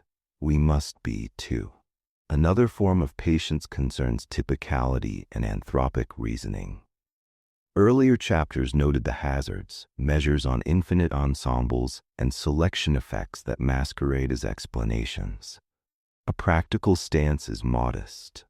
Use anthropic reasoning only when it is anchored to a candidate dynamics that also makes non-anthropic predictions we can test within our horizon. Avoid confusing necessary for us to exist with sufficient to explain why parameters have their values. Standing at the edge encourages explanations that earn their keep. The edge also reframes ethics inwardly. A planet that can host a lineage capable of measuring the universe is rare by any reasonable accounting. That rarity suggests obligations to reduce risks that could end the experiment prematurely, to support institutions that tell the truth about nature, to balance exploration with care for the only biosphere we know. Cosmology does not dictate policy, but it does sharpen stakes. The difference between a future with open skies and one where the heavens are a noisy billboard, is not merely aesthetic, it is epistemic. None of this requires mythologizing science as the only source of meaning. Rather, it proposes a compact between disciplines. Let physics describe the constraints, the horizons, the curvatures, the fates. Let philosophy clarify what kinds of questions can be answered and how to live with those that cannot. Let the arts translate scale and limit into experience. At the edge, these are not rivals. They are lenses, each pulling a different frequency from the same spectrum of reality. In daily life, horizons shrink to the scale of rooms, screens, and schedules. Remembering the cosmic edge can reset proportions without inducing paralysis. A crisis matters no less because Andromeda is 2 million light-years away. A joy is not trivial because the Virgo cluster is 50 million light-years distant. What the edge offers is a way to hold urgency and perspective together, to act, knowing that action unfolds in a universe both indifferent and intelligible. The science will continue. Better measurements will tighten curvature bounds. Topology searches will probe larger wraparound scales. Redshift drift experiments may one day watch the expansion change directly. Simulations will grow in fidelity. Theory will explore quantum gravity's bearing on horizons and information. Each step will refine the shape of the edge. None will abolish it. That permanence is liberating. If the edge cannot be erased, our task is not to conquer it, but to attend to what lies inside it with care. One can formulate a simple, durable creed from all this. The universe is larger than we can see. The part we can see is enough to learn truth. Learning truth is a practice that depends on honesty, patience, and shared tools. And meaning is not a property the universe grants, but a pattern we make in right relation to what is real. Standing at the edge, that creed is not small.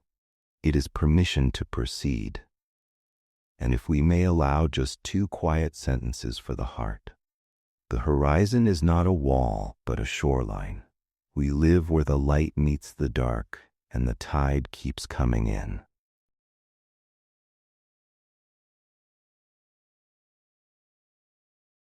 Section 10. Astrophysics Paradoxes, Classic Mysteries and Tensions in Modern Cosmology. Chapter 1. Why the Night Sky is Dark. Olber's Paradox. If you've ever stood beneath a clear rural sky, far from artificial lights and city glow, you've probably noticed how overwhelmingly dark the night feels. Yes, stars are present, even galaxies, nebulae, and planets for those who know where to look, but the overwhelming impression is one of blackness. The vast majority of the sky is empty to the eye, and while this feels natural and even poetic, it presents a scientific mystery that puzzled astronomers for centuries. Why is the night sky dark?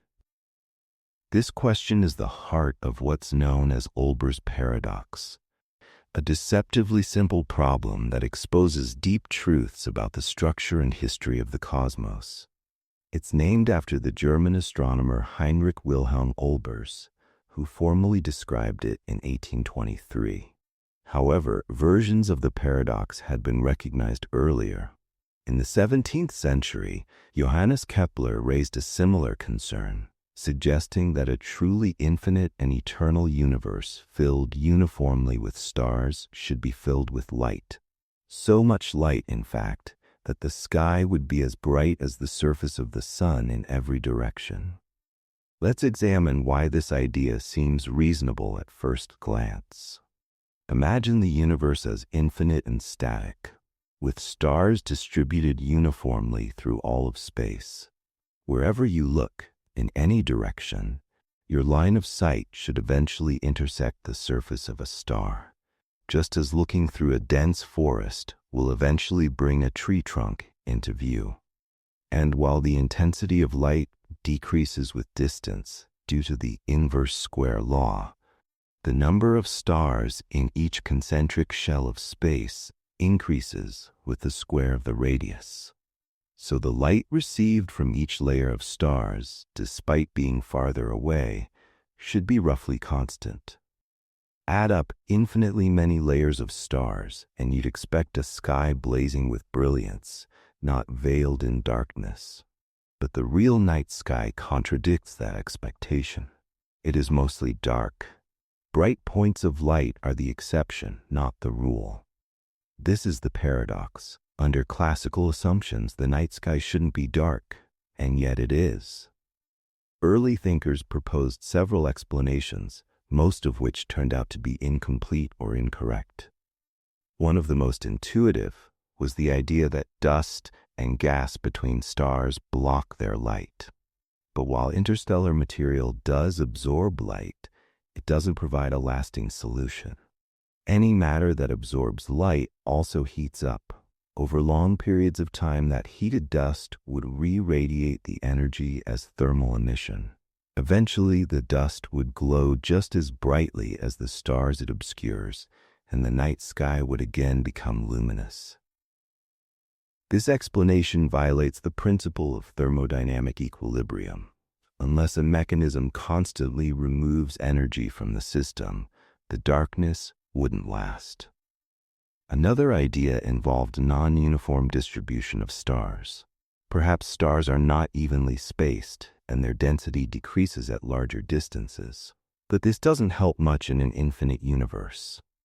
Even if stars become sparse, the increase in volume of space at greater distances would still mean more stars exist in those outer regions.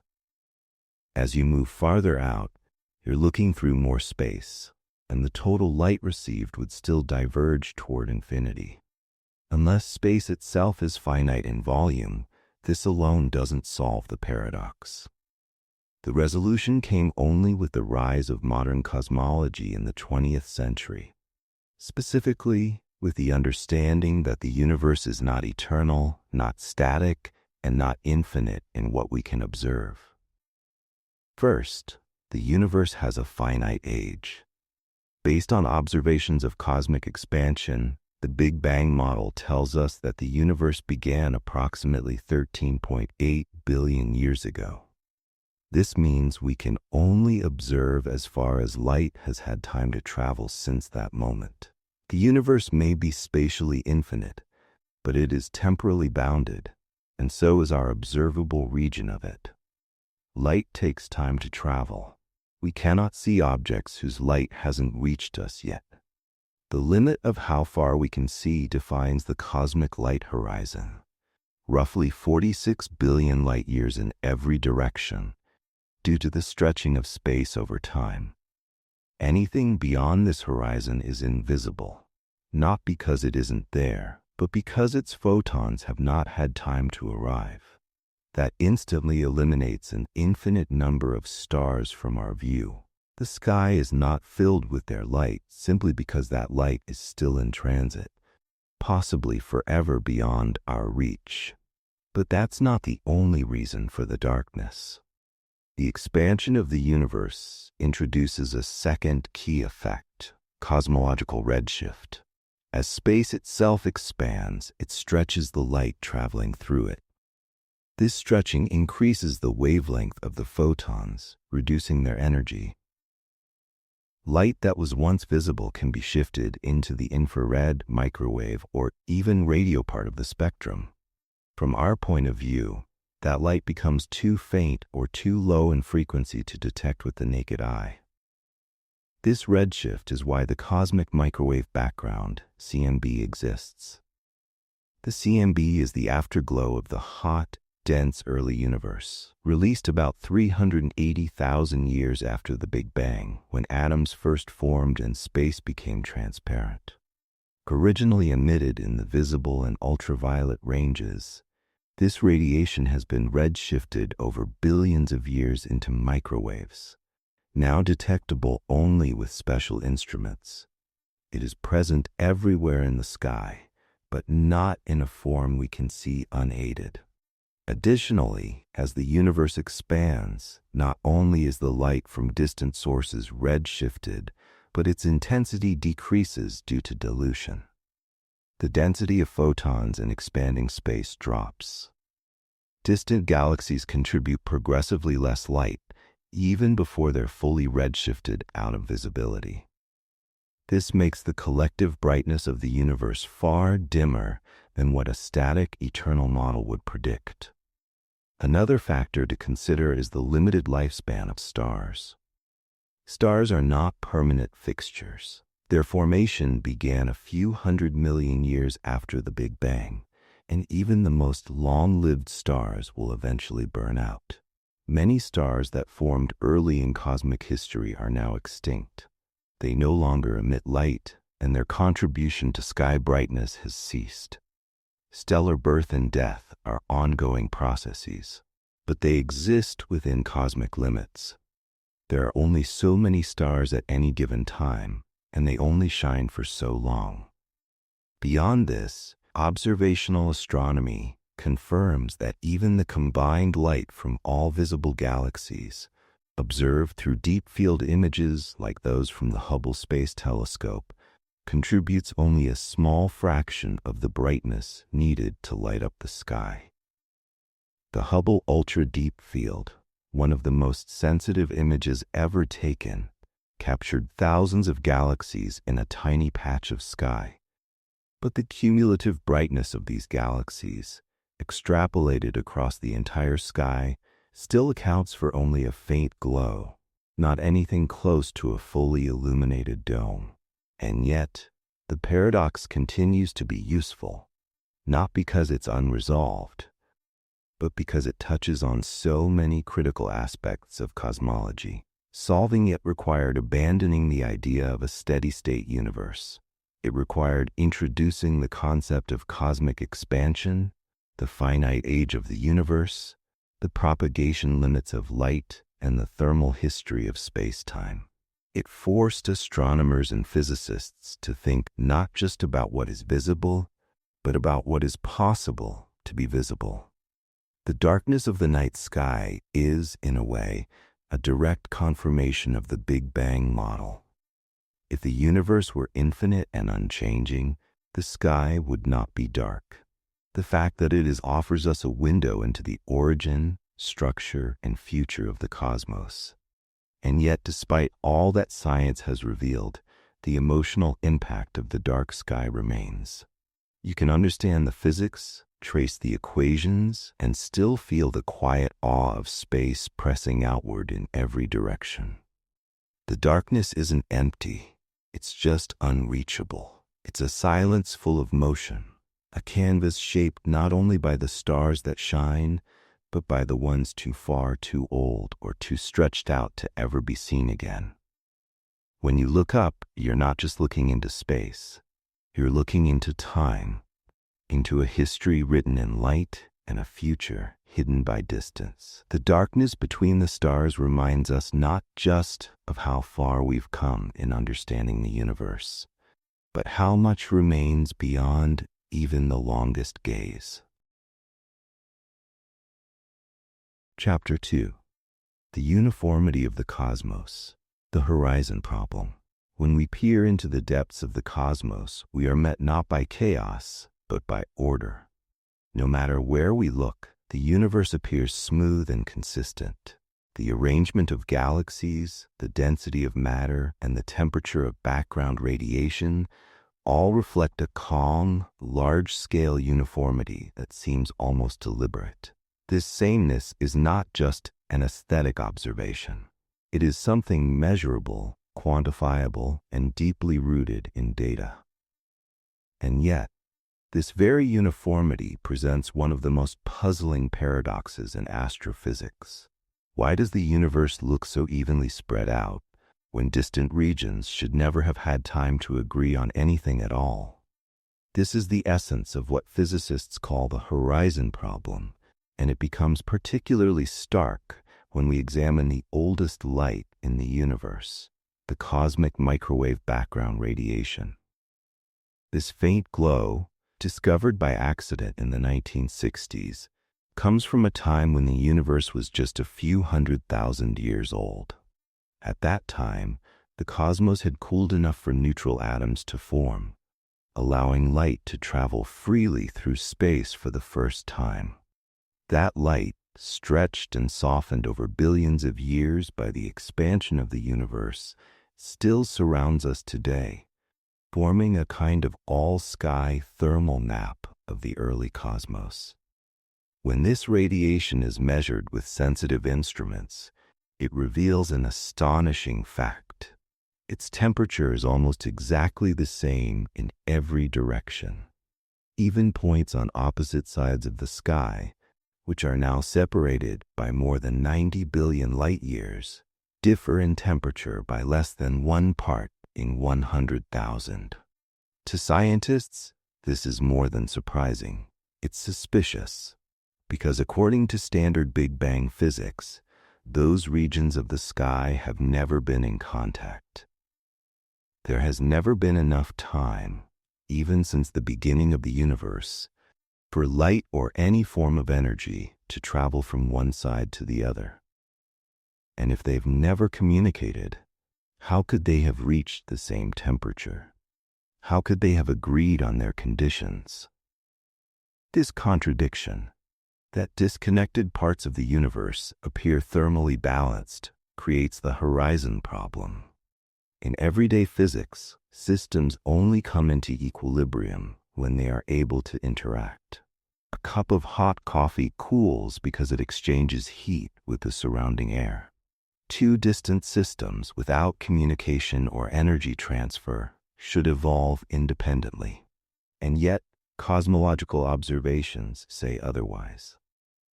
The roots of this problem stretch back to the early formulations of the Big Bang theory itself. In the 1920s, astronomers like Edwin Hubble found that galaxies were receding from us, implying that space itself was expanding. Working backwards, this suggested a hot, dense origin for the universe. Over the next few decades, scientists developed a model in which the universe began in a singular explosion of space and time, cooling as it expanded. This theory successfully explained many phenomena: the abundance of light elements like helium, the redshift of galaxies, and eventually, the existence of the cosmic microwave background itself. But as measurements became more precise in the latter half of the 20th century, cracks began to appear. The smoothness of the microwave background couldn't be explained by any standard Big Bang scenario. In this traditional view, the universe simply expanded at a steady rate from its origin. But that didn't give time for distant regions to synchronize. The size of the observable universe, the portion of the cosmos from which light has had time to reach us, is limited. And back when the microwave background was released, that observable volume was much smaller. It should have broken into many disconnected regions, each evolving on its own.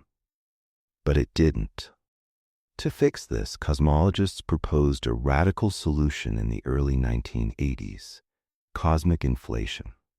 This idea, first introduced by physicist Alan Guth and further refined by others, suggested that the universe did not begin expanding smoothly.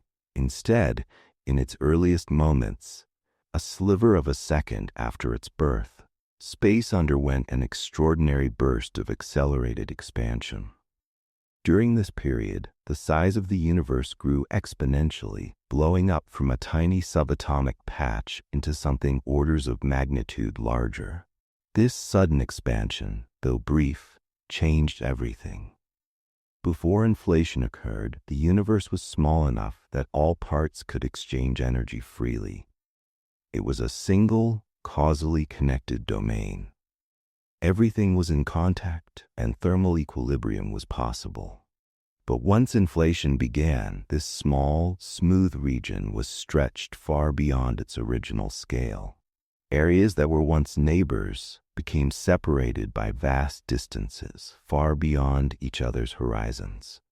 And yet, because they had once been in equilibrium, they retained the same physical conditions. What we now see as distant parts of the sky were once side by side.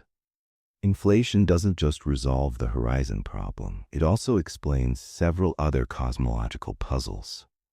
It accounts for why the universe appears flat and not curved, why there are no observable magnetic monopoles, and where the seeds of structure, the tiny fluctuations in density that would grow into galaxies, originated. According to inflationary theory, quantum fluctuations in the early universe were amplified by the rapid expansion, turning microscopic randomness into macroscopic variation. These tiny differences became the initial blueprint for all structure in the cosmos. Yet inflation itself raises new questions. What caused it to start? What triggered it to stop? The mechanism often invoked involves a hypothetical energy field called the inflaton, which dominated the energy density of the universe during inflation and then decayed into regular matter and radiation. But this inflaton has not been observed, and its properties remain speculative. Furthermore, some versions of inflation suggest that it may be eternal, that new regions of space are still inflating beyond our view, creating a vast landscape of bubble universes with different physical properties. This leads naturally to the idea of a multiverse, in which our observable universe is just one small patch among countless others. Some researchers have proposed alternatives to inflation, aiming to explain the horizon problem through other mechanisms. One such idea is that the speed of light may have been much higher in the early universe. If true, this would allow distant regions to exchange energy and information quickly enough to reach equilibrium before the emission of the cosmic microwave background. Another proposal is that space and time themselves behave differently at extremely high energies. That the early universe operated under different physical laws, which allowed for faster thermalization or non-local interactions. These ideas are less developed than inflation, but highlight the ongoing search for deeper understanding. One of the striking features of the horizon problem is how it takes a seemingly simple observation, the uniformity of the sky, and shows that it demands a profound explanation. That something so subtle and elegant requires a fundamental revision to our understanding of physics is a testament to the power of cosmological reasoning. The problem isn't merely that we don't know why the sky is so even. It's that, under ordinary physics, it shouldn't be even at all. Historically, this issue reflects a broader shift in how humans have come to understand the universe. Before the 20th century, the cosmos was often seen as eternal and unchanging. Then came the Big Bang, the expanding universe, and the realization that space itself had a history. Inflation, and the horizon problem that gave rise to it, represent a further evolution in this thinking. The idea that even the structure of causality itself can evolve, that space can stretch faster than light can travel, and that what we see today was shaped by a hidden past we cannot directly observe.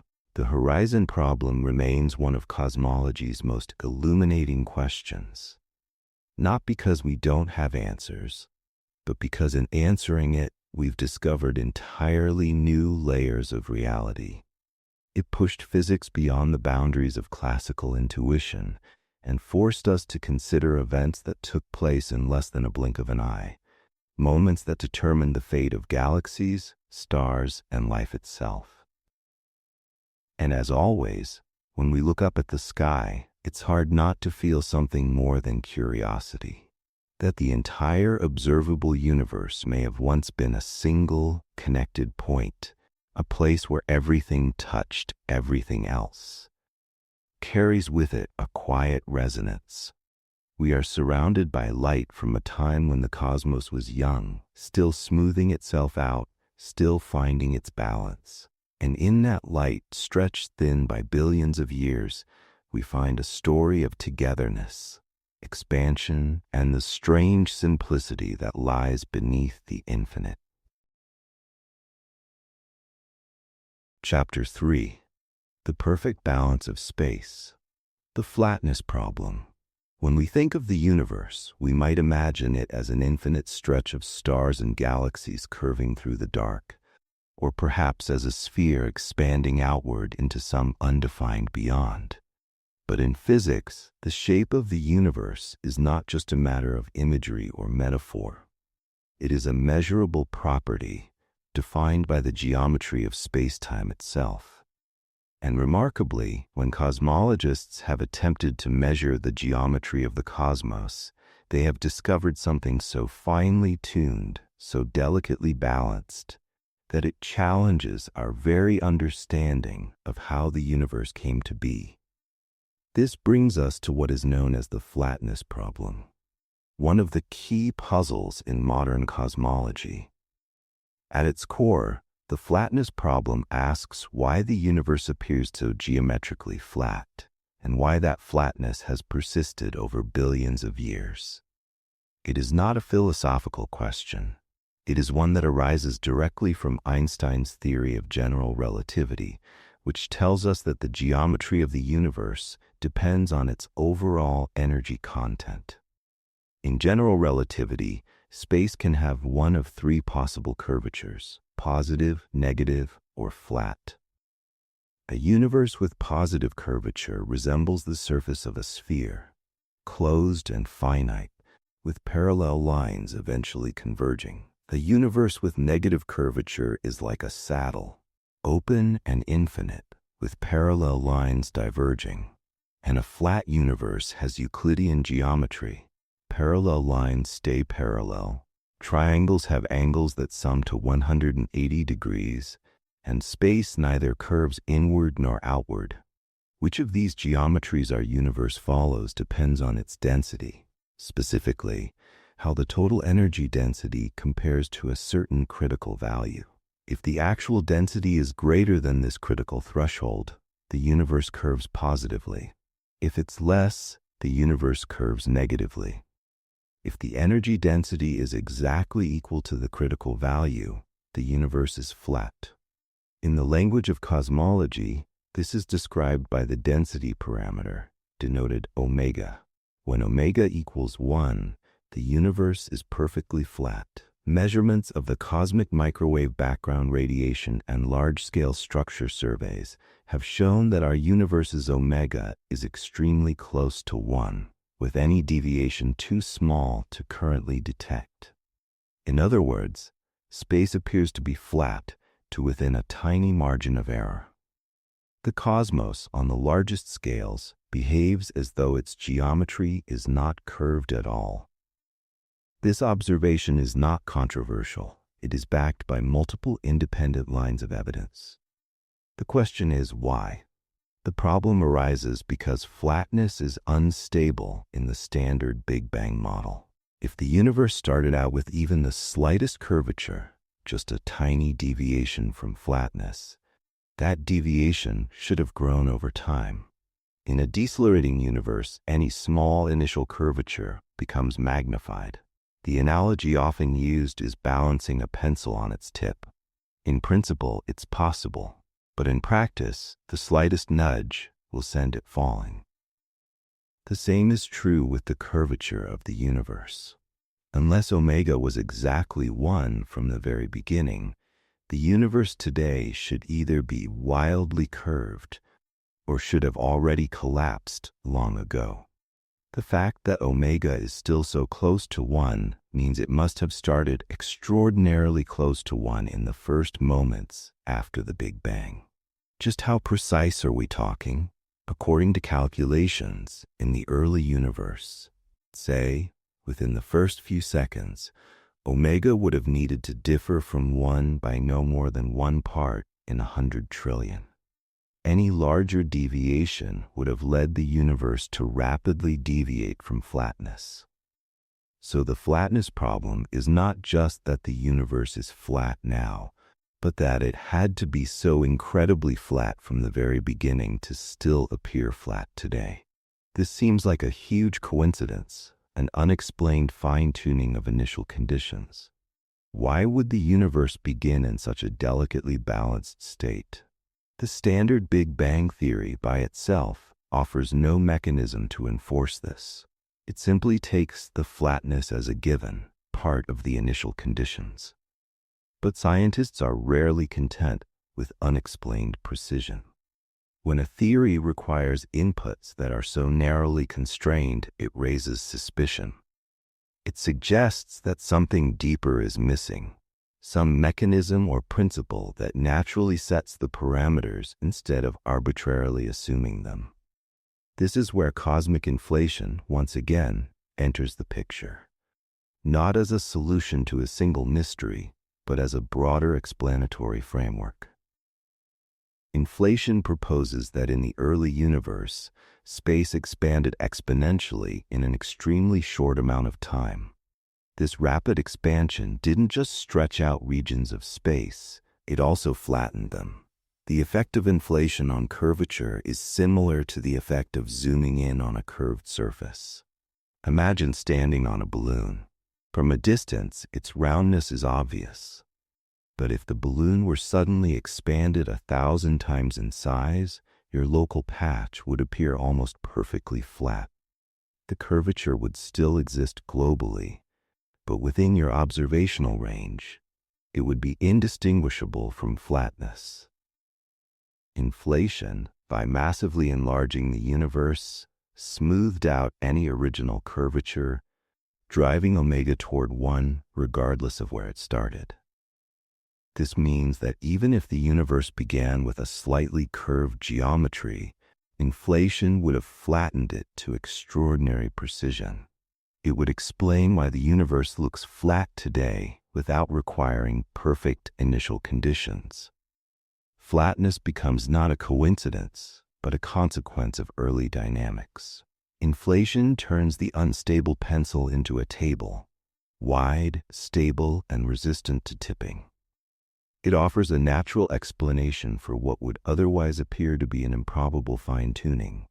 But just as inflation elegantly resolves the flatness problem, it also raises new and challenging questions. What caused the inflationary expansion? What field or force drove it? And what determined when it stopped? While many models exist, often involving hypothetical scalar fields and potential energy landscapes, none have been definitively confirmed. The theory, though powerful, remains incomplete. Furthermore, inflation is not the only possible solution to the flatness problem. Some alternative theories modify gravity itself or introduce new forms of matter and energy that could influence the evolution of curvature.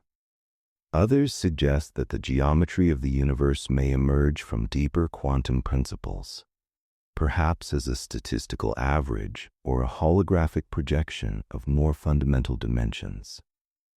These ideas remain speculative, but highlight the rich frontier of modern cosmology, where geometry, quantum physics, and thermodynamics converge. Interestingly, some physicists have considered whether the universe's apparent flatness might not be a coincidence, but a requirement for the emergence of observers like us. In a strongly curved universe, whether positively or negatively, the formation of stable galaxies and planetary systems might be more difficult or even impossible. A flat or nearly flat universe may be the only kind in which complex structure can persist long enough for life to evolve. This line of reasoning is part of the broader anthropic principle, the idea that the universe must allow for observers because we are here to observe it. While not a satisfying physical explanation on its own, it provides a possible context in which to interpret fine-tuning. Historically, the search for the shape of the universe has always been tied to deeper philosophical questions.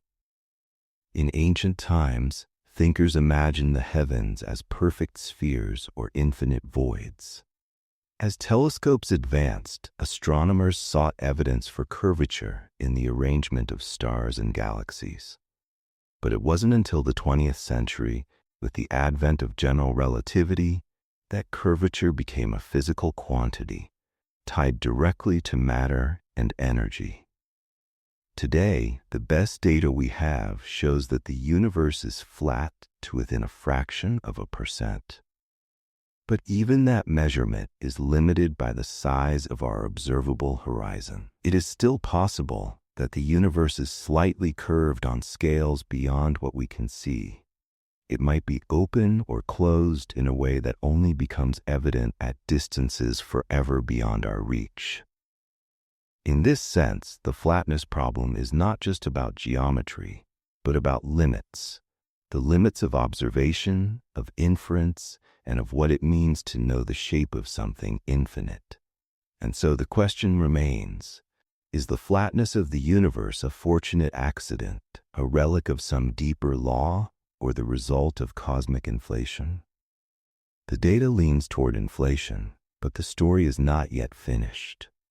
Each new measurement of background radiation, of gravitational waves, of galaxy distributions brings us closer, but the ultimate cause of cosmic flatness may still lie ahead of us, hidden in equations we haven't yet written. And yet there's something quietly humbling about it all. To live in a universe so balanced, so finely tuned that space itself neither bends nor warps, that it stretches out with perfect evenness in every direction, is a reminder of the strange precision underlying existence. We are not adrift in a jagged or chaotic world.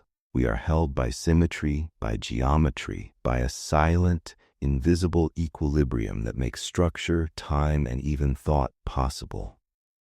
Somewhere in that balance, you exist, not by accident, but as part of a space that was smooth enough to expand, flat enough to last, and quiet enough to evolve. Chapter 4. The Missing Antimatter, Baryon Asymmetry. The known universe is made almost entirely of matter. Every planet, star, cloud, and galaxy is composed of atoms made of protons, neutrons, and electrons. From the smallest grain of dust to the largest galaxy cluster, the visible cosmos appears to follow this rule with striking consistency. Matter dominates. And yet, this overwhelming prevalence of matter is one of the deepest and most unsettling mysteries in cosmology and particle physics.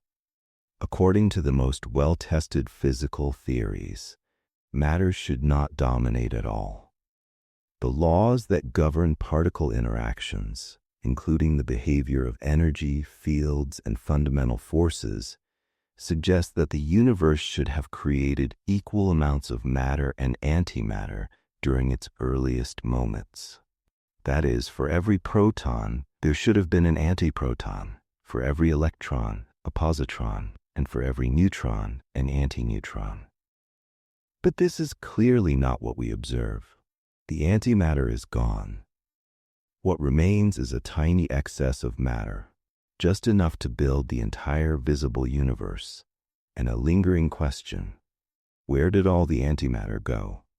This discrepancy is known as the baryon asymmetry of the universe, named after the class of particles, baryons, which includes protons and neutrons, that make up the bulk of normal matter. While there is evidence that antimatter exists in rare forms and in controlled laboratory conditions, the cosmos at large appears to be devoid of any significant concentrations of it. When particles of matter and antimatter meet, they annihilate one another in a burst of pure energy, converting their mass into high-energy photons. If the universe had been perfectly symmetric, all the matter and antimatter would have annihilated shortly after the Big Bang, leaving behind only radiation. But clearly, that didn't happen. Instead, a small excess of matter, perhaps just one particle of matter for every billion particles of antimatter, must have existed. This tiny imbalance was all that remained after the rest annihilated. that small leftover became the entire material content of the universe. This imbalance is at the heart of the baryon asymmetry problem. How did the early universe generate such a preference for matter over antimatter? The fundamental laws of physics are, in most respects, symmetric between matter and antimatter. The equations describing the interactions of particles in quantum field theory do not intrinsically favor one over the other. Charge, parity, and time reversal, collectively known as CPT symmetry, hold as a core feature of these interactions. And yet, there must be some mechanism that broke this symmetry early in cosmic history.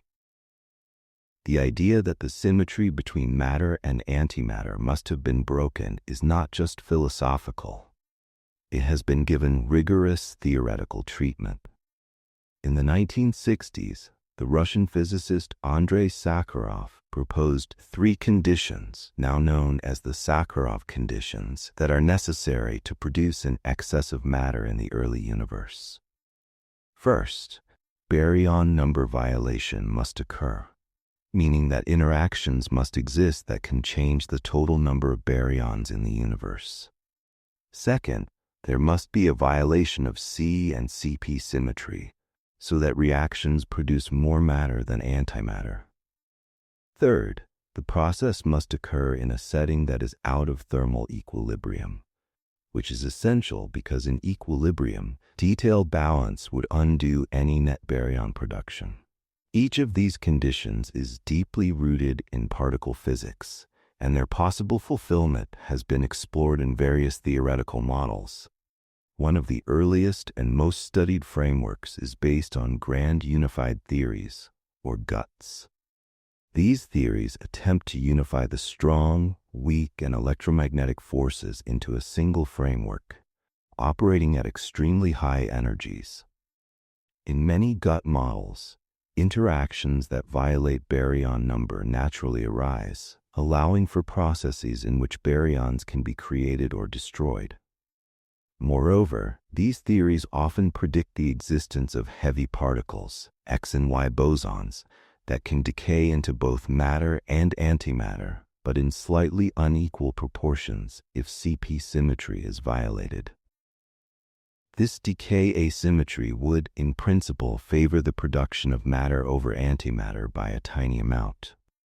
As the universe cooled and these heavy particles decayed, the imbalance would become frozen into the fabric of the cosmos, resulting in the matter-dominated universe we observe today. While this explanation is conceptually sound, it remains hypothetical. The predicted particles have never been observed, and the unification energies involved are many orders of magnitude beyond what current particle accelerators can probe. Another candidate mechanism for generating baryon asymmetry is known as leptogenesis, which focuses on leptons, a class of particles that includes electrons and neutrinos. In this scenario, heavy right-handed neutrinos predicted by certain extensions of the standard model of particle physics decay in ways that violate lepton number and CP symmetry. These decays would produce an excess of leptons over antileptons. Later, through interactions involving the electroweak force, this lepton asymmetry could be converted into a baryon asymmetry via processes known as Phaleron transitions. Leptogenesis has the appeal of being connected to the observed tiny masses of neutrinos, which may themselves point to physics beyond the standard model.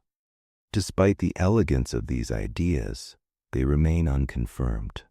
The difficulty lies not in the conceptual framework, but in the inaccessibility of the energy scales involved.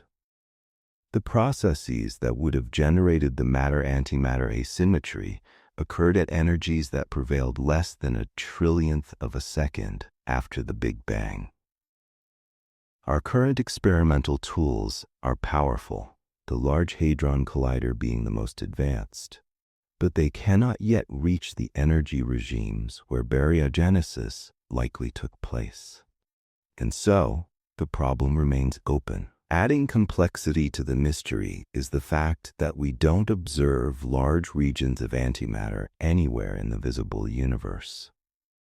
If the universe were composed of large domains of matter and antimatter, separated by vast distances, we might expect to observe annihilation at the boundaries, areas where matter and antimatter regions meet. Such annihilations would produce telltale gamma-ray signatures. However, surveys of gamma-ray background radiation and detailed cosmic observations have revealed no such evidence. The entire visible universe seems to be made of matter alone. This homogeneity strongly supports the idea that the asymmetry was generated very early in the universe's history, long before the formation of galaxies or large-scale structures. Whatever process created the imbalance did so uniformly across the entire observable region of space. This raises another question. Is the matter-dominated universe we observe just a local feature? Could there be regions beyond our horizon, far across the unobservable universe, where antimatter dominates instead? In principle, this is not ruled out, but without observational evidence, it remains speculative. The baryon asymmetry is not just a curious imbalance. It is an essential condition for the existence of structure, chemistry, planets, and life. If the matter and antimatter had been produced in equal quantities and had annihilated completely, the universe would be filled only with radiation, a vast bath of photons with no atoms to form stars or organisms. The asymmetry, though tiny in magnitude, was decisive in determining the future evolution of the cosmos. Yet, this fact also deepens the mystery. Why should there have been just enough matter to escape annihilation? Why not more? Why not less? The parameters required for a habitable universe seem, again, to be finely tuned. The balance between the initial conditions, the laws of particle physics, and the dynamical processes of the early universe must have aligned with extraordinary precision to yield the world we now inhabit. The pursuit of answers continues. Experiments at particle accelerators search for signs of CP violation beyond what has been observed in the behavior of certain mesons. Neutrino observatories probe for asymmetries in neutrino and antineutrino behavior. Theoretical physicists explore extensions of the Standard Model, searching for new particles or interactions that could unlock the secrets of the early universe. But so far, the origin of the matter-antimatter imbalance remains a shadowed chapter in the history of the cosmos, one that speaks to a physics not yet fully known. And yet, there is a quiet poetry to it. That we exist at all is a consequence of an ancient and delicate imbalance. That something tipped the scales, ever so slightly, is the reason atoms formed, galaxies coalesced, and eventually consciousness emerged to ask why. The missing antimatter isn't just an absence. It's a reflection of the deep, hidden choices made by the early universe, choices we are only beginning to decode. Chapter 5. The Dark Energy Coincidence. Why now? In the late 1990s, two independent teams of astronomers set out to measure how fast the universe's expansion was slowing down. Based on everything known at the time, they expected to find evidence that the mutual gravity of all matter, galaxies, stars, and dark matter alike, was gradually slowing the cosmic expansion that began with the Big Bang. But the data they returned was both unexpected and unsettling. The expansion of the universe was not slowing, it was accelerating. This discovery transformed modern cosmology. It implied that some unknown form of energy, something not accounted for by matter, radiation, or any known field, was pushing the fabric of space apart. This new phenomenon was given a name: dark energy. It now accounts for roughly 70% of the total energy content of the observable universe, and yet its nature remains almost entirely unknown. Dark energy does not clump or form structures like matter does.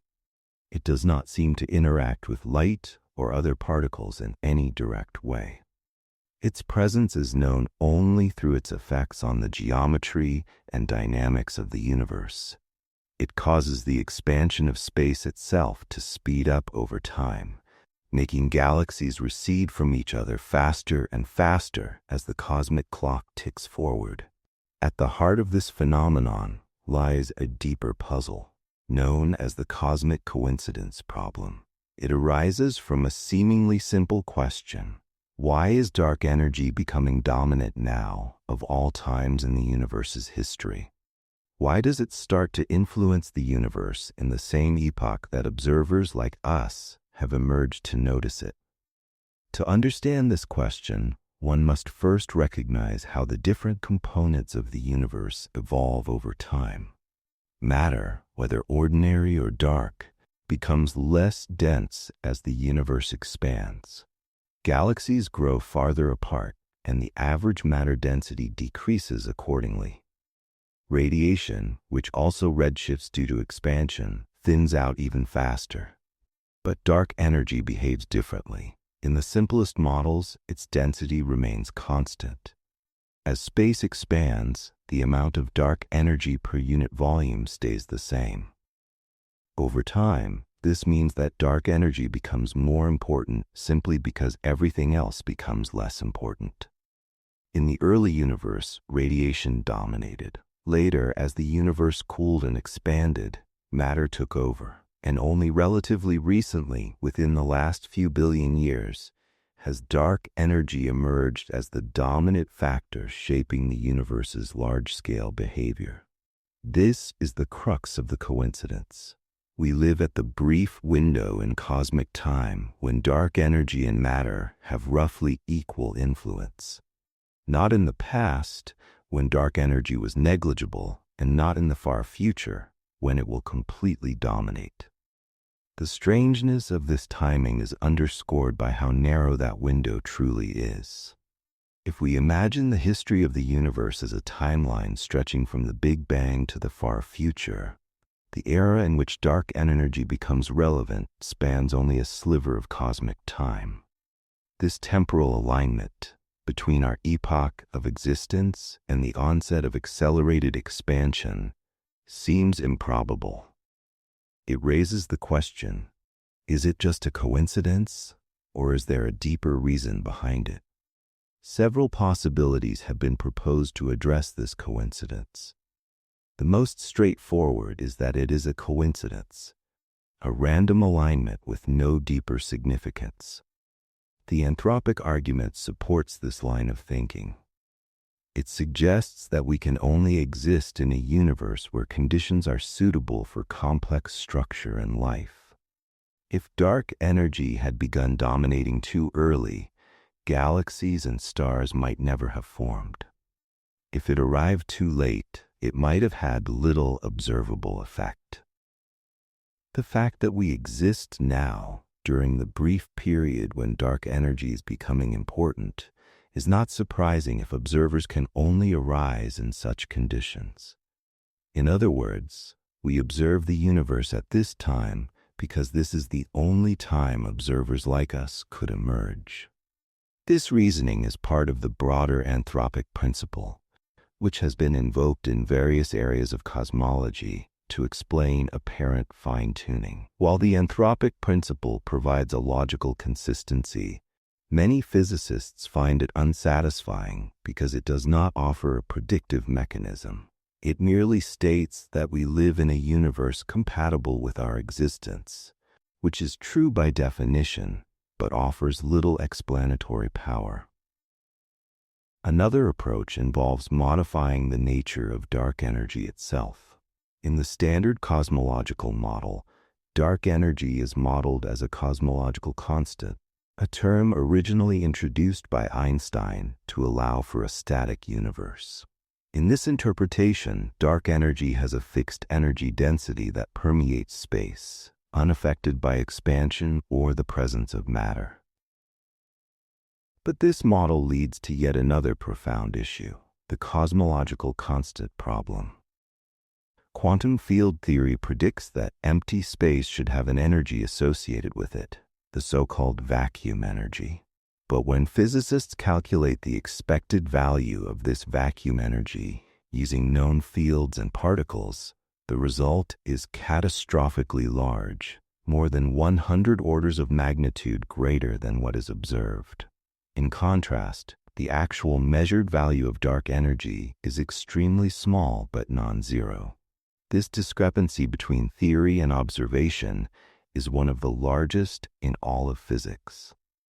It suggests that something is very wrong or very incomplete in our current understanding of vacuum energy and gravity. In response, some theorists have proposed that dark energy might not be constant at all. Instead, it could be a dynamic field, a slowly evolving form of energy, sometimes referred to as quintessence. In such models, the dark energy density changes over time, perhaps increasing or decreasing according to the dynamics of the field. This opens the door to new ways of addressing the coincidence problem. If dark energy is evolving, then perhaps its rise to dominance now is the result of internal dynamics rather than pure chance. Other speculative ideas include interactions between dark energy and dark matter, or the possibility that the apparent acceleration is a result of inhomogeneities in space-time itself, that we may be living in a local region of space that expands differently than the universe at large. While none of these models are yet confirmed, they reflect an ongoing effort to go beyond the standard picture and find a deeper explanation for the timing of dark energy's dominance. Adding to the mystery is the long-term consequence of dark energy's accelerating influence. If its density remains constant, the universe will continue to expand forever, growing colder and more dilute as time progresses. Stars will eventually burn out, galaxies will recede beyond visibility, and the cosmos will approach a state of maximum entropy, a so-called heat death, where energy is spread thinly and no thermodynamic work is possible. This lonely fate lies in stark contrast to the dynamic universe we now inhabit. The coincidence problem, then, is not just about timing. It also sharpens the contrast between the universe's past and its eventual future. We live at the cusp, a transitional epoch when stars still burn, galaxies still form, and the expansion is just beginning to accelerate in earnest. Future observers, living trillions of years from now, may find a very different sky, empty, quiet, and dominated by dark energy. Without the light of distant galaxies, they may never even realize that the universe was once filled with visible structure. Cosmology, as we know it, would become impossible. This observation lends the coincidence problem a philosophical dimension. It suggests that we live not just at a special place in space, but at a special time in cosmic history, one of the few windows during which the nature of the universe can be observed and understood. We arrived by chance or by necessity at the precise moment when the ingredients of the cosmos are balanced in a way that makes them both visible and meaningful. The coincidence of dark energy's timing invites us to consider the limits of our perspective. Are we observing the universe in a unique moment, or are we misinterpreting a larger picture that we cannot yet see? Is there a deeper symmetry, a principle, or a structure that will one day make this timing seem inevitable rather than coincidental? These are not idle questions. They touch on the very foundations of cosmology, physics, and even consciousness. Dark energy remains one of the great frontiers of science, a silent, invisible presence that shapes the fate of everything. It defies easy explanation and resists our best efforts to categorize it. Its emergence as the dominant force in the universe, just as intelligent observers appear on a small rocky planet around a yellow star, is either the greatest coincidence we've yet discovered or the faint outline of something deeper, waiting to be revealed. Chapter 6. Spinning Galaxies That Should Fall Apart. The Galaxy Rotation Problem. When we gaze into the night sky, we see galaxies as immense, glowing spirals, vast collections of stars, gas, and dust held together in graceful rotation. Through the lens of a telescope, these galaxies reveal their structure.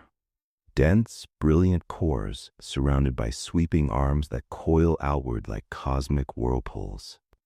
These galaxies spin, and their rotation is one of the most important clues we have about how matter is distributed in the universe. Yet this very motion presents one of the most enduring and foundational problems in astrophysics: the galaxy rotation problem. The issue is straightforward in appearance, but profound in consequence. Based on the laws of gravity and the mass we can see in galaxies, they should not be able to hold themselves together. They rotate too quickly for their visible matter to account for the gravitational pull required to keep their stars from flying off into space. The problem emerged clearly in the 1970s, when astronomers began making detailed measurements of how stars and gas orbit within spiral galaxies. These measurements produced what are known as rotation curves, plots showing how orbital velocity changes with distance from the galactic center. In classical mechanics, one would expect orbital speeds to decrease with distance from the center of mass, much like how planets in the solar system move more slowly the farther they are from the sun. This is a direct result of Newton's laws of motion and gravitation. The gravitational force weakens with distance, so the orbital velocity should taper off in a predictable way. However, when astronomers such as Vera Rubin and Kent Ford measured the actual velocities of stars and interstellar gas in galaxies like Andromeda, they found something extraordinary. The velocities did not decrease with distance. Instead, the rotation curves remained flat, or even rose slightly, far beyond the regions where most of the visible mass was concentrated. This meant that stars in the outer parts of galaxies were moving much faster than they should be if only the visible mass were exerting gravitational influence. According to Newtonian physics and general relativity, this should not happen. At those speeds, stars in the outer regions of galaxies should be flung into intergalactic space. The galaxies should unravel and disperse. But they don't. Galaxies remain stable, rotating systems with coherent structure over billions of years. The clear implication is that there must be additional mass providing the necessary gravitational glue, mass that we cannot see. This unseen mass has come to be known as dark matter, and the rotation problem is one of the strongest observational arguments for its existence. Dark matter, as currently understood, is a form of matter that does not emit, absorb, or reflect light. It does not interact with electromagnetic radiation in any meaningful way, making it invisible to telescopes. Yet it exerts gravitational force, and that force appears to dominate the dynamics of galaxies and galaxy clusters. The prevailing model suggests that every galaxy is embedded within a dark matter halo, a roughly spherical cloud of invisible mass that extends far beyond the visible boundaries of the galaxy. The visible disk of stars is just the luminous tip of a much larger, more massive structure. This halo is what holds the galaxy together, ensuring that the high rotational velocities observed in the outskirts are consistent with gravitational theory. Dark matter not only explains galaxy rotation curves, but also helps make sense of other cosmic phenomena, such as the behavior of galaxy clusters, the gravitational lensing of distant light, and the patterns observed in the cosmic microwave background. When simulations of galaxy formation include dark matter, they produce structures that closely resemble the large-scale filamentary web of galaxies we observe across the universe. Without dark matter, these simulations fail to reproduce the correct cosmic structure. Despite this success, we still do not know what dark matter actually is. Numerous experiments have been conducted to try to detect it directly using highly sensitive detectors buried deep underground or placed in space. These experiments look for rare interactions between dark matter particles and ordinary matter, but so far, no definitive detections have been made. Candidates for dark matter particles include weakly interacting massive particles, or WIMPs, axions, and sterile neutrinos, among others. Each of these theoretical particles arises from different extensions of the standard model of particle physics, but none have been observed. This lack of direct detection has led some physicists to consider alternative explanations. One class of theories suggests that perhaps the laws of gravity themselves need modification. These modified gravity theories attempt to explain galaxy rotation without invoking dark matter by altering how gravity behaves at large distances or low accelerations. One such proposal is called modified Newtonian dynamics, or MOND, which introduces a new fundamental acceleration scale below which Newton's laws are adjusted. MOND has had some success in explaining galaxy rotation curves without invoking dark matter, especially in small galaxies with low surface brightness. However, it struggles to account for other phenomena, such as gravitational lensing or the behavior of galaxy clusters, where the discrepancy between visible mass and gravitational effects is even more pronounced. Modified gravity models remain intriguing, but the broader weight of evidence still strongly favors the existence of dark matter. Another line of investigation considers whether our assumptions about mass distribution might be incomplete. Perhaps there's more ordinary matter, in the form of faint stars, black holes, cold gas, or other compact objects than we can currently detect. However, detailed surveys and models have shown that these so-called dark baryons cannot account for the full discrepancy.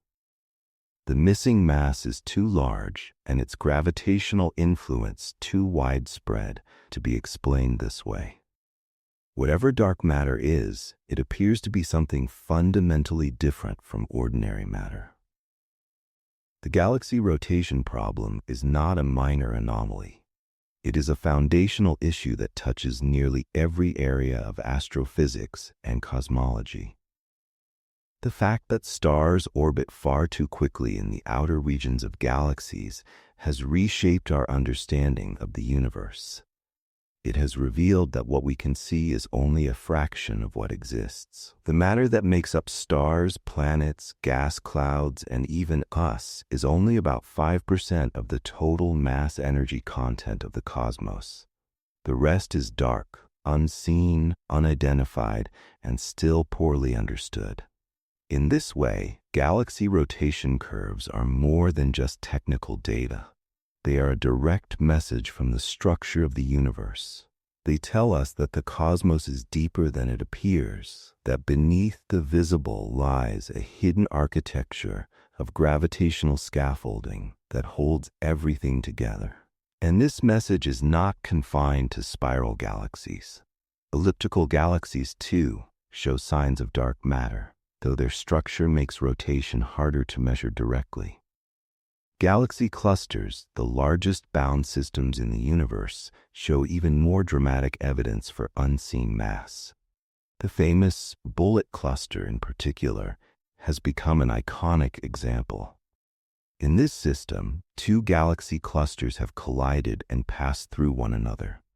The visible matter, primarily hot gas, has interacted and slowed down, but the gravitational mass, traced through gravitational lensing, has continued ahead.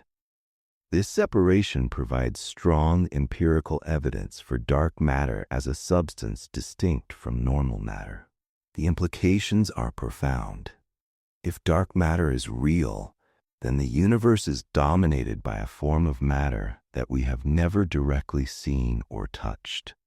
Our solar system, our planet, and even our bodies may be passing through invisible seas of dark matter every moment, entirely unaware. It surrounds galaxies, binds clusters, and shapes the cosmic web. And yet we only know it by the way it tugs at stars. And if it is not real, if the rotation problem turns out to be a signal that gravity itself behaves differently at galactic scales, then our understanding of one of the most fundamental forces of nature will need to be rewritten. Either way, the question of why galaxies hold together is a doorway to deeper truths about the nature of the cosmos. There's a quiet poetry in this too, that the stars, those distant ancient beacons, are moving too fast for their own good and yet remain in place, orbit after orbit, century after century. Something unseen is keeping them tethered, something silent, massive, and invisible.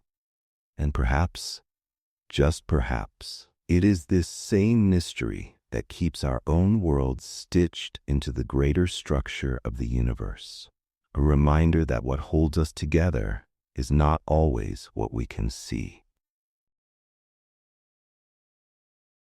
Chapter 7. Conflicting Measures of Expansion, the Hubble Tension. The universe is expanding.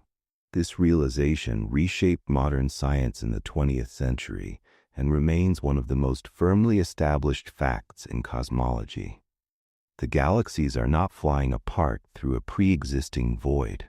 Rather, space itself is stretching, carrying matter with it.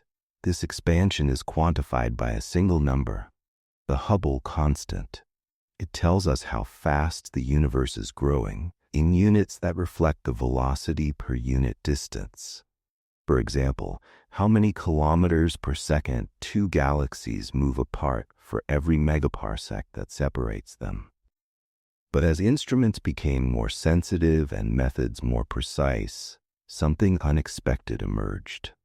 Two of our best approaches to measuring the expansion rate yield significantly different results, and not by a trivial amount. This mismatch is now known as the Hubble tension, and it has grown from a minor inconsistency into one of the central challenges in cosmology. The universe seems to be telling two different stories about how fast it's expanding, one written in its infancy and one whispered in the present. To understand why this matters, we have to explore how we measure the expansion rate and how our methods evolved over time. In the early 20th century, Edwin Hubble showed that galaxies appear to recede from us in proportion to their distance. At the time, distances were hard to determine, and the first estimates of the Hubble constant were off by a factor of 10. Over time, astronomers refined distance measurement techniques, starting with Cepheid variables, pulsating stars whose intrinsic brightness correlates with their pulse period. By comparing their apparent brightness to their true luminosity, astronomers could infer distance, calibrating the cosmic distance ladder. Later, the discovery of Type Ia supernovae provided a second rung on this ladder. These cataclysmic explosions of white dwarf stars have a consistent peak brightness that makes them visible across vast distances, even in galaxies far beyond the reach of Cepheids. Combining these tools allowed astronomers to measure how fast the universe is expanding today, yielding a value of about 73 kilometers per second per megaparsec. But there's another, entirely independent method, one that doesn't rely on stars or supernovae, but on the early universe itself. The cosmic microwave background, CMB, is a fossil light, a thermal echo of the universe when it was less than 400,000 years old. It captures the moment when matter and radiation decoupled, allowing photons to travel freely through space. Embedded in its faint glow are tiny fluctuations in temperature and density, patterns shaped by the laws of physics in the early cosmos. By analyzing these patterns with the standard model of cosmology, known as lambda CDM, scientists can extrapolate forward and calculate how fast the universe should be expanding today. This method consistently gives a lower value, about 67 kilometers per second per megaparsec. That's a substantial difference from the local measurements, and it's not going away. As each measurement technique has improved, the discrepancy has grown sharper. The statistical uncertainty has shrunk, but the gap has not. Today, the difference between the early and late universe values exceeds the level of what could be dismissed as random error. It's not a mismatch in method or equipment. It's a message. Initially, some hoped the discrepancy would disappear with better calibration. Perhaps dust in host galaxies was dimming Cepheids more than expected. Maybe assumptions about metallicity or intrinsic scatter in supernova brightness were skewing results. But subsequent refinements, including using alternative standard candles like the tip of the red giant branch, continue to support the higher local value. Meanwhile, the CMB-derived value remains robust. It's not based on one isolated measurement, but on a coherent suite of cosmological parameters. The lambda CDM model, though simple, fits the early universe data exquisitely well. Its predictions match the shape of the power spectrum, the observed ratios of hydrogen and helium, and the large-scale distribution of galaxies. This success makes any suggested modifications difficult. Any change that resolves the Hubble tension must also preserve everything else that lambda CDM gets right. This puts cosmologists in a rare position, trapped between two measurements they trust and a model that performs beautifully, except where it doesn't. Could this be the fault line where new physics will emerge?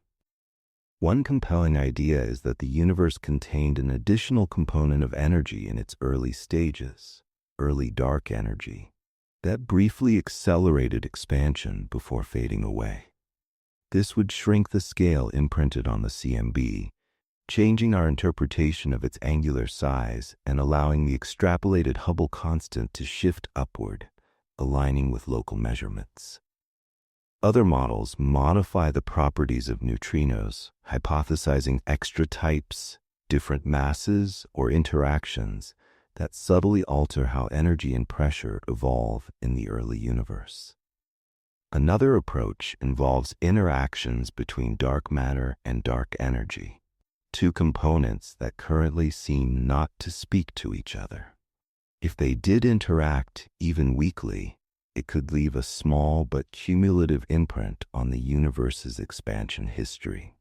There's also the possibility that gravity itself changes on large scales. While general relativity is extraordinarily successful in the solar system and with black holes, we cannot directly test its full machinery on cosmological scales. Some theorists propose extensions to Einstein's equations, subtle tweaks that could alter expansion without violating local physics.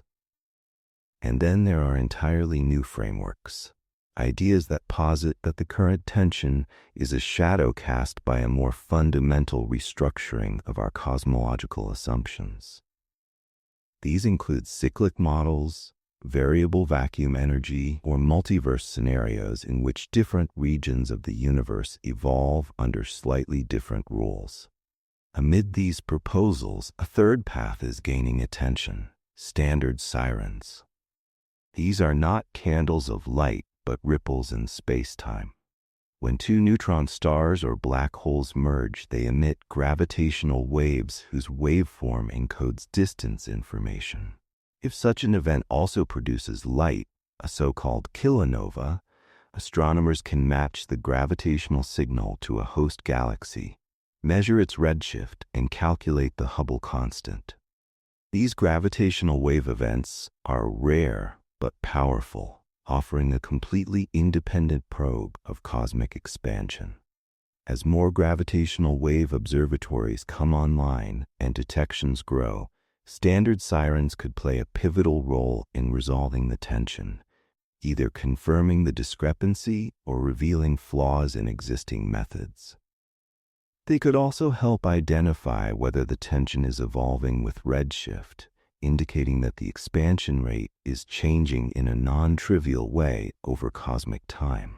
The Hubble tension, while highly technical, opens up a philosophical conversation about the nature of science at the edge of knowledge. It illustrates that even our most confident models are subject to revision, not because they are wrong, but because reality may be more complex than the model can express. It reflects how progress is often born not from clarity, but from contradiction. Historically, some of physics' greatest breakthroughs began as persistent anomalies. The ultraviolet catastrophe pointed toward quantum mechanics. The orbit of Mercury hinted at relativity. The uniformity of the cosmic microwave background led to inflation theory. The Hubble tension, quiet as it is, may be another thread pulling us toward a deeper understanding of the universe. But even if it isn't, even if the tension is eventually traced to an overlooked calibration error or an unrecognized systematic bias, its impact will remain. It has sparked new lines of inquiry, forged new collaborations, and reminded scientists and the public alike that the universe is not a solved puzzle. It is still unfolding, and we are still learning how to read it. It's remarkable that we've reached a point where we can argue over such fine details. A difference of a few kilometers per second per megaparsec in a cosmos over 90 billion light-years across. But those few kilometers matter. They represent the boundary between what fits and what doesn't, between theory and observation, between what we know and what we are just beginning to discover. And perhaps that's the most inspiring part, that in the tension between numbers, in the small gap between two lines on a graph, we find not confusion, but potential. Not failure, but the next question. A quiet whisper from the fabric of the cosmos, reminding us that even the most familiar truths still hold surprises, and that the universe, in its expansion, still has space for wonder. Chapter 8. A strange pattern in the sky, the axis of evil. When we look at the night sky, we see a cosmos that appears, at first glance, remarkably uniform. The stars seem randomly scattered, galaxies evenly dispersed at large scales, and the universe from every direction appears largely the same. This principle, known as isotropy, is foundational in cosmology. It's embedded in the very structure of the standard model of the universe. The assumption that the cosmos has no special direction has allowed physicists to model it with elegant simplicity. Yet buried within the deepest image of the universe, the cosmic microwave background, there may be something unexpected, a subtle, large-scale pattern, one that shouldn't be there at all. It's not a structure in space, like a galaxy or a void, but rather an alignment in temperature fluctuations, and its orientation points roughly in the direction of our solar system's motion, as if the universe had drawn a faint line across its own face. This anomaly has been dubbed the axis of evil, a name both dramatic and oddly fitting, given how much it challenges our understanding of the cosmos. The cosmic microwave background, the afterglow of the Big Bang, is a nearly uniform sea of radiation, only about 2.7 degrees above absolute zero. It varies by less than 100,000th of a degree from place to place, but those tiny variations are everything. They encode the seeds of all structure in the universe. Galaxies, stars, and eventually life itself trace their origin to these minuscule ripples in temperature and density. When astronomers first mapped the microwave background with high resolution, they expected a chaotic-looking distribution of hot and cold spots. What they found instead was a peculiar asymmetry. The largest scale fluctuations, those spanning huge swaths of the sky, didn't match the random, statistically uniform pattern predicted by the standard cosmological model. Instead, they appeared aligned. The quadrupole and octupole moments of the temperature fluctuations, which represent the broadest angular structures in the sky, seem to be pointing in a similar direction. This orientation roughly corresponds with the plane of the solar system, the ecliptic. The odds of such alignment happening by chance are low, though not vanishingly so. Some calculations place the probability around 1 in 100 or even lower, depending on how you quantify the alignment. That alone wouldn't necessarily be cause for alarm. Low probability events do occur. But what makes the axis of evil so unnerving is its persistence. The same pattern has been observed in multiple missions, with different detectors, different scanning methods, and different systematic error corrections. Initially, astronomers suspected it might be contamination, foreground radiation from the Milky Way, solar system dust, or instrumental noise. But even after applying complex masks to remove galactic emissions and performing independent reconstructions, the alignment remained. This resilience has forced cosmologists to consider a more unsettling possibility, that the universe itself might not be entirely isotropic after all. If true, this would upend a central pillar of modern cosmology. The cosmological principle that the universe is homogeneous and isotropic at large scales underpins nearly every theoretical model we have. If there's a preferred direction in space, it would mean the universe has a kind of axis, a cosmic asymmetry not accounted for by the Big Bang as we currently understand it. There are theoretical attempts to explain it. Some posit that inflation, the ultra-rapid expansion in the early universe, might not have been perfectly uniform. A slightly anisotropic phase of inflation could imprint a directional signature into the fabric of space-time, one that would then be frozen into the cosmic microwave background. Others explore the possibility of large-scale topological features in the universe, that space itself may be shaped or looped in a way that favors certain directions over others.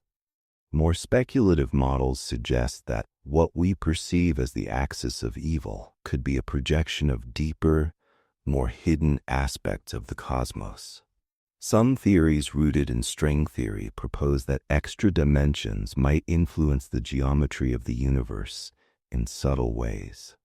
Others speculate about interactions with regions beyond our visible universe, a kind of cosmic bruising from neighboring inflationary bubbles in a multiverse scenario. There's also the possibility that our own observational framework is flawed, that we're misinterpreting statistical flukes as patterns. After all, humans are remarkably adept at seeing alignments and symmetries, even in noise. The very name axis of evil reflects this tendency, projecting a narrative onto data that may, in the end, be innocent of any wrongdoing. Still, the fact that the alignment correlates with the solar system's orientation is particularly troubling. It raises the possibility that some unknown local effect, something related to our motion, our instruments, or even our data processing, might be biasing our observations. Perhaps there is an error embedded not in the universe, but in the way we look at it. To test this, new observations are being planned. Future missions with more advanced detectors and scanning strategies may be able to isolate the large-scale modes of the cosmic microwave background with even higher precision. Polarization maps of the microwave background, which are less susceptible to some forms of contamination, might offer a cleaner look at these anomalies. If the alignment persists there too, the case for its cosmological origin will grow stronger. Interestingly, this isn't the only large-scale asymmetry observed. Some researchers have noted hemispherical power asymmetries, differences in fluctuation strength between one side of the sky and the other. Others have observed anomalously cold or hot spots that defy statistical expectations. While each of these anomalies on its own may not be compelling, together they hint at a deeper, more intricate structure to the cosmos. In some ways, this situation is reminiscent of earlier scientific puzzles. For decades, astronomers noticed tiny deviations in the orbit of Mercury that Newton's laws couldn't explain. It wasn't until Einstein's theory of general relativity came along that the discrepancy was resolved.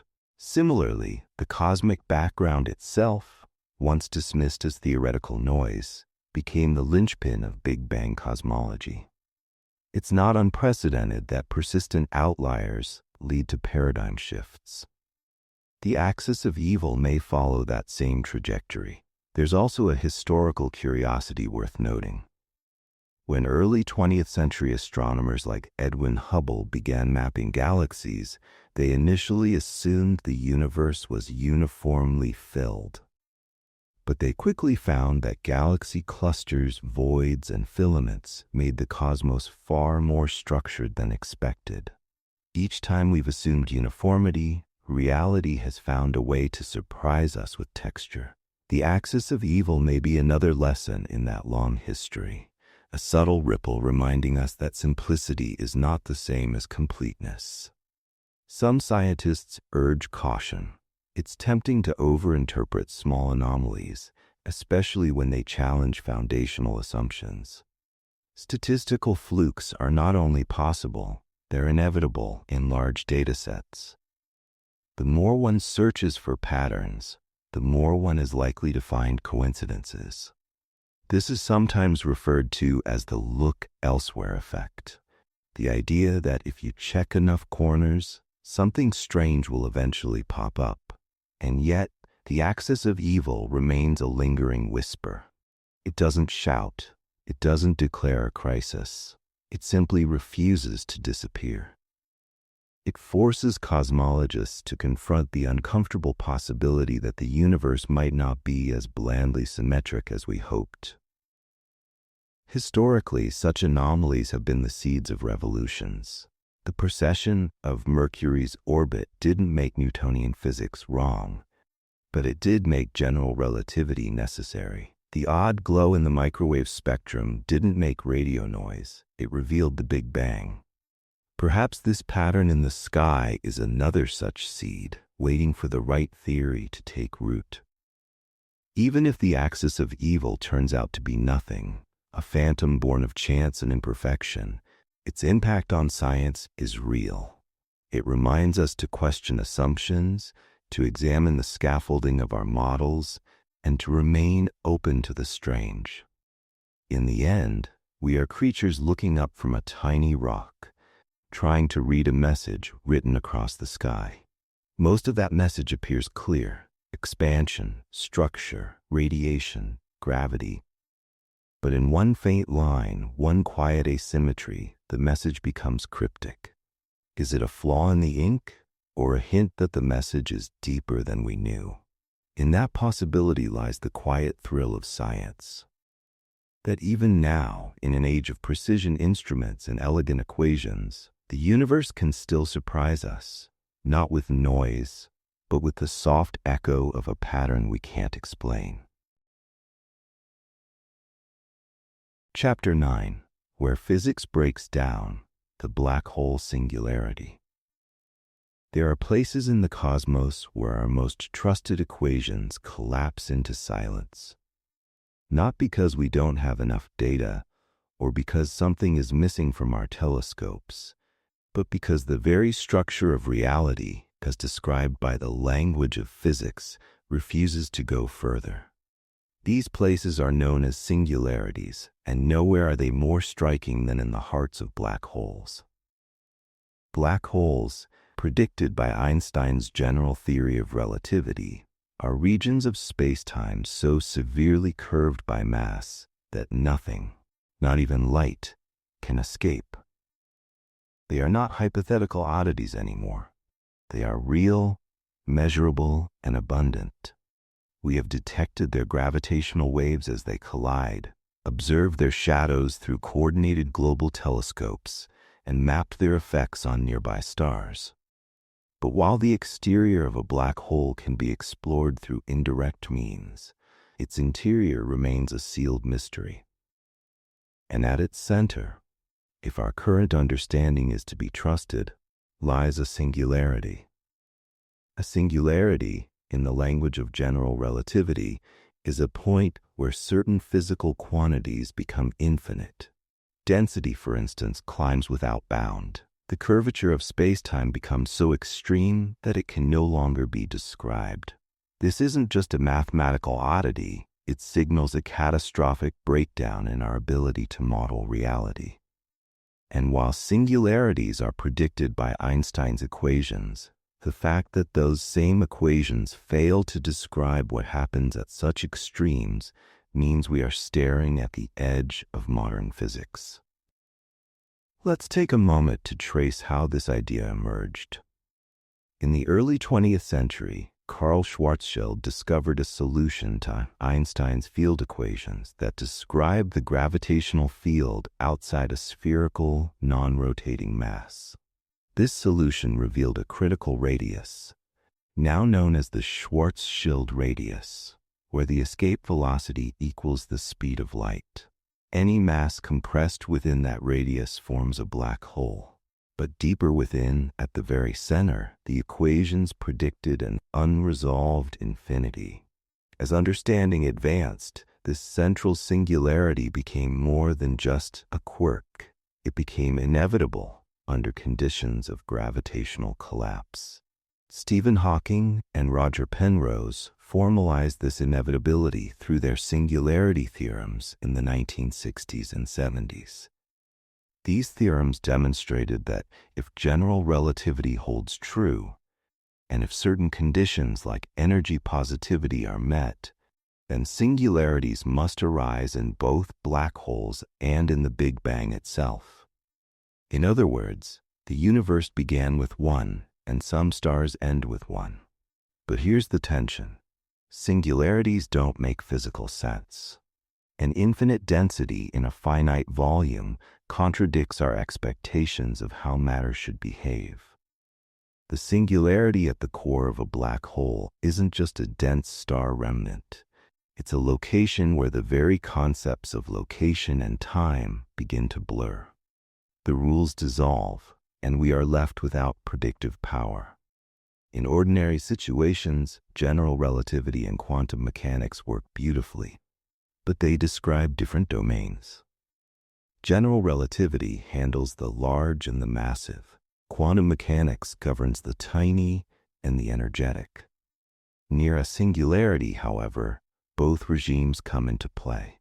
Gravity is extreme, and quantum effects cannot be ignored. But we do not yet possess a complete theory that unites these frameworks.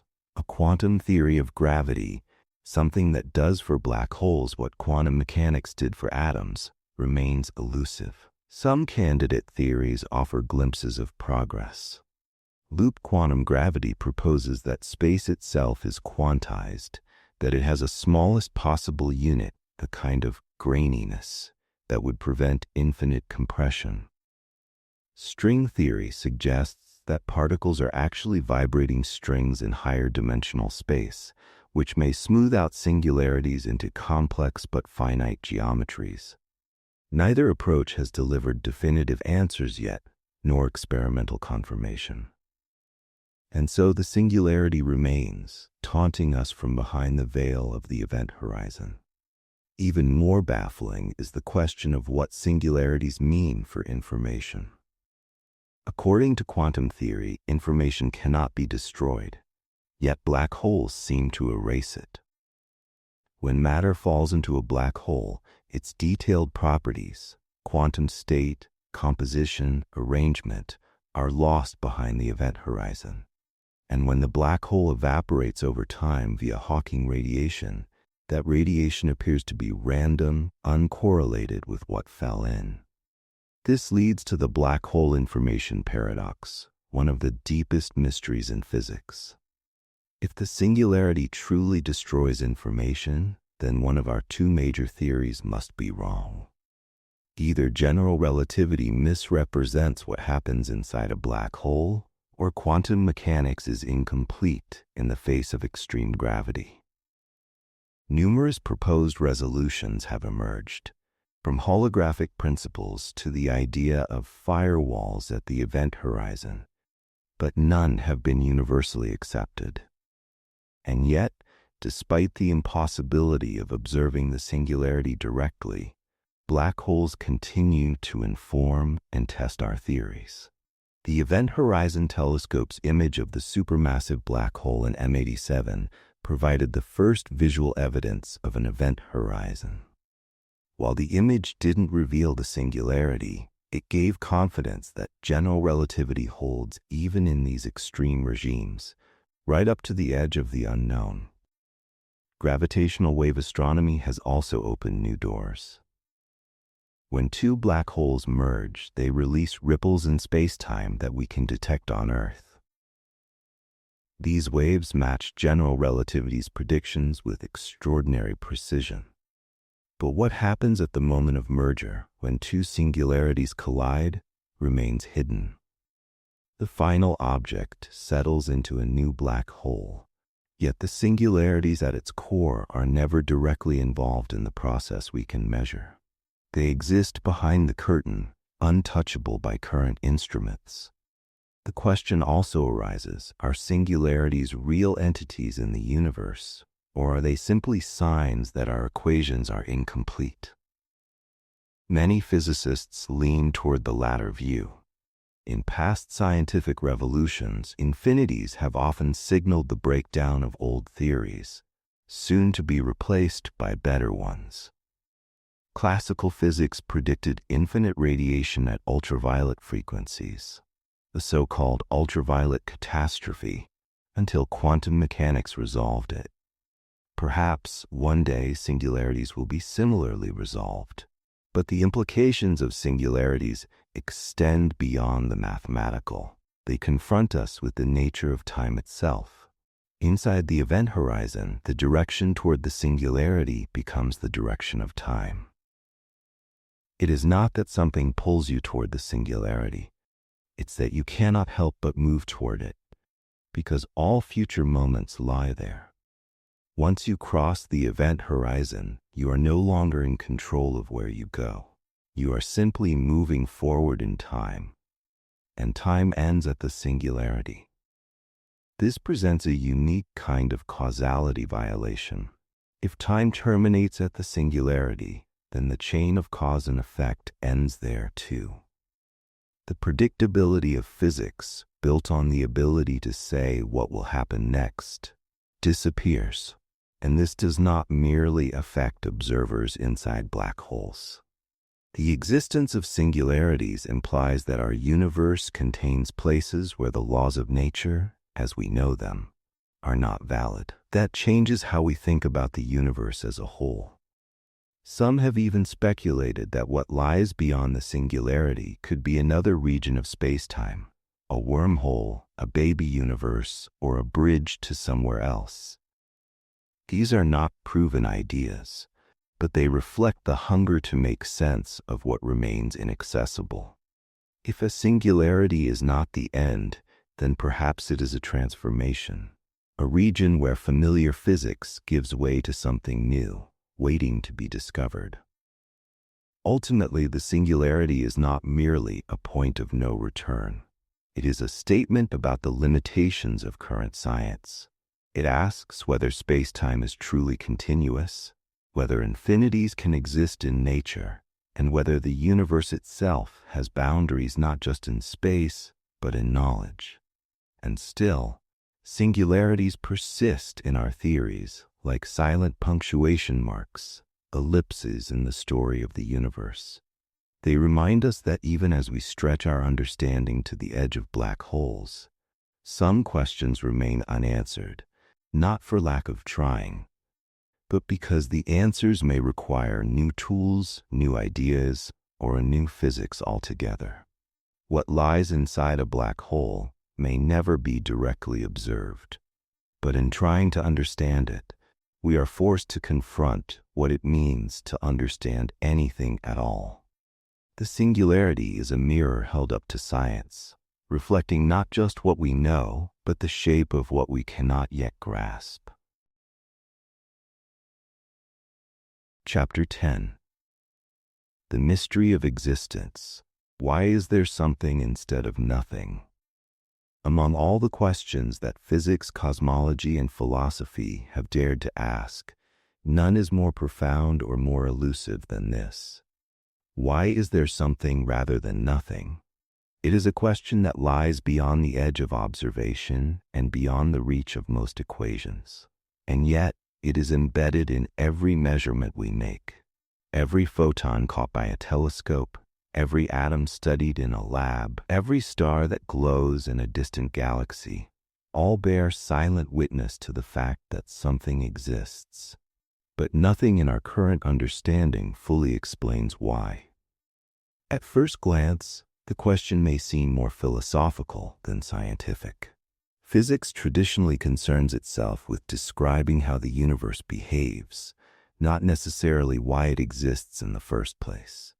Yet the deeper we probe into the foundations of the cosmos, the more inescapable the question becomes. The laws of physics assume the presence of a universe to govern. But where do those laws come from?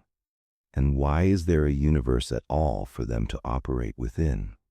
Modern cosmology begins with the assumption that the universe exists and evolves. The Big Bang model describes a hot, dense origin of space and time, expanding outward into the cosmos we observe today. But even if this model is correct and the evidence strongly supports it, it only tells us what happened after time began. It does not explain why time began or what, if anything, preceded it. Nor does it address why the vacuum of space, which seems so close to nothing, is still a dynamic, structured entity. Physicists often attempt to sidestep the issue by pointing out that quantum mechanics allows for something to emerge from nothing. In particular, quantum field theory predicts that even a vacuum, a region devoid of matter and classical energy, is never truly empty. Instead, it teems with fluctuations. Virtual particles emerge and vanish, fields ripple momentarily before fading, and probabilities swirl beneath the surface. From this perspective, nothing is not truly nothing. It is a seething sea of potential shaped by the underlying quantum structure of reality. Some theorists propose a theory that the entire universe may have emerged as a quantum fluctuation, a spontaneous blip in an otherwise featureless background. In such scenarios, the total energy of the universe may be exactly zero, the positive energy of matter and radiation perfectly balanced by the negative energy of gravity. If true, this balance would mean the universe required no net energy to exist, just a spark of instability in a pre-existing vacuum. But even then, we are left with a new mystery. Why is the vacuum there at all?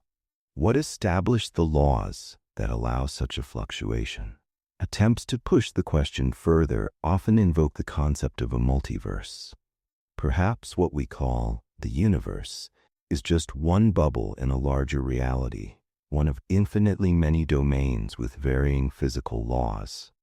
In that case, our universe exists not because it was chosen or created, but simply because in an infinite set of possibilities, even extremely unlikely configurations must eventually occur. This idea sidesteps the need for a specific origin by making every possible origin inevitable somewhere. But again, it raises a deeper concern. What framework allows the multiverse to exist? What generates this infinity of worlds? Another approach comes from the realm of mathematics. Some philosophers and physicists speculate that reality itself may be a mathematical structure.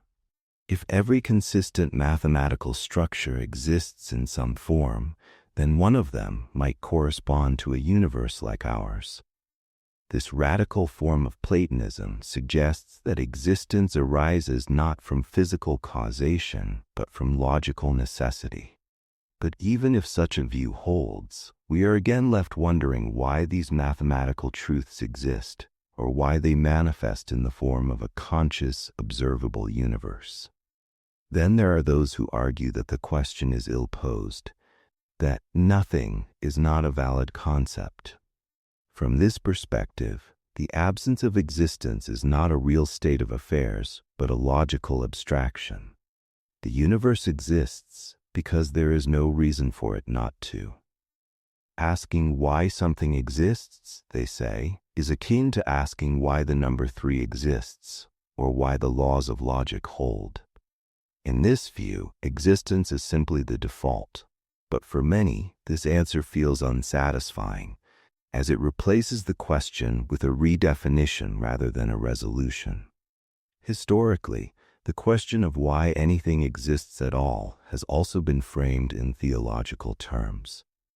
For centuries, thinkers from various traditions proposed that the universe was created by a necessary being, an entity whose nature requires existence and whose will sustains everything else. While such arguments lie outside the scope of physical science, they highlight the depth of the mystery. Even the notion of divine creation shifts the question one step back. Why should such a being exist? In physics, one might expect that the laws of nature would point to an inevitable emergence of structure from a more fundamental symmetry. But in many models, the symmetry is broken arbitrarily. Constants of nature, such as the strength of gravity or the charge of the electron, appear finely tuned for the existence of complex matter. This fine-tuning itself hints at a deeper mechanism, or perhaps at a landscape of universes where all possibilities are realized. But again, each explanation gives rise to further questions. There is also the matter of time. The universe appears to have a finite age, approximately 13.8 billion years. But time itself is part of the structure of the cosmos. If we ask what happened before the Big Bang, we may be asking a meaningless question, because time as we know it may not have existed then.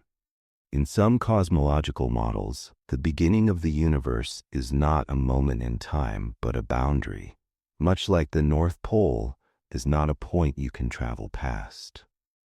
But if time itself is emergent, then so too is causality, and our question dissolves into the fabric of an origin without a cause. Still, many physicists continue to explore whether a nothing state could be more than just an abstract idea. Can the laws of physics be formulated in such a way that existence itself arises inevitably from a truly featureless starting point? Could the universe be a kind of mathematical necessity, a self-explaining system with no external source? Or is our existence the product of an accident, an unpredictable, spontaneous event with no deeper explanation? This leads to a humbling realization. The very framework of science may not be equipped to answer questions of ultimate origin. Science excels at describing relationships, behaviors, patterns. It shows how things evolve from previous states, how systems interact, how energy is conserved or transformed. But it may not, in its current form, be capable of telling us why there is anything at all to describe in the first place. In recent decades, some physicists have acknowledged this openly. The question of existence may forever remain at the boundary between science and metaphysics, not because it is unimportant, but because it transcends the tools we currently possess. It may be that new physics, new mathematics, or entirely new conceptual frameworks will be needed to approach the mystery. And yet, the mystery remains intimately present. Every measurement we make, every theory we test, every particle we detect is a reminder that the universe is here. It did not have to be, and the fact that it is, while unaccounted for, is perhaps the most startling scientific fact of all. We are accustomed to thinking about the cosmos in terms of mechanisms, how galaxies form, how stars die, how particles interact. But behind every mechanism lies a more basic truth, that there is a stage on which they unfold, a space, a time, a field of possibility. Why does that stage exist? In the absence of a definitive answer, we are left with a moment of pause. To look out into the night sky and see light from stars billions of years old is to encounter not just the immensity of the universe, but the sheer fact of its being. That there is anything at all, not just stars and galaxies, but laws and patterns, observers and questions, is a fact that continues to resist explanation. It is easy to become accustomed to existence, to take the presence of the universe for granted. But behind every scientific achievement, behind every discovery, there lies this quiet astonishment. The universe exists, and we are here to witness it. And in that, perhaps, lies the most profound mystery of all.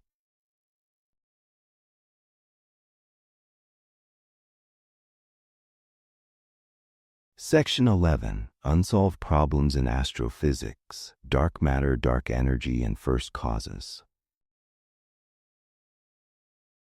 Chapter 1. What set the initial conditions of the universe? When astrophysics describes the universe, it usually begins with expansion, cooling, structure formation, and the gradual emergence of galaxies, stars, and planets. These processes are described with remarkable precision and are supported by a vast body of observational evidence. Yet beneath all of this success lies a deeper and quieter question, one that does not concern how the universe evolved, but why it began in the particular state from which all evolution followed. This question is known as the problem of the initial conditions of the universe. At its core, the problem asks why the universe started out so smooth, so uniform, and so extraordinarily ordered. Observations show that, at early times, matter and energy were distributed almost evenly across space, with only tiny irregularities. These small irregularities later grew into galaxies and large-scale cosmic structure, but their initial amplitude was astonishingly small. From the perspective of thermodynamics, such a state corresponds to extremely low entropy. In everyday physical systems, low entropy states are rare and unstable. They require explanation, preparation, or constraint. Yet the universe appears to have begun precisely in such a special configuration. Modern cosmology describes the evolution of the universe using general relativity combined with well-tested models of matter and radiation. When these equations are applied backward in time, they lead toward a hot, dense early state. However, the equations themselves do not specify why the universe began with the particular geometry, energy distribution, and entropy it had. They simply evolve whatever initial conditions are supplied. In this sense, the laws of physics describe motion, not origin. The choice of initial conditions remains external to the theory. One way to appreciate the depth of this problem is to consider entropy. Entropy is a measure of disorder, or more precisely, the number of microscopic configurations compatible with a given macroscopic state. In most physical systems, entropy tends to increase over time, a behavior known as the arrow of time.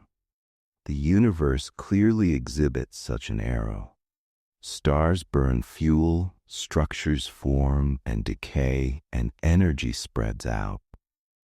All of this is consistent with increasing entropy. However, the arrow of time itself depends on the universe starting in a very low entropy state. If the universe had begun in a high entropy configuration, there would be no clear direction of time as we experience it. What makes the early universe puzzling is not that it was hot or dense, but that it was smooth. A uniform distribution of matter in an expanding universe is actually a very special condition.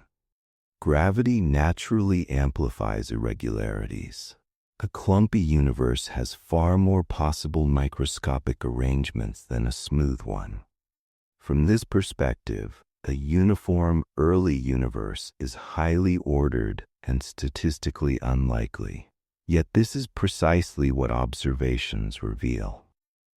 Some cosmological models attempt to address this issue through the idea of cosmic inflation.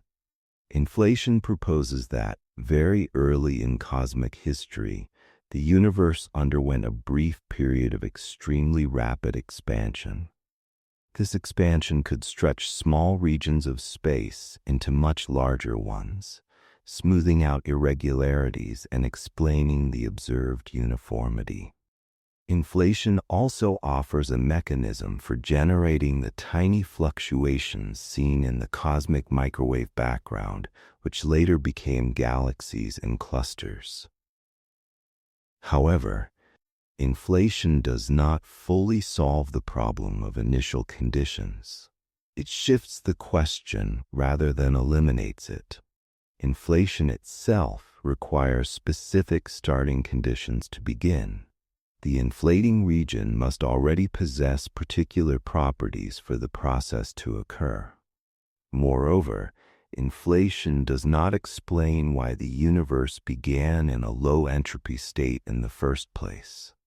In fact, some analyses suggest that inflation may require fine-tuned conditions of its own.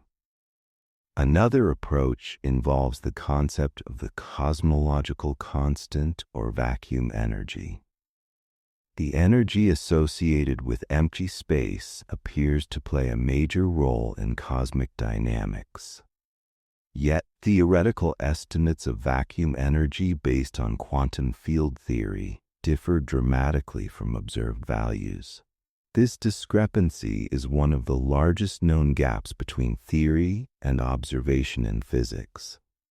While vacuum energy influences the expansion of the universe, it does not explain why space-time itself emerged with the particular structure and initial smoothness we observe. Some physicists explore the possibility that the universe's initial conditions are determined by deeper laws not yet discovered. In this view, what appear to be arbitrary starting values may actually follow inevitably from a more fundamental framework. Candidates for such a framework include approaches to quantum gravity, which seek to unify general relativity with quantum mechanics. However, these theories remain incomplete and untested at the scales relevant to the universe's origin. Other ideas suggest that the universe may not be unique. In multiverse scenarios, different regions of a larger cosmic structure could possess different initial conditions. In such a picture, our universe's special properties might simply reflect a selection effect. Only regions with sufficiently ordered beginnings could give rise to long-lived structures and observers. While this idea is logically consistent, it remains controversial because it is difficult to test observationally. Astrophysics relies on evidence, and regions beyond our observable universe may never be accessible. There are also proposals in which time itself emerges from a more fundamental timeless description. In these models, the notion of an initial condition becomes subtle. Instead of a universe beginning at a moment in time, the universe might be described as a whole, with time arising as an approximate concept within it. While mathematically intriguing, such ideas remain far from experimental confirmation and often rely on abstract assumptions. What makes the problem of initial conditions especially challenging is that it lies at the boundary between physics and philosophy. Astrophysics excels at explaining processes that unfold within time, guided by known laws. But the origin of those laws and the reason the universe obeys them in the first place may not be questions that physics alone can answer. Even if a future theory predicts a unique set of initial conditions, it would still leave open the question of why that theory, and not another, governs reality. Observational evidence places strong constraints on early universe conditions. Measurements of the cosmic microwave background, large-scale structure, and primordial element abundances all point to a universe that began hot, dense, and remarkably uniform. These observations are among the most precise in all of science, yet they describe the state of the universe shortly after its beginning, not the origin itself. The earliest moments remain hidden behind a veil that current theories cannot penetrate. The problem is not one of ignorance due to lack of data alone. It is a structural limitation. No observation can access a time before space-time itself existed, if such a time even makes sense. In this way, the initial conditions of the universe represent a horizon not just in space, but in explanation. Astrophysics can approach it, describe its consequences, and constrain its possibilities, but may never fully cross it. Despite this, the question remains deeply meaningful. The fact that the universe began in a state capable of generating complexity, structure, and life is extraordinary. Whether this reflects deep necessity, chance, or something beyond current understanding is still unknown. What is clear is that the universe did not have to be this way. Slightly different initial conditions could have led to a cosmos devoid of stars, chemistry, or long-term structure. As the day fades and your thoughts begin to slow, this uncertainty does not need to feel unsettling. It can be gentle. The universe does not demand that we resolve every mystery. It simply unfolds, carrying with it questions as vast as its own expansion. You do not need to solve the origin of everything tonight. It is enough to rest within the quiet fact that the universe began somehow and that you are part of its continuing story. Let the unanswered questions remain where they belong, far beyond the present moment, while your mind settles into calm and the day quietly releases its hold. Chapter 2. What happened before the Big Bang? When people ask what happened before the Big Bang, they are often imagining the universe as an explosion occurring at a particular point in time, followed by a sequence of earlier moments stretching backward into some deeper past. From the perspective of modern astrophysics, this intuition is understandable, but misleading. The Big Bang is not an explosion in space. It is a description of the early state of space and time themselves. As a result, The question of what happened before it turns out to be one of the most subtle and difficult questions science has ever faced. In standard cosmological models, the Big Bang marks a boundary in our mathematical description of the universe. When the equations of general relativity are applied to an expanding cosmos and traced backward, densities and temperatures increase without bound, eventually reaching a point where the theory itself ceases to be reliable. This boundary is often referred to as a singularity, but it is important to understand what that term really means. A singularity does not necessarily represent a physical object or event. It signals the breakdown of the theory being used. In this case, general relativity stops providing meaningful predictions. Because time is a part of space-time, and space-time is described by general relativity, the breakdown of the theory at the Big Bang creates a profound conceptual problem. If the theory that defines time no longer applies, it becomes unclear whether the concept of before has any physical meaning. Asking what happened before the Big Bang may be similar to asking what lies north of the North Pole. The question assumes a direction that no longer exists within the framework being used. Astrophysical observations allow us to reconstruct the universe's history back to an extremely early phase. The cosmic microwave background provides a snapshot of the universe when it first became transparent to radiation. Observations of light element abundances reveal conditions during primordial nucleosynthesis. Large-scale structure traces the growth of tiny initial fluctuations.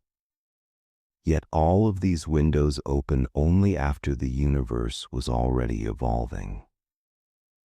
They do not reach the origin itself. As we approach earlier and earlier times, the energy scales involved become increasingly extreme. Eventually, quantum effects of gravity are expected to become important.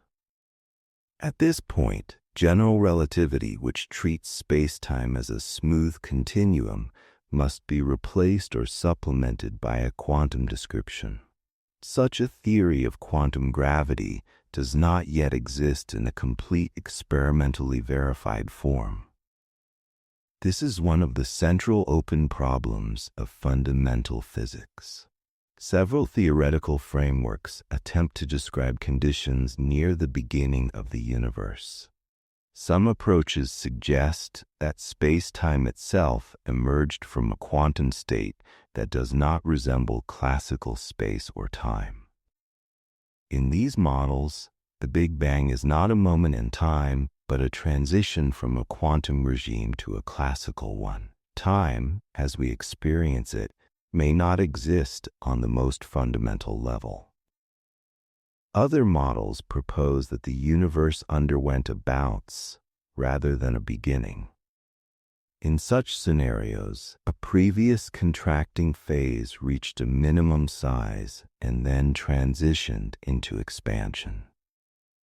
While mathematically possible within certain theoretical constructions, these ideas face significant challenges.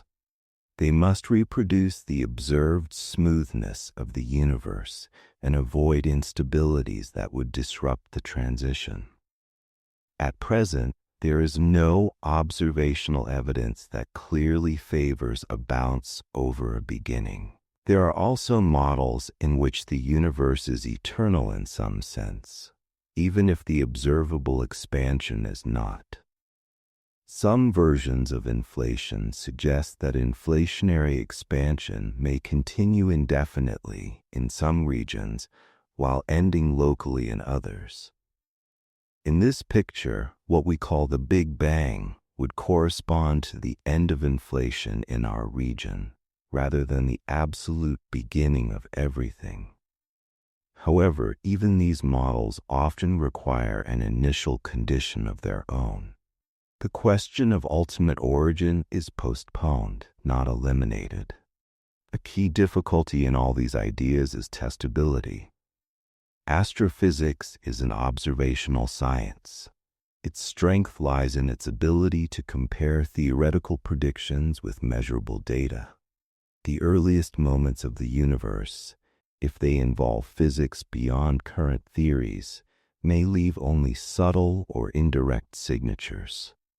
Disentangling these from other effects is extraordinarily difficult. As a result, many proposals about what preceded the Big Bang remain speculative. It is also worth emphasizing that the concept of time itself may not be fundamental. In quantum physics, time plays a different role than it does in classical mechanics. Some approaches to quantum gravity suggest that time emerges from correlations between physical systems rather than existing as an independent backdrop. If this is the case, then asking what happened before time emerged may be fundamentally ill-posed. There may simply be no meaningful answer, not because of ignorance, but because the question does not correspond to a physical reality. Importantly, not knowing what happened before the Big Bang does not diminish what we do know. The success of modern cosmology in describing the universe's evolution is extraordinary. The expansion of space, the formation of galaxies, and the synthesis of elements are understood with remarkable precision. The unknown lies not in the everyday functioning of the universe, but at its deepest foundations. There is also a distinction to be made between unknown and unknowable. Some questions are unanswered simply because we lack sufficient data or computational power.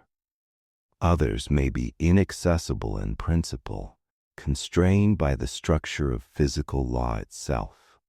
The question of what happened before the Big Bang may belong to the latter category. If time begins with the universe, then there is no earlier state to describe. In that case, the absence of an answer is not a failure of science, but a reflection of reality. Astrophysics continues to explore the earliest moments that can be meaningfully discussed. Observations of primordial gravitational waves, if detected, could offer new insights into very early cosmic dynamics. Precision measurements of cosmic background radiation may reveal subtle clues about processes that occurred long before stars formed. Yet even these advances may stop short of revealing an ultimate origin. As the universe expands and cools, it carries the imprint of its earliest moments, but not necessarily their cause. The Big Bang remains a boundary where our theories converge and then fall silent. Beyond it lies either a deeper level of physical description or the end of description altogether. As you reflect on this, it may help to notice that uncertainty does not imply emptiness. The absence of a clear before does not make the universe less meaningful. It simply means that existence may not follow the narratives we instinctively expect. The universe does not owe us an origin story that fits comfortably into human intuition.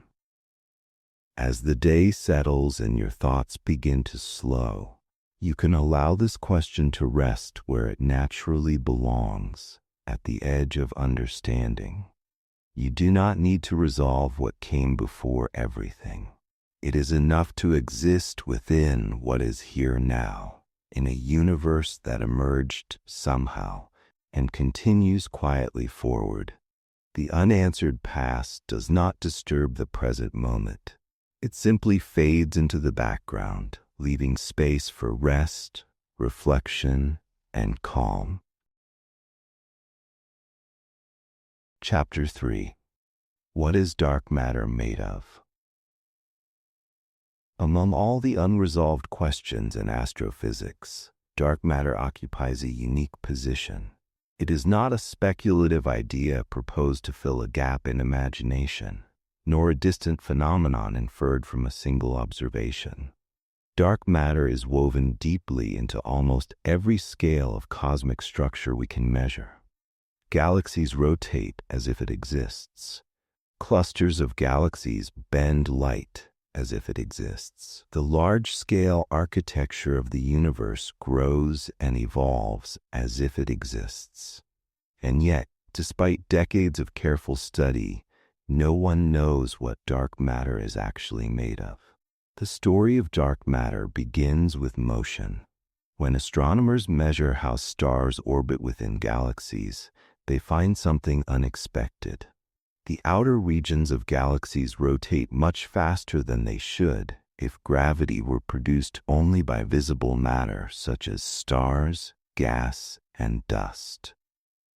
According to well-tested gravitational laws, these outer stars should move more slowly or even drift away. Instead, their speeds remain nearly constant far from galactic centers. The simplest explanation is that galaxies are embedded in vast halos of unseen mass that exert additional gravitational pull. This conclusion does not depend on one galaxy or one method. It appears consistently across spiral galaxies, elliptical galaxies, and dwarf galaxies. The same pattern emerges when examining galaxy clusters, where the motions of individual galaxies suggest far more mass than can be accounted for by luminous matter alone. Even hot gas trapped within clusters emits X-rays that reveal gravitational confinement by something invisible. Perhaps the most striking evidence comes from gravitational lensing, an effect predicted by general relativity and confirmed many times over. Massive objects warp space-time, bending the paths of light passing nearby. When astronomers observe distant galaxies whose light passes through clusters of galaxies, they see distortions that map the underlying mass distribution. These maps consistently show far more mass than can be explained by visible matter. In some cases, such as collisions between galaxy clusters, the visible matter and the gravitational mass become spatially separated, strongly suggesting that the dominant mass component does not interact with light or normal matter in the usual way. Together, these observations form a coherent and overwhelming case that dark matter exists. It behaves gravitationally like matter, clustering and shaping cosmic structures, yet it neither emits nor absorbs light. It does not participate significantly in electromagnetic interactions. It passes through ordinary matter almost without effect. Whatever it is fundamentally different from the particles that make up stars, planets, and living beings. Importantly, dark matter is not simply ordinary matter hidden from view. Extensive searches for faint stars, cold gas, black holes, and other non-luminous objects show that they cannot account for the required mass.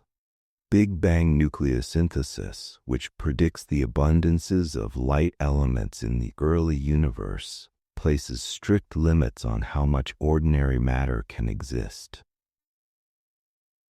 These limits are independently confirmed by observations of the cosmic microwave background. Together, they show that the majority of matter in the universe must be non-baryonic, meaning it is not composed of protons and neutrons. This realization shifts the problem from astronomy to fundamental physics. If dark matter is not made of known particles, then it must consist of something new. Many theoretical candidates have been proposed, motivated by extensions of particle physics beyond the standard model. Some hypothetical particles would interact extremely weakly with normal matter, making them difficult to detect directly. Others might have formed abundantly in the early universe and persisted until today. Despite intense experimental effort, no direct detection of dark matter particles has yet been confirmed. Highly sensitive underground detectors search for tiny signals produced when dark matter particles collide with atomic nuclei. Space-based instruments look for byproducts of dark matter annihilation or decay. Particle accelerators attempt to create dark matter in high-energy collisions. So far, all results remain inconclusive. Each null result narrows the range of possibilities, but none has yet revealed the true nature of dark matter. This absence of direct detection has prompted some researchers to question whether dark matter exists as a particle at all. Alternative theories propose modifications to gravity that could mimic the effects attributed to dark matter. These ideas attempt to explain galaxy rotation curves without invoking unseen mass. While such theories can reproduce certain galactic observations, they struggle to account simultaneously for the full range of evidence, particularly on cosmological scales, and in systems where gravitational lensing clearly indicates additional mass separate from visible matter. At present, dark matter remains the more comprehensive explanation. Cosmological observations further reinforce the dark matter picture. Measurements of the cosmic microwave background reveal tiny fluctuations in temperature that encode information about the universe's composition shortly after its early expansion phase. These patterns are consistent with a universe dominated by dark matter and dark energy, with ordinary matter forming only a small fraction of the total mass-energy content. Large-scale simulations that include dark matter successfully reproduce the web-like structure of galaxies observed across the universe. Without dark matter, these structures would not form in the time available. One of the most intriguing aspects of dark matter is its apparent passivity. It shapes the universe through gravity, yet it seems almost indifferent to everything else. It does not clump into stars. It does not cool by radiating energy. It forms diffuse halos rather than compact objects. In a sense, it provides the gravitational scaffolding upon which visible matter builds complexity, while remaining itself invisible and silent. This raises profound questions about the nature of matter and the completeness of our physical theories. The standard model of particle physics has been tested with extraordinary precision, yet it does not contain a suitable dark matter candidate. If dark matter exists as a new particle, it would represent the first confirmed form of matter beyond this framework. Such a discovery would reshape our understanding of the fundamental constituents of reality. At the same time, it is possible that dark matter is not a single substance, but a collective name for phenomena arising from deeper principles not yet understood. It may involve new symmetries, hidden dimensions, or unfamiliar interactions that only reveal themselves gravitationally. These ideas remain speculative, but they highlight how dark matter sits at the intersection of astrophysics and fundamental physics. What makes the dark matter problem especially compelling is its empirical grounding. This is not a mystery born of missing imagination, but of excess evidence. Everywhere we look, Gravity behaves as if more matter is present than we can see. The universe itself seems to insist on the existence of something beyond our current catalog of particles. Yet even as dark matter dominates cosmic mass, it plays little direct role in everyday experience. It passes through Earth without notice. It flows through your body as you read or listen, exerting only a tiny gravitational influence. Its presence is vast on cosmic scales and negligible on human ones. This contrast between cosmic importance and local invisibility adds to its quiet strangeness. Dark matter also challenges intuition about what it means for something to exist. We are accustomed to identifying matter by its interactions, by the light it emits or reflects, by the forces we can feel. Dark matter resists all such familiar markers. It reveals itself only through the motion of other things. In this way, it is known entirely by its effects, not by its essence. As astrophysics continues to refine observations and experiments grow ever more sensitive, the hope remains that dark matter will eventually be identified. Perhaps a faint signal will emerge from a detector deep underground, or a subtle signature will appear in cosmic radiation. Or perhaps the solution will require a more radical shift in understanding, one that reframes gravity or matter itself. Until then, dark matter stands as a reminder that the universe is not obligated to conform to human expectations. Most of what exists does not announce itself. It simply shapes the world quietly, from behind the scenes, leaving traces that must be patiently interpreted. As you let this idea settle, it can offer a gentle perspective. The universe is filled with things that exist without being seen, forces that act without being felt, structures that support everything without drawing attention to themselves. Dark matter does not intrude. It does not rush. It simply is. And in that quiet presence, there is something calming. You are not required to see everything to be supported by it. Some of the most important parts of the universe work silently, allowing everything else to unfold at its own pace. Chapter 4. What is dark energy really? At the largest scales we can observe, the universe is not merely expanding. It is expanding in a way that grows faster with time. Galaxies are not just moving away from one another because space itself stretches, but the rate of that stretching appears to be increasing.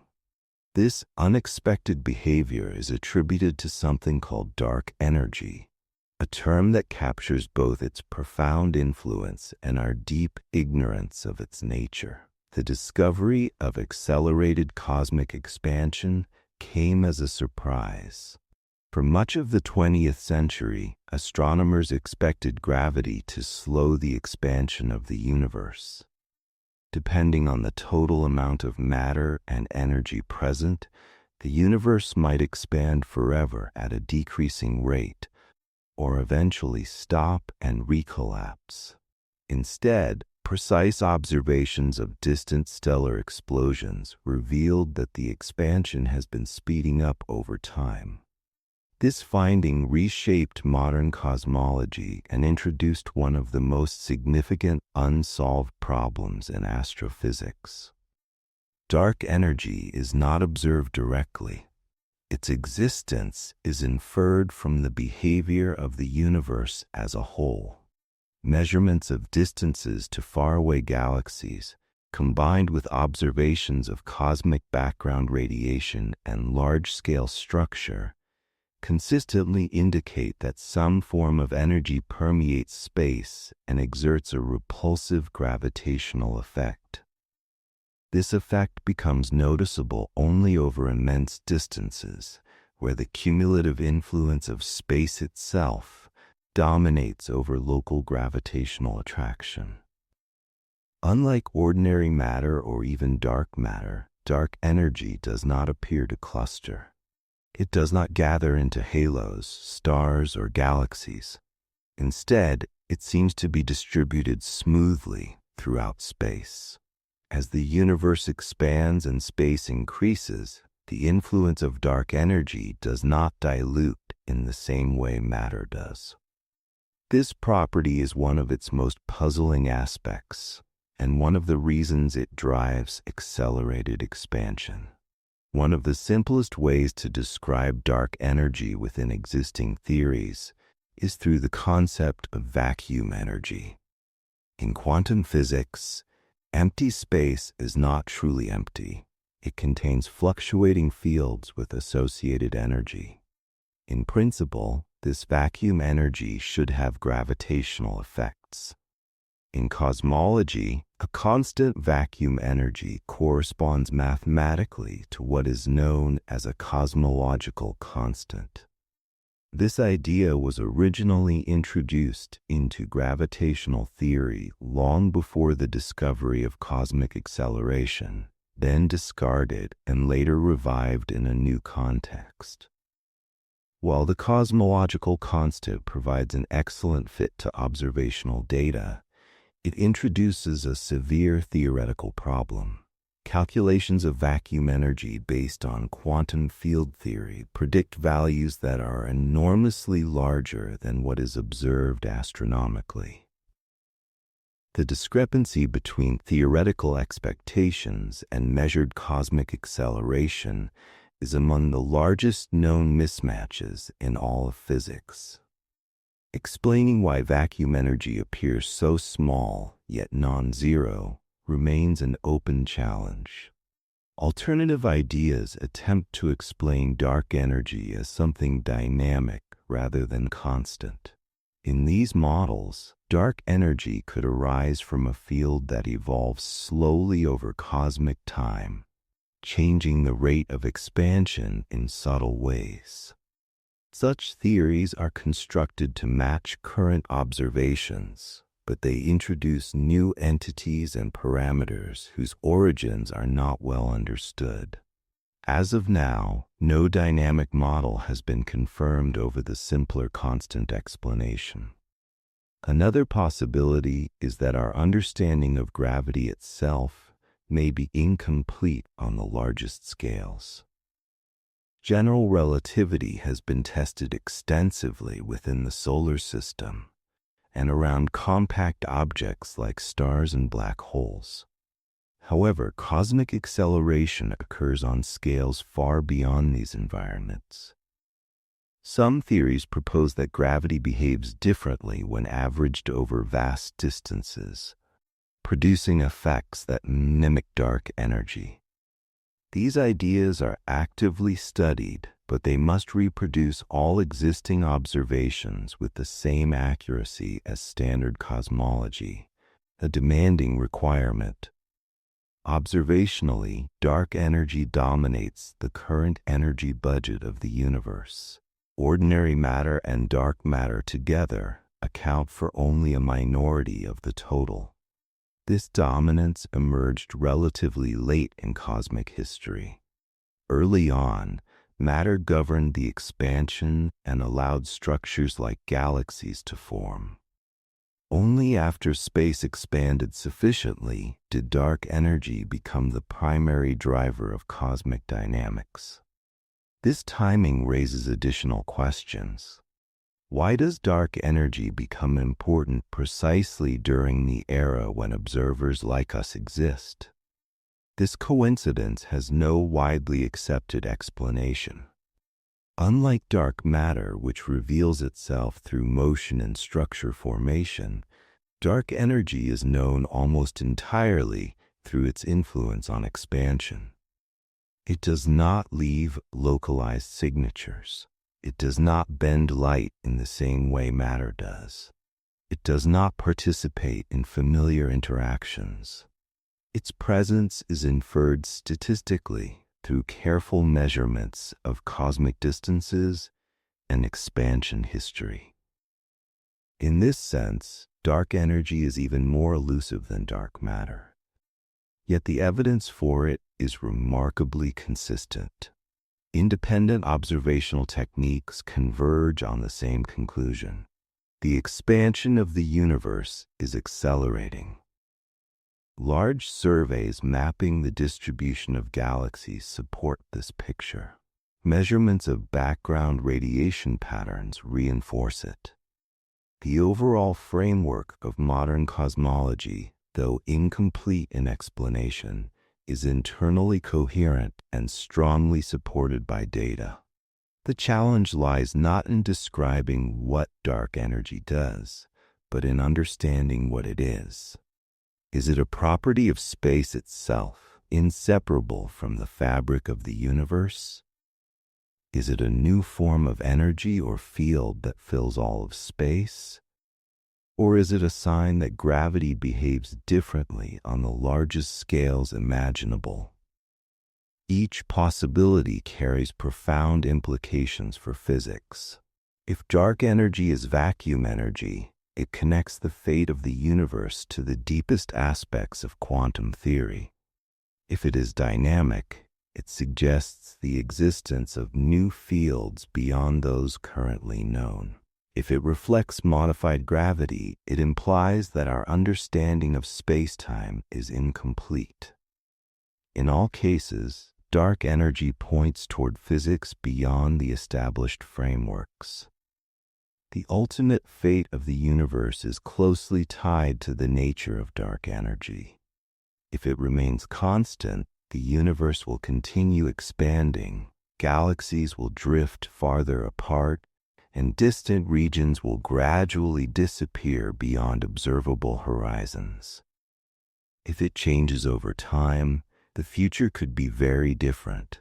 Some hypothetical behaviors could slow expansion, while others could accelerate it dramatically. Current observations favor a stable scenario, but uncertainty remains. What makes dark energy especially unsettling is how little it interacts with the rest of reality. It does not shape galaxies directly.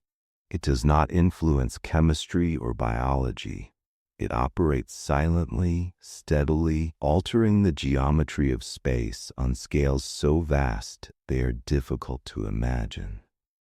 It is a reminder that the universe is governed by influences that have no counterpart in daily experience.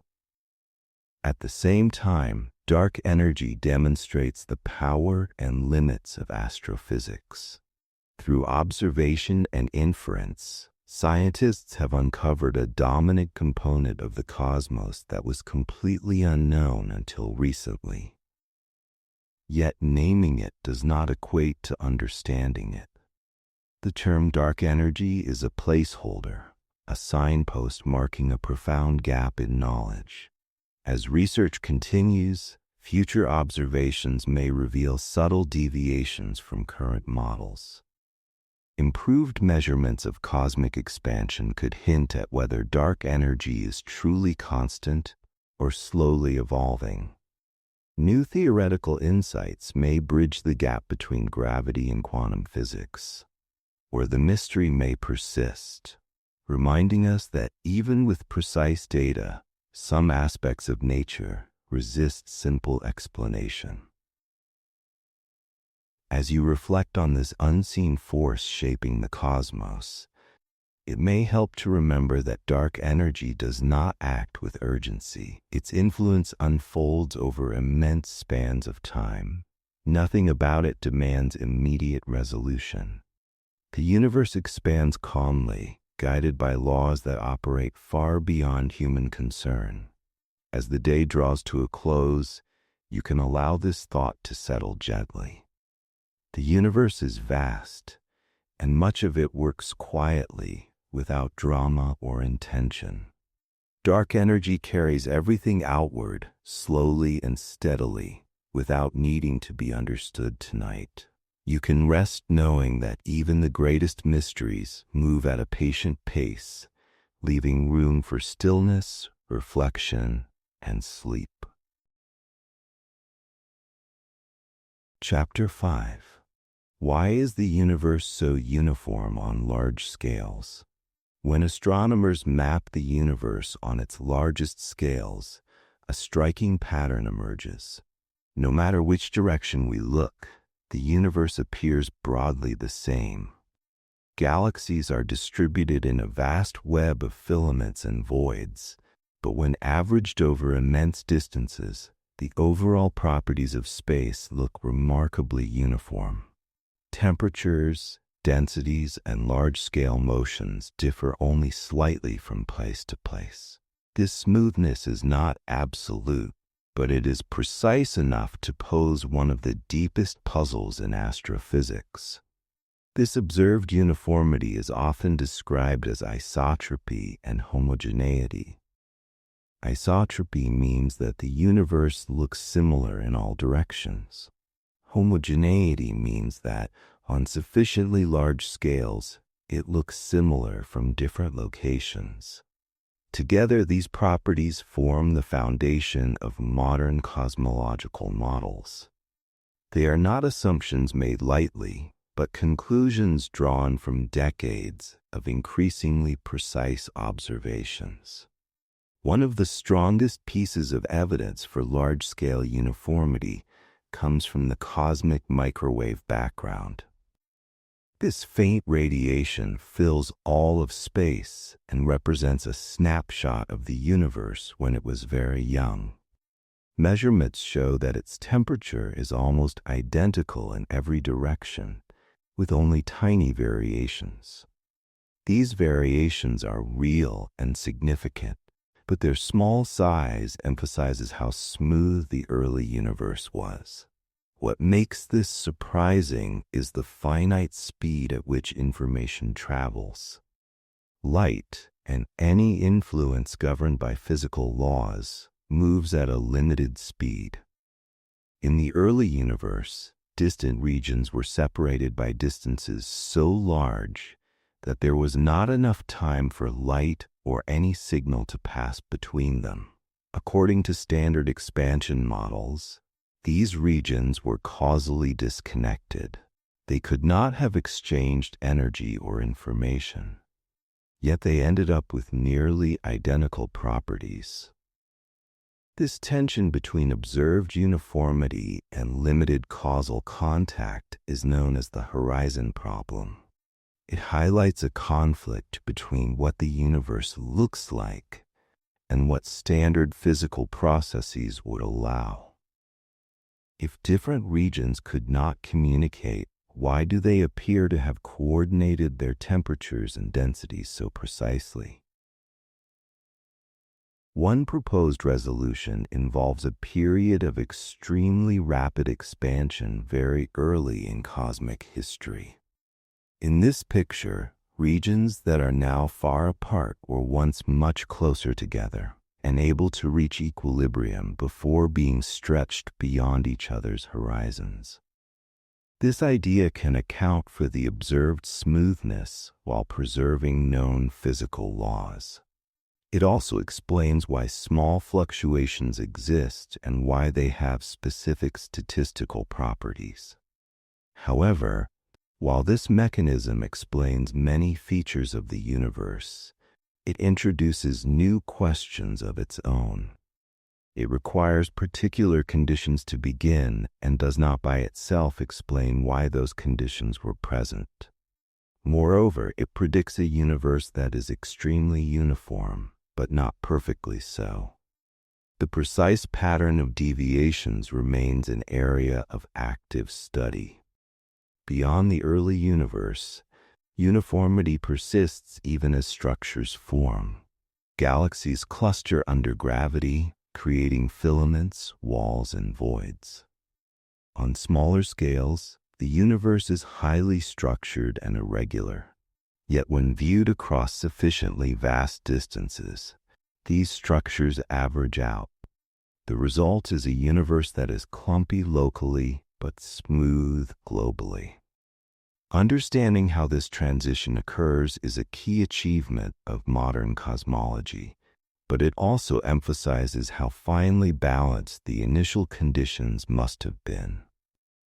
The laws governing cosmic expansion and structure formation amplify small irregularities over time.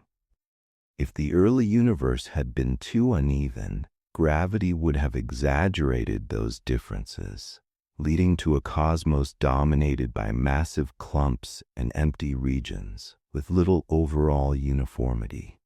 If it had been perfectly uniform, no structures would ever have formed. The observed universe lies delicately between these extremes. Large-scale uniformity also appears in the expansion itself. Measurements of how galaxies move away from one another show that expansion proceeds at nearly the same rate in all directions. Deviations exist due to local gravitational effects, but when averaged over large distances, the expansion is remarkably even. This behavior supports the idea that space itself has no preferred direction or location on cosmic scales. From a theoretical standpoint, this uniformity simplifies cosmological modeling. It allows astrophysicists to describe the universe using relatively simple equations that capture its overall behavior. Yet the simplicity of the description contrasts with the difficulty of explaining why the universe satisfies these conditions at all. Some researchers have explored whether uniformity could arise naturally from generic initial states. In these approaches, the expansion of space itself acts to smooth out irregularities over time. However, this smoothing is limited. Certain kinds of inhomogeneities grow rather than shrink.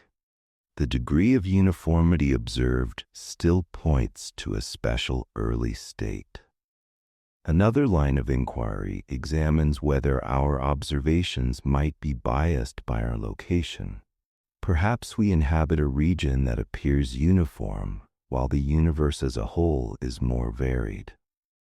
While this idea cannot be ruled out completely, extensive surveys of galaxies and background radiation suggest that uniformity extends far beyond the regions we directly sample.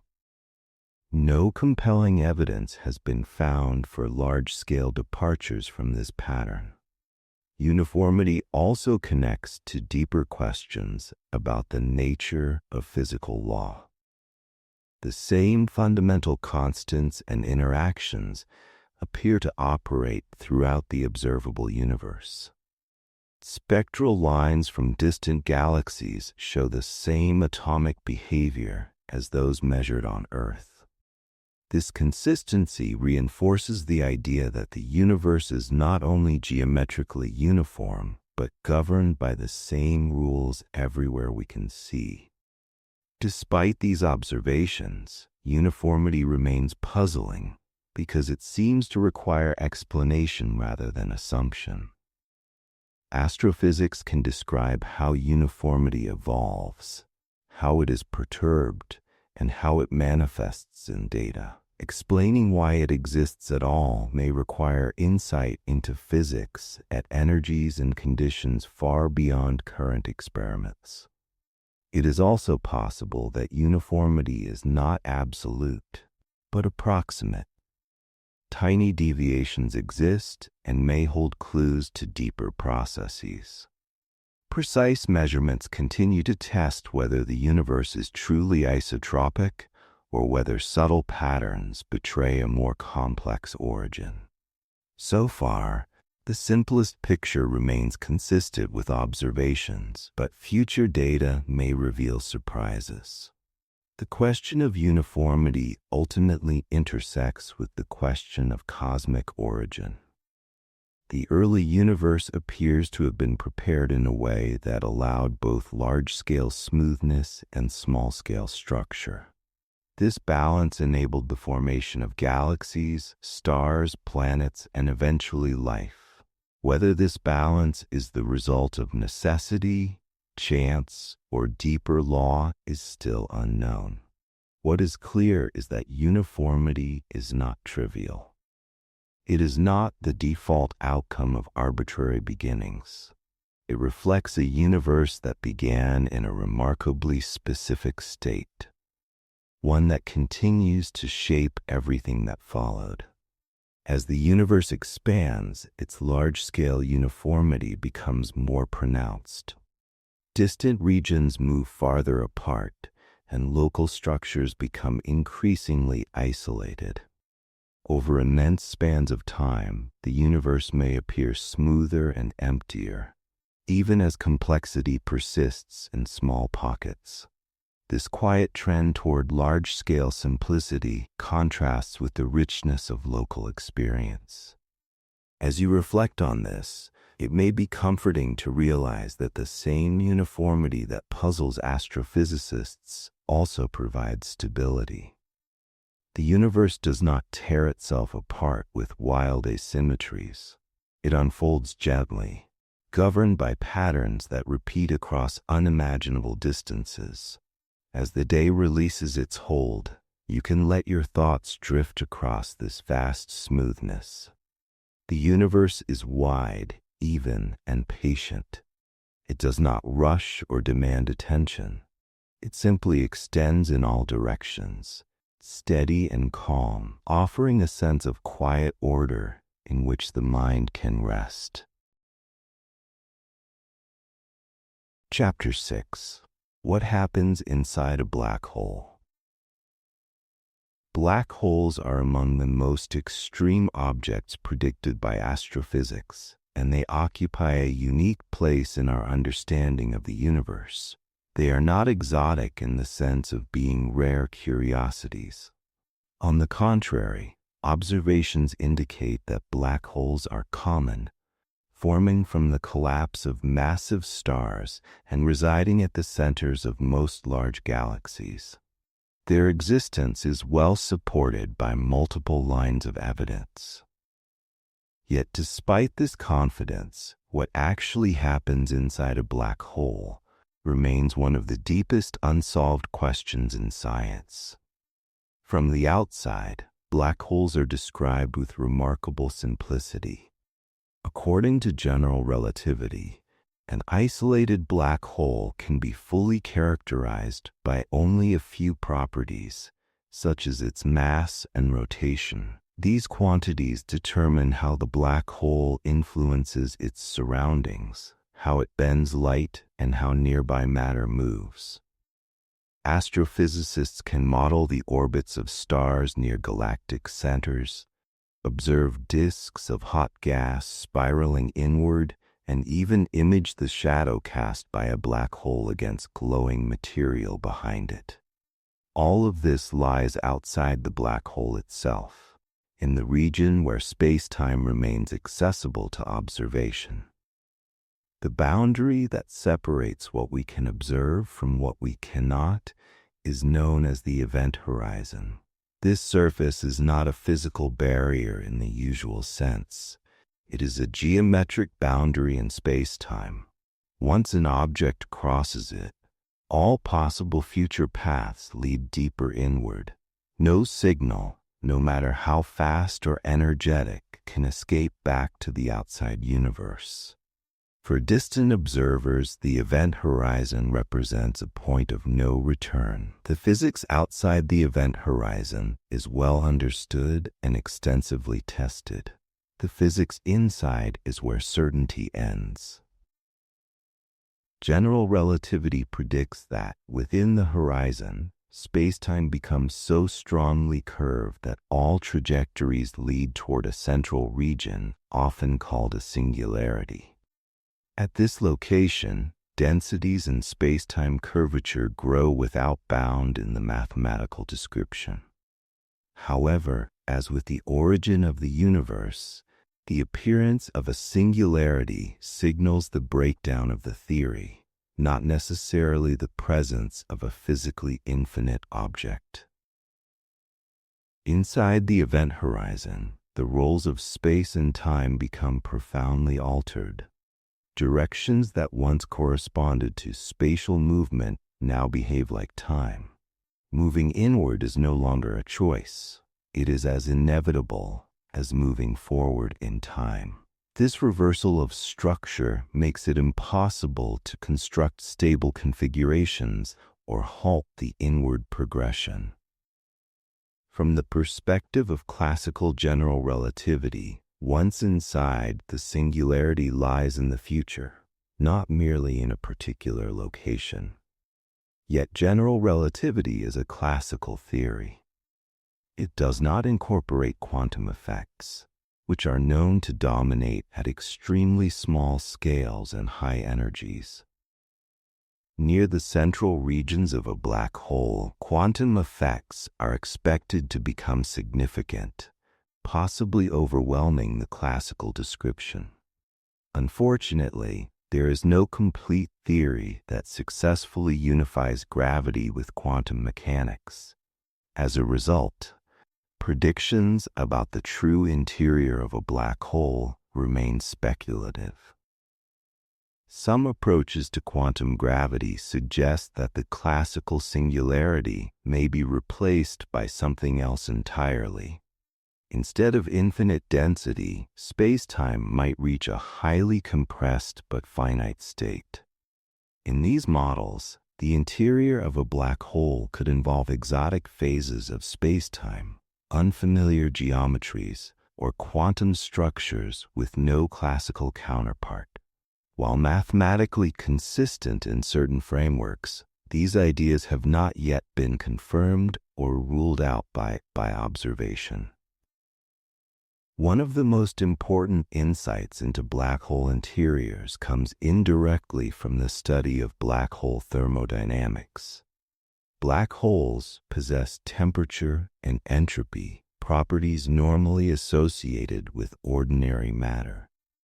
This realization implies that black holes have microscopic degrees of freedom, even though classical descriptions treat them as simple geometric objects. Understanding what these degrees of freedom represent may offer clues about the true nature of the interior. Quantum field theory applied near the event horizon predicts that black holes are not entirely black. They emit a faint radiation due to quantum effects in curved spacetime. Over extremely long periods, this radiation would cause black holes to lose mass. While this phenomenon occurs primarily at the horizon rather than deep inside, it highlights the necessity of combining quantum physics with gravity when describing black holes. This leads to a profound paradox. If a black hole eventually evaporates, what happens to the information carried by the matter that fell inside? Classical physics suggests that information is destroyed at the singularity. Quantum physics insists that information must be preserved. Reconciling these principles requires a deeper understanding of what happens inside the black hole and how the interior relates to the exterior. Some theoretical ideas propose that information is encoded at the event horizon itself, rather than stored in the interior in the usual sense. In these pictures, the interior description may be redundant, an emergent concept rather than a fundamental one. Other approaches suggest that the interior remains real, but is described by quantum correlations that extend to the outside universe. These ideas are active areas of research, but none has yet achieved universal acceptance. From an observational standpoint, the interior of a black hole is fundamentally inaccessible. No signal from within the event horizon can reach an external observer. This limitation is not technological, but physical. It is built into the structure of space-time itself. Even a hypothetical observer falling into a black hole could not send information back once the horizon is crossed. This raises the possibility that some aspects of black holes may be unknowable in principle. Astrophysics relies on observation, inference, and testable prediction. If the interior of a black hole cannot influence anything outside, then it may be impossible to directly verify any detailed description of it. This does not mean that theories are meaningless, but it does place strong constraints on what can be confirmed. Despite this, black holes play a crucial role in the universe. They influence the formation and evolution of galaxies, regulate the growth of stars, and shape cosmic environments through powerful jets and radiation emitted by surrounding matter. The fact that their interiors are hidden does not diminish their importance. Instead, it highlights how much of reality operates beyond direct access. It is also worth noting that black holes challenge everyday intuitions about space, time, and causality. Inside a black hole, familiar concepts dissolve. Distance loses its usual meaning. Time cannot be paused or reversed. The future becomes a direction rather than a moment. These features are not philosophical embellishments. They follow directly from well-tested physical laws when pushed to their limits. The question of what happens inside a black hole therefore sits at the intersection of astrophysics, relativity, and quantum theory. It exposes the seams between our most successful frameworks. Each theory works extraordinarily well within its domain, yet neither is sufficient on its own to describe the extreme conditions inside a black hole.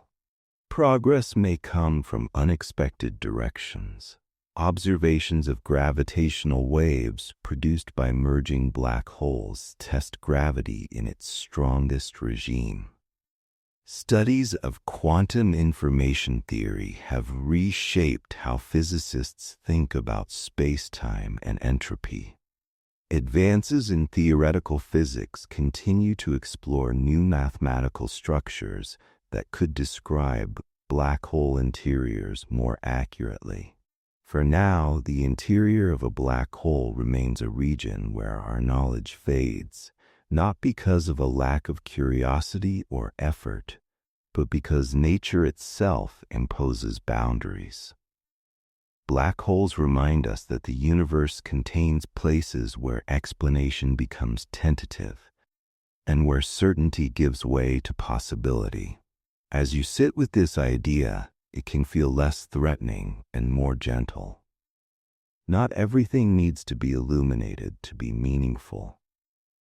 The universe contains depths that remain dark, not out of neglect, but because they are woven into the fabric of reality itself.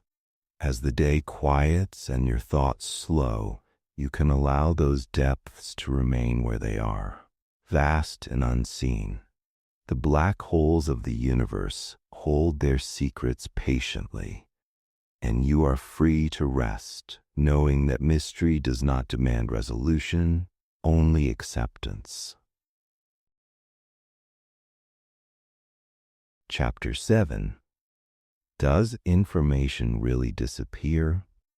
In physics, the concept of information has a precise and somewhat unfamiliar meaning. It does not refer to thoughts, memories, or messages, but to the complete description of a physical system. Information encodes the exact state of particles, their positions, motions, and quantum properties. In modern physics, information is not merely a bookkeeping tool. It is treated as something fundamental, governed by strict rules. One of the deepest of these rules is that information is never destroyed.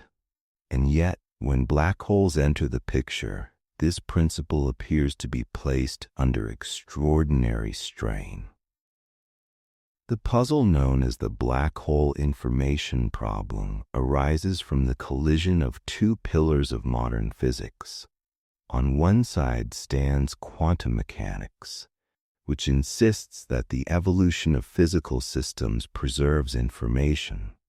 Even when systems appear chaotic or disordered, the underlying quantum description retains a complete record of the past.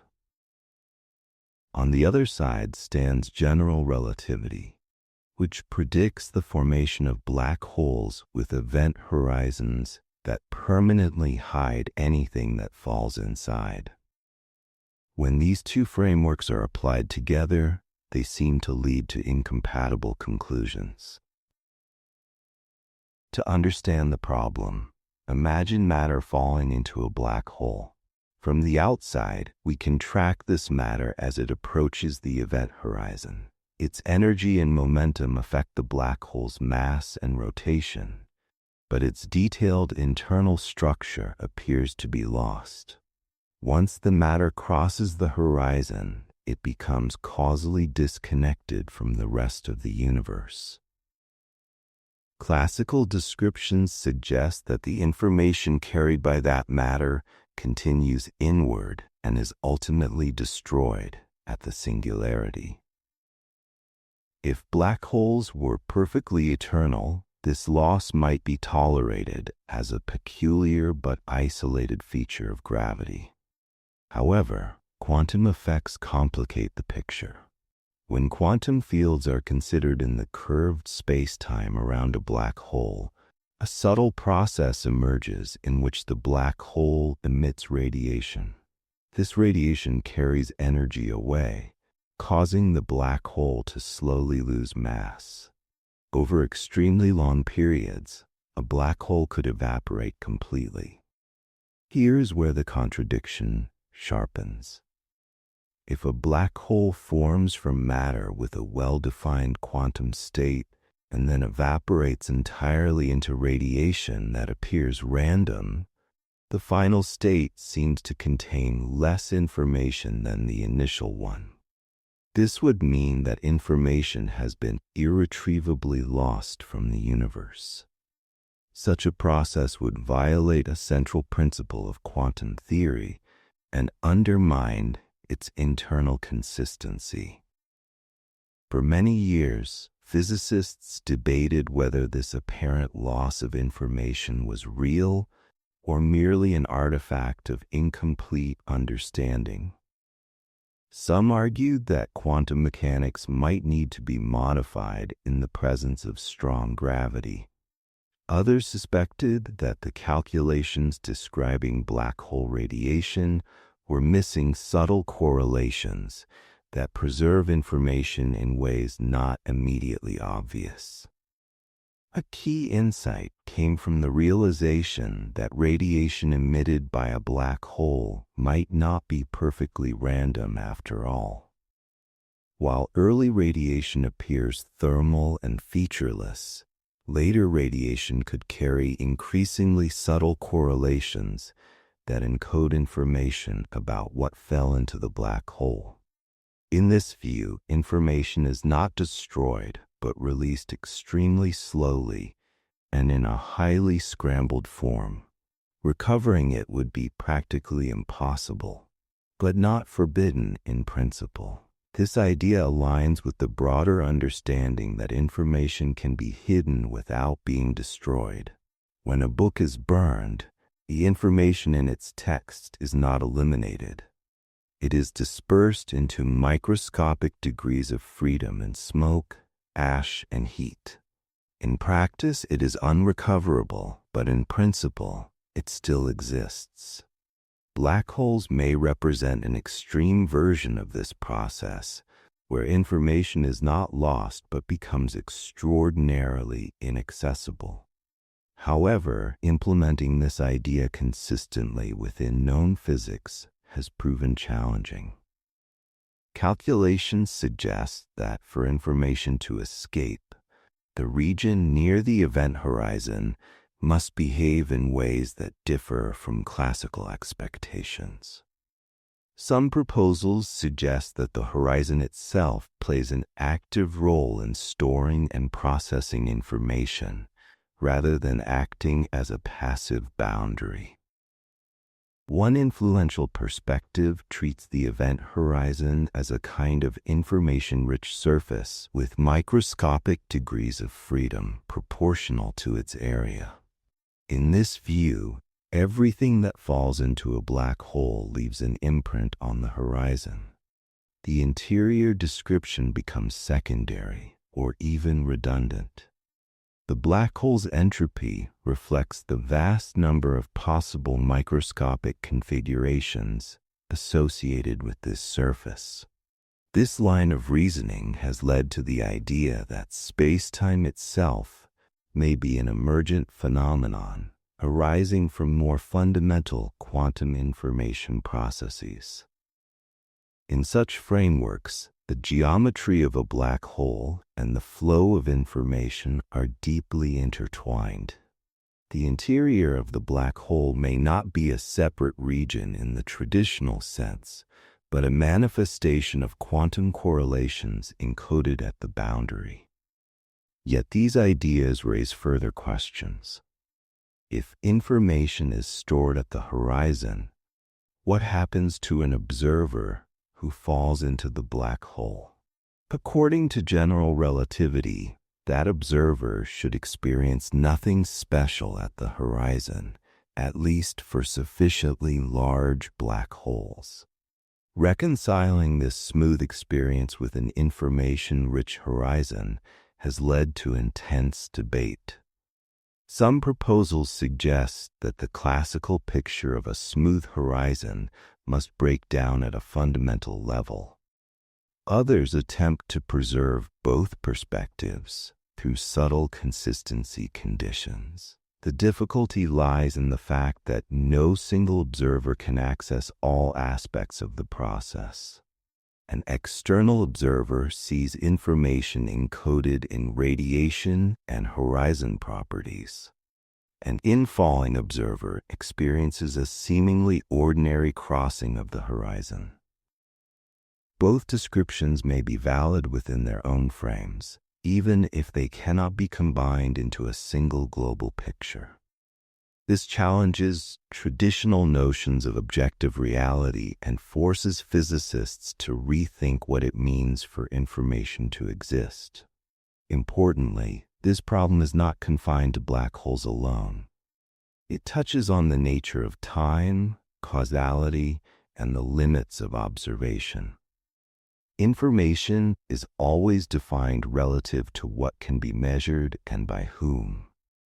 In extreme environments like black holes, these limitations become fundamental rather than practical. Over the years, progress has come from unexpected directions. Insights from quantum information theory, originally developed for studying computation and communication, have reshaped how physicists think about space-time and gravity. Concepts such as entanglement have emerged as central players in understanding how information might be preserved even when classical descriptions fail. Despite these advances, no single solution has achieved universal acceptance. Most physicists now believe that information is ultimately conserved, even in the presence of black holes. However, the precise mechanism by which this occurs remains unclear. The resolution likely requires a complete theory that unifies quantum mechanics and gravity, a goal that remains one of the grand challenges of modern physics. What makes the information problem especially profound is that it reveals a limit not just of knowledge, but of description. Our best theories each capture essential aspects of reality, yet they struggle to coexist under extreme conditions. Black holes expose these tensions with exceptional clarity. At the same time, this mystery highlights the coherence of the universe. The fact that information conservation is so deeply embedded in physical law suggests that reality is not arbitrary. Even when systems appear to erase the past, deeper structures may preserve it in ways that transcend intuition.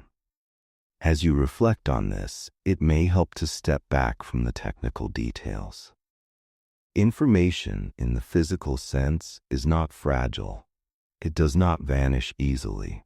It transforms, disperses, and hides, but it endures. The universe carries its history forward, even when that history becomes impossible to read.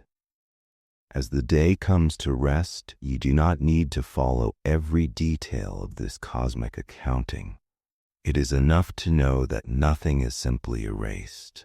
Experiences pass, moments dissolve, but traces remain woven into the unfolding fabric of time. Like information near a black hole, the day you have lived does not disappear. It settles quietly into the background, preserved in ways unseen, allowing your mind to release it and drift gently toward rest. Chapter 8. Why does the universe contain more matter than antimatter? One of the most fundamental questions in astrophysics is not about distant galaxies or exotic objects, but about existence itself. Why is there anything at all? According to our best understanding of fundamental physics, the early universe should have produced matter and antimatter in almost equal amounts. Matter and antimatter are mirror counterparts. For every particle of matter, there exists an antimatter partner with the same mass, but opposite charge and quantum properties. When matter and antimatter meet, they annihilate, converting their mass entirely into energy.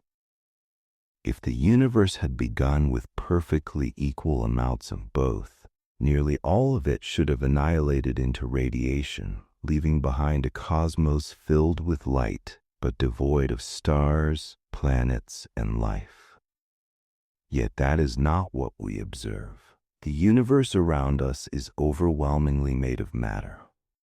Antimatter exists only fleetingly, produced in high-energy environments such as particle accelerators, cosmic ray interactions, or radioactive decays, and then quickly annihilated. This imbalance is tiny in absolute terms, but cosmically decisive.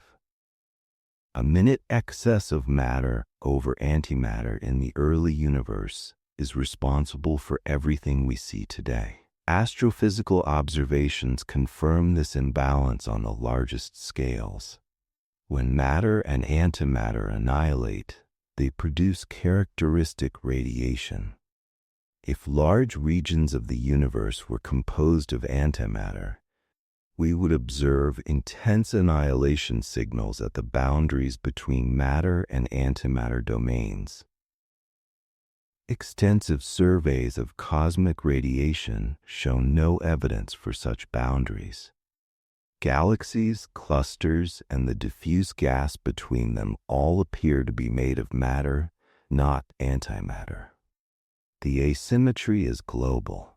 The puzzle deepens when we consider the early universe. At extremely high temperatures, energy converts readily into particle-antiparticle pairs. The early universe was hot enough to create vast numbers of matter and antimatter particles continuously.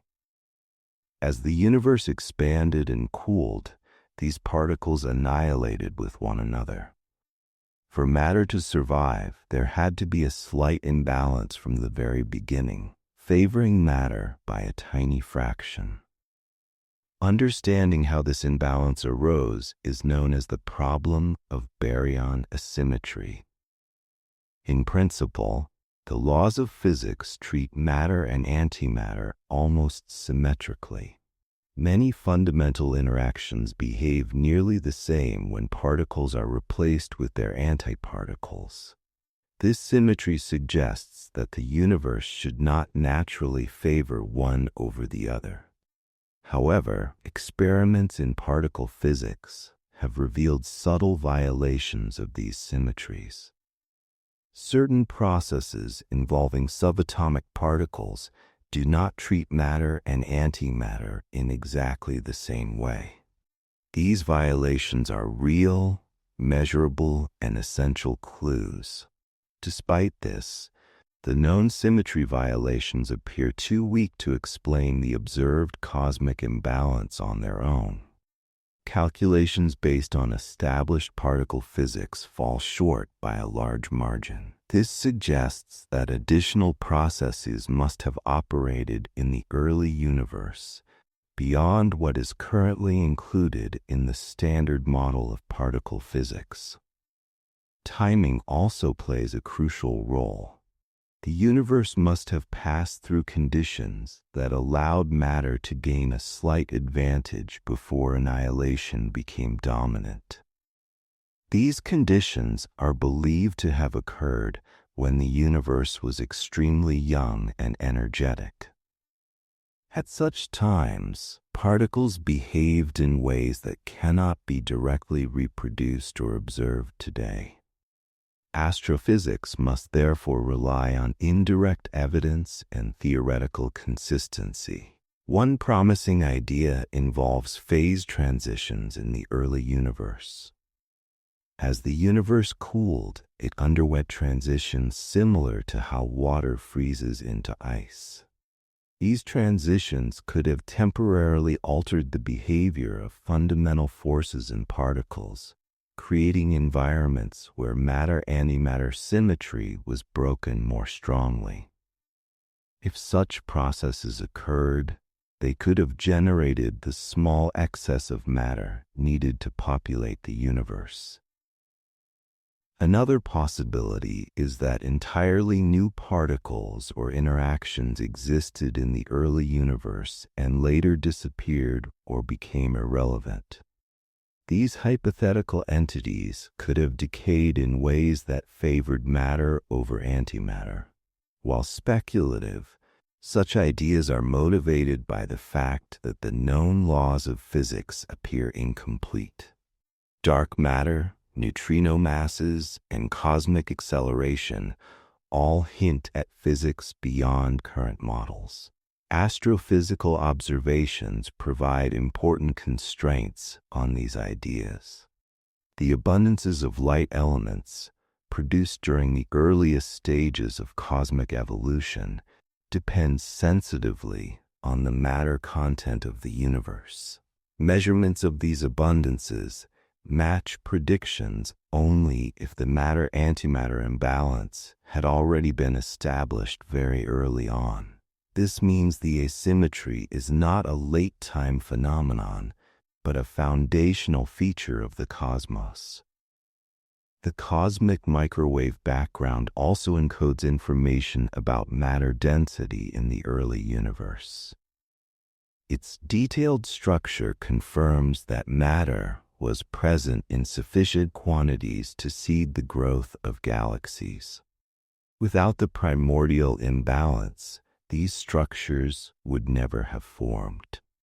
The smoothness and uniformity discussed in earlier chapters are compatible only with a universe where matter slightly outnumbered antimatter from the beginning. What makes this problem especially striking is how small the imbalance had to be. For every vast number of annihilating particle-antiparticle pairs, only a tiny residue of matter remained. That residue, multiplied across cosmic volume, became all stars, planets, and living beings. In this sense, the universe exists because of an almost perfect cancellation that was just imperfect enough. Despite decades of research, no single explanation has been confirmed. Laboratory experiments continue to probe matter-antimatter differences with increasing precision. Astrophysical observations search for any hint of antimatter on large scales. So far, all evidence points to a universe fundamentally biased toward matter. without revealing why that bias exists. This mystery connects deeply to other unresolved problems. It touches on the origin of physical laws, the behavior of particles at extreme energies, and the nature of time itself. Creating an imbalance requires not only asymmetry in physical interactions, but also a direction of time. In a perfectly time-symmetric universe, matter and antimatter would behave identically.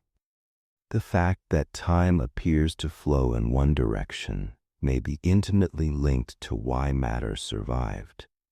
The problem also highlights the limitations of extrapolating known physics into regimes far beyond experimental reach. Astrophysics often succeeds by extending well-tested theories to new contexts. Here, that approach seems insufficient. Something essential appears to be missing from our description of nature. Yet the very existence of the problem is a testament to how deeply we understand the universe. We can trace cosmic history back to moments when the difference between existence and non-existence hinged on subtle physical effects. We can quantify how much matter should have remained and compare that to what we observe today. Few sciences operate with such reach. As the universe expanded and cooled, the matter that survived began to form atoms, then stars and galaxies. Every structure owes its existence to that primordial imbalance. The absence of antimatter is not a trivial detail, but the reason there is a cosmos filled with complexity rather than a featureless sea of radiation. As you sit with this idea, it may feel both humbling and calming. Everything you know, including yourself, exists because the universe was slightly uneven at the very beginning. Perfect symmetry would have erased it all. Instead, a gentle imperfection allowed reality to unfold. As the day fades, you can let this thought soften into quiet reflection. Existence did not require grand excess, only the smallest imbalance. The universe did not choose abundance over emptiness by force, but by a whisper of difference. And just as matter quietly remained when annihilation ended, you can allow the noise of the day to fall away, leaving behind a simple presence, steady and at rest. Chapter 9. Is the universe finite or infinite? At first glance, the question of whether the universe is finite or infinite seems simple. Either space goes on forever, or it does not. Yet in astrophysics, this question unfolds into one of the most subtle and difficult problems we can ask. It touches geometry, observation, and the limits of what can ever be known. Unlike many cosmic mysteries, this one may not have a single definitive answer, not because of missing data, but because of how the universe itself is structured. When we look into the night sky, we see only a portion of the universe. Light travels at a finite speed, and the universe has a finite age. As a result, there is a boundary to how far we can see, known as the observable universe. This boundary is not an edge in space, but a limit in time. Beyond it, light has not had enough time to reach us. It is crucial to distinguish this observable region from the universe as a whole. The observable universe is finite by definition, but the total universe may extend far beyond it. Astrophysics can measure the size of the observable universe with great precision. It can map galaxies, background radiation, and large-scale structures across vast distances. Yet all such measurements are confined to what lies within our cosmic horizon. No telescope, no matter how powerful, can directly probe what lies beyond.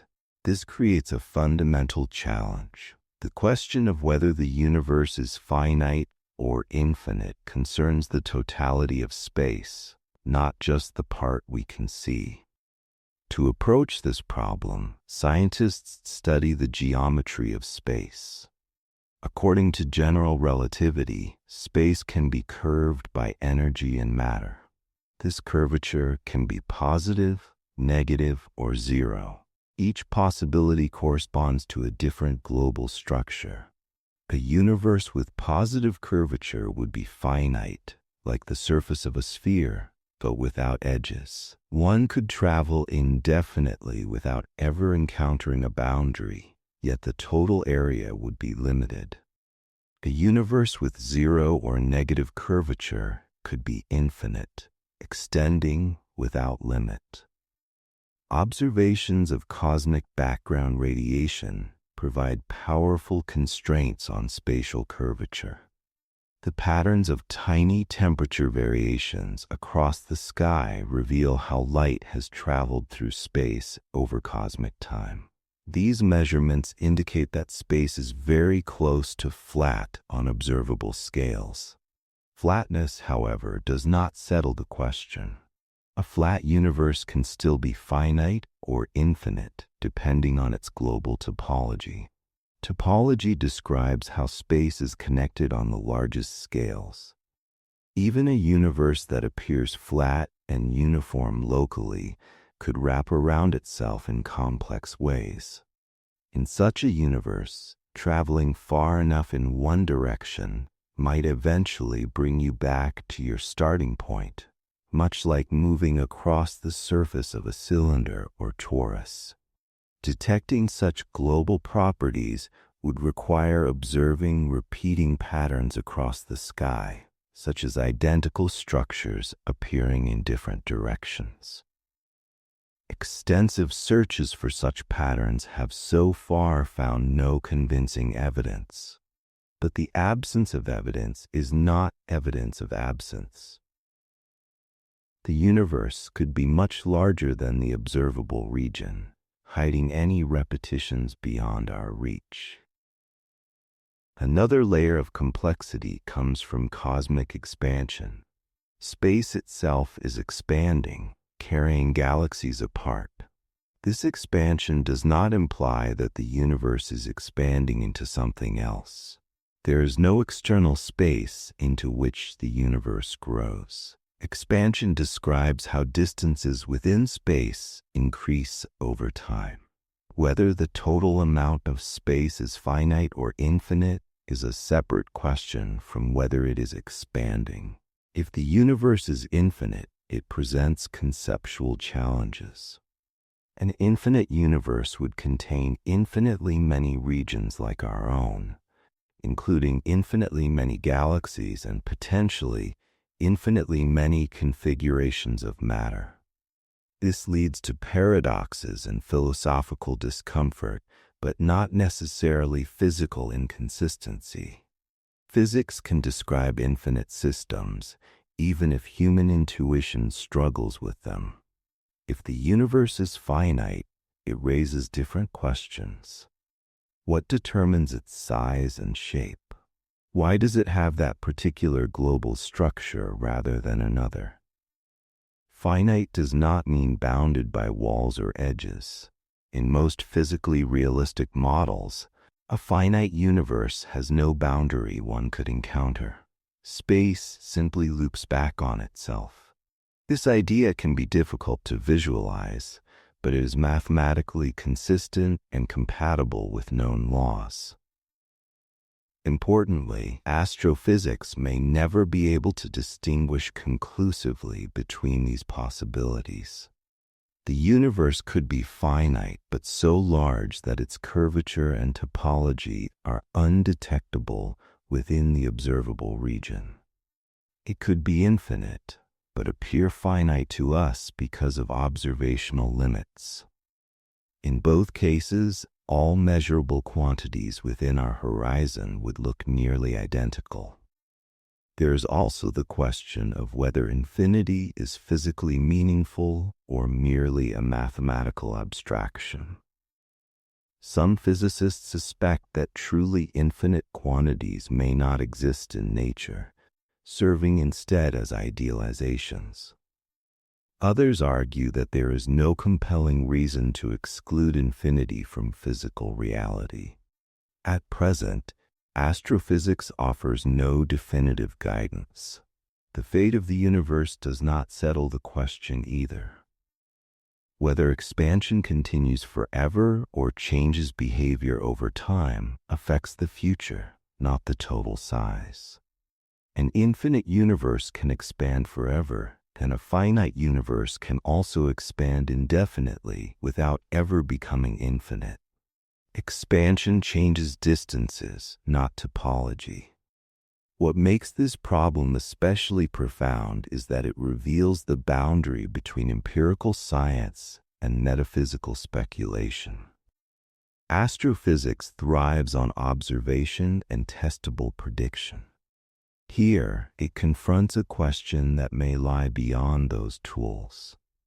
The universe may simply be too large, or structured in such a way that its total extent cannot be determined from within. This does not mean the question is meaningless. It shapes how we think about our place in the cosmos.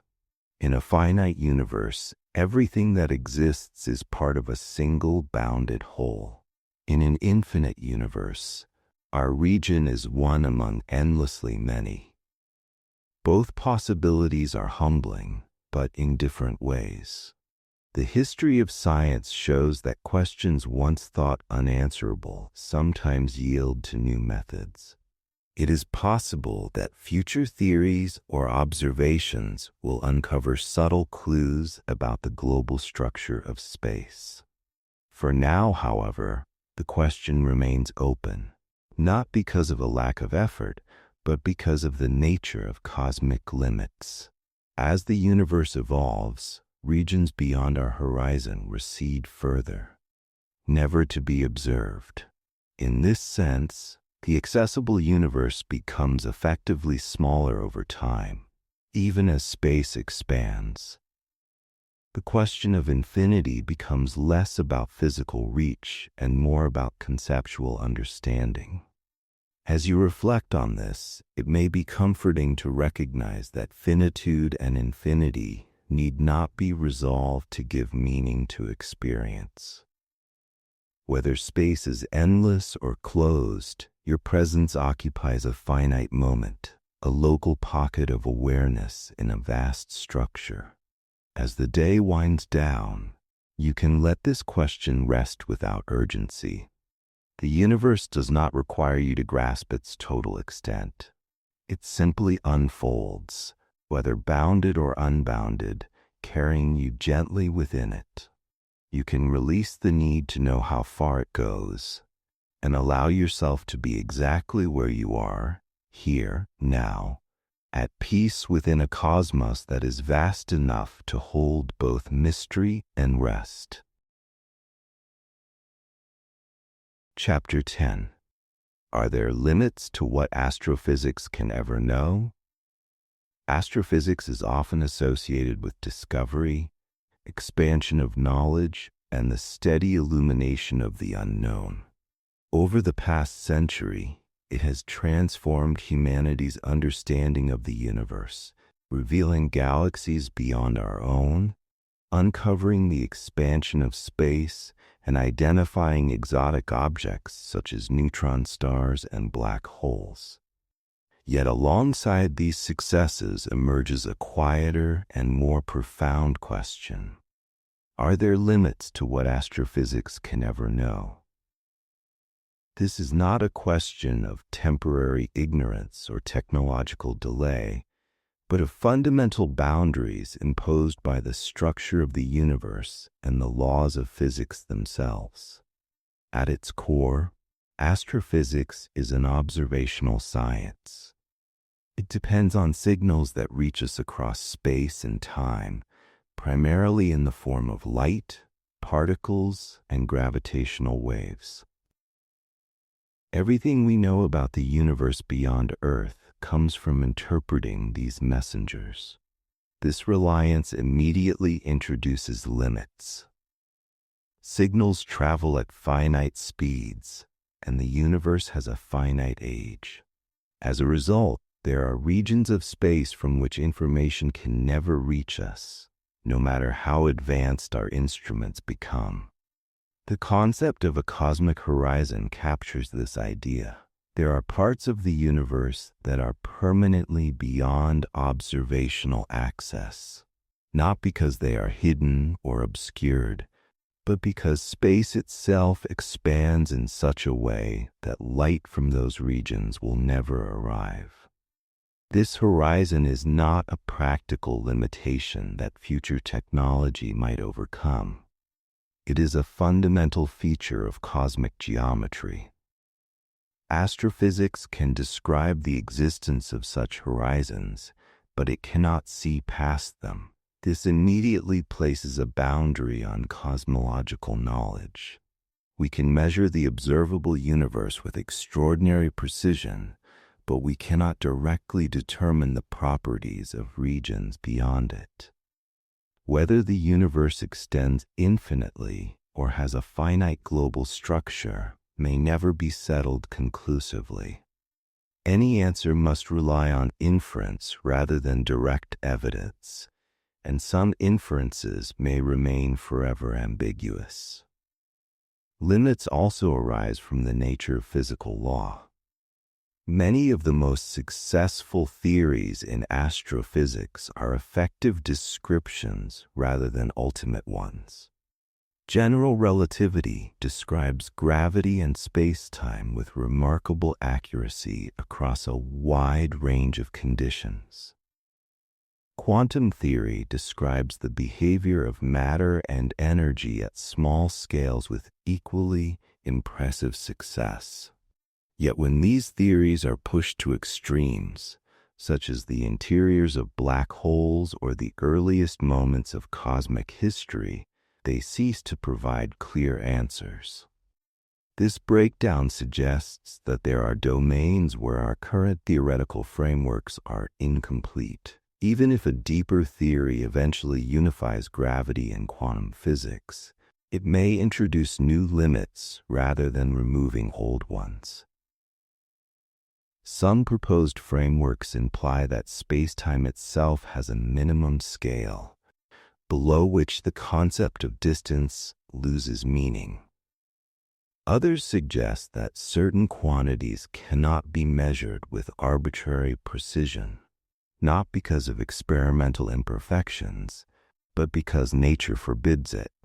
In such cases, uncertainty is not a temporary obstacle, but a built-in feature of reality. Another fundamental limit arises from the role of information. Astrophysics relies on extracting information from distant systems, but information is constrained by physical laws. There are limits to how much information can be stored, transmitted, or retrieved from a given region of space. Black holes, for example, appear to place absolute bounds on information density. These bounds imply that the universe may not allow arbitrarily detailed descriptions of all its parts. Time also imposes constraints. Many astrophysical processes unfold over immense durations, far exceeding human lifespans or even the expected lifetime of our civilization. Some phenomena may be so slow that their full behavior can never be observed directly. Others may have occurred only once in the deep past, leaving behind incomplete traces. The origin of the universe is a prime example. We can observe the aftermath, but the event itself may never be fully reconstructed. There is also the problem of initial conditions. Astrophysics excels at describing how systems evolve given certain starting points.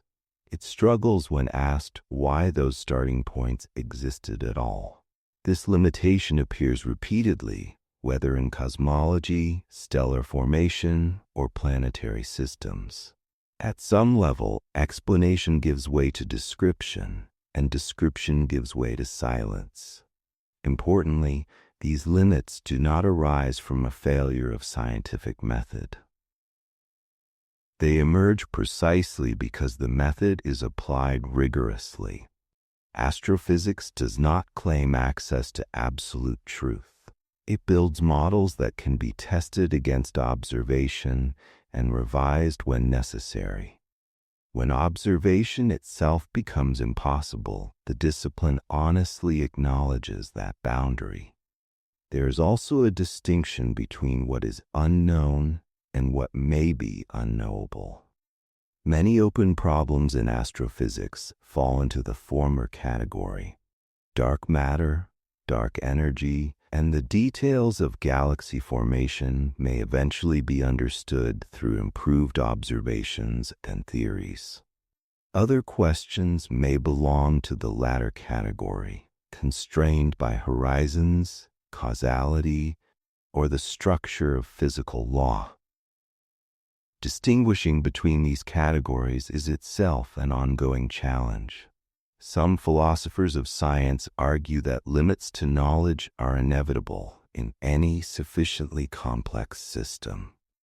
A theory that describes the entire universe from within the universe may encounter self-referential constraints. An observer embedded in a system cannot always fully characterize that system. This idea echoes across disciplines, from mathematics to computation, and may apply equally to cosmology. Astrophysics also faces limits of interpretation. Observations do not speak for themselves. They must be understood through theoretical frameworks that guide their meaning. When multiple frameworks explain the same data equally well, choosing between them becomes difficult. This situation already arises in several areas of cosmology, where different models fit observations with comparable accuracy.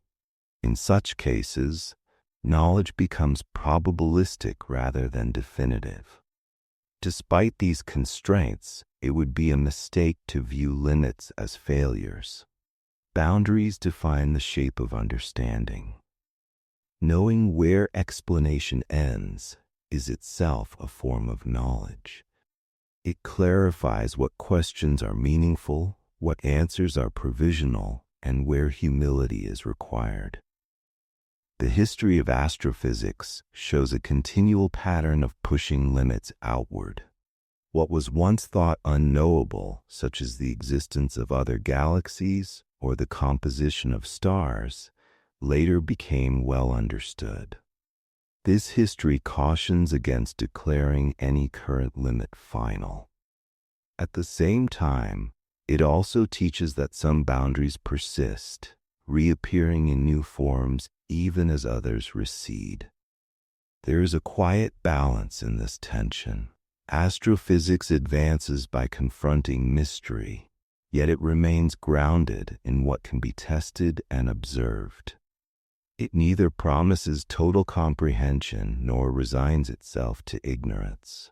Instead, it operates within a landscape shaped by both discovery and restraint. Ultimately, the question of limits is also a question about expectation.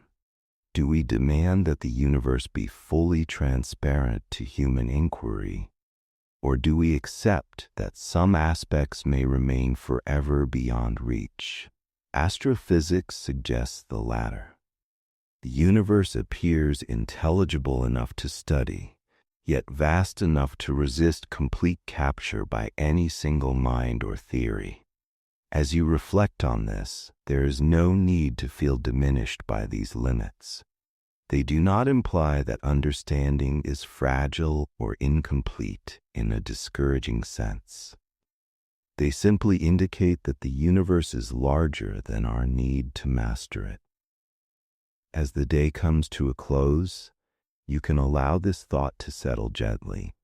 You do not have to carry the weight of every unanswered question. The universe continues with or without full explanation, and so do you. Knowledge has edges, but rest does not require crossing them.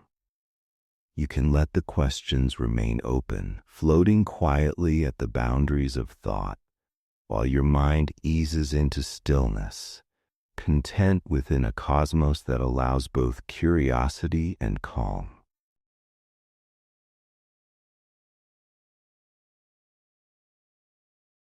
Section 12. How the Universe Ends. Big Freeze, Big Rip, Big Crunch, and Heat Death. Chapter 1. The Cosmic Question. Does the universe have an end? To ask whether the universe has an end is to press physics on what it can and cannot say about time, change, and the large-scale behavior of nature. The word end hides several possibilities. It might mean a finite moment in the future at which the known laws reach a boundary. It might mean a slow exhaustion of free energy in which nothing new can occur because every gradient that drives structure and life has flattened. Or it might mean an end to what we can observe, even if the universe beyond our reach continues. In cosmology, these notions must be expressed in precise terms about space-time geometry, energy content, and the statistical behavior of matter and radiation. The scientific version of the question is not, will everything stop? But, given the laws of physics as we understand them, and the measurements we have made, what are the allowed long-term behaviors of the cosmos?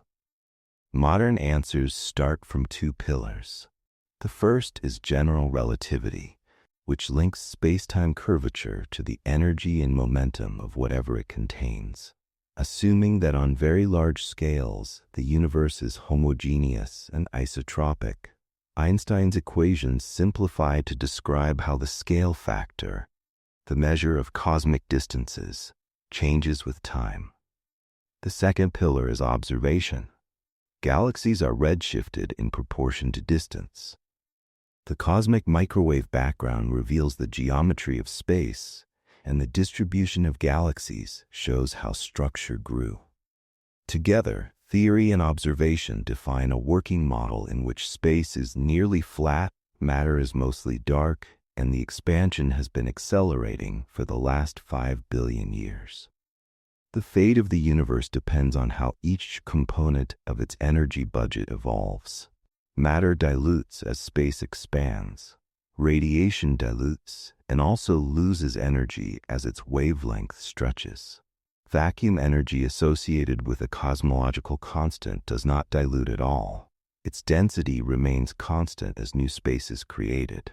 Because these components scale differently, their relative importance changes with time.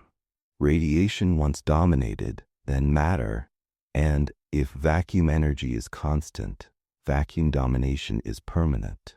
That late-time vacuum domination drives the universe toward an exponentially expanding state that resembles de Sitter space, in which observers are surrounded by an event horizon and can access only a finite region.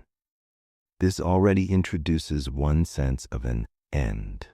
Even if physics continues forever, there can be an end to cosmic connectedness. Our local group of galaxies is gravitationally bound and will merge into a massive remnant. But more distant clusters will eventually recede beyond an event horizon defined by accelerating expansion. Their light will be redshifted into wavelengths so long that no detector could ever see it, and then beyond contact altogether. From the vantage of future observers, the night sky will slowly empty. They will live in a universe that appears isolated and static, even though on larger scales it continues to expand. Thermodynamics provides a second lens. The second law states that the total entropy of an isolated system does not decrease. If the cosmos expands and cools without bound, then energy gradients that now power stars, planets, and life will diminish. Gas in galaxies is consumed, heated, or locked into remnants. Stellar populations age.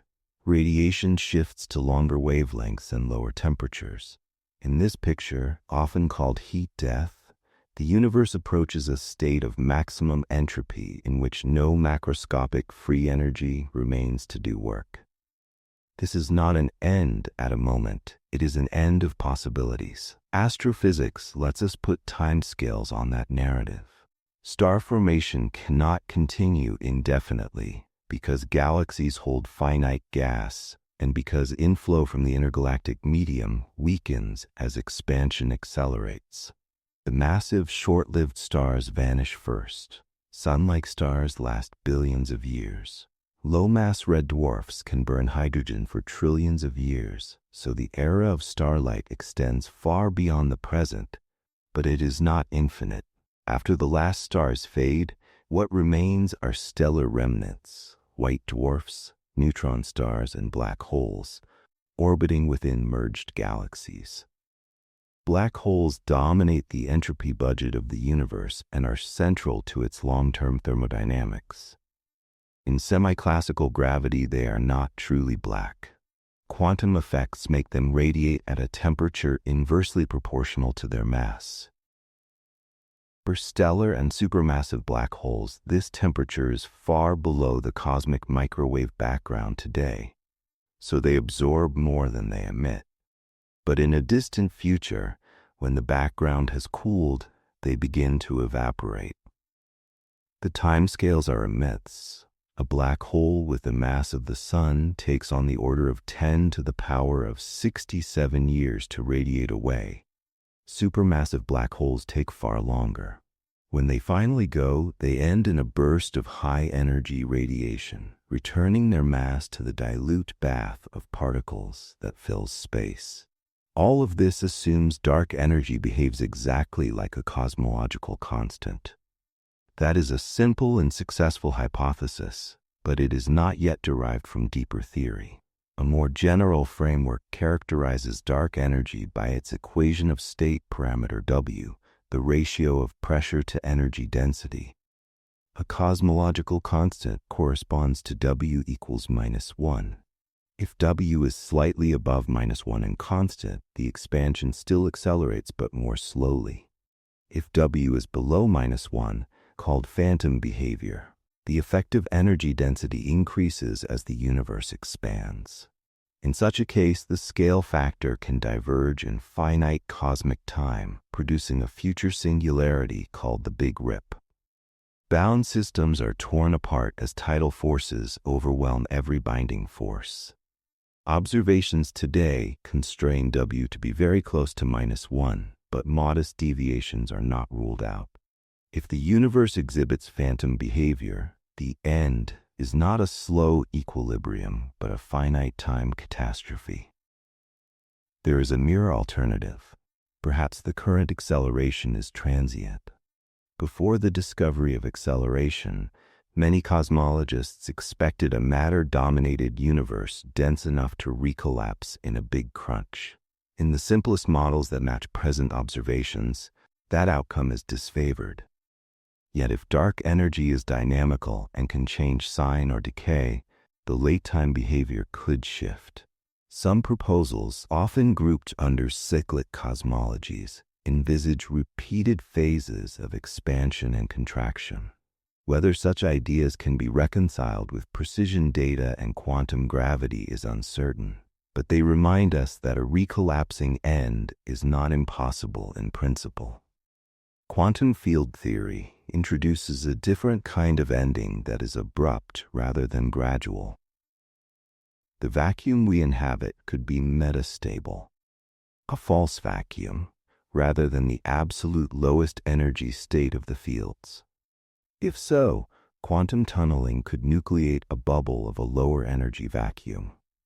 The bubble wall would expand at nearly the speed of light, and the interior would have different physical parameters. Within that bubble, the structures that existed before could not survive. Calculations suggest our vacuum is either stable or metastable, with a lifetime vastly longer than the current age of the universe. But physics beyond the standard model could alter that. Vacuum decay would not announce itself in advance.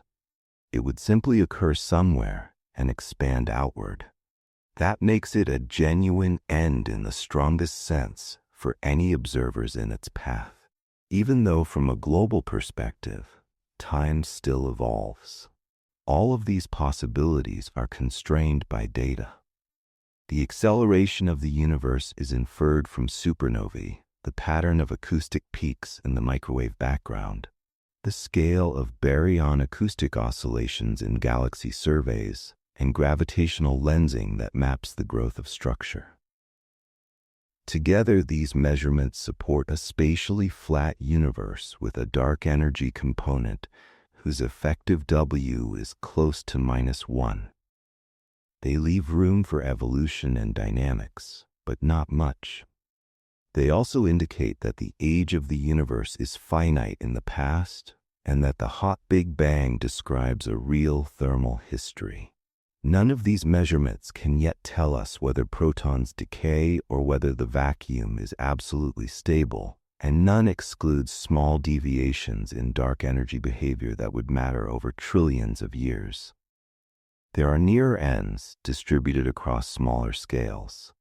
Long before the last red dwarf fades, galaxies will have transformed most of their gas into stars or heated it beyond recovery.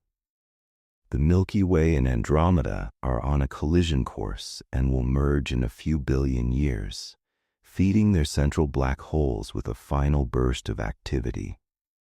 Planetary systems evolve. Stars like the Sun end as white dwarfs with faint debris disks. For biospheres and civilizations, these milestones are the relevant ends. Cosmology provides the boundaries, but local astrophysics writes the chapters that matter for life. Given this landscape, the most careful answer to the question, does the universe have an end, is conditional. If dark energy is a true cosmological constant and the vacuum is stable, then the universe does not end at a moment. It expands forever, while the range of phenomena steadily diminishes. If dark energy is phantom-like, the universe could have a finite lifetime ending in a big rip. If acceleration someday reverses, the universe could recontract in a big crunch. If the vacuum is metastable, a decay event would end the observable universe for any observers within the expanding bubble. Current observations favor the first option, but they do not logically exclude the others. Physics treats this question operationally. We translate end into measurable parameters, the equation of state of dark energy, the stability of the vacuum, the possibility of proton decay, the validity of black hole evaporation, the geometry of space, and the long-term star formation rate. We design observations and experiments to constrain those parameters. In doing so, we shift the conversation from myth and metaphor to models and evidence without losing the grandeur of what is at stake. On human timescales, the universe has no end at all. The intervals between these milestones dwarf any history we can imagine. Yet there is meaning in situating ourselves within that immensity. Knowing that the cosmos admits intelligible futures, even if they are cold or strange, makes our moment feel like a sentence in a very long story. The stars will not last, but for now curiosity still burns brightly. Chapter 2. The Expanding Universe, From the Big Bang to Now. The story of cosmic expansion is central to astrophysics, not only because it defines how the universe has evolved, but also because it frames every question we ask about its future. When we say the universe is expanding, we are not describing galaxies moving through static space in the way ships cross an ocean. We are describing the stretching of space itself, the change in the metric that measures distances between objects not bound together by gravity. This idea is so counterintuitive that it took decades to gain acceptance, but today it is one of the most secure foundations of cosmology. The modern picture begins with Einstein's general theory of relativity.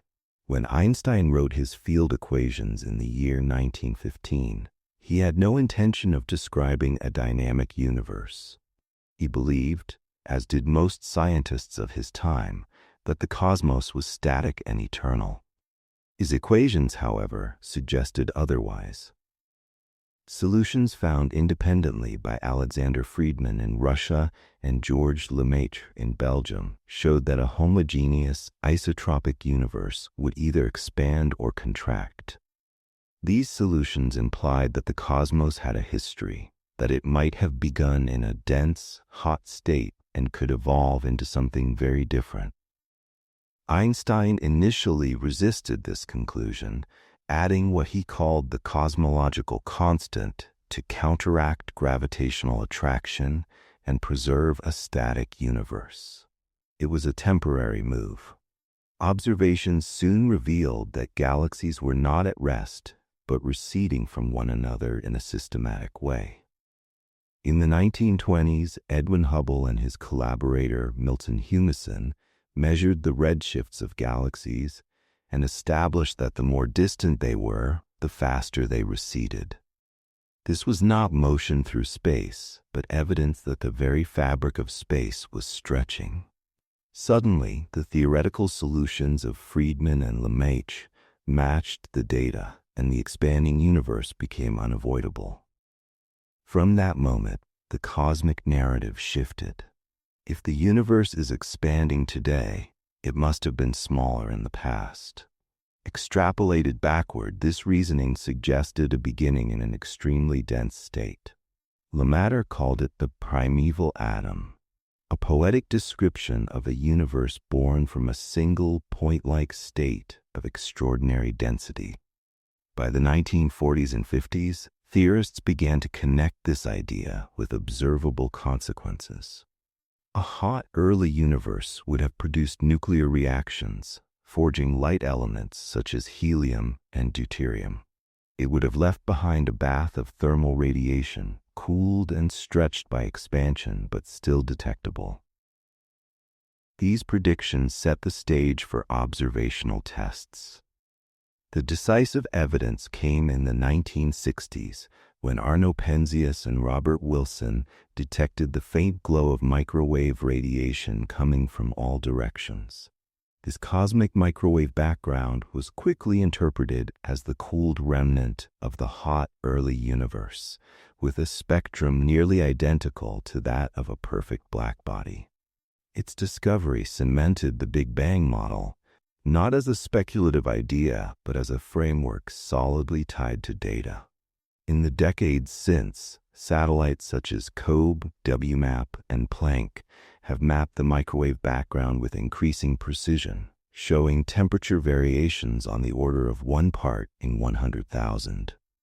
These fluctuations are the seeds from which galaxies and clusters later grew. The expansion of the universe is not uniform over time. Different forms of energy density dilute differently as the scale factor grows. In the earliest fractions of a second, radiation dominated, and the universe was opaque, a dense plasma of particles and photons coupled tightly together. As expansion continued, matter became more important, allowing atoms to form in the process called recombination. Light could then travel freely, producing the microwave background we observe today. In this matter-dominated era, gravity slowed the expansion and allowed structures to form. Galaxies coalesced, stars ignited, and cosmic history as we know it unfolded. For much of the 20th century, cosmologists debated whether this expansion would continue forever, slow to a halt, or reverse in a collapse. The answer hinged on the universe's density. If the density were above a certain critical value, gravity would eventually overcome expansion, leading to recollapse. If it were below that value, expansion would go on indefinitely. For a time, the universe appeared to sit near this critical point, and large surveys of galaxies sought to measure the balance more precisely. Then, in the late 1990s, a profound discovery changed the picture. Two independent teams studying distant supernovae found that the expansion of the universe was not slowing, but accelerating. This was completely unexpected. The data implied that some form of energy, later called dark energy, was driving the expansion faster over time. The simplest explanation was a cosmological constant, a fixed energy density of empty space. But whether it is truly constant or something more dynamic remains an open question. Today, the concordance cosmological model, sometimes called lambda cold dark matter, with lambda representing the cosmological constant, describes an expanding universe made mostly of dark components. About 70% of the energy density is dark energy. Roughly 25% is dark matter, and less than 5% is ordinary matter. Radiation is negligible at present, though it dominated in the first 100,000 years. This balance explains not only the observed acceleration, but also the large-scale structure of galaxies and the details of the microwave background. The expansion has left imprints on every scale. On the largest scales, galaxy surveys reveal the cosmic web, filaments, clusters, and vast voids shaped by the tug-of-war between gravity and expansion. On smaller scales, expansion determines the ultimate fate of galactic neighborhoods. Bound systems, such as our local group, resist expansion through gravity, but unbound galaxies drift ever farther apart. As time progresses, expansion will render distant galaxies invisible, their light stretched to wavelengths too long to detect. The pace of expansion is measured by the Hubble constant, named after Edwin Hubble. Determining its precise value has proven surprisingly difficult. Different methods, measuring supernova distances, observing the microwave background, or analyzing gravitational lensing, have yielded slightly different answers. This Hubble tension remains one of the most discussed puzzles in cosmology. Its resolution could point to subtle physics beyond the current model, perhaps involving the nature of dark energy or the behavior of neutrinos. The concept of expansion also reshapes our understanding of horizons. Because light travels at a finite speed, we can only see a finite volume of the universe, the observable universe. Beyond that lies a vast region permanently beyond our reach. Expansion means that galaxies now visible may one day recede faster than light relative to us, not by breaking relativity, but because space itself stretches. This creates an event horizon, a boundary beyond which signals can never reach us.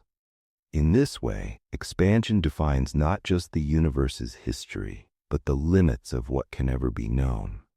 One of the most intriguing episodes in expansion theory is inflation.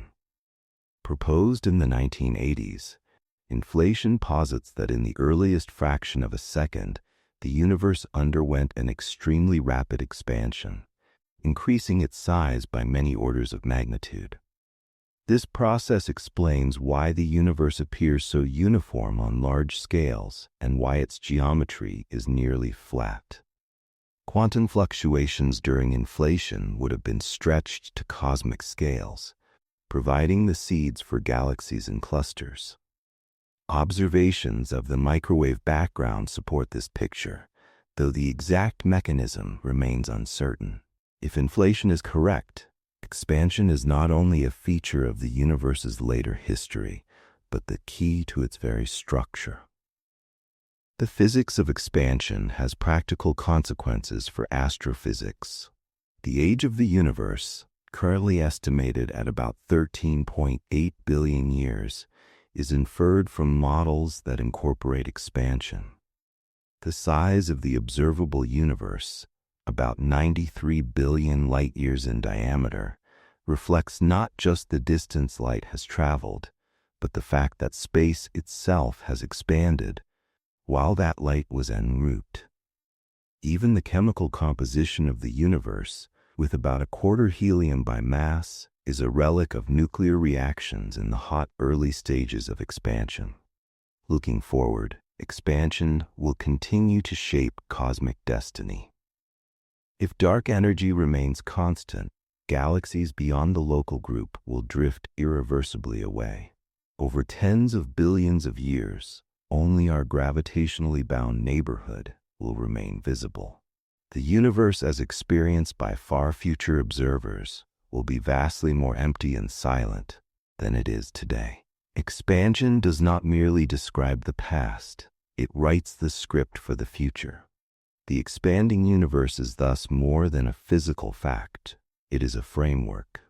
It tells us that we inhabit a cosmos with a history, that the structures we see today grew from tiny fluctuations in an earlier, hotter state, and that the universe is not static but dynamic, governed by laws that can be tested and refined.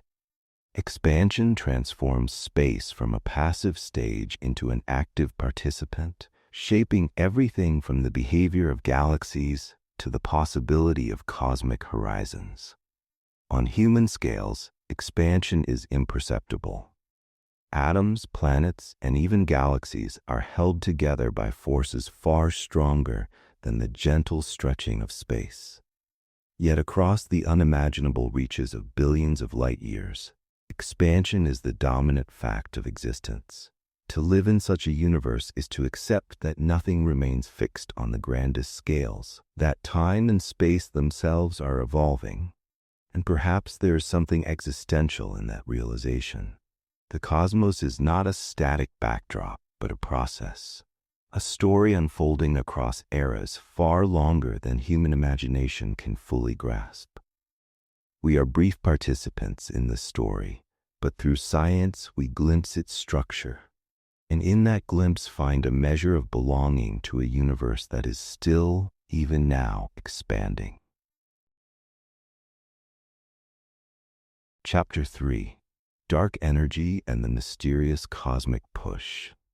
When the discovery of the accelerating universe was announced in the late 1990s, it marked one of the most unexpected turns in modern science. For decades, cosmologists had debated whether the expansion of the universe would continue forever or eventually slow and reverse. Few imagined a third option, that expansion might not only persist but speed up over time.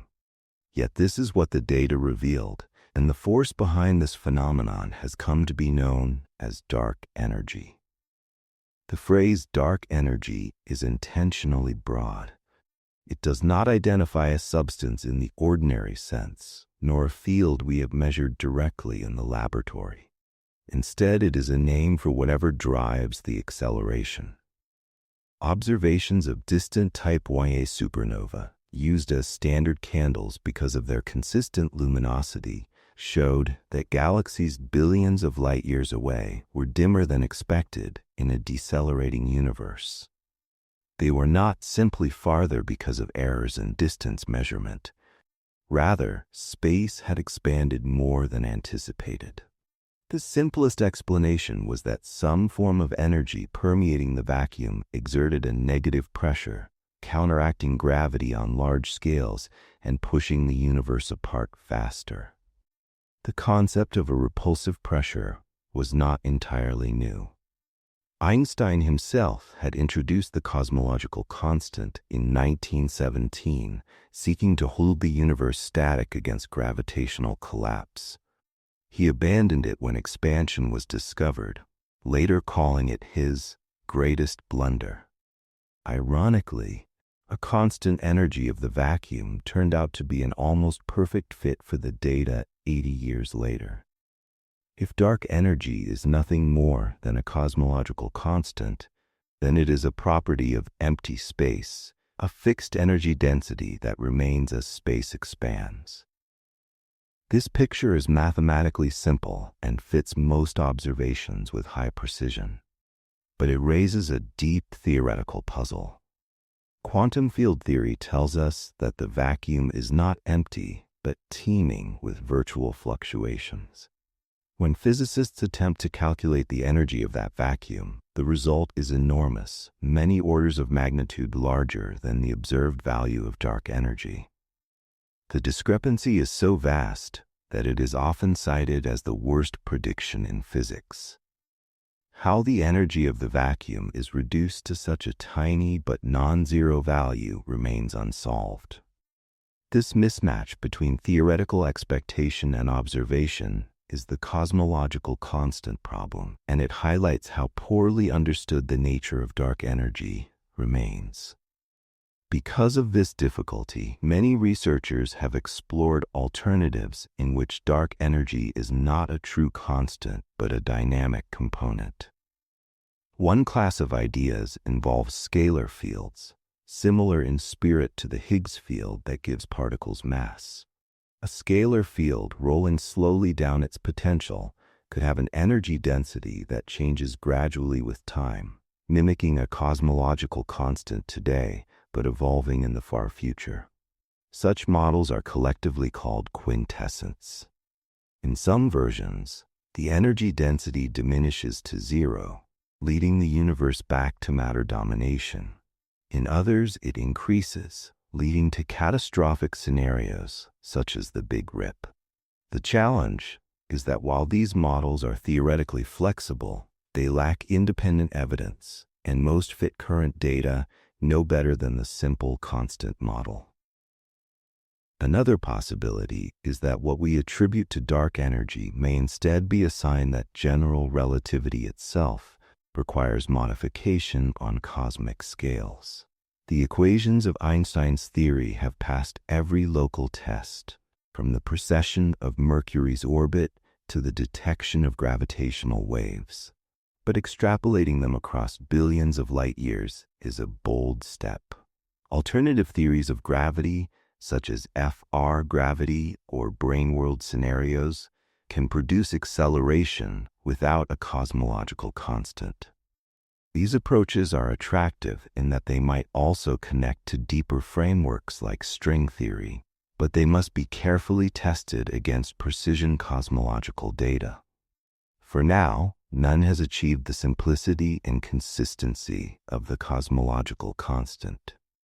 To characterize dark energy empirically, cosmologists use the equation of state parameter, symbolized as W, which relates its pressure to its energy density. A cosmological constant corresponds to W equal to -1. Deviations from this value would signal new physics. Surveys of supernova, the cosmic microwave background, and the distribution of galaxies all point to W being very close to -1, within a few percent. The data do not yet rule out mild evolution of W with time, but any change must be subtle. Planned observatories such as the Euclid mission, the Nancy Grace Roman Space Telescope, and the Vera C. Rubin Observatory will sharpen these constraints, mapping cosmic acceleration with unprecedented detail. Dark energy also leaves its mark on the growth of structure. While gravity pulls matter together to form galaxies and clusters, dark energy works in the opposite direction, stretching space and reducing the rate at which structures grow.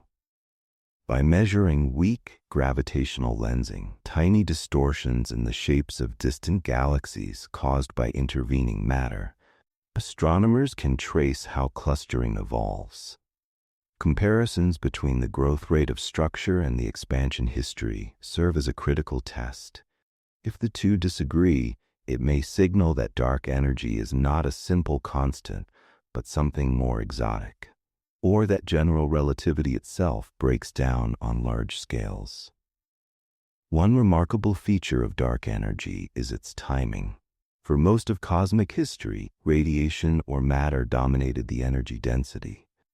Only in the last few billion years did dark energy become the leading component, driving acceleration.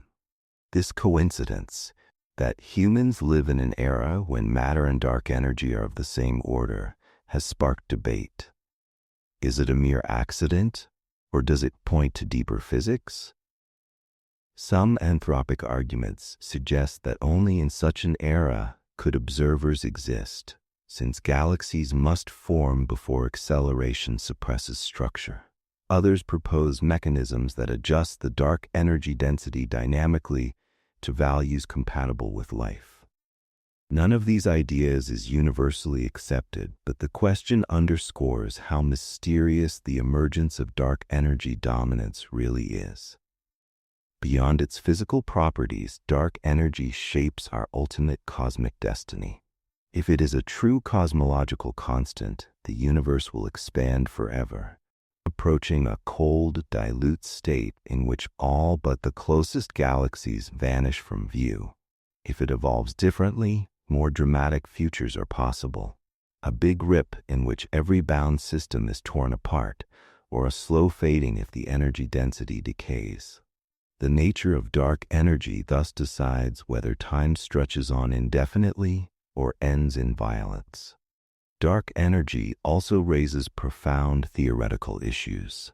In quantum mechanics, energy densities are linked to fields, symmetries, and vacuum states, explaining why the observed vacuum energy is so small yet non-zero may require new principles of physics. Some theorists invoke supersymmetry, which can cancel contributions to the vacuum energy, though no evidence of supersymmetric particles has yet been found. Others suggest that the vacuum energy is not a fixed constant, but an emergent property of spacetime, arising only in the context of gravity. These approaches remain speculative, but reflect the deep unease that physicists feel about leaving dark energy unexplained. The mystery also connects to the broader search for unification. String theory, which seeks to reconcile quantum mechanics and gravity, predicts a landscape of possible vacuum states, each with its own value of vacuum energy. In such a multiverse picture, different regions of space could have different values, and we happen to live in one where dark energy is small enough to allow galaxies and life. While controversial, this line of thought attempts to explain the smallness of dark energy through selection effects rather than precise dynamical mechanisms. Critics argue that it makes the theory difficult to test, but it illustrates the far-reaching implications of the problem. As observations accumulate, the evidence for cosmic acceleration grows stronger. Galaxy surveys now map millions of galaxies across billions of light-years, tracing the imprint of baryon acoustic oscillations, sound waves in the early universe frozen into the large-scale structure. These measurements provide a standard ruler to track expansion. Combined with the microwave background and supernova data, they consistently point to a universe dominated by dark energy.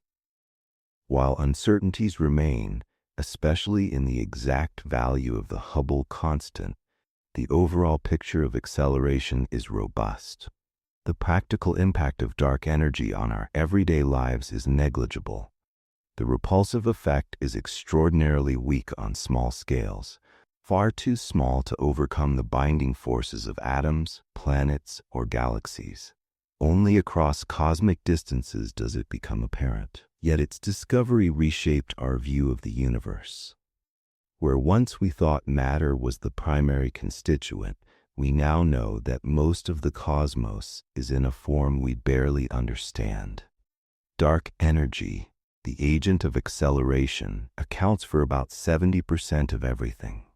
This shift in perspective is as radical as the Copernican revolution that displaced Earth from the center of the universe. The accelerating universe has also influenced the philosophy of science. It illustrates how progress often comes not from confirming what we expect, but from data that resist explanation. The faint light of distant supernovae forced a revision of cosmology, and with it an expansion of imagination. Scientists now live with the recognition that the cosmos is stranger and more flexible than intuition suggests, that space itself can act like a medium with properties we barely grasp. On human timescales, the existence of dark energy changes nothing about our daily experience. Yet its implications for the future are staggering. If expansion continues to accelerate, then over tens of billions of years the sky will grow emptier until only the remnants of our local group remain. Civilizations in that far future will struggle to infer the true nature of the cosmos. Their telescopes will reveal a lonely island universe with no hint of the vast structures we see today. There is something quietly existential in this realization.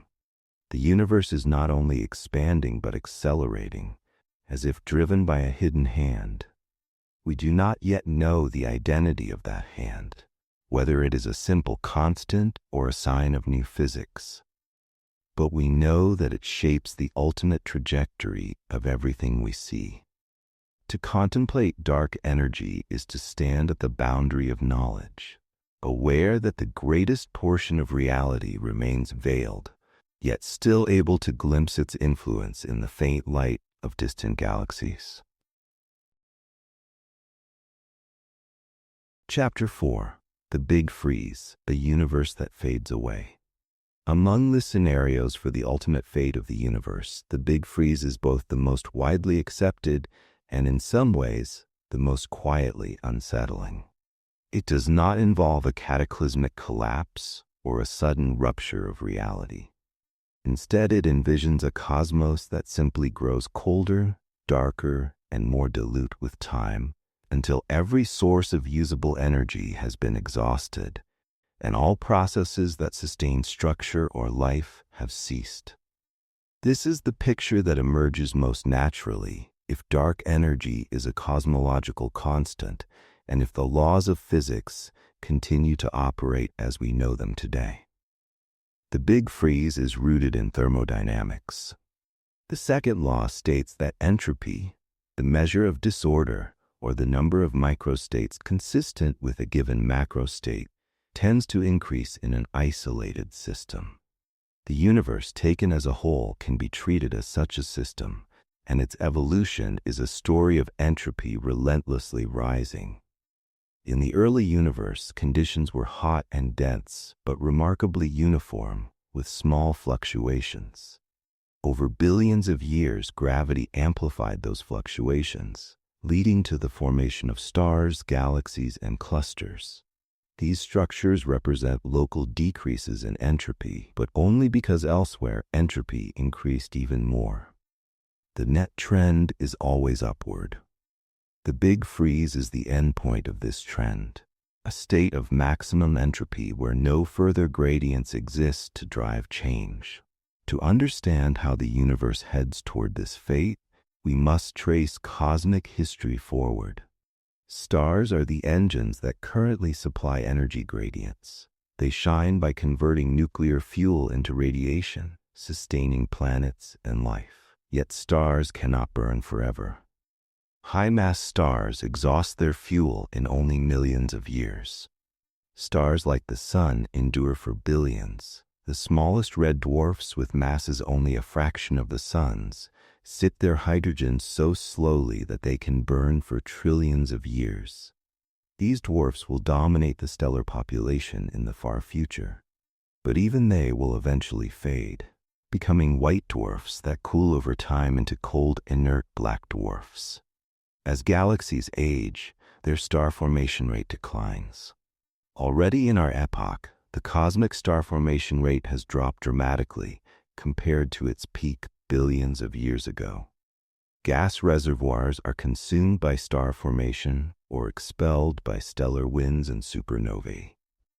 In the accelerating universe, fresh inflows of intergalactic gas are cut off as expansion isolates galaxies and groups from one another. Over trillions of years, star formation dwindles to almost nothing. The night sky of the deep future will lack the brilliant, short-lived stars that now light up spiral arms. Only long-lived dwarfs will remain, glowing faintly in the dark. The Big Freeze is not only about the death of stars, but also about the fate of the structures they leave behind. White dwarfs will cool into black dwarfs, neutron stars will fade, and black holes will dominate the mass budget of galaxies. Gravitational interactions will slowly reshape stellar systems, ejecting stars into intergalactic space and driving others into the cores of galaxies. Black holes in those cores may merge, growing even larger. For epochs beyond human imagination, these remnants will define the cosmos. Black holes are especially important for the entropy of the universe. They hold immense entropy because their microscopic states, though hidden, are extraordinarily numerous. According to Stephen Hawking's calculations, black holes also radiate very slowly, a process now called Hawking radiation. For black holes of stellar mass or larger, this evaporation time is staggering. A black hole with the mass of the Sun requires about 10 to the power of 67 years to fully evaporate. Supermassive black holes at galactic centers, with millions or billions of solar masses, survive far longer, up to 10 to the power of 100 years or more. When the last of them finally vanishes, releasing a final burst of radiation, the universe will lose its most massive and longest-lived objects. What remains after this long process is a diffuse bath of low-energy photons, neutrinos, electrons, and perhaps stable dark matter particles. If protons are unstable, as some theories of particle physics suggest, they will have decayed long before, leaving only radiation and the lightest particles. If protons are stable, matter will persist in degenerate remnants and dark matter halos. In either case, the average temperature of the universe will asymptotically approach absolute zero. This does not mean it ever reaches zero, but rather that energy becomes so thinly spread that no organized structures or processes survive. The Big Freeze differs from other end-of-universe scenarios in its timescale. Unlike a Big Rip, which could in principle occur in tens of billions of years, or a Big Crunch, which requires a dense enough universe to reverse expansion, the freeze unfolds over intervals so long that human language struggles to capture them. The current age of the universe is about 13.8 billion years. The first stars will still shine for trillions of years to come, but that is only the opening act. The timescales of black hole evaporation extend to 10 to the power of 100 years or beyond. These numbers are so vast that they defy analogy. If the age of the universe so far were compressed into a single day, the Big Freeze would not arrive for a span longer than geological or even stellar timescales multiplied again and again. It is a future so remote that it becomes almost abstract. Yet according to our best theories, it is the most likely future. The thermodynamic perspective helps clarify why the Big Freeze is called the heat death. Heat death does not imply burning, but its opposite, the end of heat flow. In a maximum entropy state, temperature is uniform everywhere. No gradients exist, and therefore no work can be done. Stars shine because nuclear reactions maintain a difference between hot cores and cooler surroundings. Planets sustain climates because of the energy imbalance between starlight and space. Life depends on energy gradients to drive metabolism. In the heat death, all of these gradients vanish. The universe is not dead in the sense of being destroyed, but dead in the sense of being quiescent, inert, and unchanging. An important subtlety is that while entropy approaches a maximum, the number of accessible states is finite only within horizons.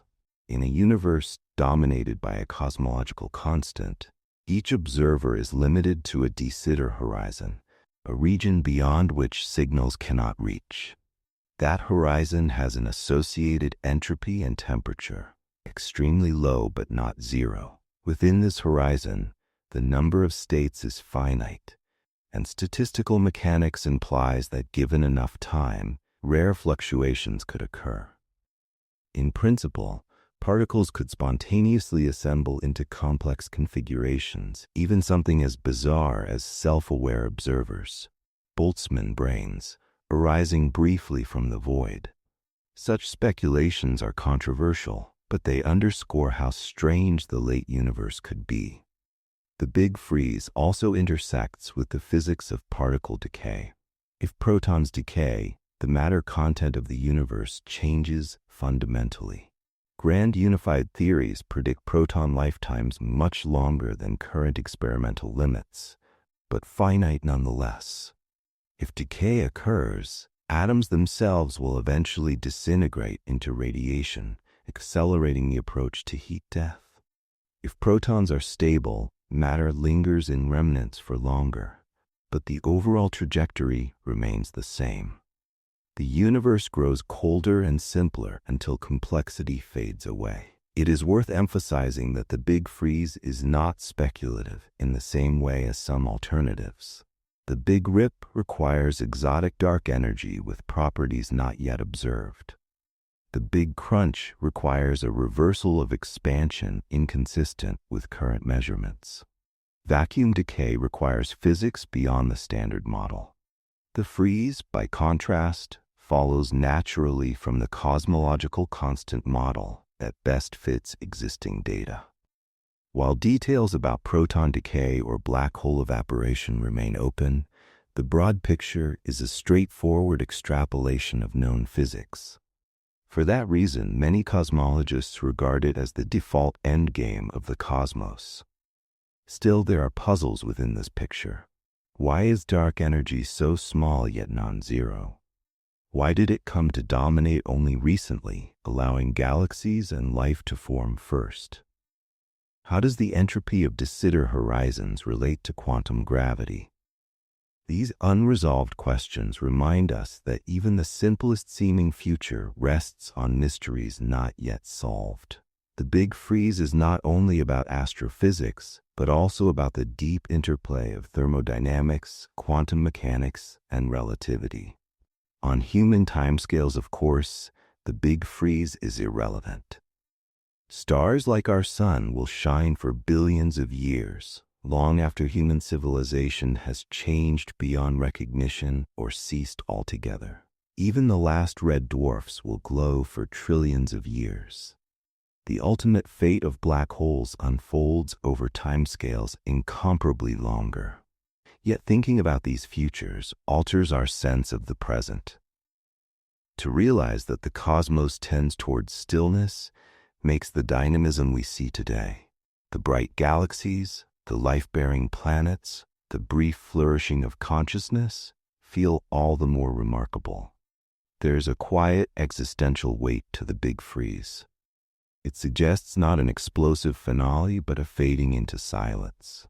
The universe will not end with a bang or a tear, but with the slow extinguishing of light, the dissipation of warmth, and the smoothing out of every structure into uniformity.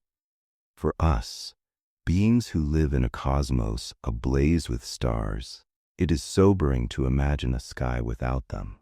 Yet in contemplating that distant fate, we are reminded that transience is part of the story of existence, and that our brief moment takes place in one of the universe's rare epochs of brilliance. Chapter 5. The Big Rip, when expansion tears reality apart. Among the possibilities for how the universe might end, few are as dramatic as the scenario known as the Big Rip. Unlike the slow cooling of the Big Freeze or the speculative collapse of a Big Crunch, the Rip imagines a cosmos in which expansion accelerates without bound until it shreds every structure, from the largest clusters of galaxies down to atoms themselves. It is a vision of cosmic disassembly, a future in which not even the fundamental bonds of matter survive. The idea arises from the way cosmologists describe the mysterious force driving accelerated expansion: dark energy. In our best-fitting model today, dark energy behaves like a cosmological constant. It has a fixed density in space independent of time, and produces an equation of state parameter W equal to -1. This constant value fits current observations well. But if W is not exactly -1 and instead is less than -1, a very different fate awaits. Energy of this kind is often called phantom energy. Rather than diminishing as the universe expands, phantom energy grows denser with time, and its repulsive effect strengthens.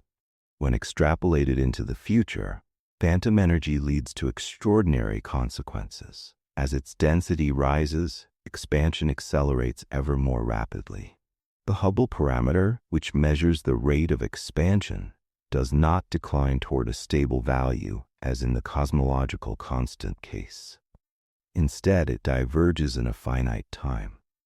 In practice, this means the scale factor of the universe, the measure of cosmic distances, becomes infinite at a specific moment. That moment is the Big Rip. The progression toward this end would unfold in stages. Initially, galaxies beyond the local group would vanish over the horizon, just as they do in a cosmological constant universe. But in the Rip scenario, expansion does not stop there. Eventually, the gravitational binding of clusters is overcome. Galaxies within clusters drift apart. Later, the very galaxies themselves cannot resist the pull of expansion. Their stars are separated from one another as the structures holding them together are torn apart. Moving closer in time, planetary systems lose their cohesion as stars and planets are pulled from orbit.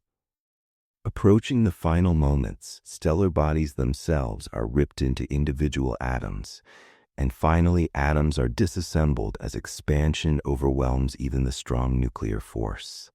The entire ladder of structure, painstakingly built over cosmic history, is undone in reverse. The timeline for such a disassembly depends on how far below -1 the value of W lies. If it is only slightly less, the Big Rip could be trillions of years away. If it is more extreme, the end could arrive much sooner, perhaps in tens of billions of years, not vastly longer than the current age of the universe. In either case, the Rip's defining feature is that the end comes in finite time, not as an asymptotic fading, but as a genuine deadline for existence. It is important to stress that the Big Rip is not inevitable according to present evidence. Measurements of distant supernova, the cosmic microwave background, and the distribution of galaxies all indicate that W is close to -1, within a few percent. While values slightly below -1 are consistent with the data, extreme deviations are not supported. The scenario remains speculative, but it is taken seriously because it arises naturally from a simple modification of the standard model. If dark energy is phantom-like, the Rip follows mathematically. The physics behind phantom energy is puzzling. In most field theories, energy densities decrease with expansion. A substance whose density rises instead creates instabilities and negative kinetic energies that are hard to reconcile with conventional quantum theory. Some models introduce exotic scalar fields or modifications of gravity to produce such behavior, but no consensus exists. For many theorists, the very strangeness of phantom energy is a reason to doubt it is real. Yet science is driven by evidence, and until data rule it out decisively, the possibility of a rip remains open. What makes the Big Rip compelling, beyond its exotic physics, is the imagery it offers of cosmic dissolution. In this scenario, the end is not silent or invisible but dynamic. Unlike the freeze, where galaxies and stars fade gradually into the dark, the rip would bring a sequence of violent unbindings. Structures that took billions of years to form would be destroyed in a fraction of that time. Galaxies that collided and merged over aeons would be sundered. Planetary systems that endured stellar evolution would be scattered. Even atoms, the building blocks of matter, would fail. It is as though the universe itself rebels against coherence, dismantling every level of order. The rip also highlights how sensitive the fate of the cosmos is to the properties of dark energy. A shift in W by only a small margin below -1 transforms eternity into a finite lifespan. This is an extraordinary illustration of how cosmic destiny hinges on numbers we are still struggling to measure with high precision. Efforts to pin down W more tightly through galaxy surveys, weak lensing, and improved supernova observations are, in part, attempts to learn whether the rip is even on the menu of possible futures. For now, the consensus is that dark energy behaves very much like a cosmological constant, and the big freeze is the more likely fate. But the rip serves as a reminder not to assume constancy in the face of incomplete knowledge. Just as the discovery of acceleration shocked cosmology in the 1990s, so too could future data reveal unexpected dynamics. The expansion of space is not something we can intuit. It must be measured, and its mysteries may yet deepen. The Big Rip also invites reflections about the nature of time and endings. It imagines a universe that ends not by fading into stillness, but by reaching a point beyond which there is nothing. In the mathematics of phantom energy, the scale factor diverges, the horizon shrinks to zero, and the universe ceases to exist in any meaningful sense. Unlike the heat death, where the arrow of time continues, but nothing interesting occurs, the rip halts time's story altogether. It represents a true finale rather than an endless coda. For living beings, of course, this is all unimaginably distant. Even if the rip were to occur in tens of billions of years, it is still far beyond the lifespan of stars like our sun or the timescale of human civilization. Yet contemplating it provides perspective. The very forces that now separate galaxies and sculpt the large-scale structure of the universe might one day erase all structure altogether. To live in a cosmos where such outcomes are possible is to realize how fragile order is, how contingent the universe's coherence may be. On balance, the Big Rip is a scenario that emphasizes both the power and the limits of science. It shows that by extrapolating from present data and theory, we can outline futures as astonishing as the tearing apart of atoms by cosmic expansion. But it also reveals how dependent those futures are on assumptions about physics we do not fully understand. Whether phantom energy is real or merely a mathematical curiosity, the fact that it can be considered at all is a testament to how far cosmology has come in a century. From Einstein's equations to the faint light of distant supernova, the path has led us to envision a universe that might not just end, but end abruptly, through the unrelenting acceleration of space itself. There is something existential in imagining such a finale. If the big freeze is a slow fading and the big crunch a collapse, the Big Rip is a rending, a refusal of permanence at every level. It is a universe in rebellion against its own structures, where nothing, not even the most fundamental bonds, is safe. To think about it is to confront impermanence in its most radical form, and perhaps to appreciate all the more the brief coherence of the present. Chapter 6. The Big Crunch, a Collapsing Universe. The vision of the universe collapsing into a final cataclysm has long fascinated both scientists and philosophers. Known as the Big Crunch, this scenario is the mirror image of the Big Bang. Instead of expansion continuing indefinitely, gravity eventually halts it, reverses it, and pulls all matter and energy back together. Space contracts, galaxies approach one another, and the cosmos ends in a state of enormous density and temperature. For a time in the 20th century, This possibility was considered a serious contender for the universe's fate. The foundations of the Big Crunch lie in the equations of general relativity. When Einstein's field equations are applied to a homogeneous and isotropic universe, the outcome depends on two critical factors: the geometry of space and the total energy density of the cosmos. If the density of matter and radiation exceeds a certain critical value, gravity overwhelms expansion and the universe recollapses. If the density is below this threshold, expansion continues forever. In a perfectly balanced case, expansion slows but never quite halts. In this framework, the destiny of the cosmos is intimately tied to how much matter and energy it contains.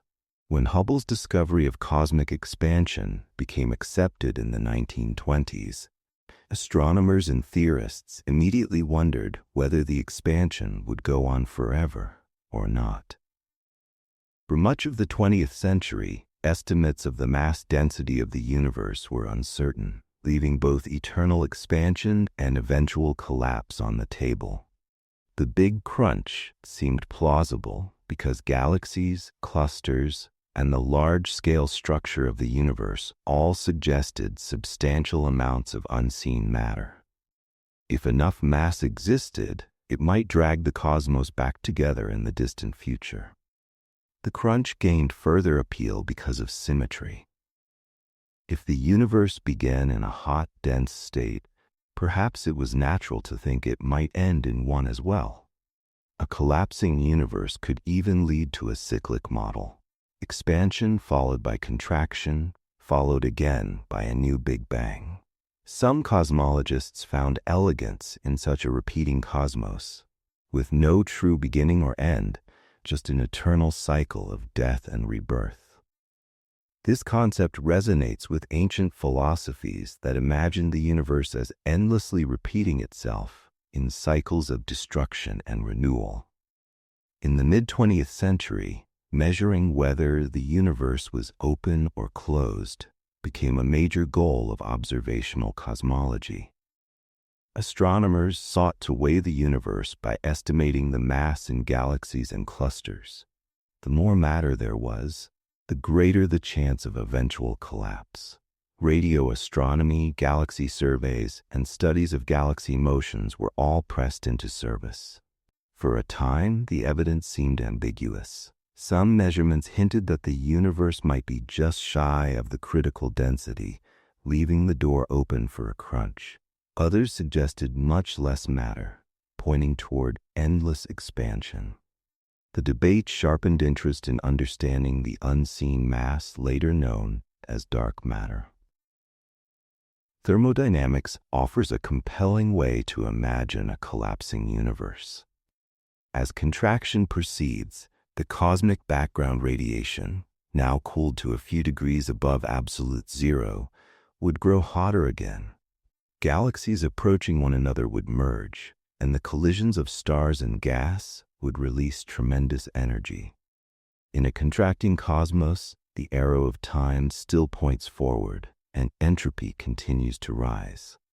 But instead of trending toward cold emptiness, entropy manifests as heat and radiation compressed into an ever smaller volume.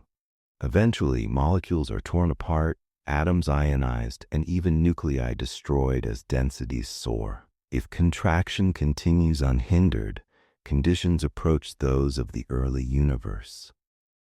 Temperatures climb to billions of degrees. Densities reach levels where even the strong nuclear force can no longer maintain stable matter, and the universe returns to a plasma of fundamental particles. General relativity predicts that all of space could collapse into a singularity, a point of infinite density. Whether such a singularity can actually form depends on physics beyond our current reach. Quantum gravity may prevent infinities, introducing a new phase of matter or space-time itself. But from the perspective of relativity alone, the Big Crunch is the symmetric endpoint of cosmic evolution. The idea of a collapsing universe inspired speculation about rebirth. If singularities are not true endings but transitions, then the crunch might lead to a bounce, igniting a new expansion. In this picture, the Big Bang was not the ultimate beginning, but the aftermath of a previous collapse. Entire cosmologies have been built on this idea. Richard Tolman in the 1930s explored oscillating universes in which expansion and contraction alternate indefinitely. More recently, models from string theory and loop quantum gravity have revived versions of cyclic cosmology. In such views, the cosmos is eternal, not in stasis but in rhythm, passing endlessly through crunches and bangs. Entropy complicates this appealing vision. If entropy always increases, then each cycle would begin with more disorder than the last. Over infinite cycles, entropy would accumulate and the pattern would break down. Some modern cyclic models attempt to evade this by proposing mechanisms to dilute entropy between cycles or to reset conditions at a bounce. Whether such mechanisms are physically plausible remains uncertain. But the very attempt to reconcile thermodynamics with cosmic cycles illustrates how the crunch continues to spark deep theoretical debates. Particle physics plays a role in these discussions as well. If dark energy is not constant but dynamic, it could decay in the future, allowing gravity to reassert itself and drive collapse. Some fields invoked to explain inflation in the early universe might also govern the fate of expansion later. If such a field rolls down its potential energy curve and becomes negative, it would reverse the current acceleration and pull space back together. These are speculative ideas, but they highlight how intimately connected the fate of the universe is to the behavior of fundamental fields we do not yet fully understand. From the standpoint of observations today, the crunch looks unlikely. Measurements of the cosmic microwave background, baryon acoustic oscillations, and supernova distances all indicate that dark energy dominates and behaves much like a cosmological constant. That points to continued expansion rather than collapse. Yet these measurements only probe the recent past. The far future remains open, dependent on physics we cannot yet confirm. If dark energy is truly constant, the crunch is excluded. But if it evolves, especially in ways not yet detectable, the possibility remains. The imagined stages of a collapsing cosmos are dramatic to consider. As contraction begins, galaxies that once drifted apart would converge. The night sky would grow more crowded, filled with merging galaxies and brilliant starbursts.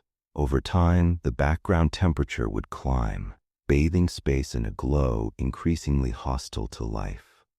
Later, as contraction accelerates, the universe would become so hot and dense that stars and galaxies disintegrated, leaving only a seething plasma.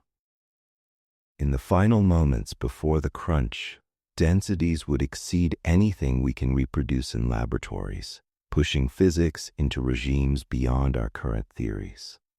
From a human perspective, the crunch is both terrifying and strangely elegant. Terrifying because it envisions the destruction of all order in a violent collapse. Elegant because it restores symmetry between beginning and end. Where the big freeze stretches into eternity and the big rip disassembles structure, the crunch is a crescendo, a universe ending as it began in fire. Philosophically, it offers closure. The cosmos is not left to fade into silence, but concludes with a definitive finale. Even if it never happens, studying the crunch has been valuable. It motivated generations of cosmologists to measure the density of the universe, to search for dark matter, and to refine the theory of cosmic expansion.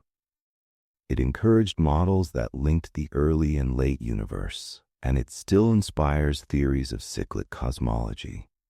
In this way, the crunch functions not just as a possible future, but as a driver of scientific progress. The true fate of the universe remains uncertain, and humility is appropriate. A century ago, no one predicted cosmic acceleration. Perhaps new physics will one day change the picture again, reviving the crunch or some variation of it. For now, the evidence points toward expansion without end. But the possibility of collapse remains a haunting alternative, a reminder that the cosmos is not obligated to match our expectations. And there is a final existential reflection. If everything we know is destined to fall back into a final moment of collapse, then all structures, from galaxies to thoughts, are temporary eddies in a sea that will one day surge back on itself.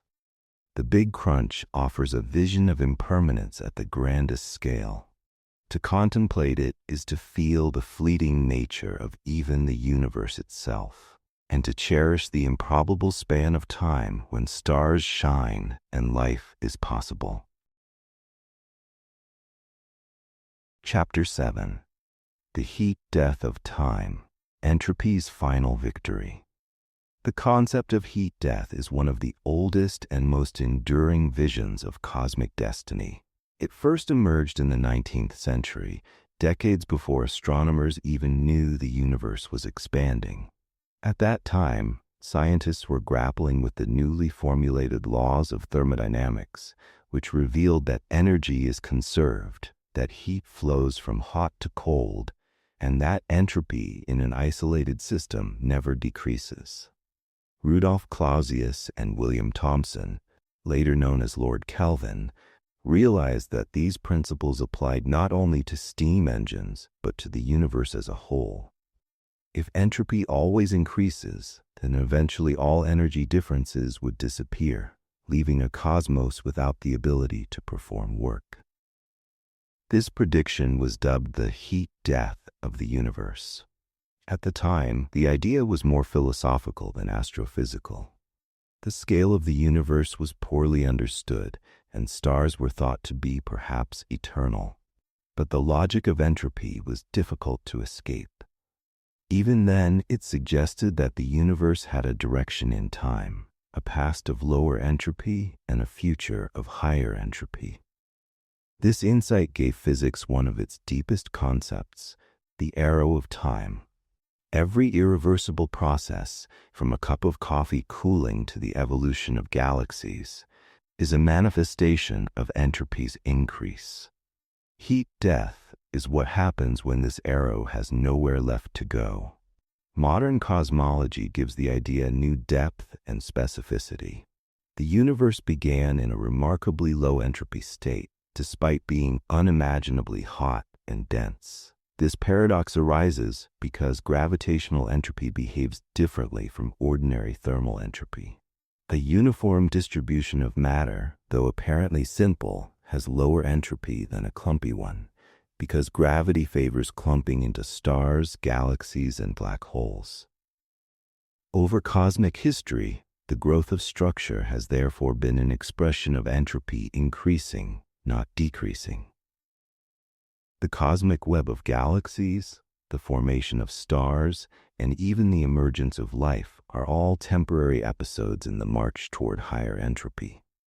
Black holes play a central role in this story. In the 1970s, Jacob Bekenstein and Stephen Hawking showed that black holes are thermodynamic objects with entropy proportional to the area of their event horizons. The entropy contained in a single supermassive black hole dwarfs that of all the stars and gas in its host galaxy. In fact, most of the entropy in the observable universe today resides not in the light and matter we see, but in the horizons of black holes. This makes them the dominant actors in the entropy balance sheet of the cosmos. Hawking also demonstrated that black holes are not truly black. Quantum effects at the event horizon cause them to emit radiation, a process now called Hawking radiation. For large black holes, the radiation is incredibly faint, and the timescale for evaporation is mind-boggling. A black hole of solar mass requires about 10 to the power of 67 years to evaporate fully. The most massive black holes, with billions of solar masses, take up to 10 to the power of 100 years. Yet however long it takes, evaporation is inevitable in standard physics. When it happens, the black hole releases its mass as radiation, further dispersing energy into the cosmos. In the heat-death picture, even these titans eventually fade into nothing more than low-energy photons and particles. Particle physics may accelerate the path to heat death. Some grand unified theories predict that protons, long thought stable, will eventually decay into lighter particles such as positrons and neutrinos. Experimental searches have so far found no evidence, but they place lower limits on the proton's lifetime, exceeding 10 to the power of 34 years. If protons do decay, then all ordinary matter will eventually disintegrate long before the last black hole evaporates. Galaxies, stars, and planets will dissolve into radiation and the lightest stable particles. Even if protons prove to be absolutely stable, however, the long-term trend remains. Matter becomes ever more diffuse, energy ever more evenly spread. In this final state, the universe approaches absolute zero temperature, but never reaches it exactly. Expansion continues to redshift radiation, stretching photons to longer and longer wavelengths. Neutrinos and electrons, if still around, drift apart into a sparse sea. The cosmos becomes a uniform bath of particles with virtually no structure. With no gradients left, no work can be done. In this sense, physics itself does not stop, but the variety of phenomena dwindles until nothing meaningful happens. An important subtlety is the role of horizons in an accelerating universe. If dark energy is truly a cosmological constant, the universe tends toward a de Sitter state, in which each observer is surrounded by a horizon beyond which events are forever inaccessible. This horizon has a temperature, though extremely low, and a finite entropy proportional to its surface area. That entropy places a limit on the number of independent states accessible within the horizon. Once the universe reaches this state, it can be described as thermally equilibrated within that finite set of possibilities. But statistical mechanics suggests that in such a state, extremely rare fluctuations are possible. Over unimaginable timescales, particles might briefly cluster into unlikely structures. One disturbing implication is the so-called Boltzmann brane paradox. In a heat-death universe, the most probable complex structures may not be galaxies or civilizations, but transient self-aware observers fluctuating into existence out of randomness, only to vanish again. While this scenario is deeply counterintuitive, it highlights the difficulty of reasoning about probability in an eternal, high-entropy cosmos. It also underscores that heat death is not only a physical idea, but a philosophical one, raising questions about meaning and existence in a universe stripped of regularity. Another speculative question concerns Poincare recurrences. In finite systems with bounded energy, states can recur after sufficiently long times. In a de Sitter universe with finite entropy, some argue that the cosmos must eventually recycle through previous configurations, effectively repeating histories. The recurrence timescales are so immense, numbers with more digits than particles in the universe, that they defy comprehension. Still, the possibility suggests that heat death may not be truly final, but part of a strange cycle of recurrence and fluctuation. Whether such recurrences are physically meaningful is debated, but they add nuance to the concept of entropy's final victory. From the human perspective, these scenarios are so remote that they seem almost abstract. The universe today is just under 14 billion years old. Heat death unfolds across timescales of trillions upon trillions of years, extending to powers of 10 that overwhelm imagination. By the time entropy dominates completely, stars will have faded, galaxies will have merged or dispersed, and black holes will have vanished. Compared with these scales, the entire history of life on Earth is a flicker. Yet contemplating heat death places our existence into a larger narrative, one in which order and structure are temporary, fleeting against the backdrop of thermodynamics. Unlike the violent finales of the Big Rip or Big Crunch, the heat death suggests no drama, only stillness.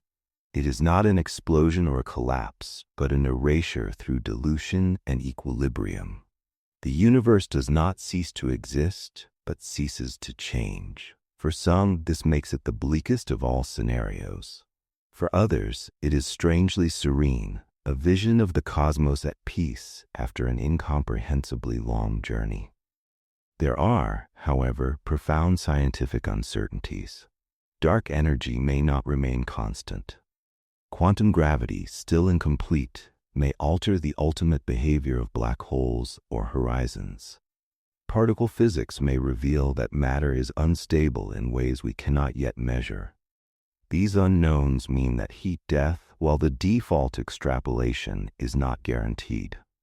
Still, among the possible fates, it is the one most directly implied by what we currently observe. The existential implications of heat death are subtle but powerful. Time, as we experience it, is tied to entropy. In a universe where entropy has reached its maximum, the arrow of time disappears. Without change, the distinction between past and future loses meaning. To imagine heat death is to imagine the end, not only of structure, but of temporality itself. The universe would persist, but in a state where nothing happens and nothing could happen. And yet, in contemplating that quiet finale, we are reminded of the extraordinary moment in which we live. We exist during the rare luminous epoch, when stars shine, galaxies blaze, and complexity flourishes. This window of cosmic time is brief compared with what lies before and after. Heat death reminds us that we inhabit one of the few chapters in the universe's story when there is something to witness, something to think about, something to be. Chapter 8. Beyond Heat Death, Exotic Endgames. When physicists describe the far future of the universe, the heat death often appears as the most likely outcome. It follows naturally from the second law of thermodynamics, the steady cooling of stars, the eventual evaporation of black holes, and the accelerated expansion driven by dark energy.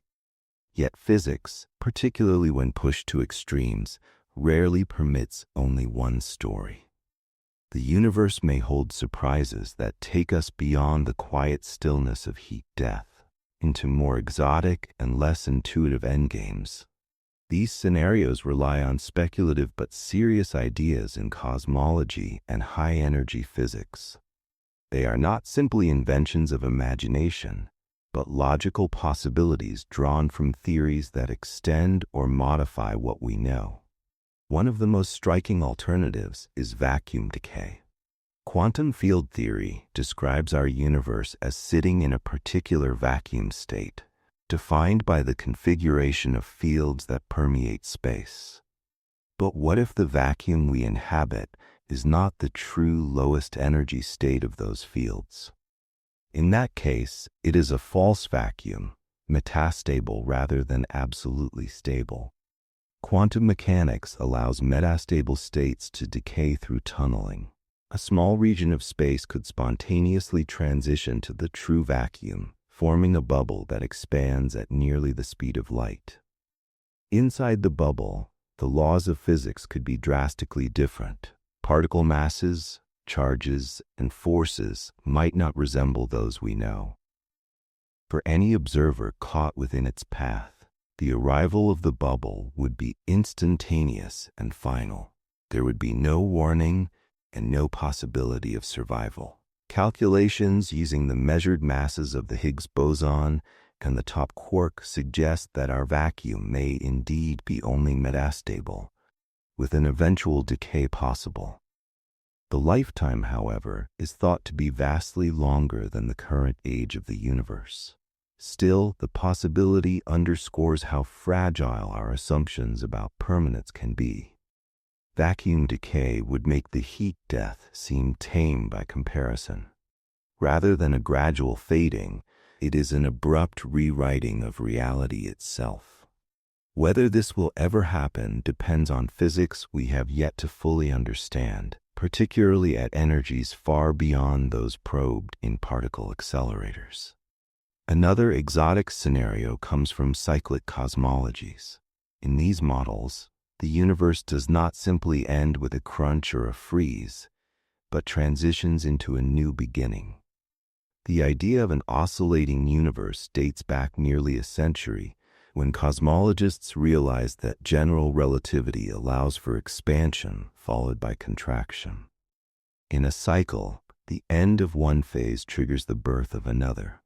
More modern incarnations involve ideas from string theory in which brains, extended objects in higher dimensional space, collide and separate, producing new cycles of expansion. Loop quantum cosmology also suggests that at extremely high densities, quantum effects may prevent singularities, causing a bounce instead of an absolute end. If such models are correct, the universe might not die once, but repeat endlessly, each phase with its own galaxies, stars, and perhaps forms of life. The challenge for cyclic models is entropy. If entropy always increases, each cycle should begin with more disorder than the last, preventing exact repetition. Some theories propose ways to reset entropy or dilute it across vast extra dimensions. Others argue that what we call entropy may behave differently under quantum gravity. Until these questions are resolved, cyclic universes remain speculative, but tantalizing. They offer a vision in which endings are not truly final, but part of a grand cosmic rhythm. A different possibility emerges from the study of dark energy. If the energy that drives acceleration is not a constant, but changes with time, the fate of the cosmos could deviate dramatically from the freeze or heat death. Phantom energy, where the equation of state parameter W is less than -1, leads to the Big Rip, tearing apart structures in finite time. But even less extreme evolutions could produce novel outcomes. If dark energy decays to zero, the universe might eventually resemble a cold, matter-dominated cosmos, rather than one dominated by horizons. If it turns negative, expansion could halt and reverse, leading to a crunch. More exotic behaviors, oscillations, sudden phase transitions, or interactions with other fields, remain possible in principle. Dark energy is so poorly understood that its role in shaping the ultimate destiny of the cosmos is still open to surprise. Another speculative endgame involves the breakdown of space-time itself. Some approaches to quantum gravity suggest that space-time may not be fundamental, but emergent, arising from more basic entities such as quantum entanglement or informational structures. If that is true, the far future might not be described in terms of expanding space and fading particles at all. Instead, the underlying substrate could undergo transitions we cannot yet imagine, dissolving space-time as we know it. This would represent not just the end of stars or galaxies, but the end of geometry itself, a finale where the very notion of location and time dissolves. The idea of Poincare recurrence offers yet another twist. In finite systems, statistical mechanics allows the possibility that after an unimaginably long interval, the system returns to a state arbitrarily close to its original one. If the universe is finite and its entropy bounded by the de Sitter horizon, then it could, in principle, recycle through its states, replaying histories. The recurrence times are fantastically long, so long that they dwarf even the timescales of black hole evaporation. But if they are real, the universe would not end at heat death. Instead, it would fluctuate endlessly, with patterns and structures reappearing by chance. One paradox of this idea is that the most common complex fluctuations may not be entire universes, but minimal conscious entities, so-called Boltzmann brains, that spontaneously arise, live briefly, and vanish. While unsettling, these possibilities highlight how poorly we understand probability in cosmology. Some theories propose that even before recurrence, fluctuations could produce temporary islands of order in a heat-dead sea. Tiny patches of low entropy might emerge randomly, giving rise to stars, galaxies, or even temporary observers. If so, our own universe could itself be the result of such a fluctuation. This idea is controversial as it raises questions about typicality and observation. Why do we see a vast, ordered cosmos rather than the minimal conditions needed for consciousness? The debate continues, but it underscores the philosophical depth of contemplating exotic endgames. There are also speculations that tie the end of the universe to the multiverse. If our cosmos is one bubble among many in an eternally inflating multiverse, then its end might simply be one event in a broader landscape. Vacuum decay could connect our region to another, or heat death might be irrelevant if inflation continues elsewhere, endlessly spawning new regions. In this picture, universes begin and end constantly, and our fate is local, not ultimate. The multiverse, if it exists, reframes endings as part of an infinite mosaic. From the standpoint of observation, none of these exotic scenarios can yet be confirmed. We cannot see beyond our horizon, nor can we probe energies high enough to test vacuum stability directly. Our best data fit the simplest model of dark energy, consistent with heat death. But science progresses by confronting the unknown, and history has shown that the universe often defies expectations. Just as cosmic acceleration was a shock in the late 20th century, so too might new physics one day reveal fates stranger than the calm silence of entropy's end. Exotic endgames also force us to reconsider what it means for the universe to end. Does a vacuum transition destroy reality, or does it create a new one with different laws? Does a cyclic universe truly repeat, or does entropy guarantee novelty each time? Do rare fluctuations mean that endings are never final, only phases in an eternal play of order and disorder? These questions blur the line between physics and philosophy.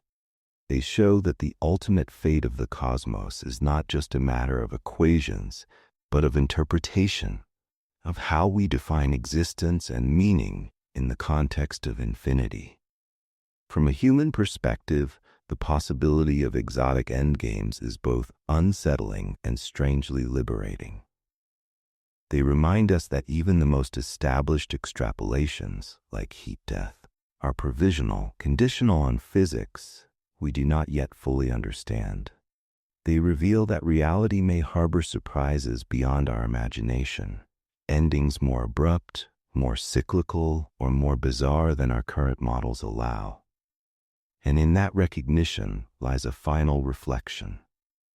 We live in an era where the universe is intelligible, where its structure can be observed and described, yet where its destiny remains open. The exotic endgames remind us that uncertainty is not a flaw but a feature of science, a sign that we stand on the frontier of knowledge.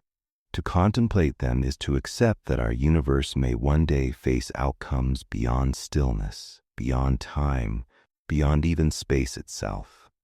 And in that contemplation, we glimpse both the fragility of order and the boundless possibilities of a cosmos still mysterious at its core.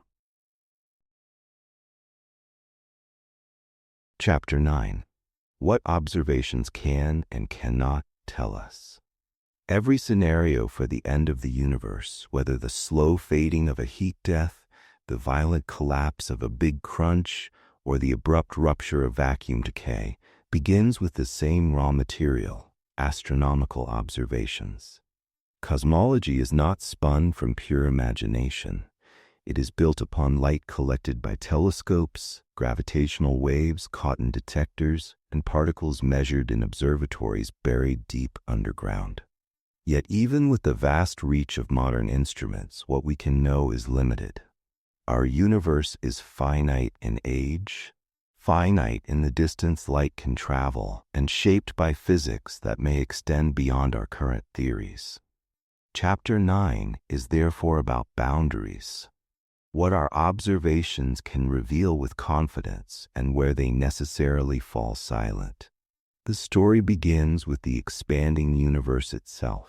The discovery that galaxies are receding from one another was observational, grounded in the redshifts measured by Edwin Hubble and Milton Humason in the 1920s.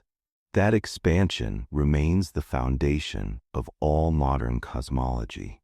Since then, astronomers have refined our measurements of the Hubble constant, the present-day rate of expansion, using multiple methods.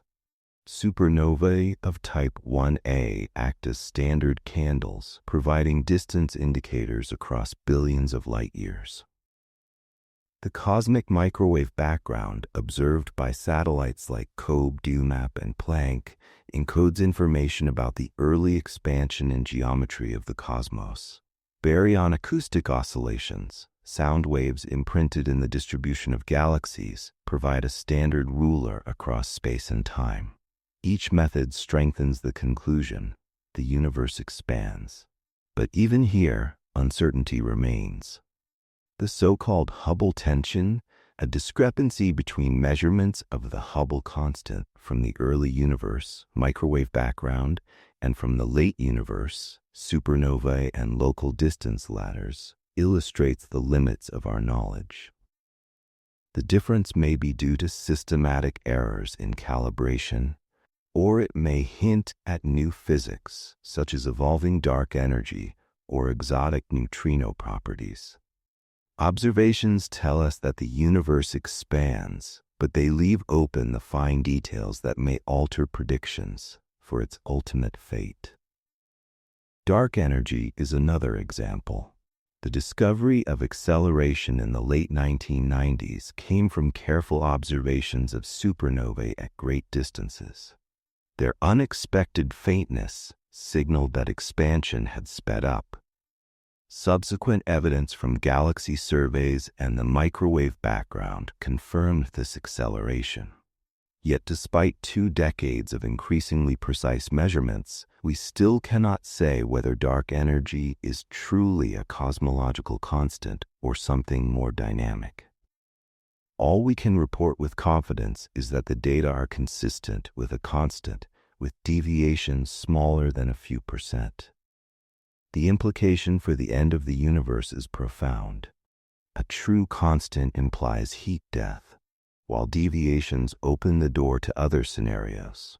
Observations constrain the range of options, but they cannot yet close the case.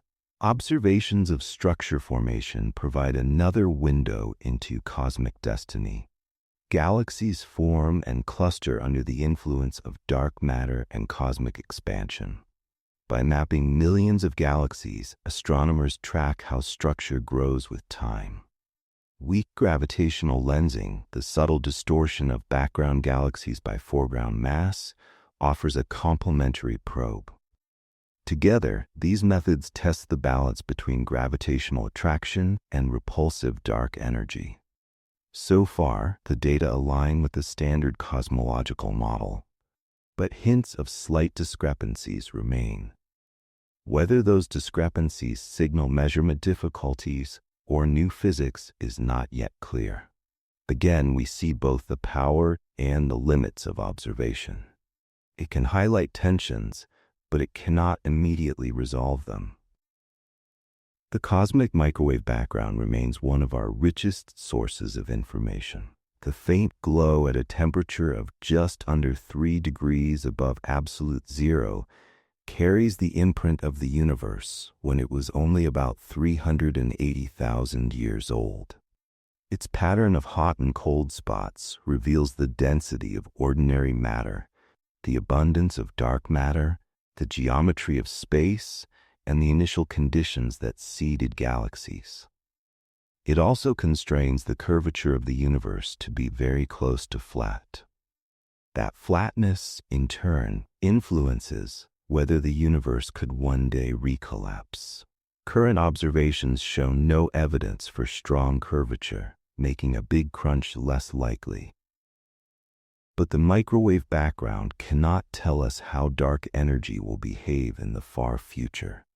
Observations of the past are not always predictors of what lies ahead. Another tool is the study of stellar evolution and nucleosynthesis. By observing stars at different stages of life, astronomers confirm that nuclear fuel is finite. Stars die, leaving remnants that cool or collapse. This knowledge underpins the Big Freeze and heat death scenarios. Observations of white dwarfs, neutron stars, and black holes all confirm that stellar processes cannot continue forever. Yet while observations confirm that stars fade, they cannot measure directly what happens on timescales trillions of years into the future. We infer that the cosmos will cool and darken, but inference is not the same as direct evidence. Black holes illustrate the limits of observation vividly. We can detect their presence through accretion disks, gravitational lensing, and now gravitational waves from mergers. We can even image their shadows, as the Event Horizon Telescope has shown. But Hawking radiation, the mechanism by which black holes slowly evaporate, is far too weak to observe directly. Our belief in it comes from theory, not measurement. If Hawking radiation is real, then black holes eventually disappear, leaving only radiation. If not, the late-time fate of the universe could be different. Observations today cannot settle the question. They show us black holes exist and interact, but not what becomes of them in 10 to the power of 100 years. Particle physics connects to cosmic fate in similar ways. Experiments in underground detectors search for proton decay predicted by some grand unified theories. None has been seen, and the lower bound on proton lifetime now exceeds 10 to the power of 34 years. That is reassuring for the stability of matter in the near term, but irrelevant for the universe's far future. If protons do eventually decay, heat death arrives more quickly. If not, it is delayed. Observations can push limits further, but they cannot watch a proton live for trillions of years. Here again, cosmic fate hinges on physics beyond observational reach. And there lies the existential reflection. Observations are finite, bounded by the light that reaches us and the sensitivity of our instruments. Beyond those bounds stretches the unknown. To live in this universe is to dwell between certainty and mystery, certain that entropy rises, that stars die, that expansion continues, but uncertain about the ultimate fate written in physics we cannot yet test. The telescopes give us clarity up to a point, and beyond that we step into the dark, carrying theories as lanterns. That mixture of knowledge and ignorance defines not just cosmology, but the human condition.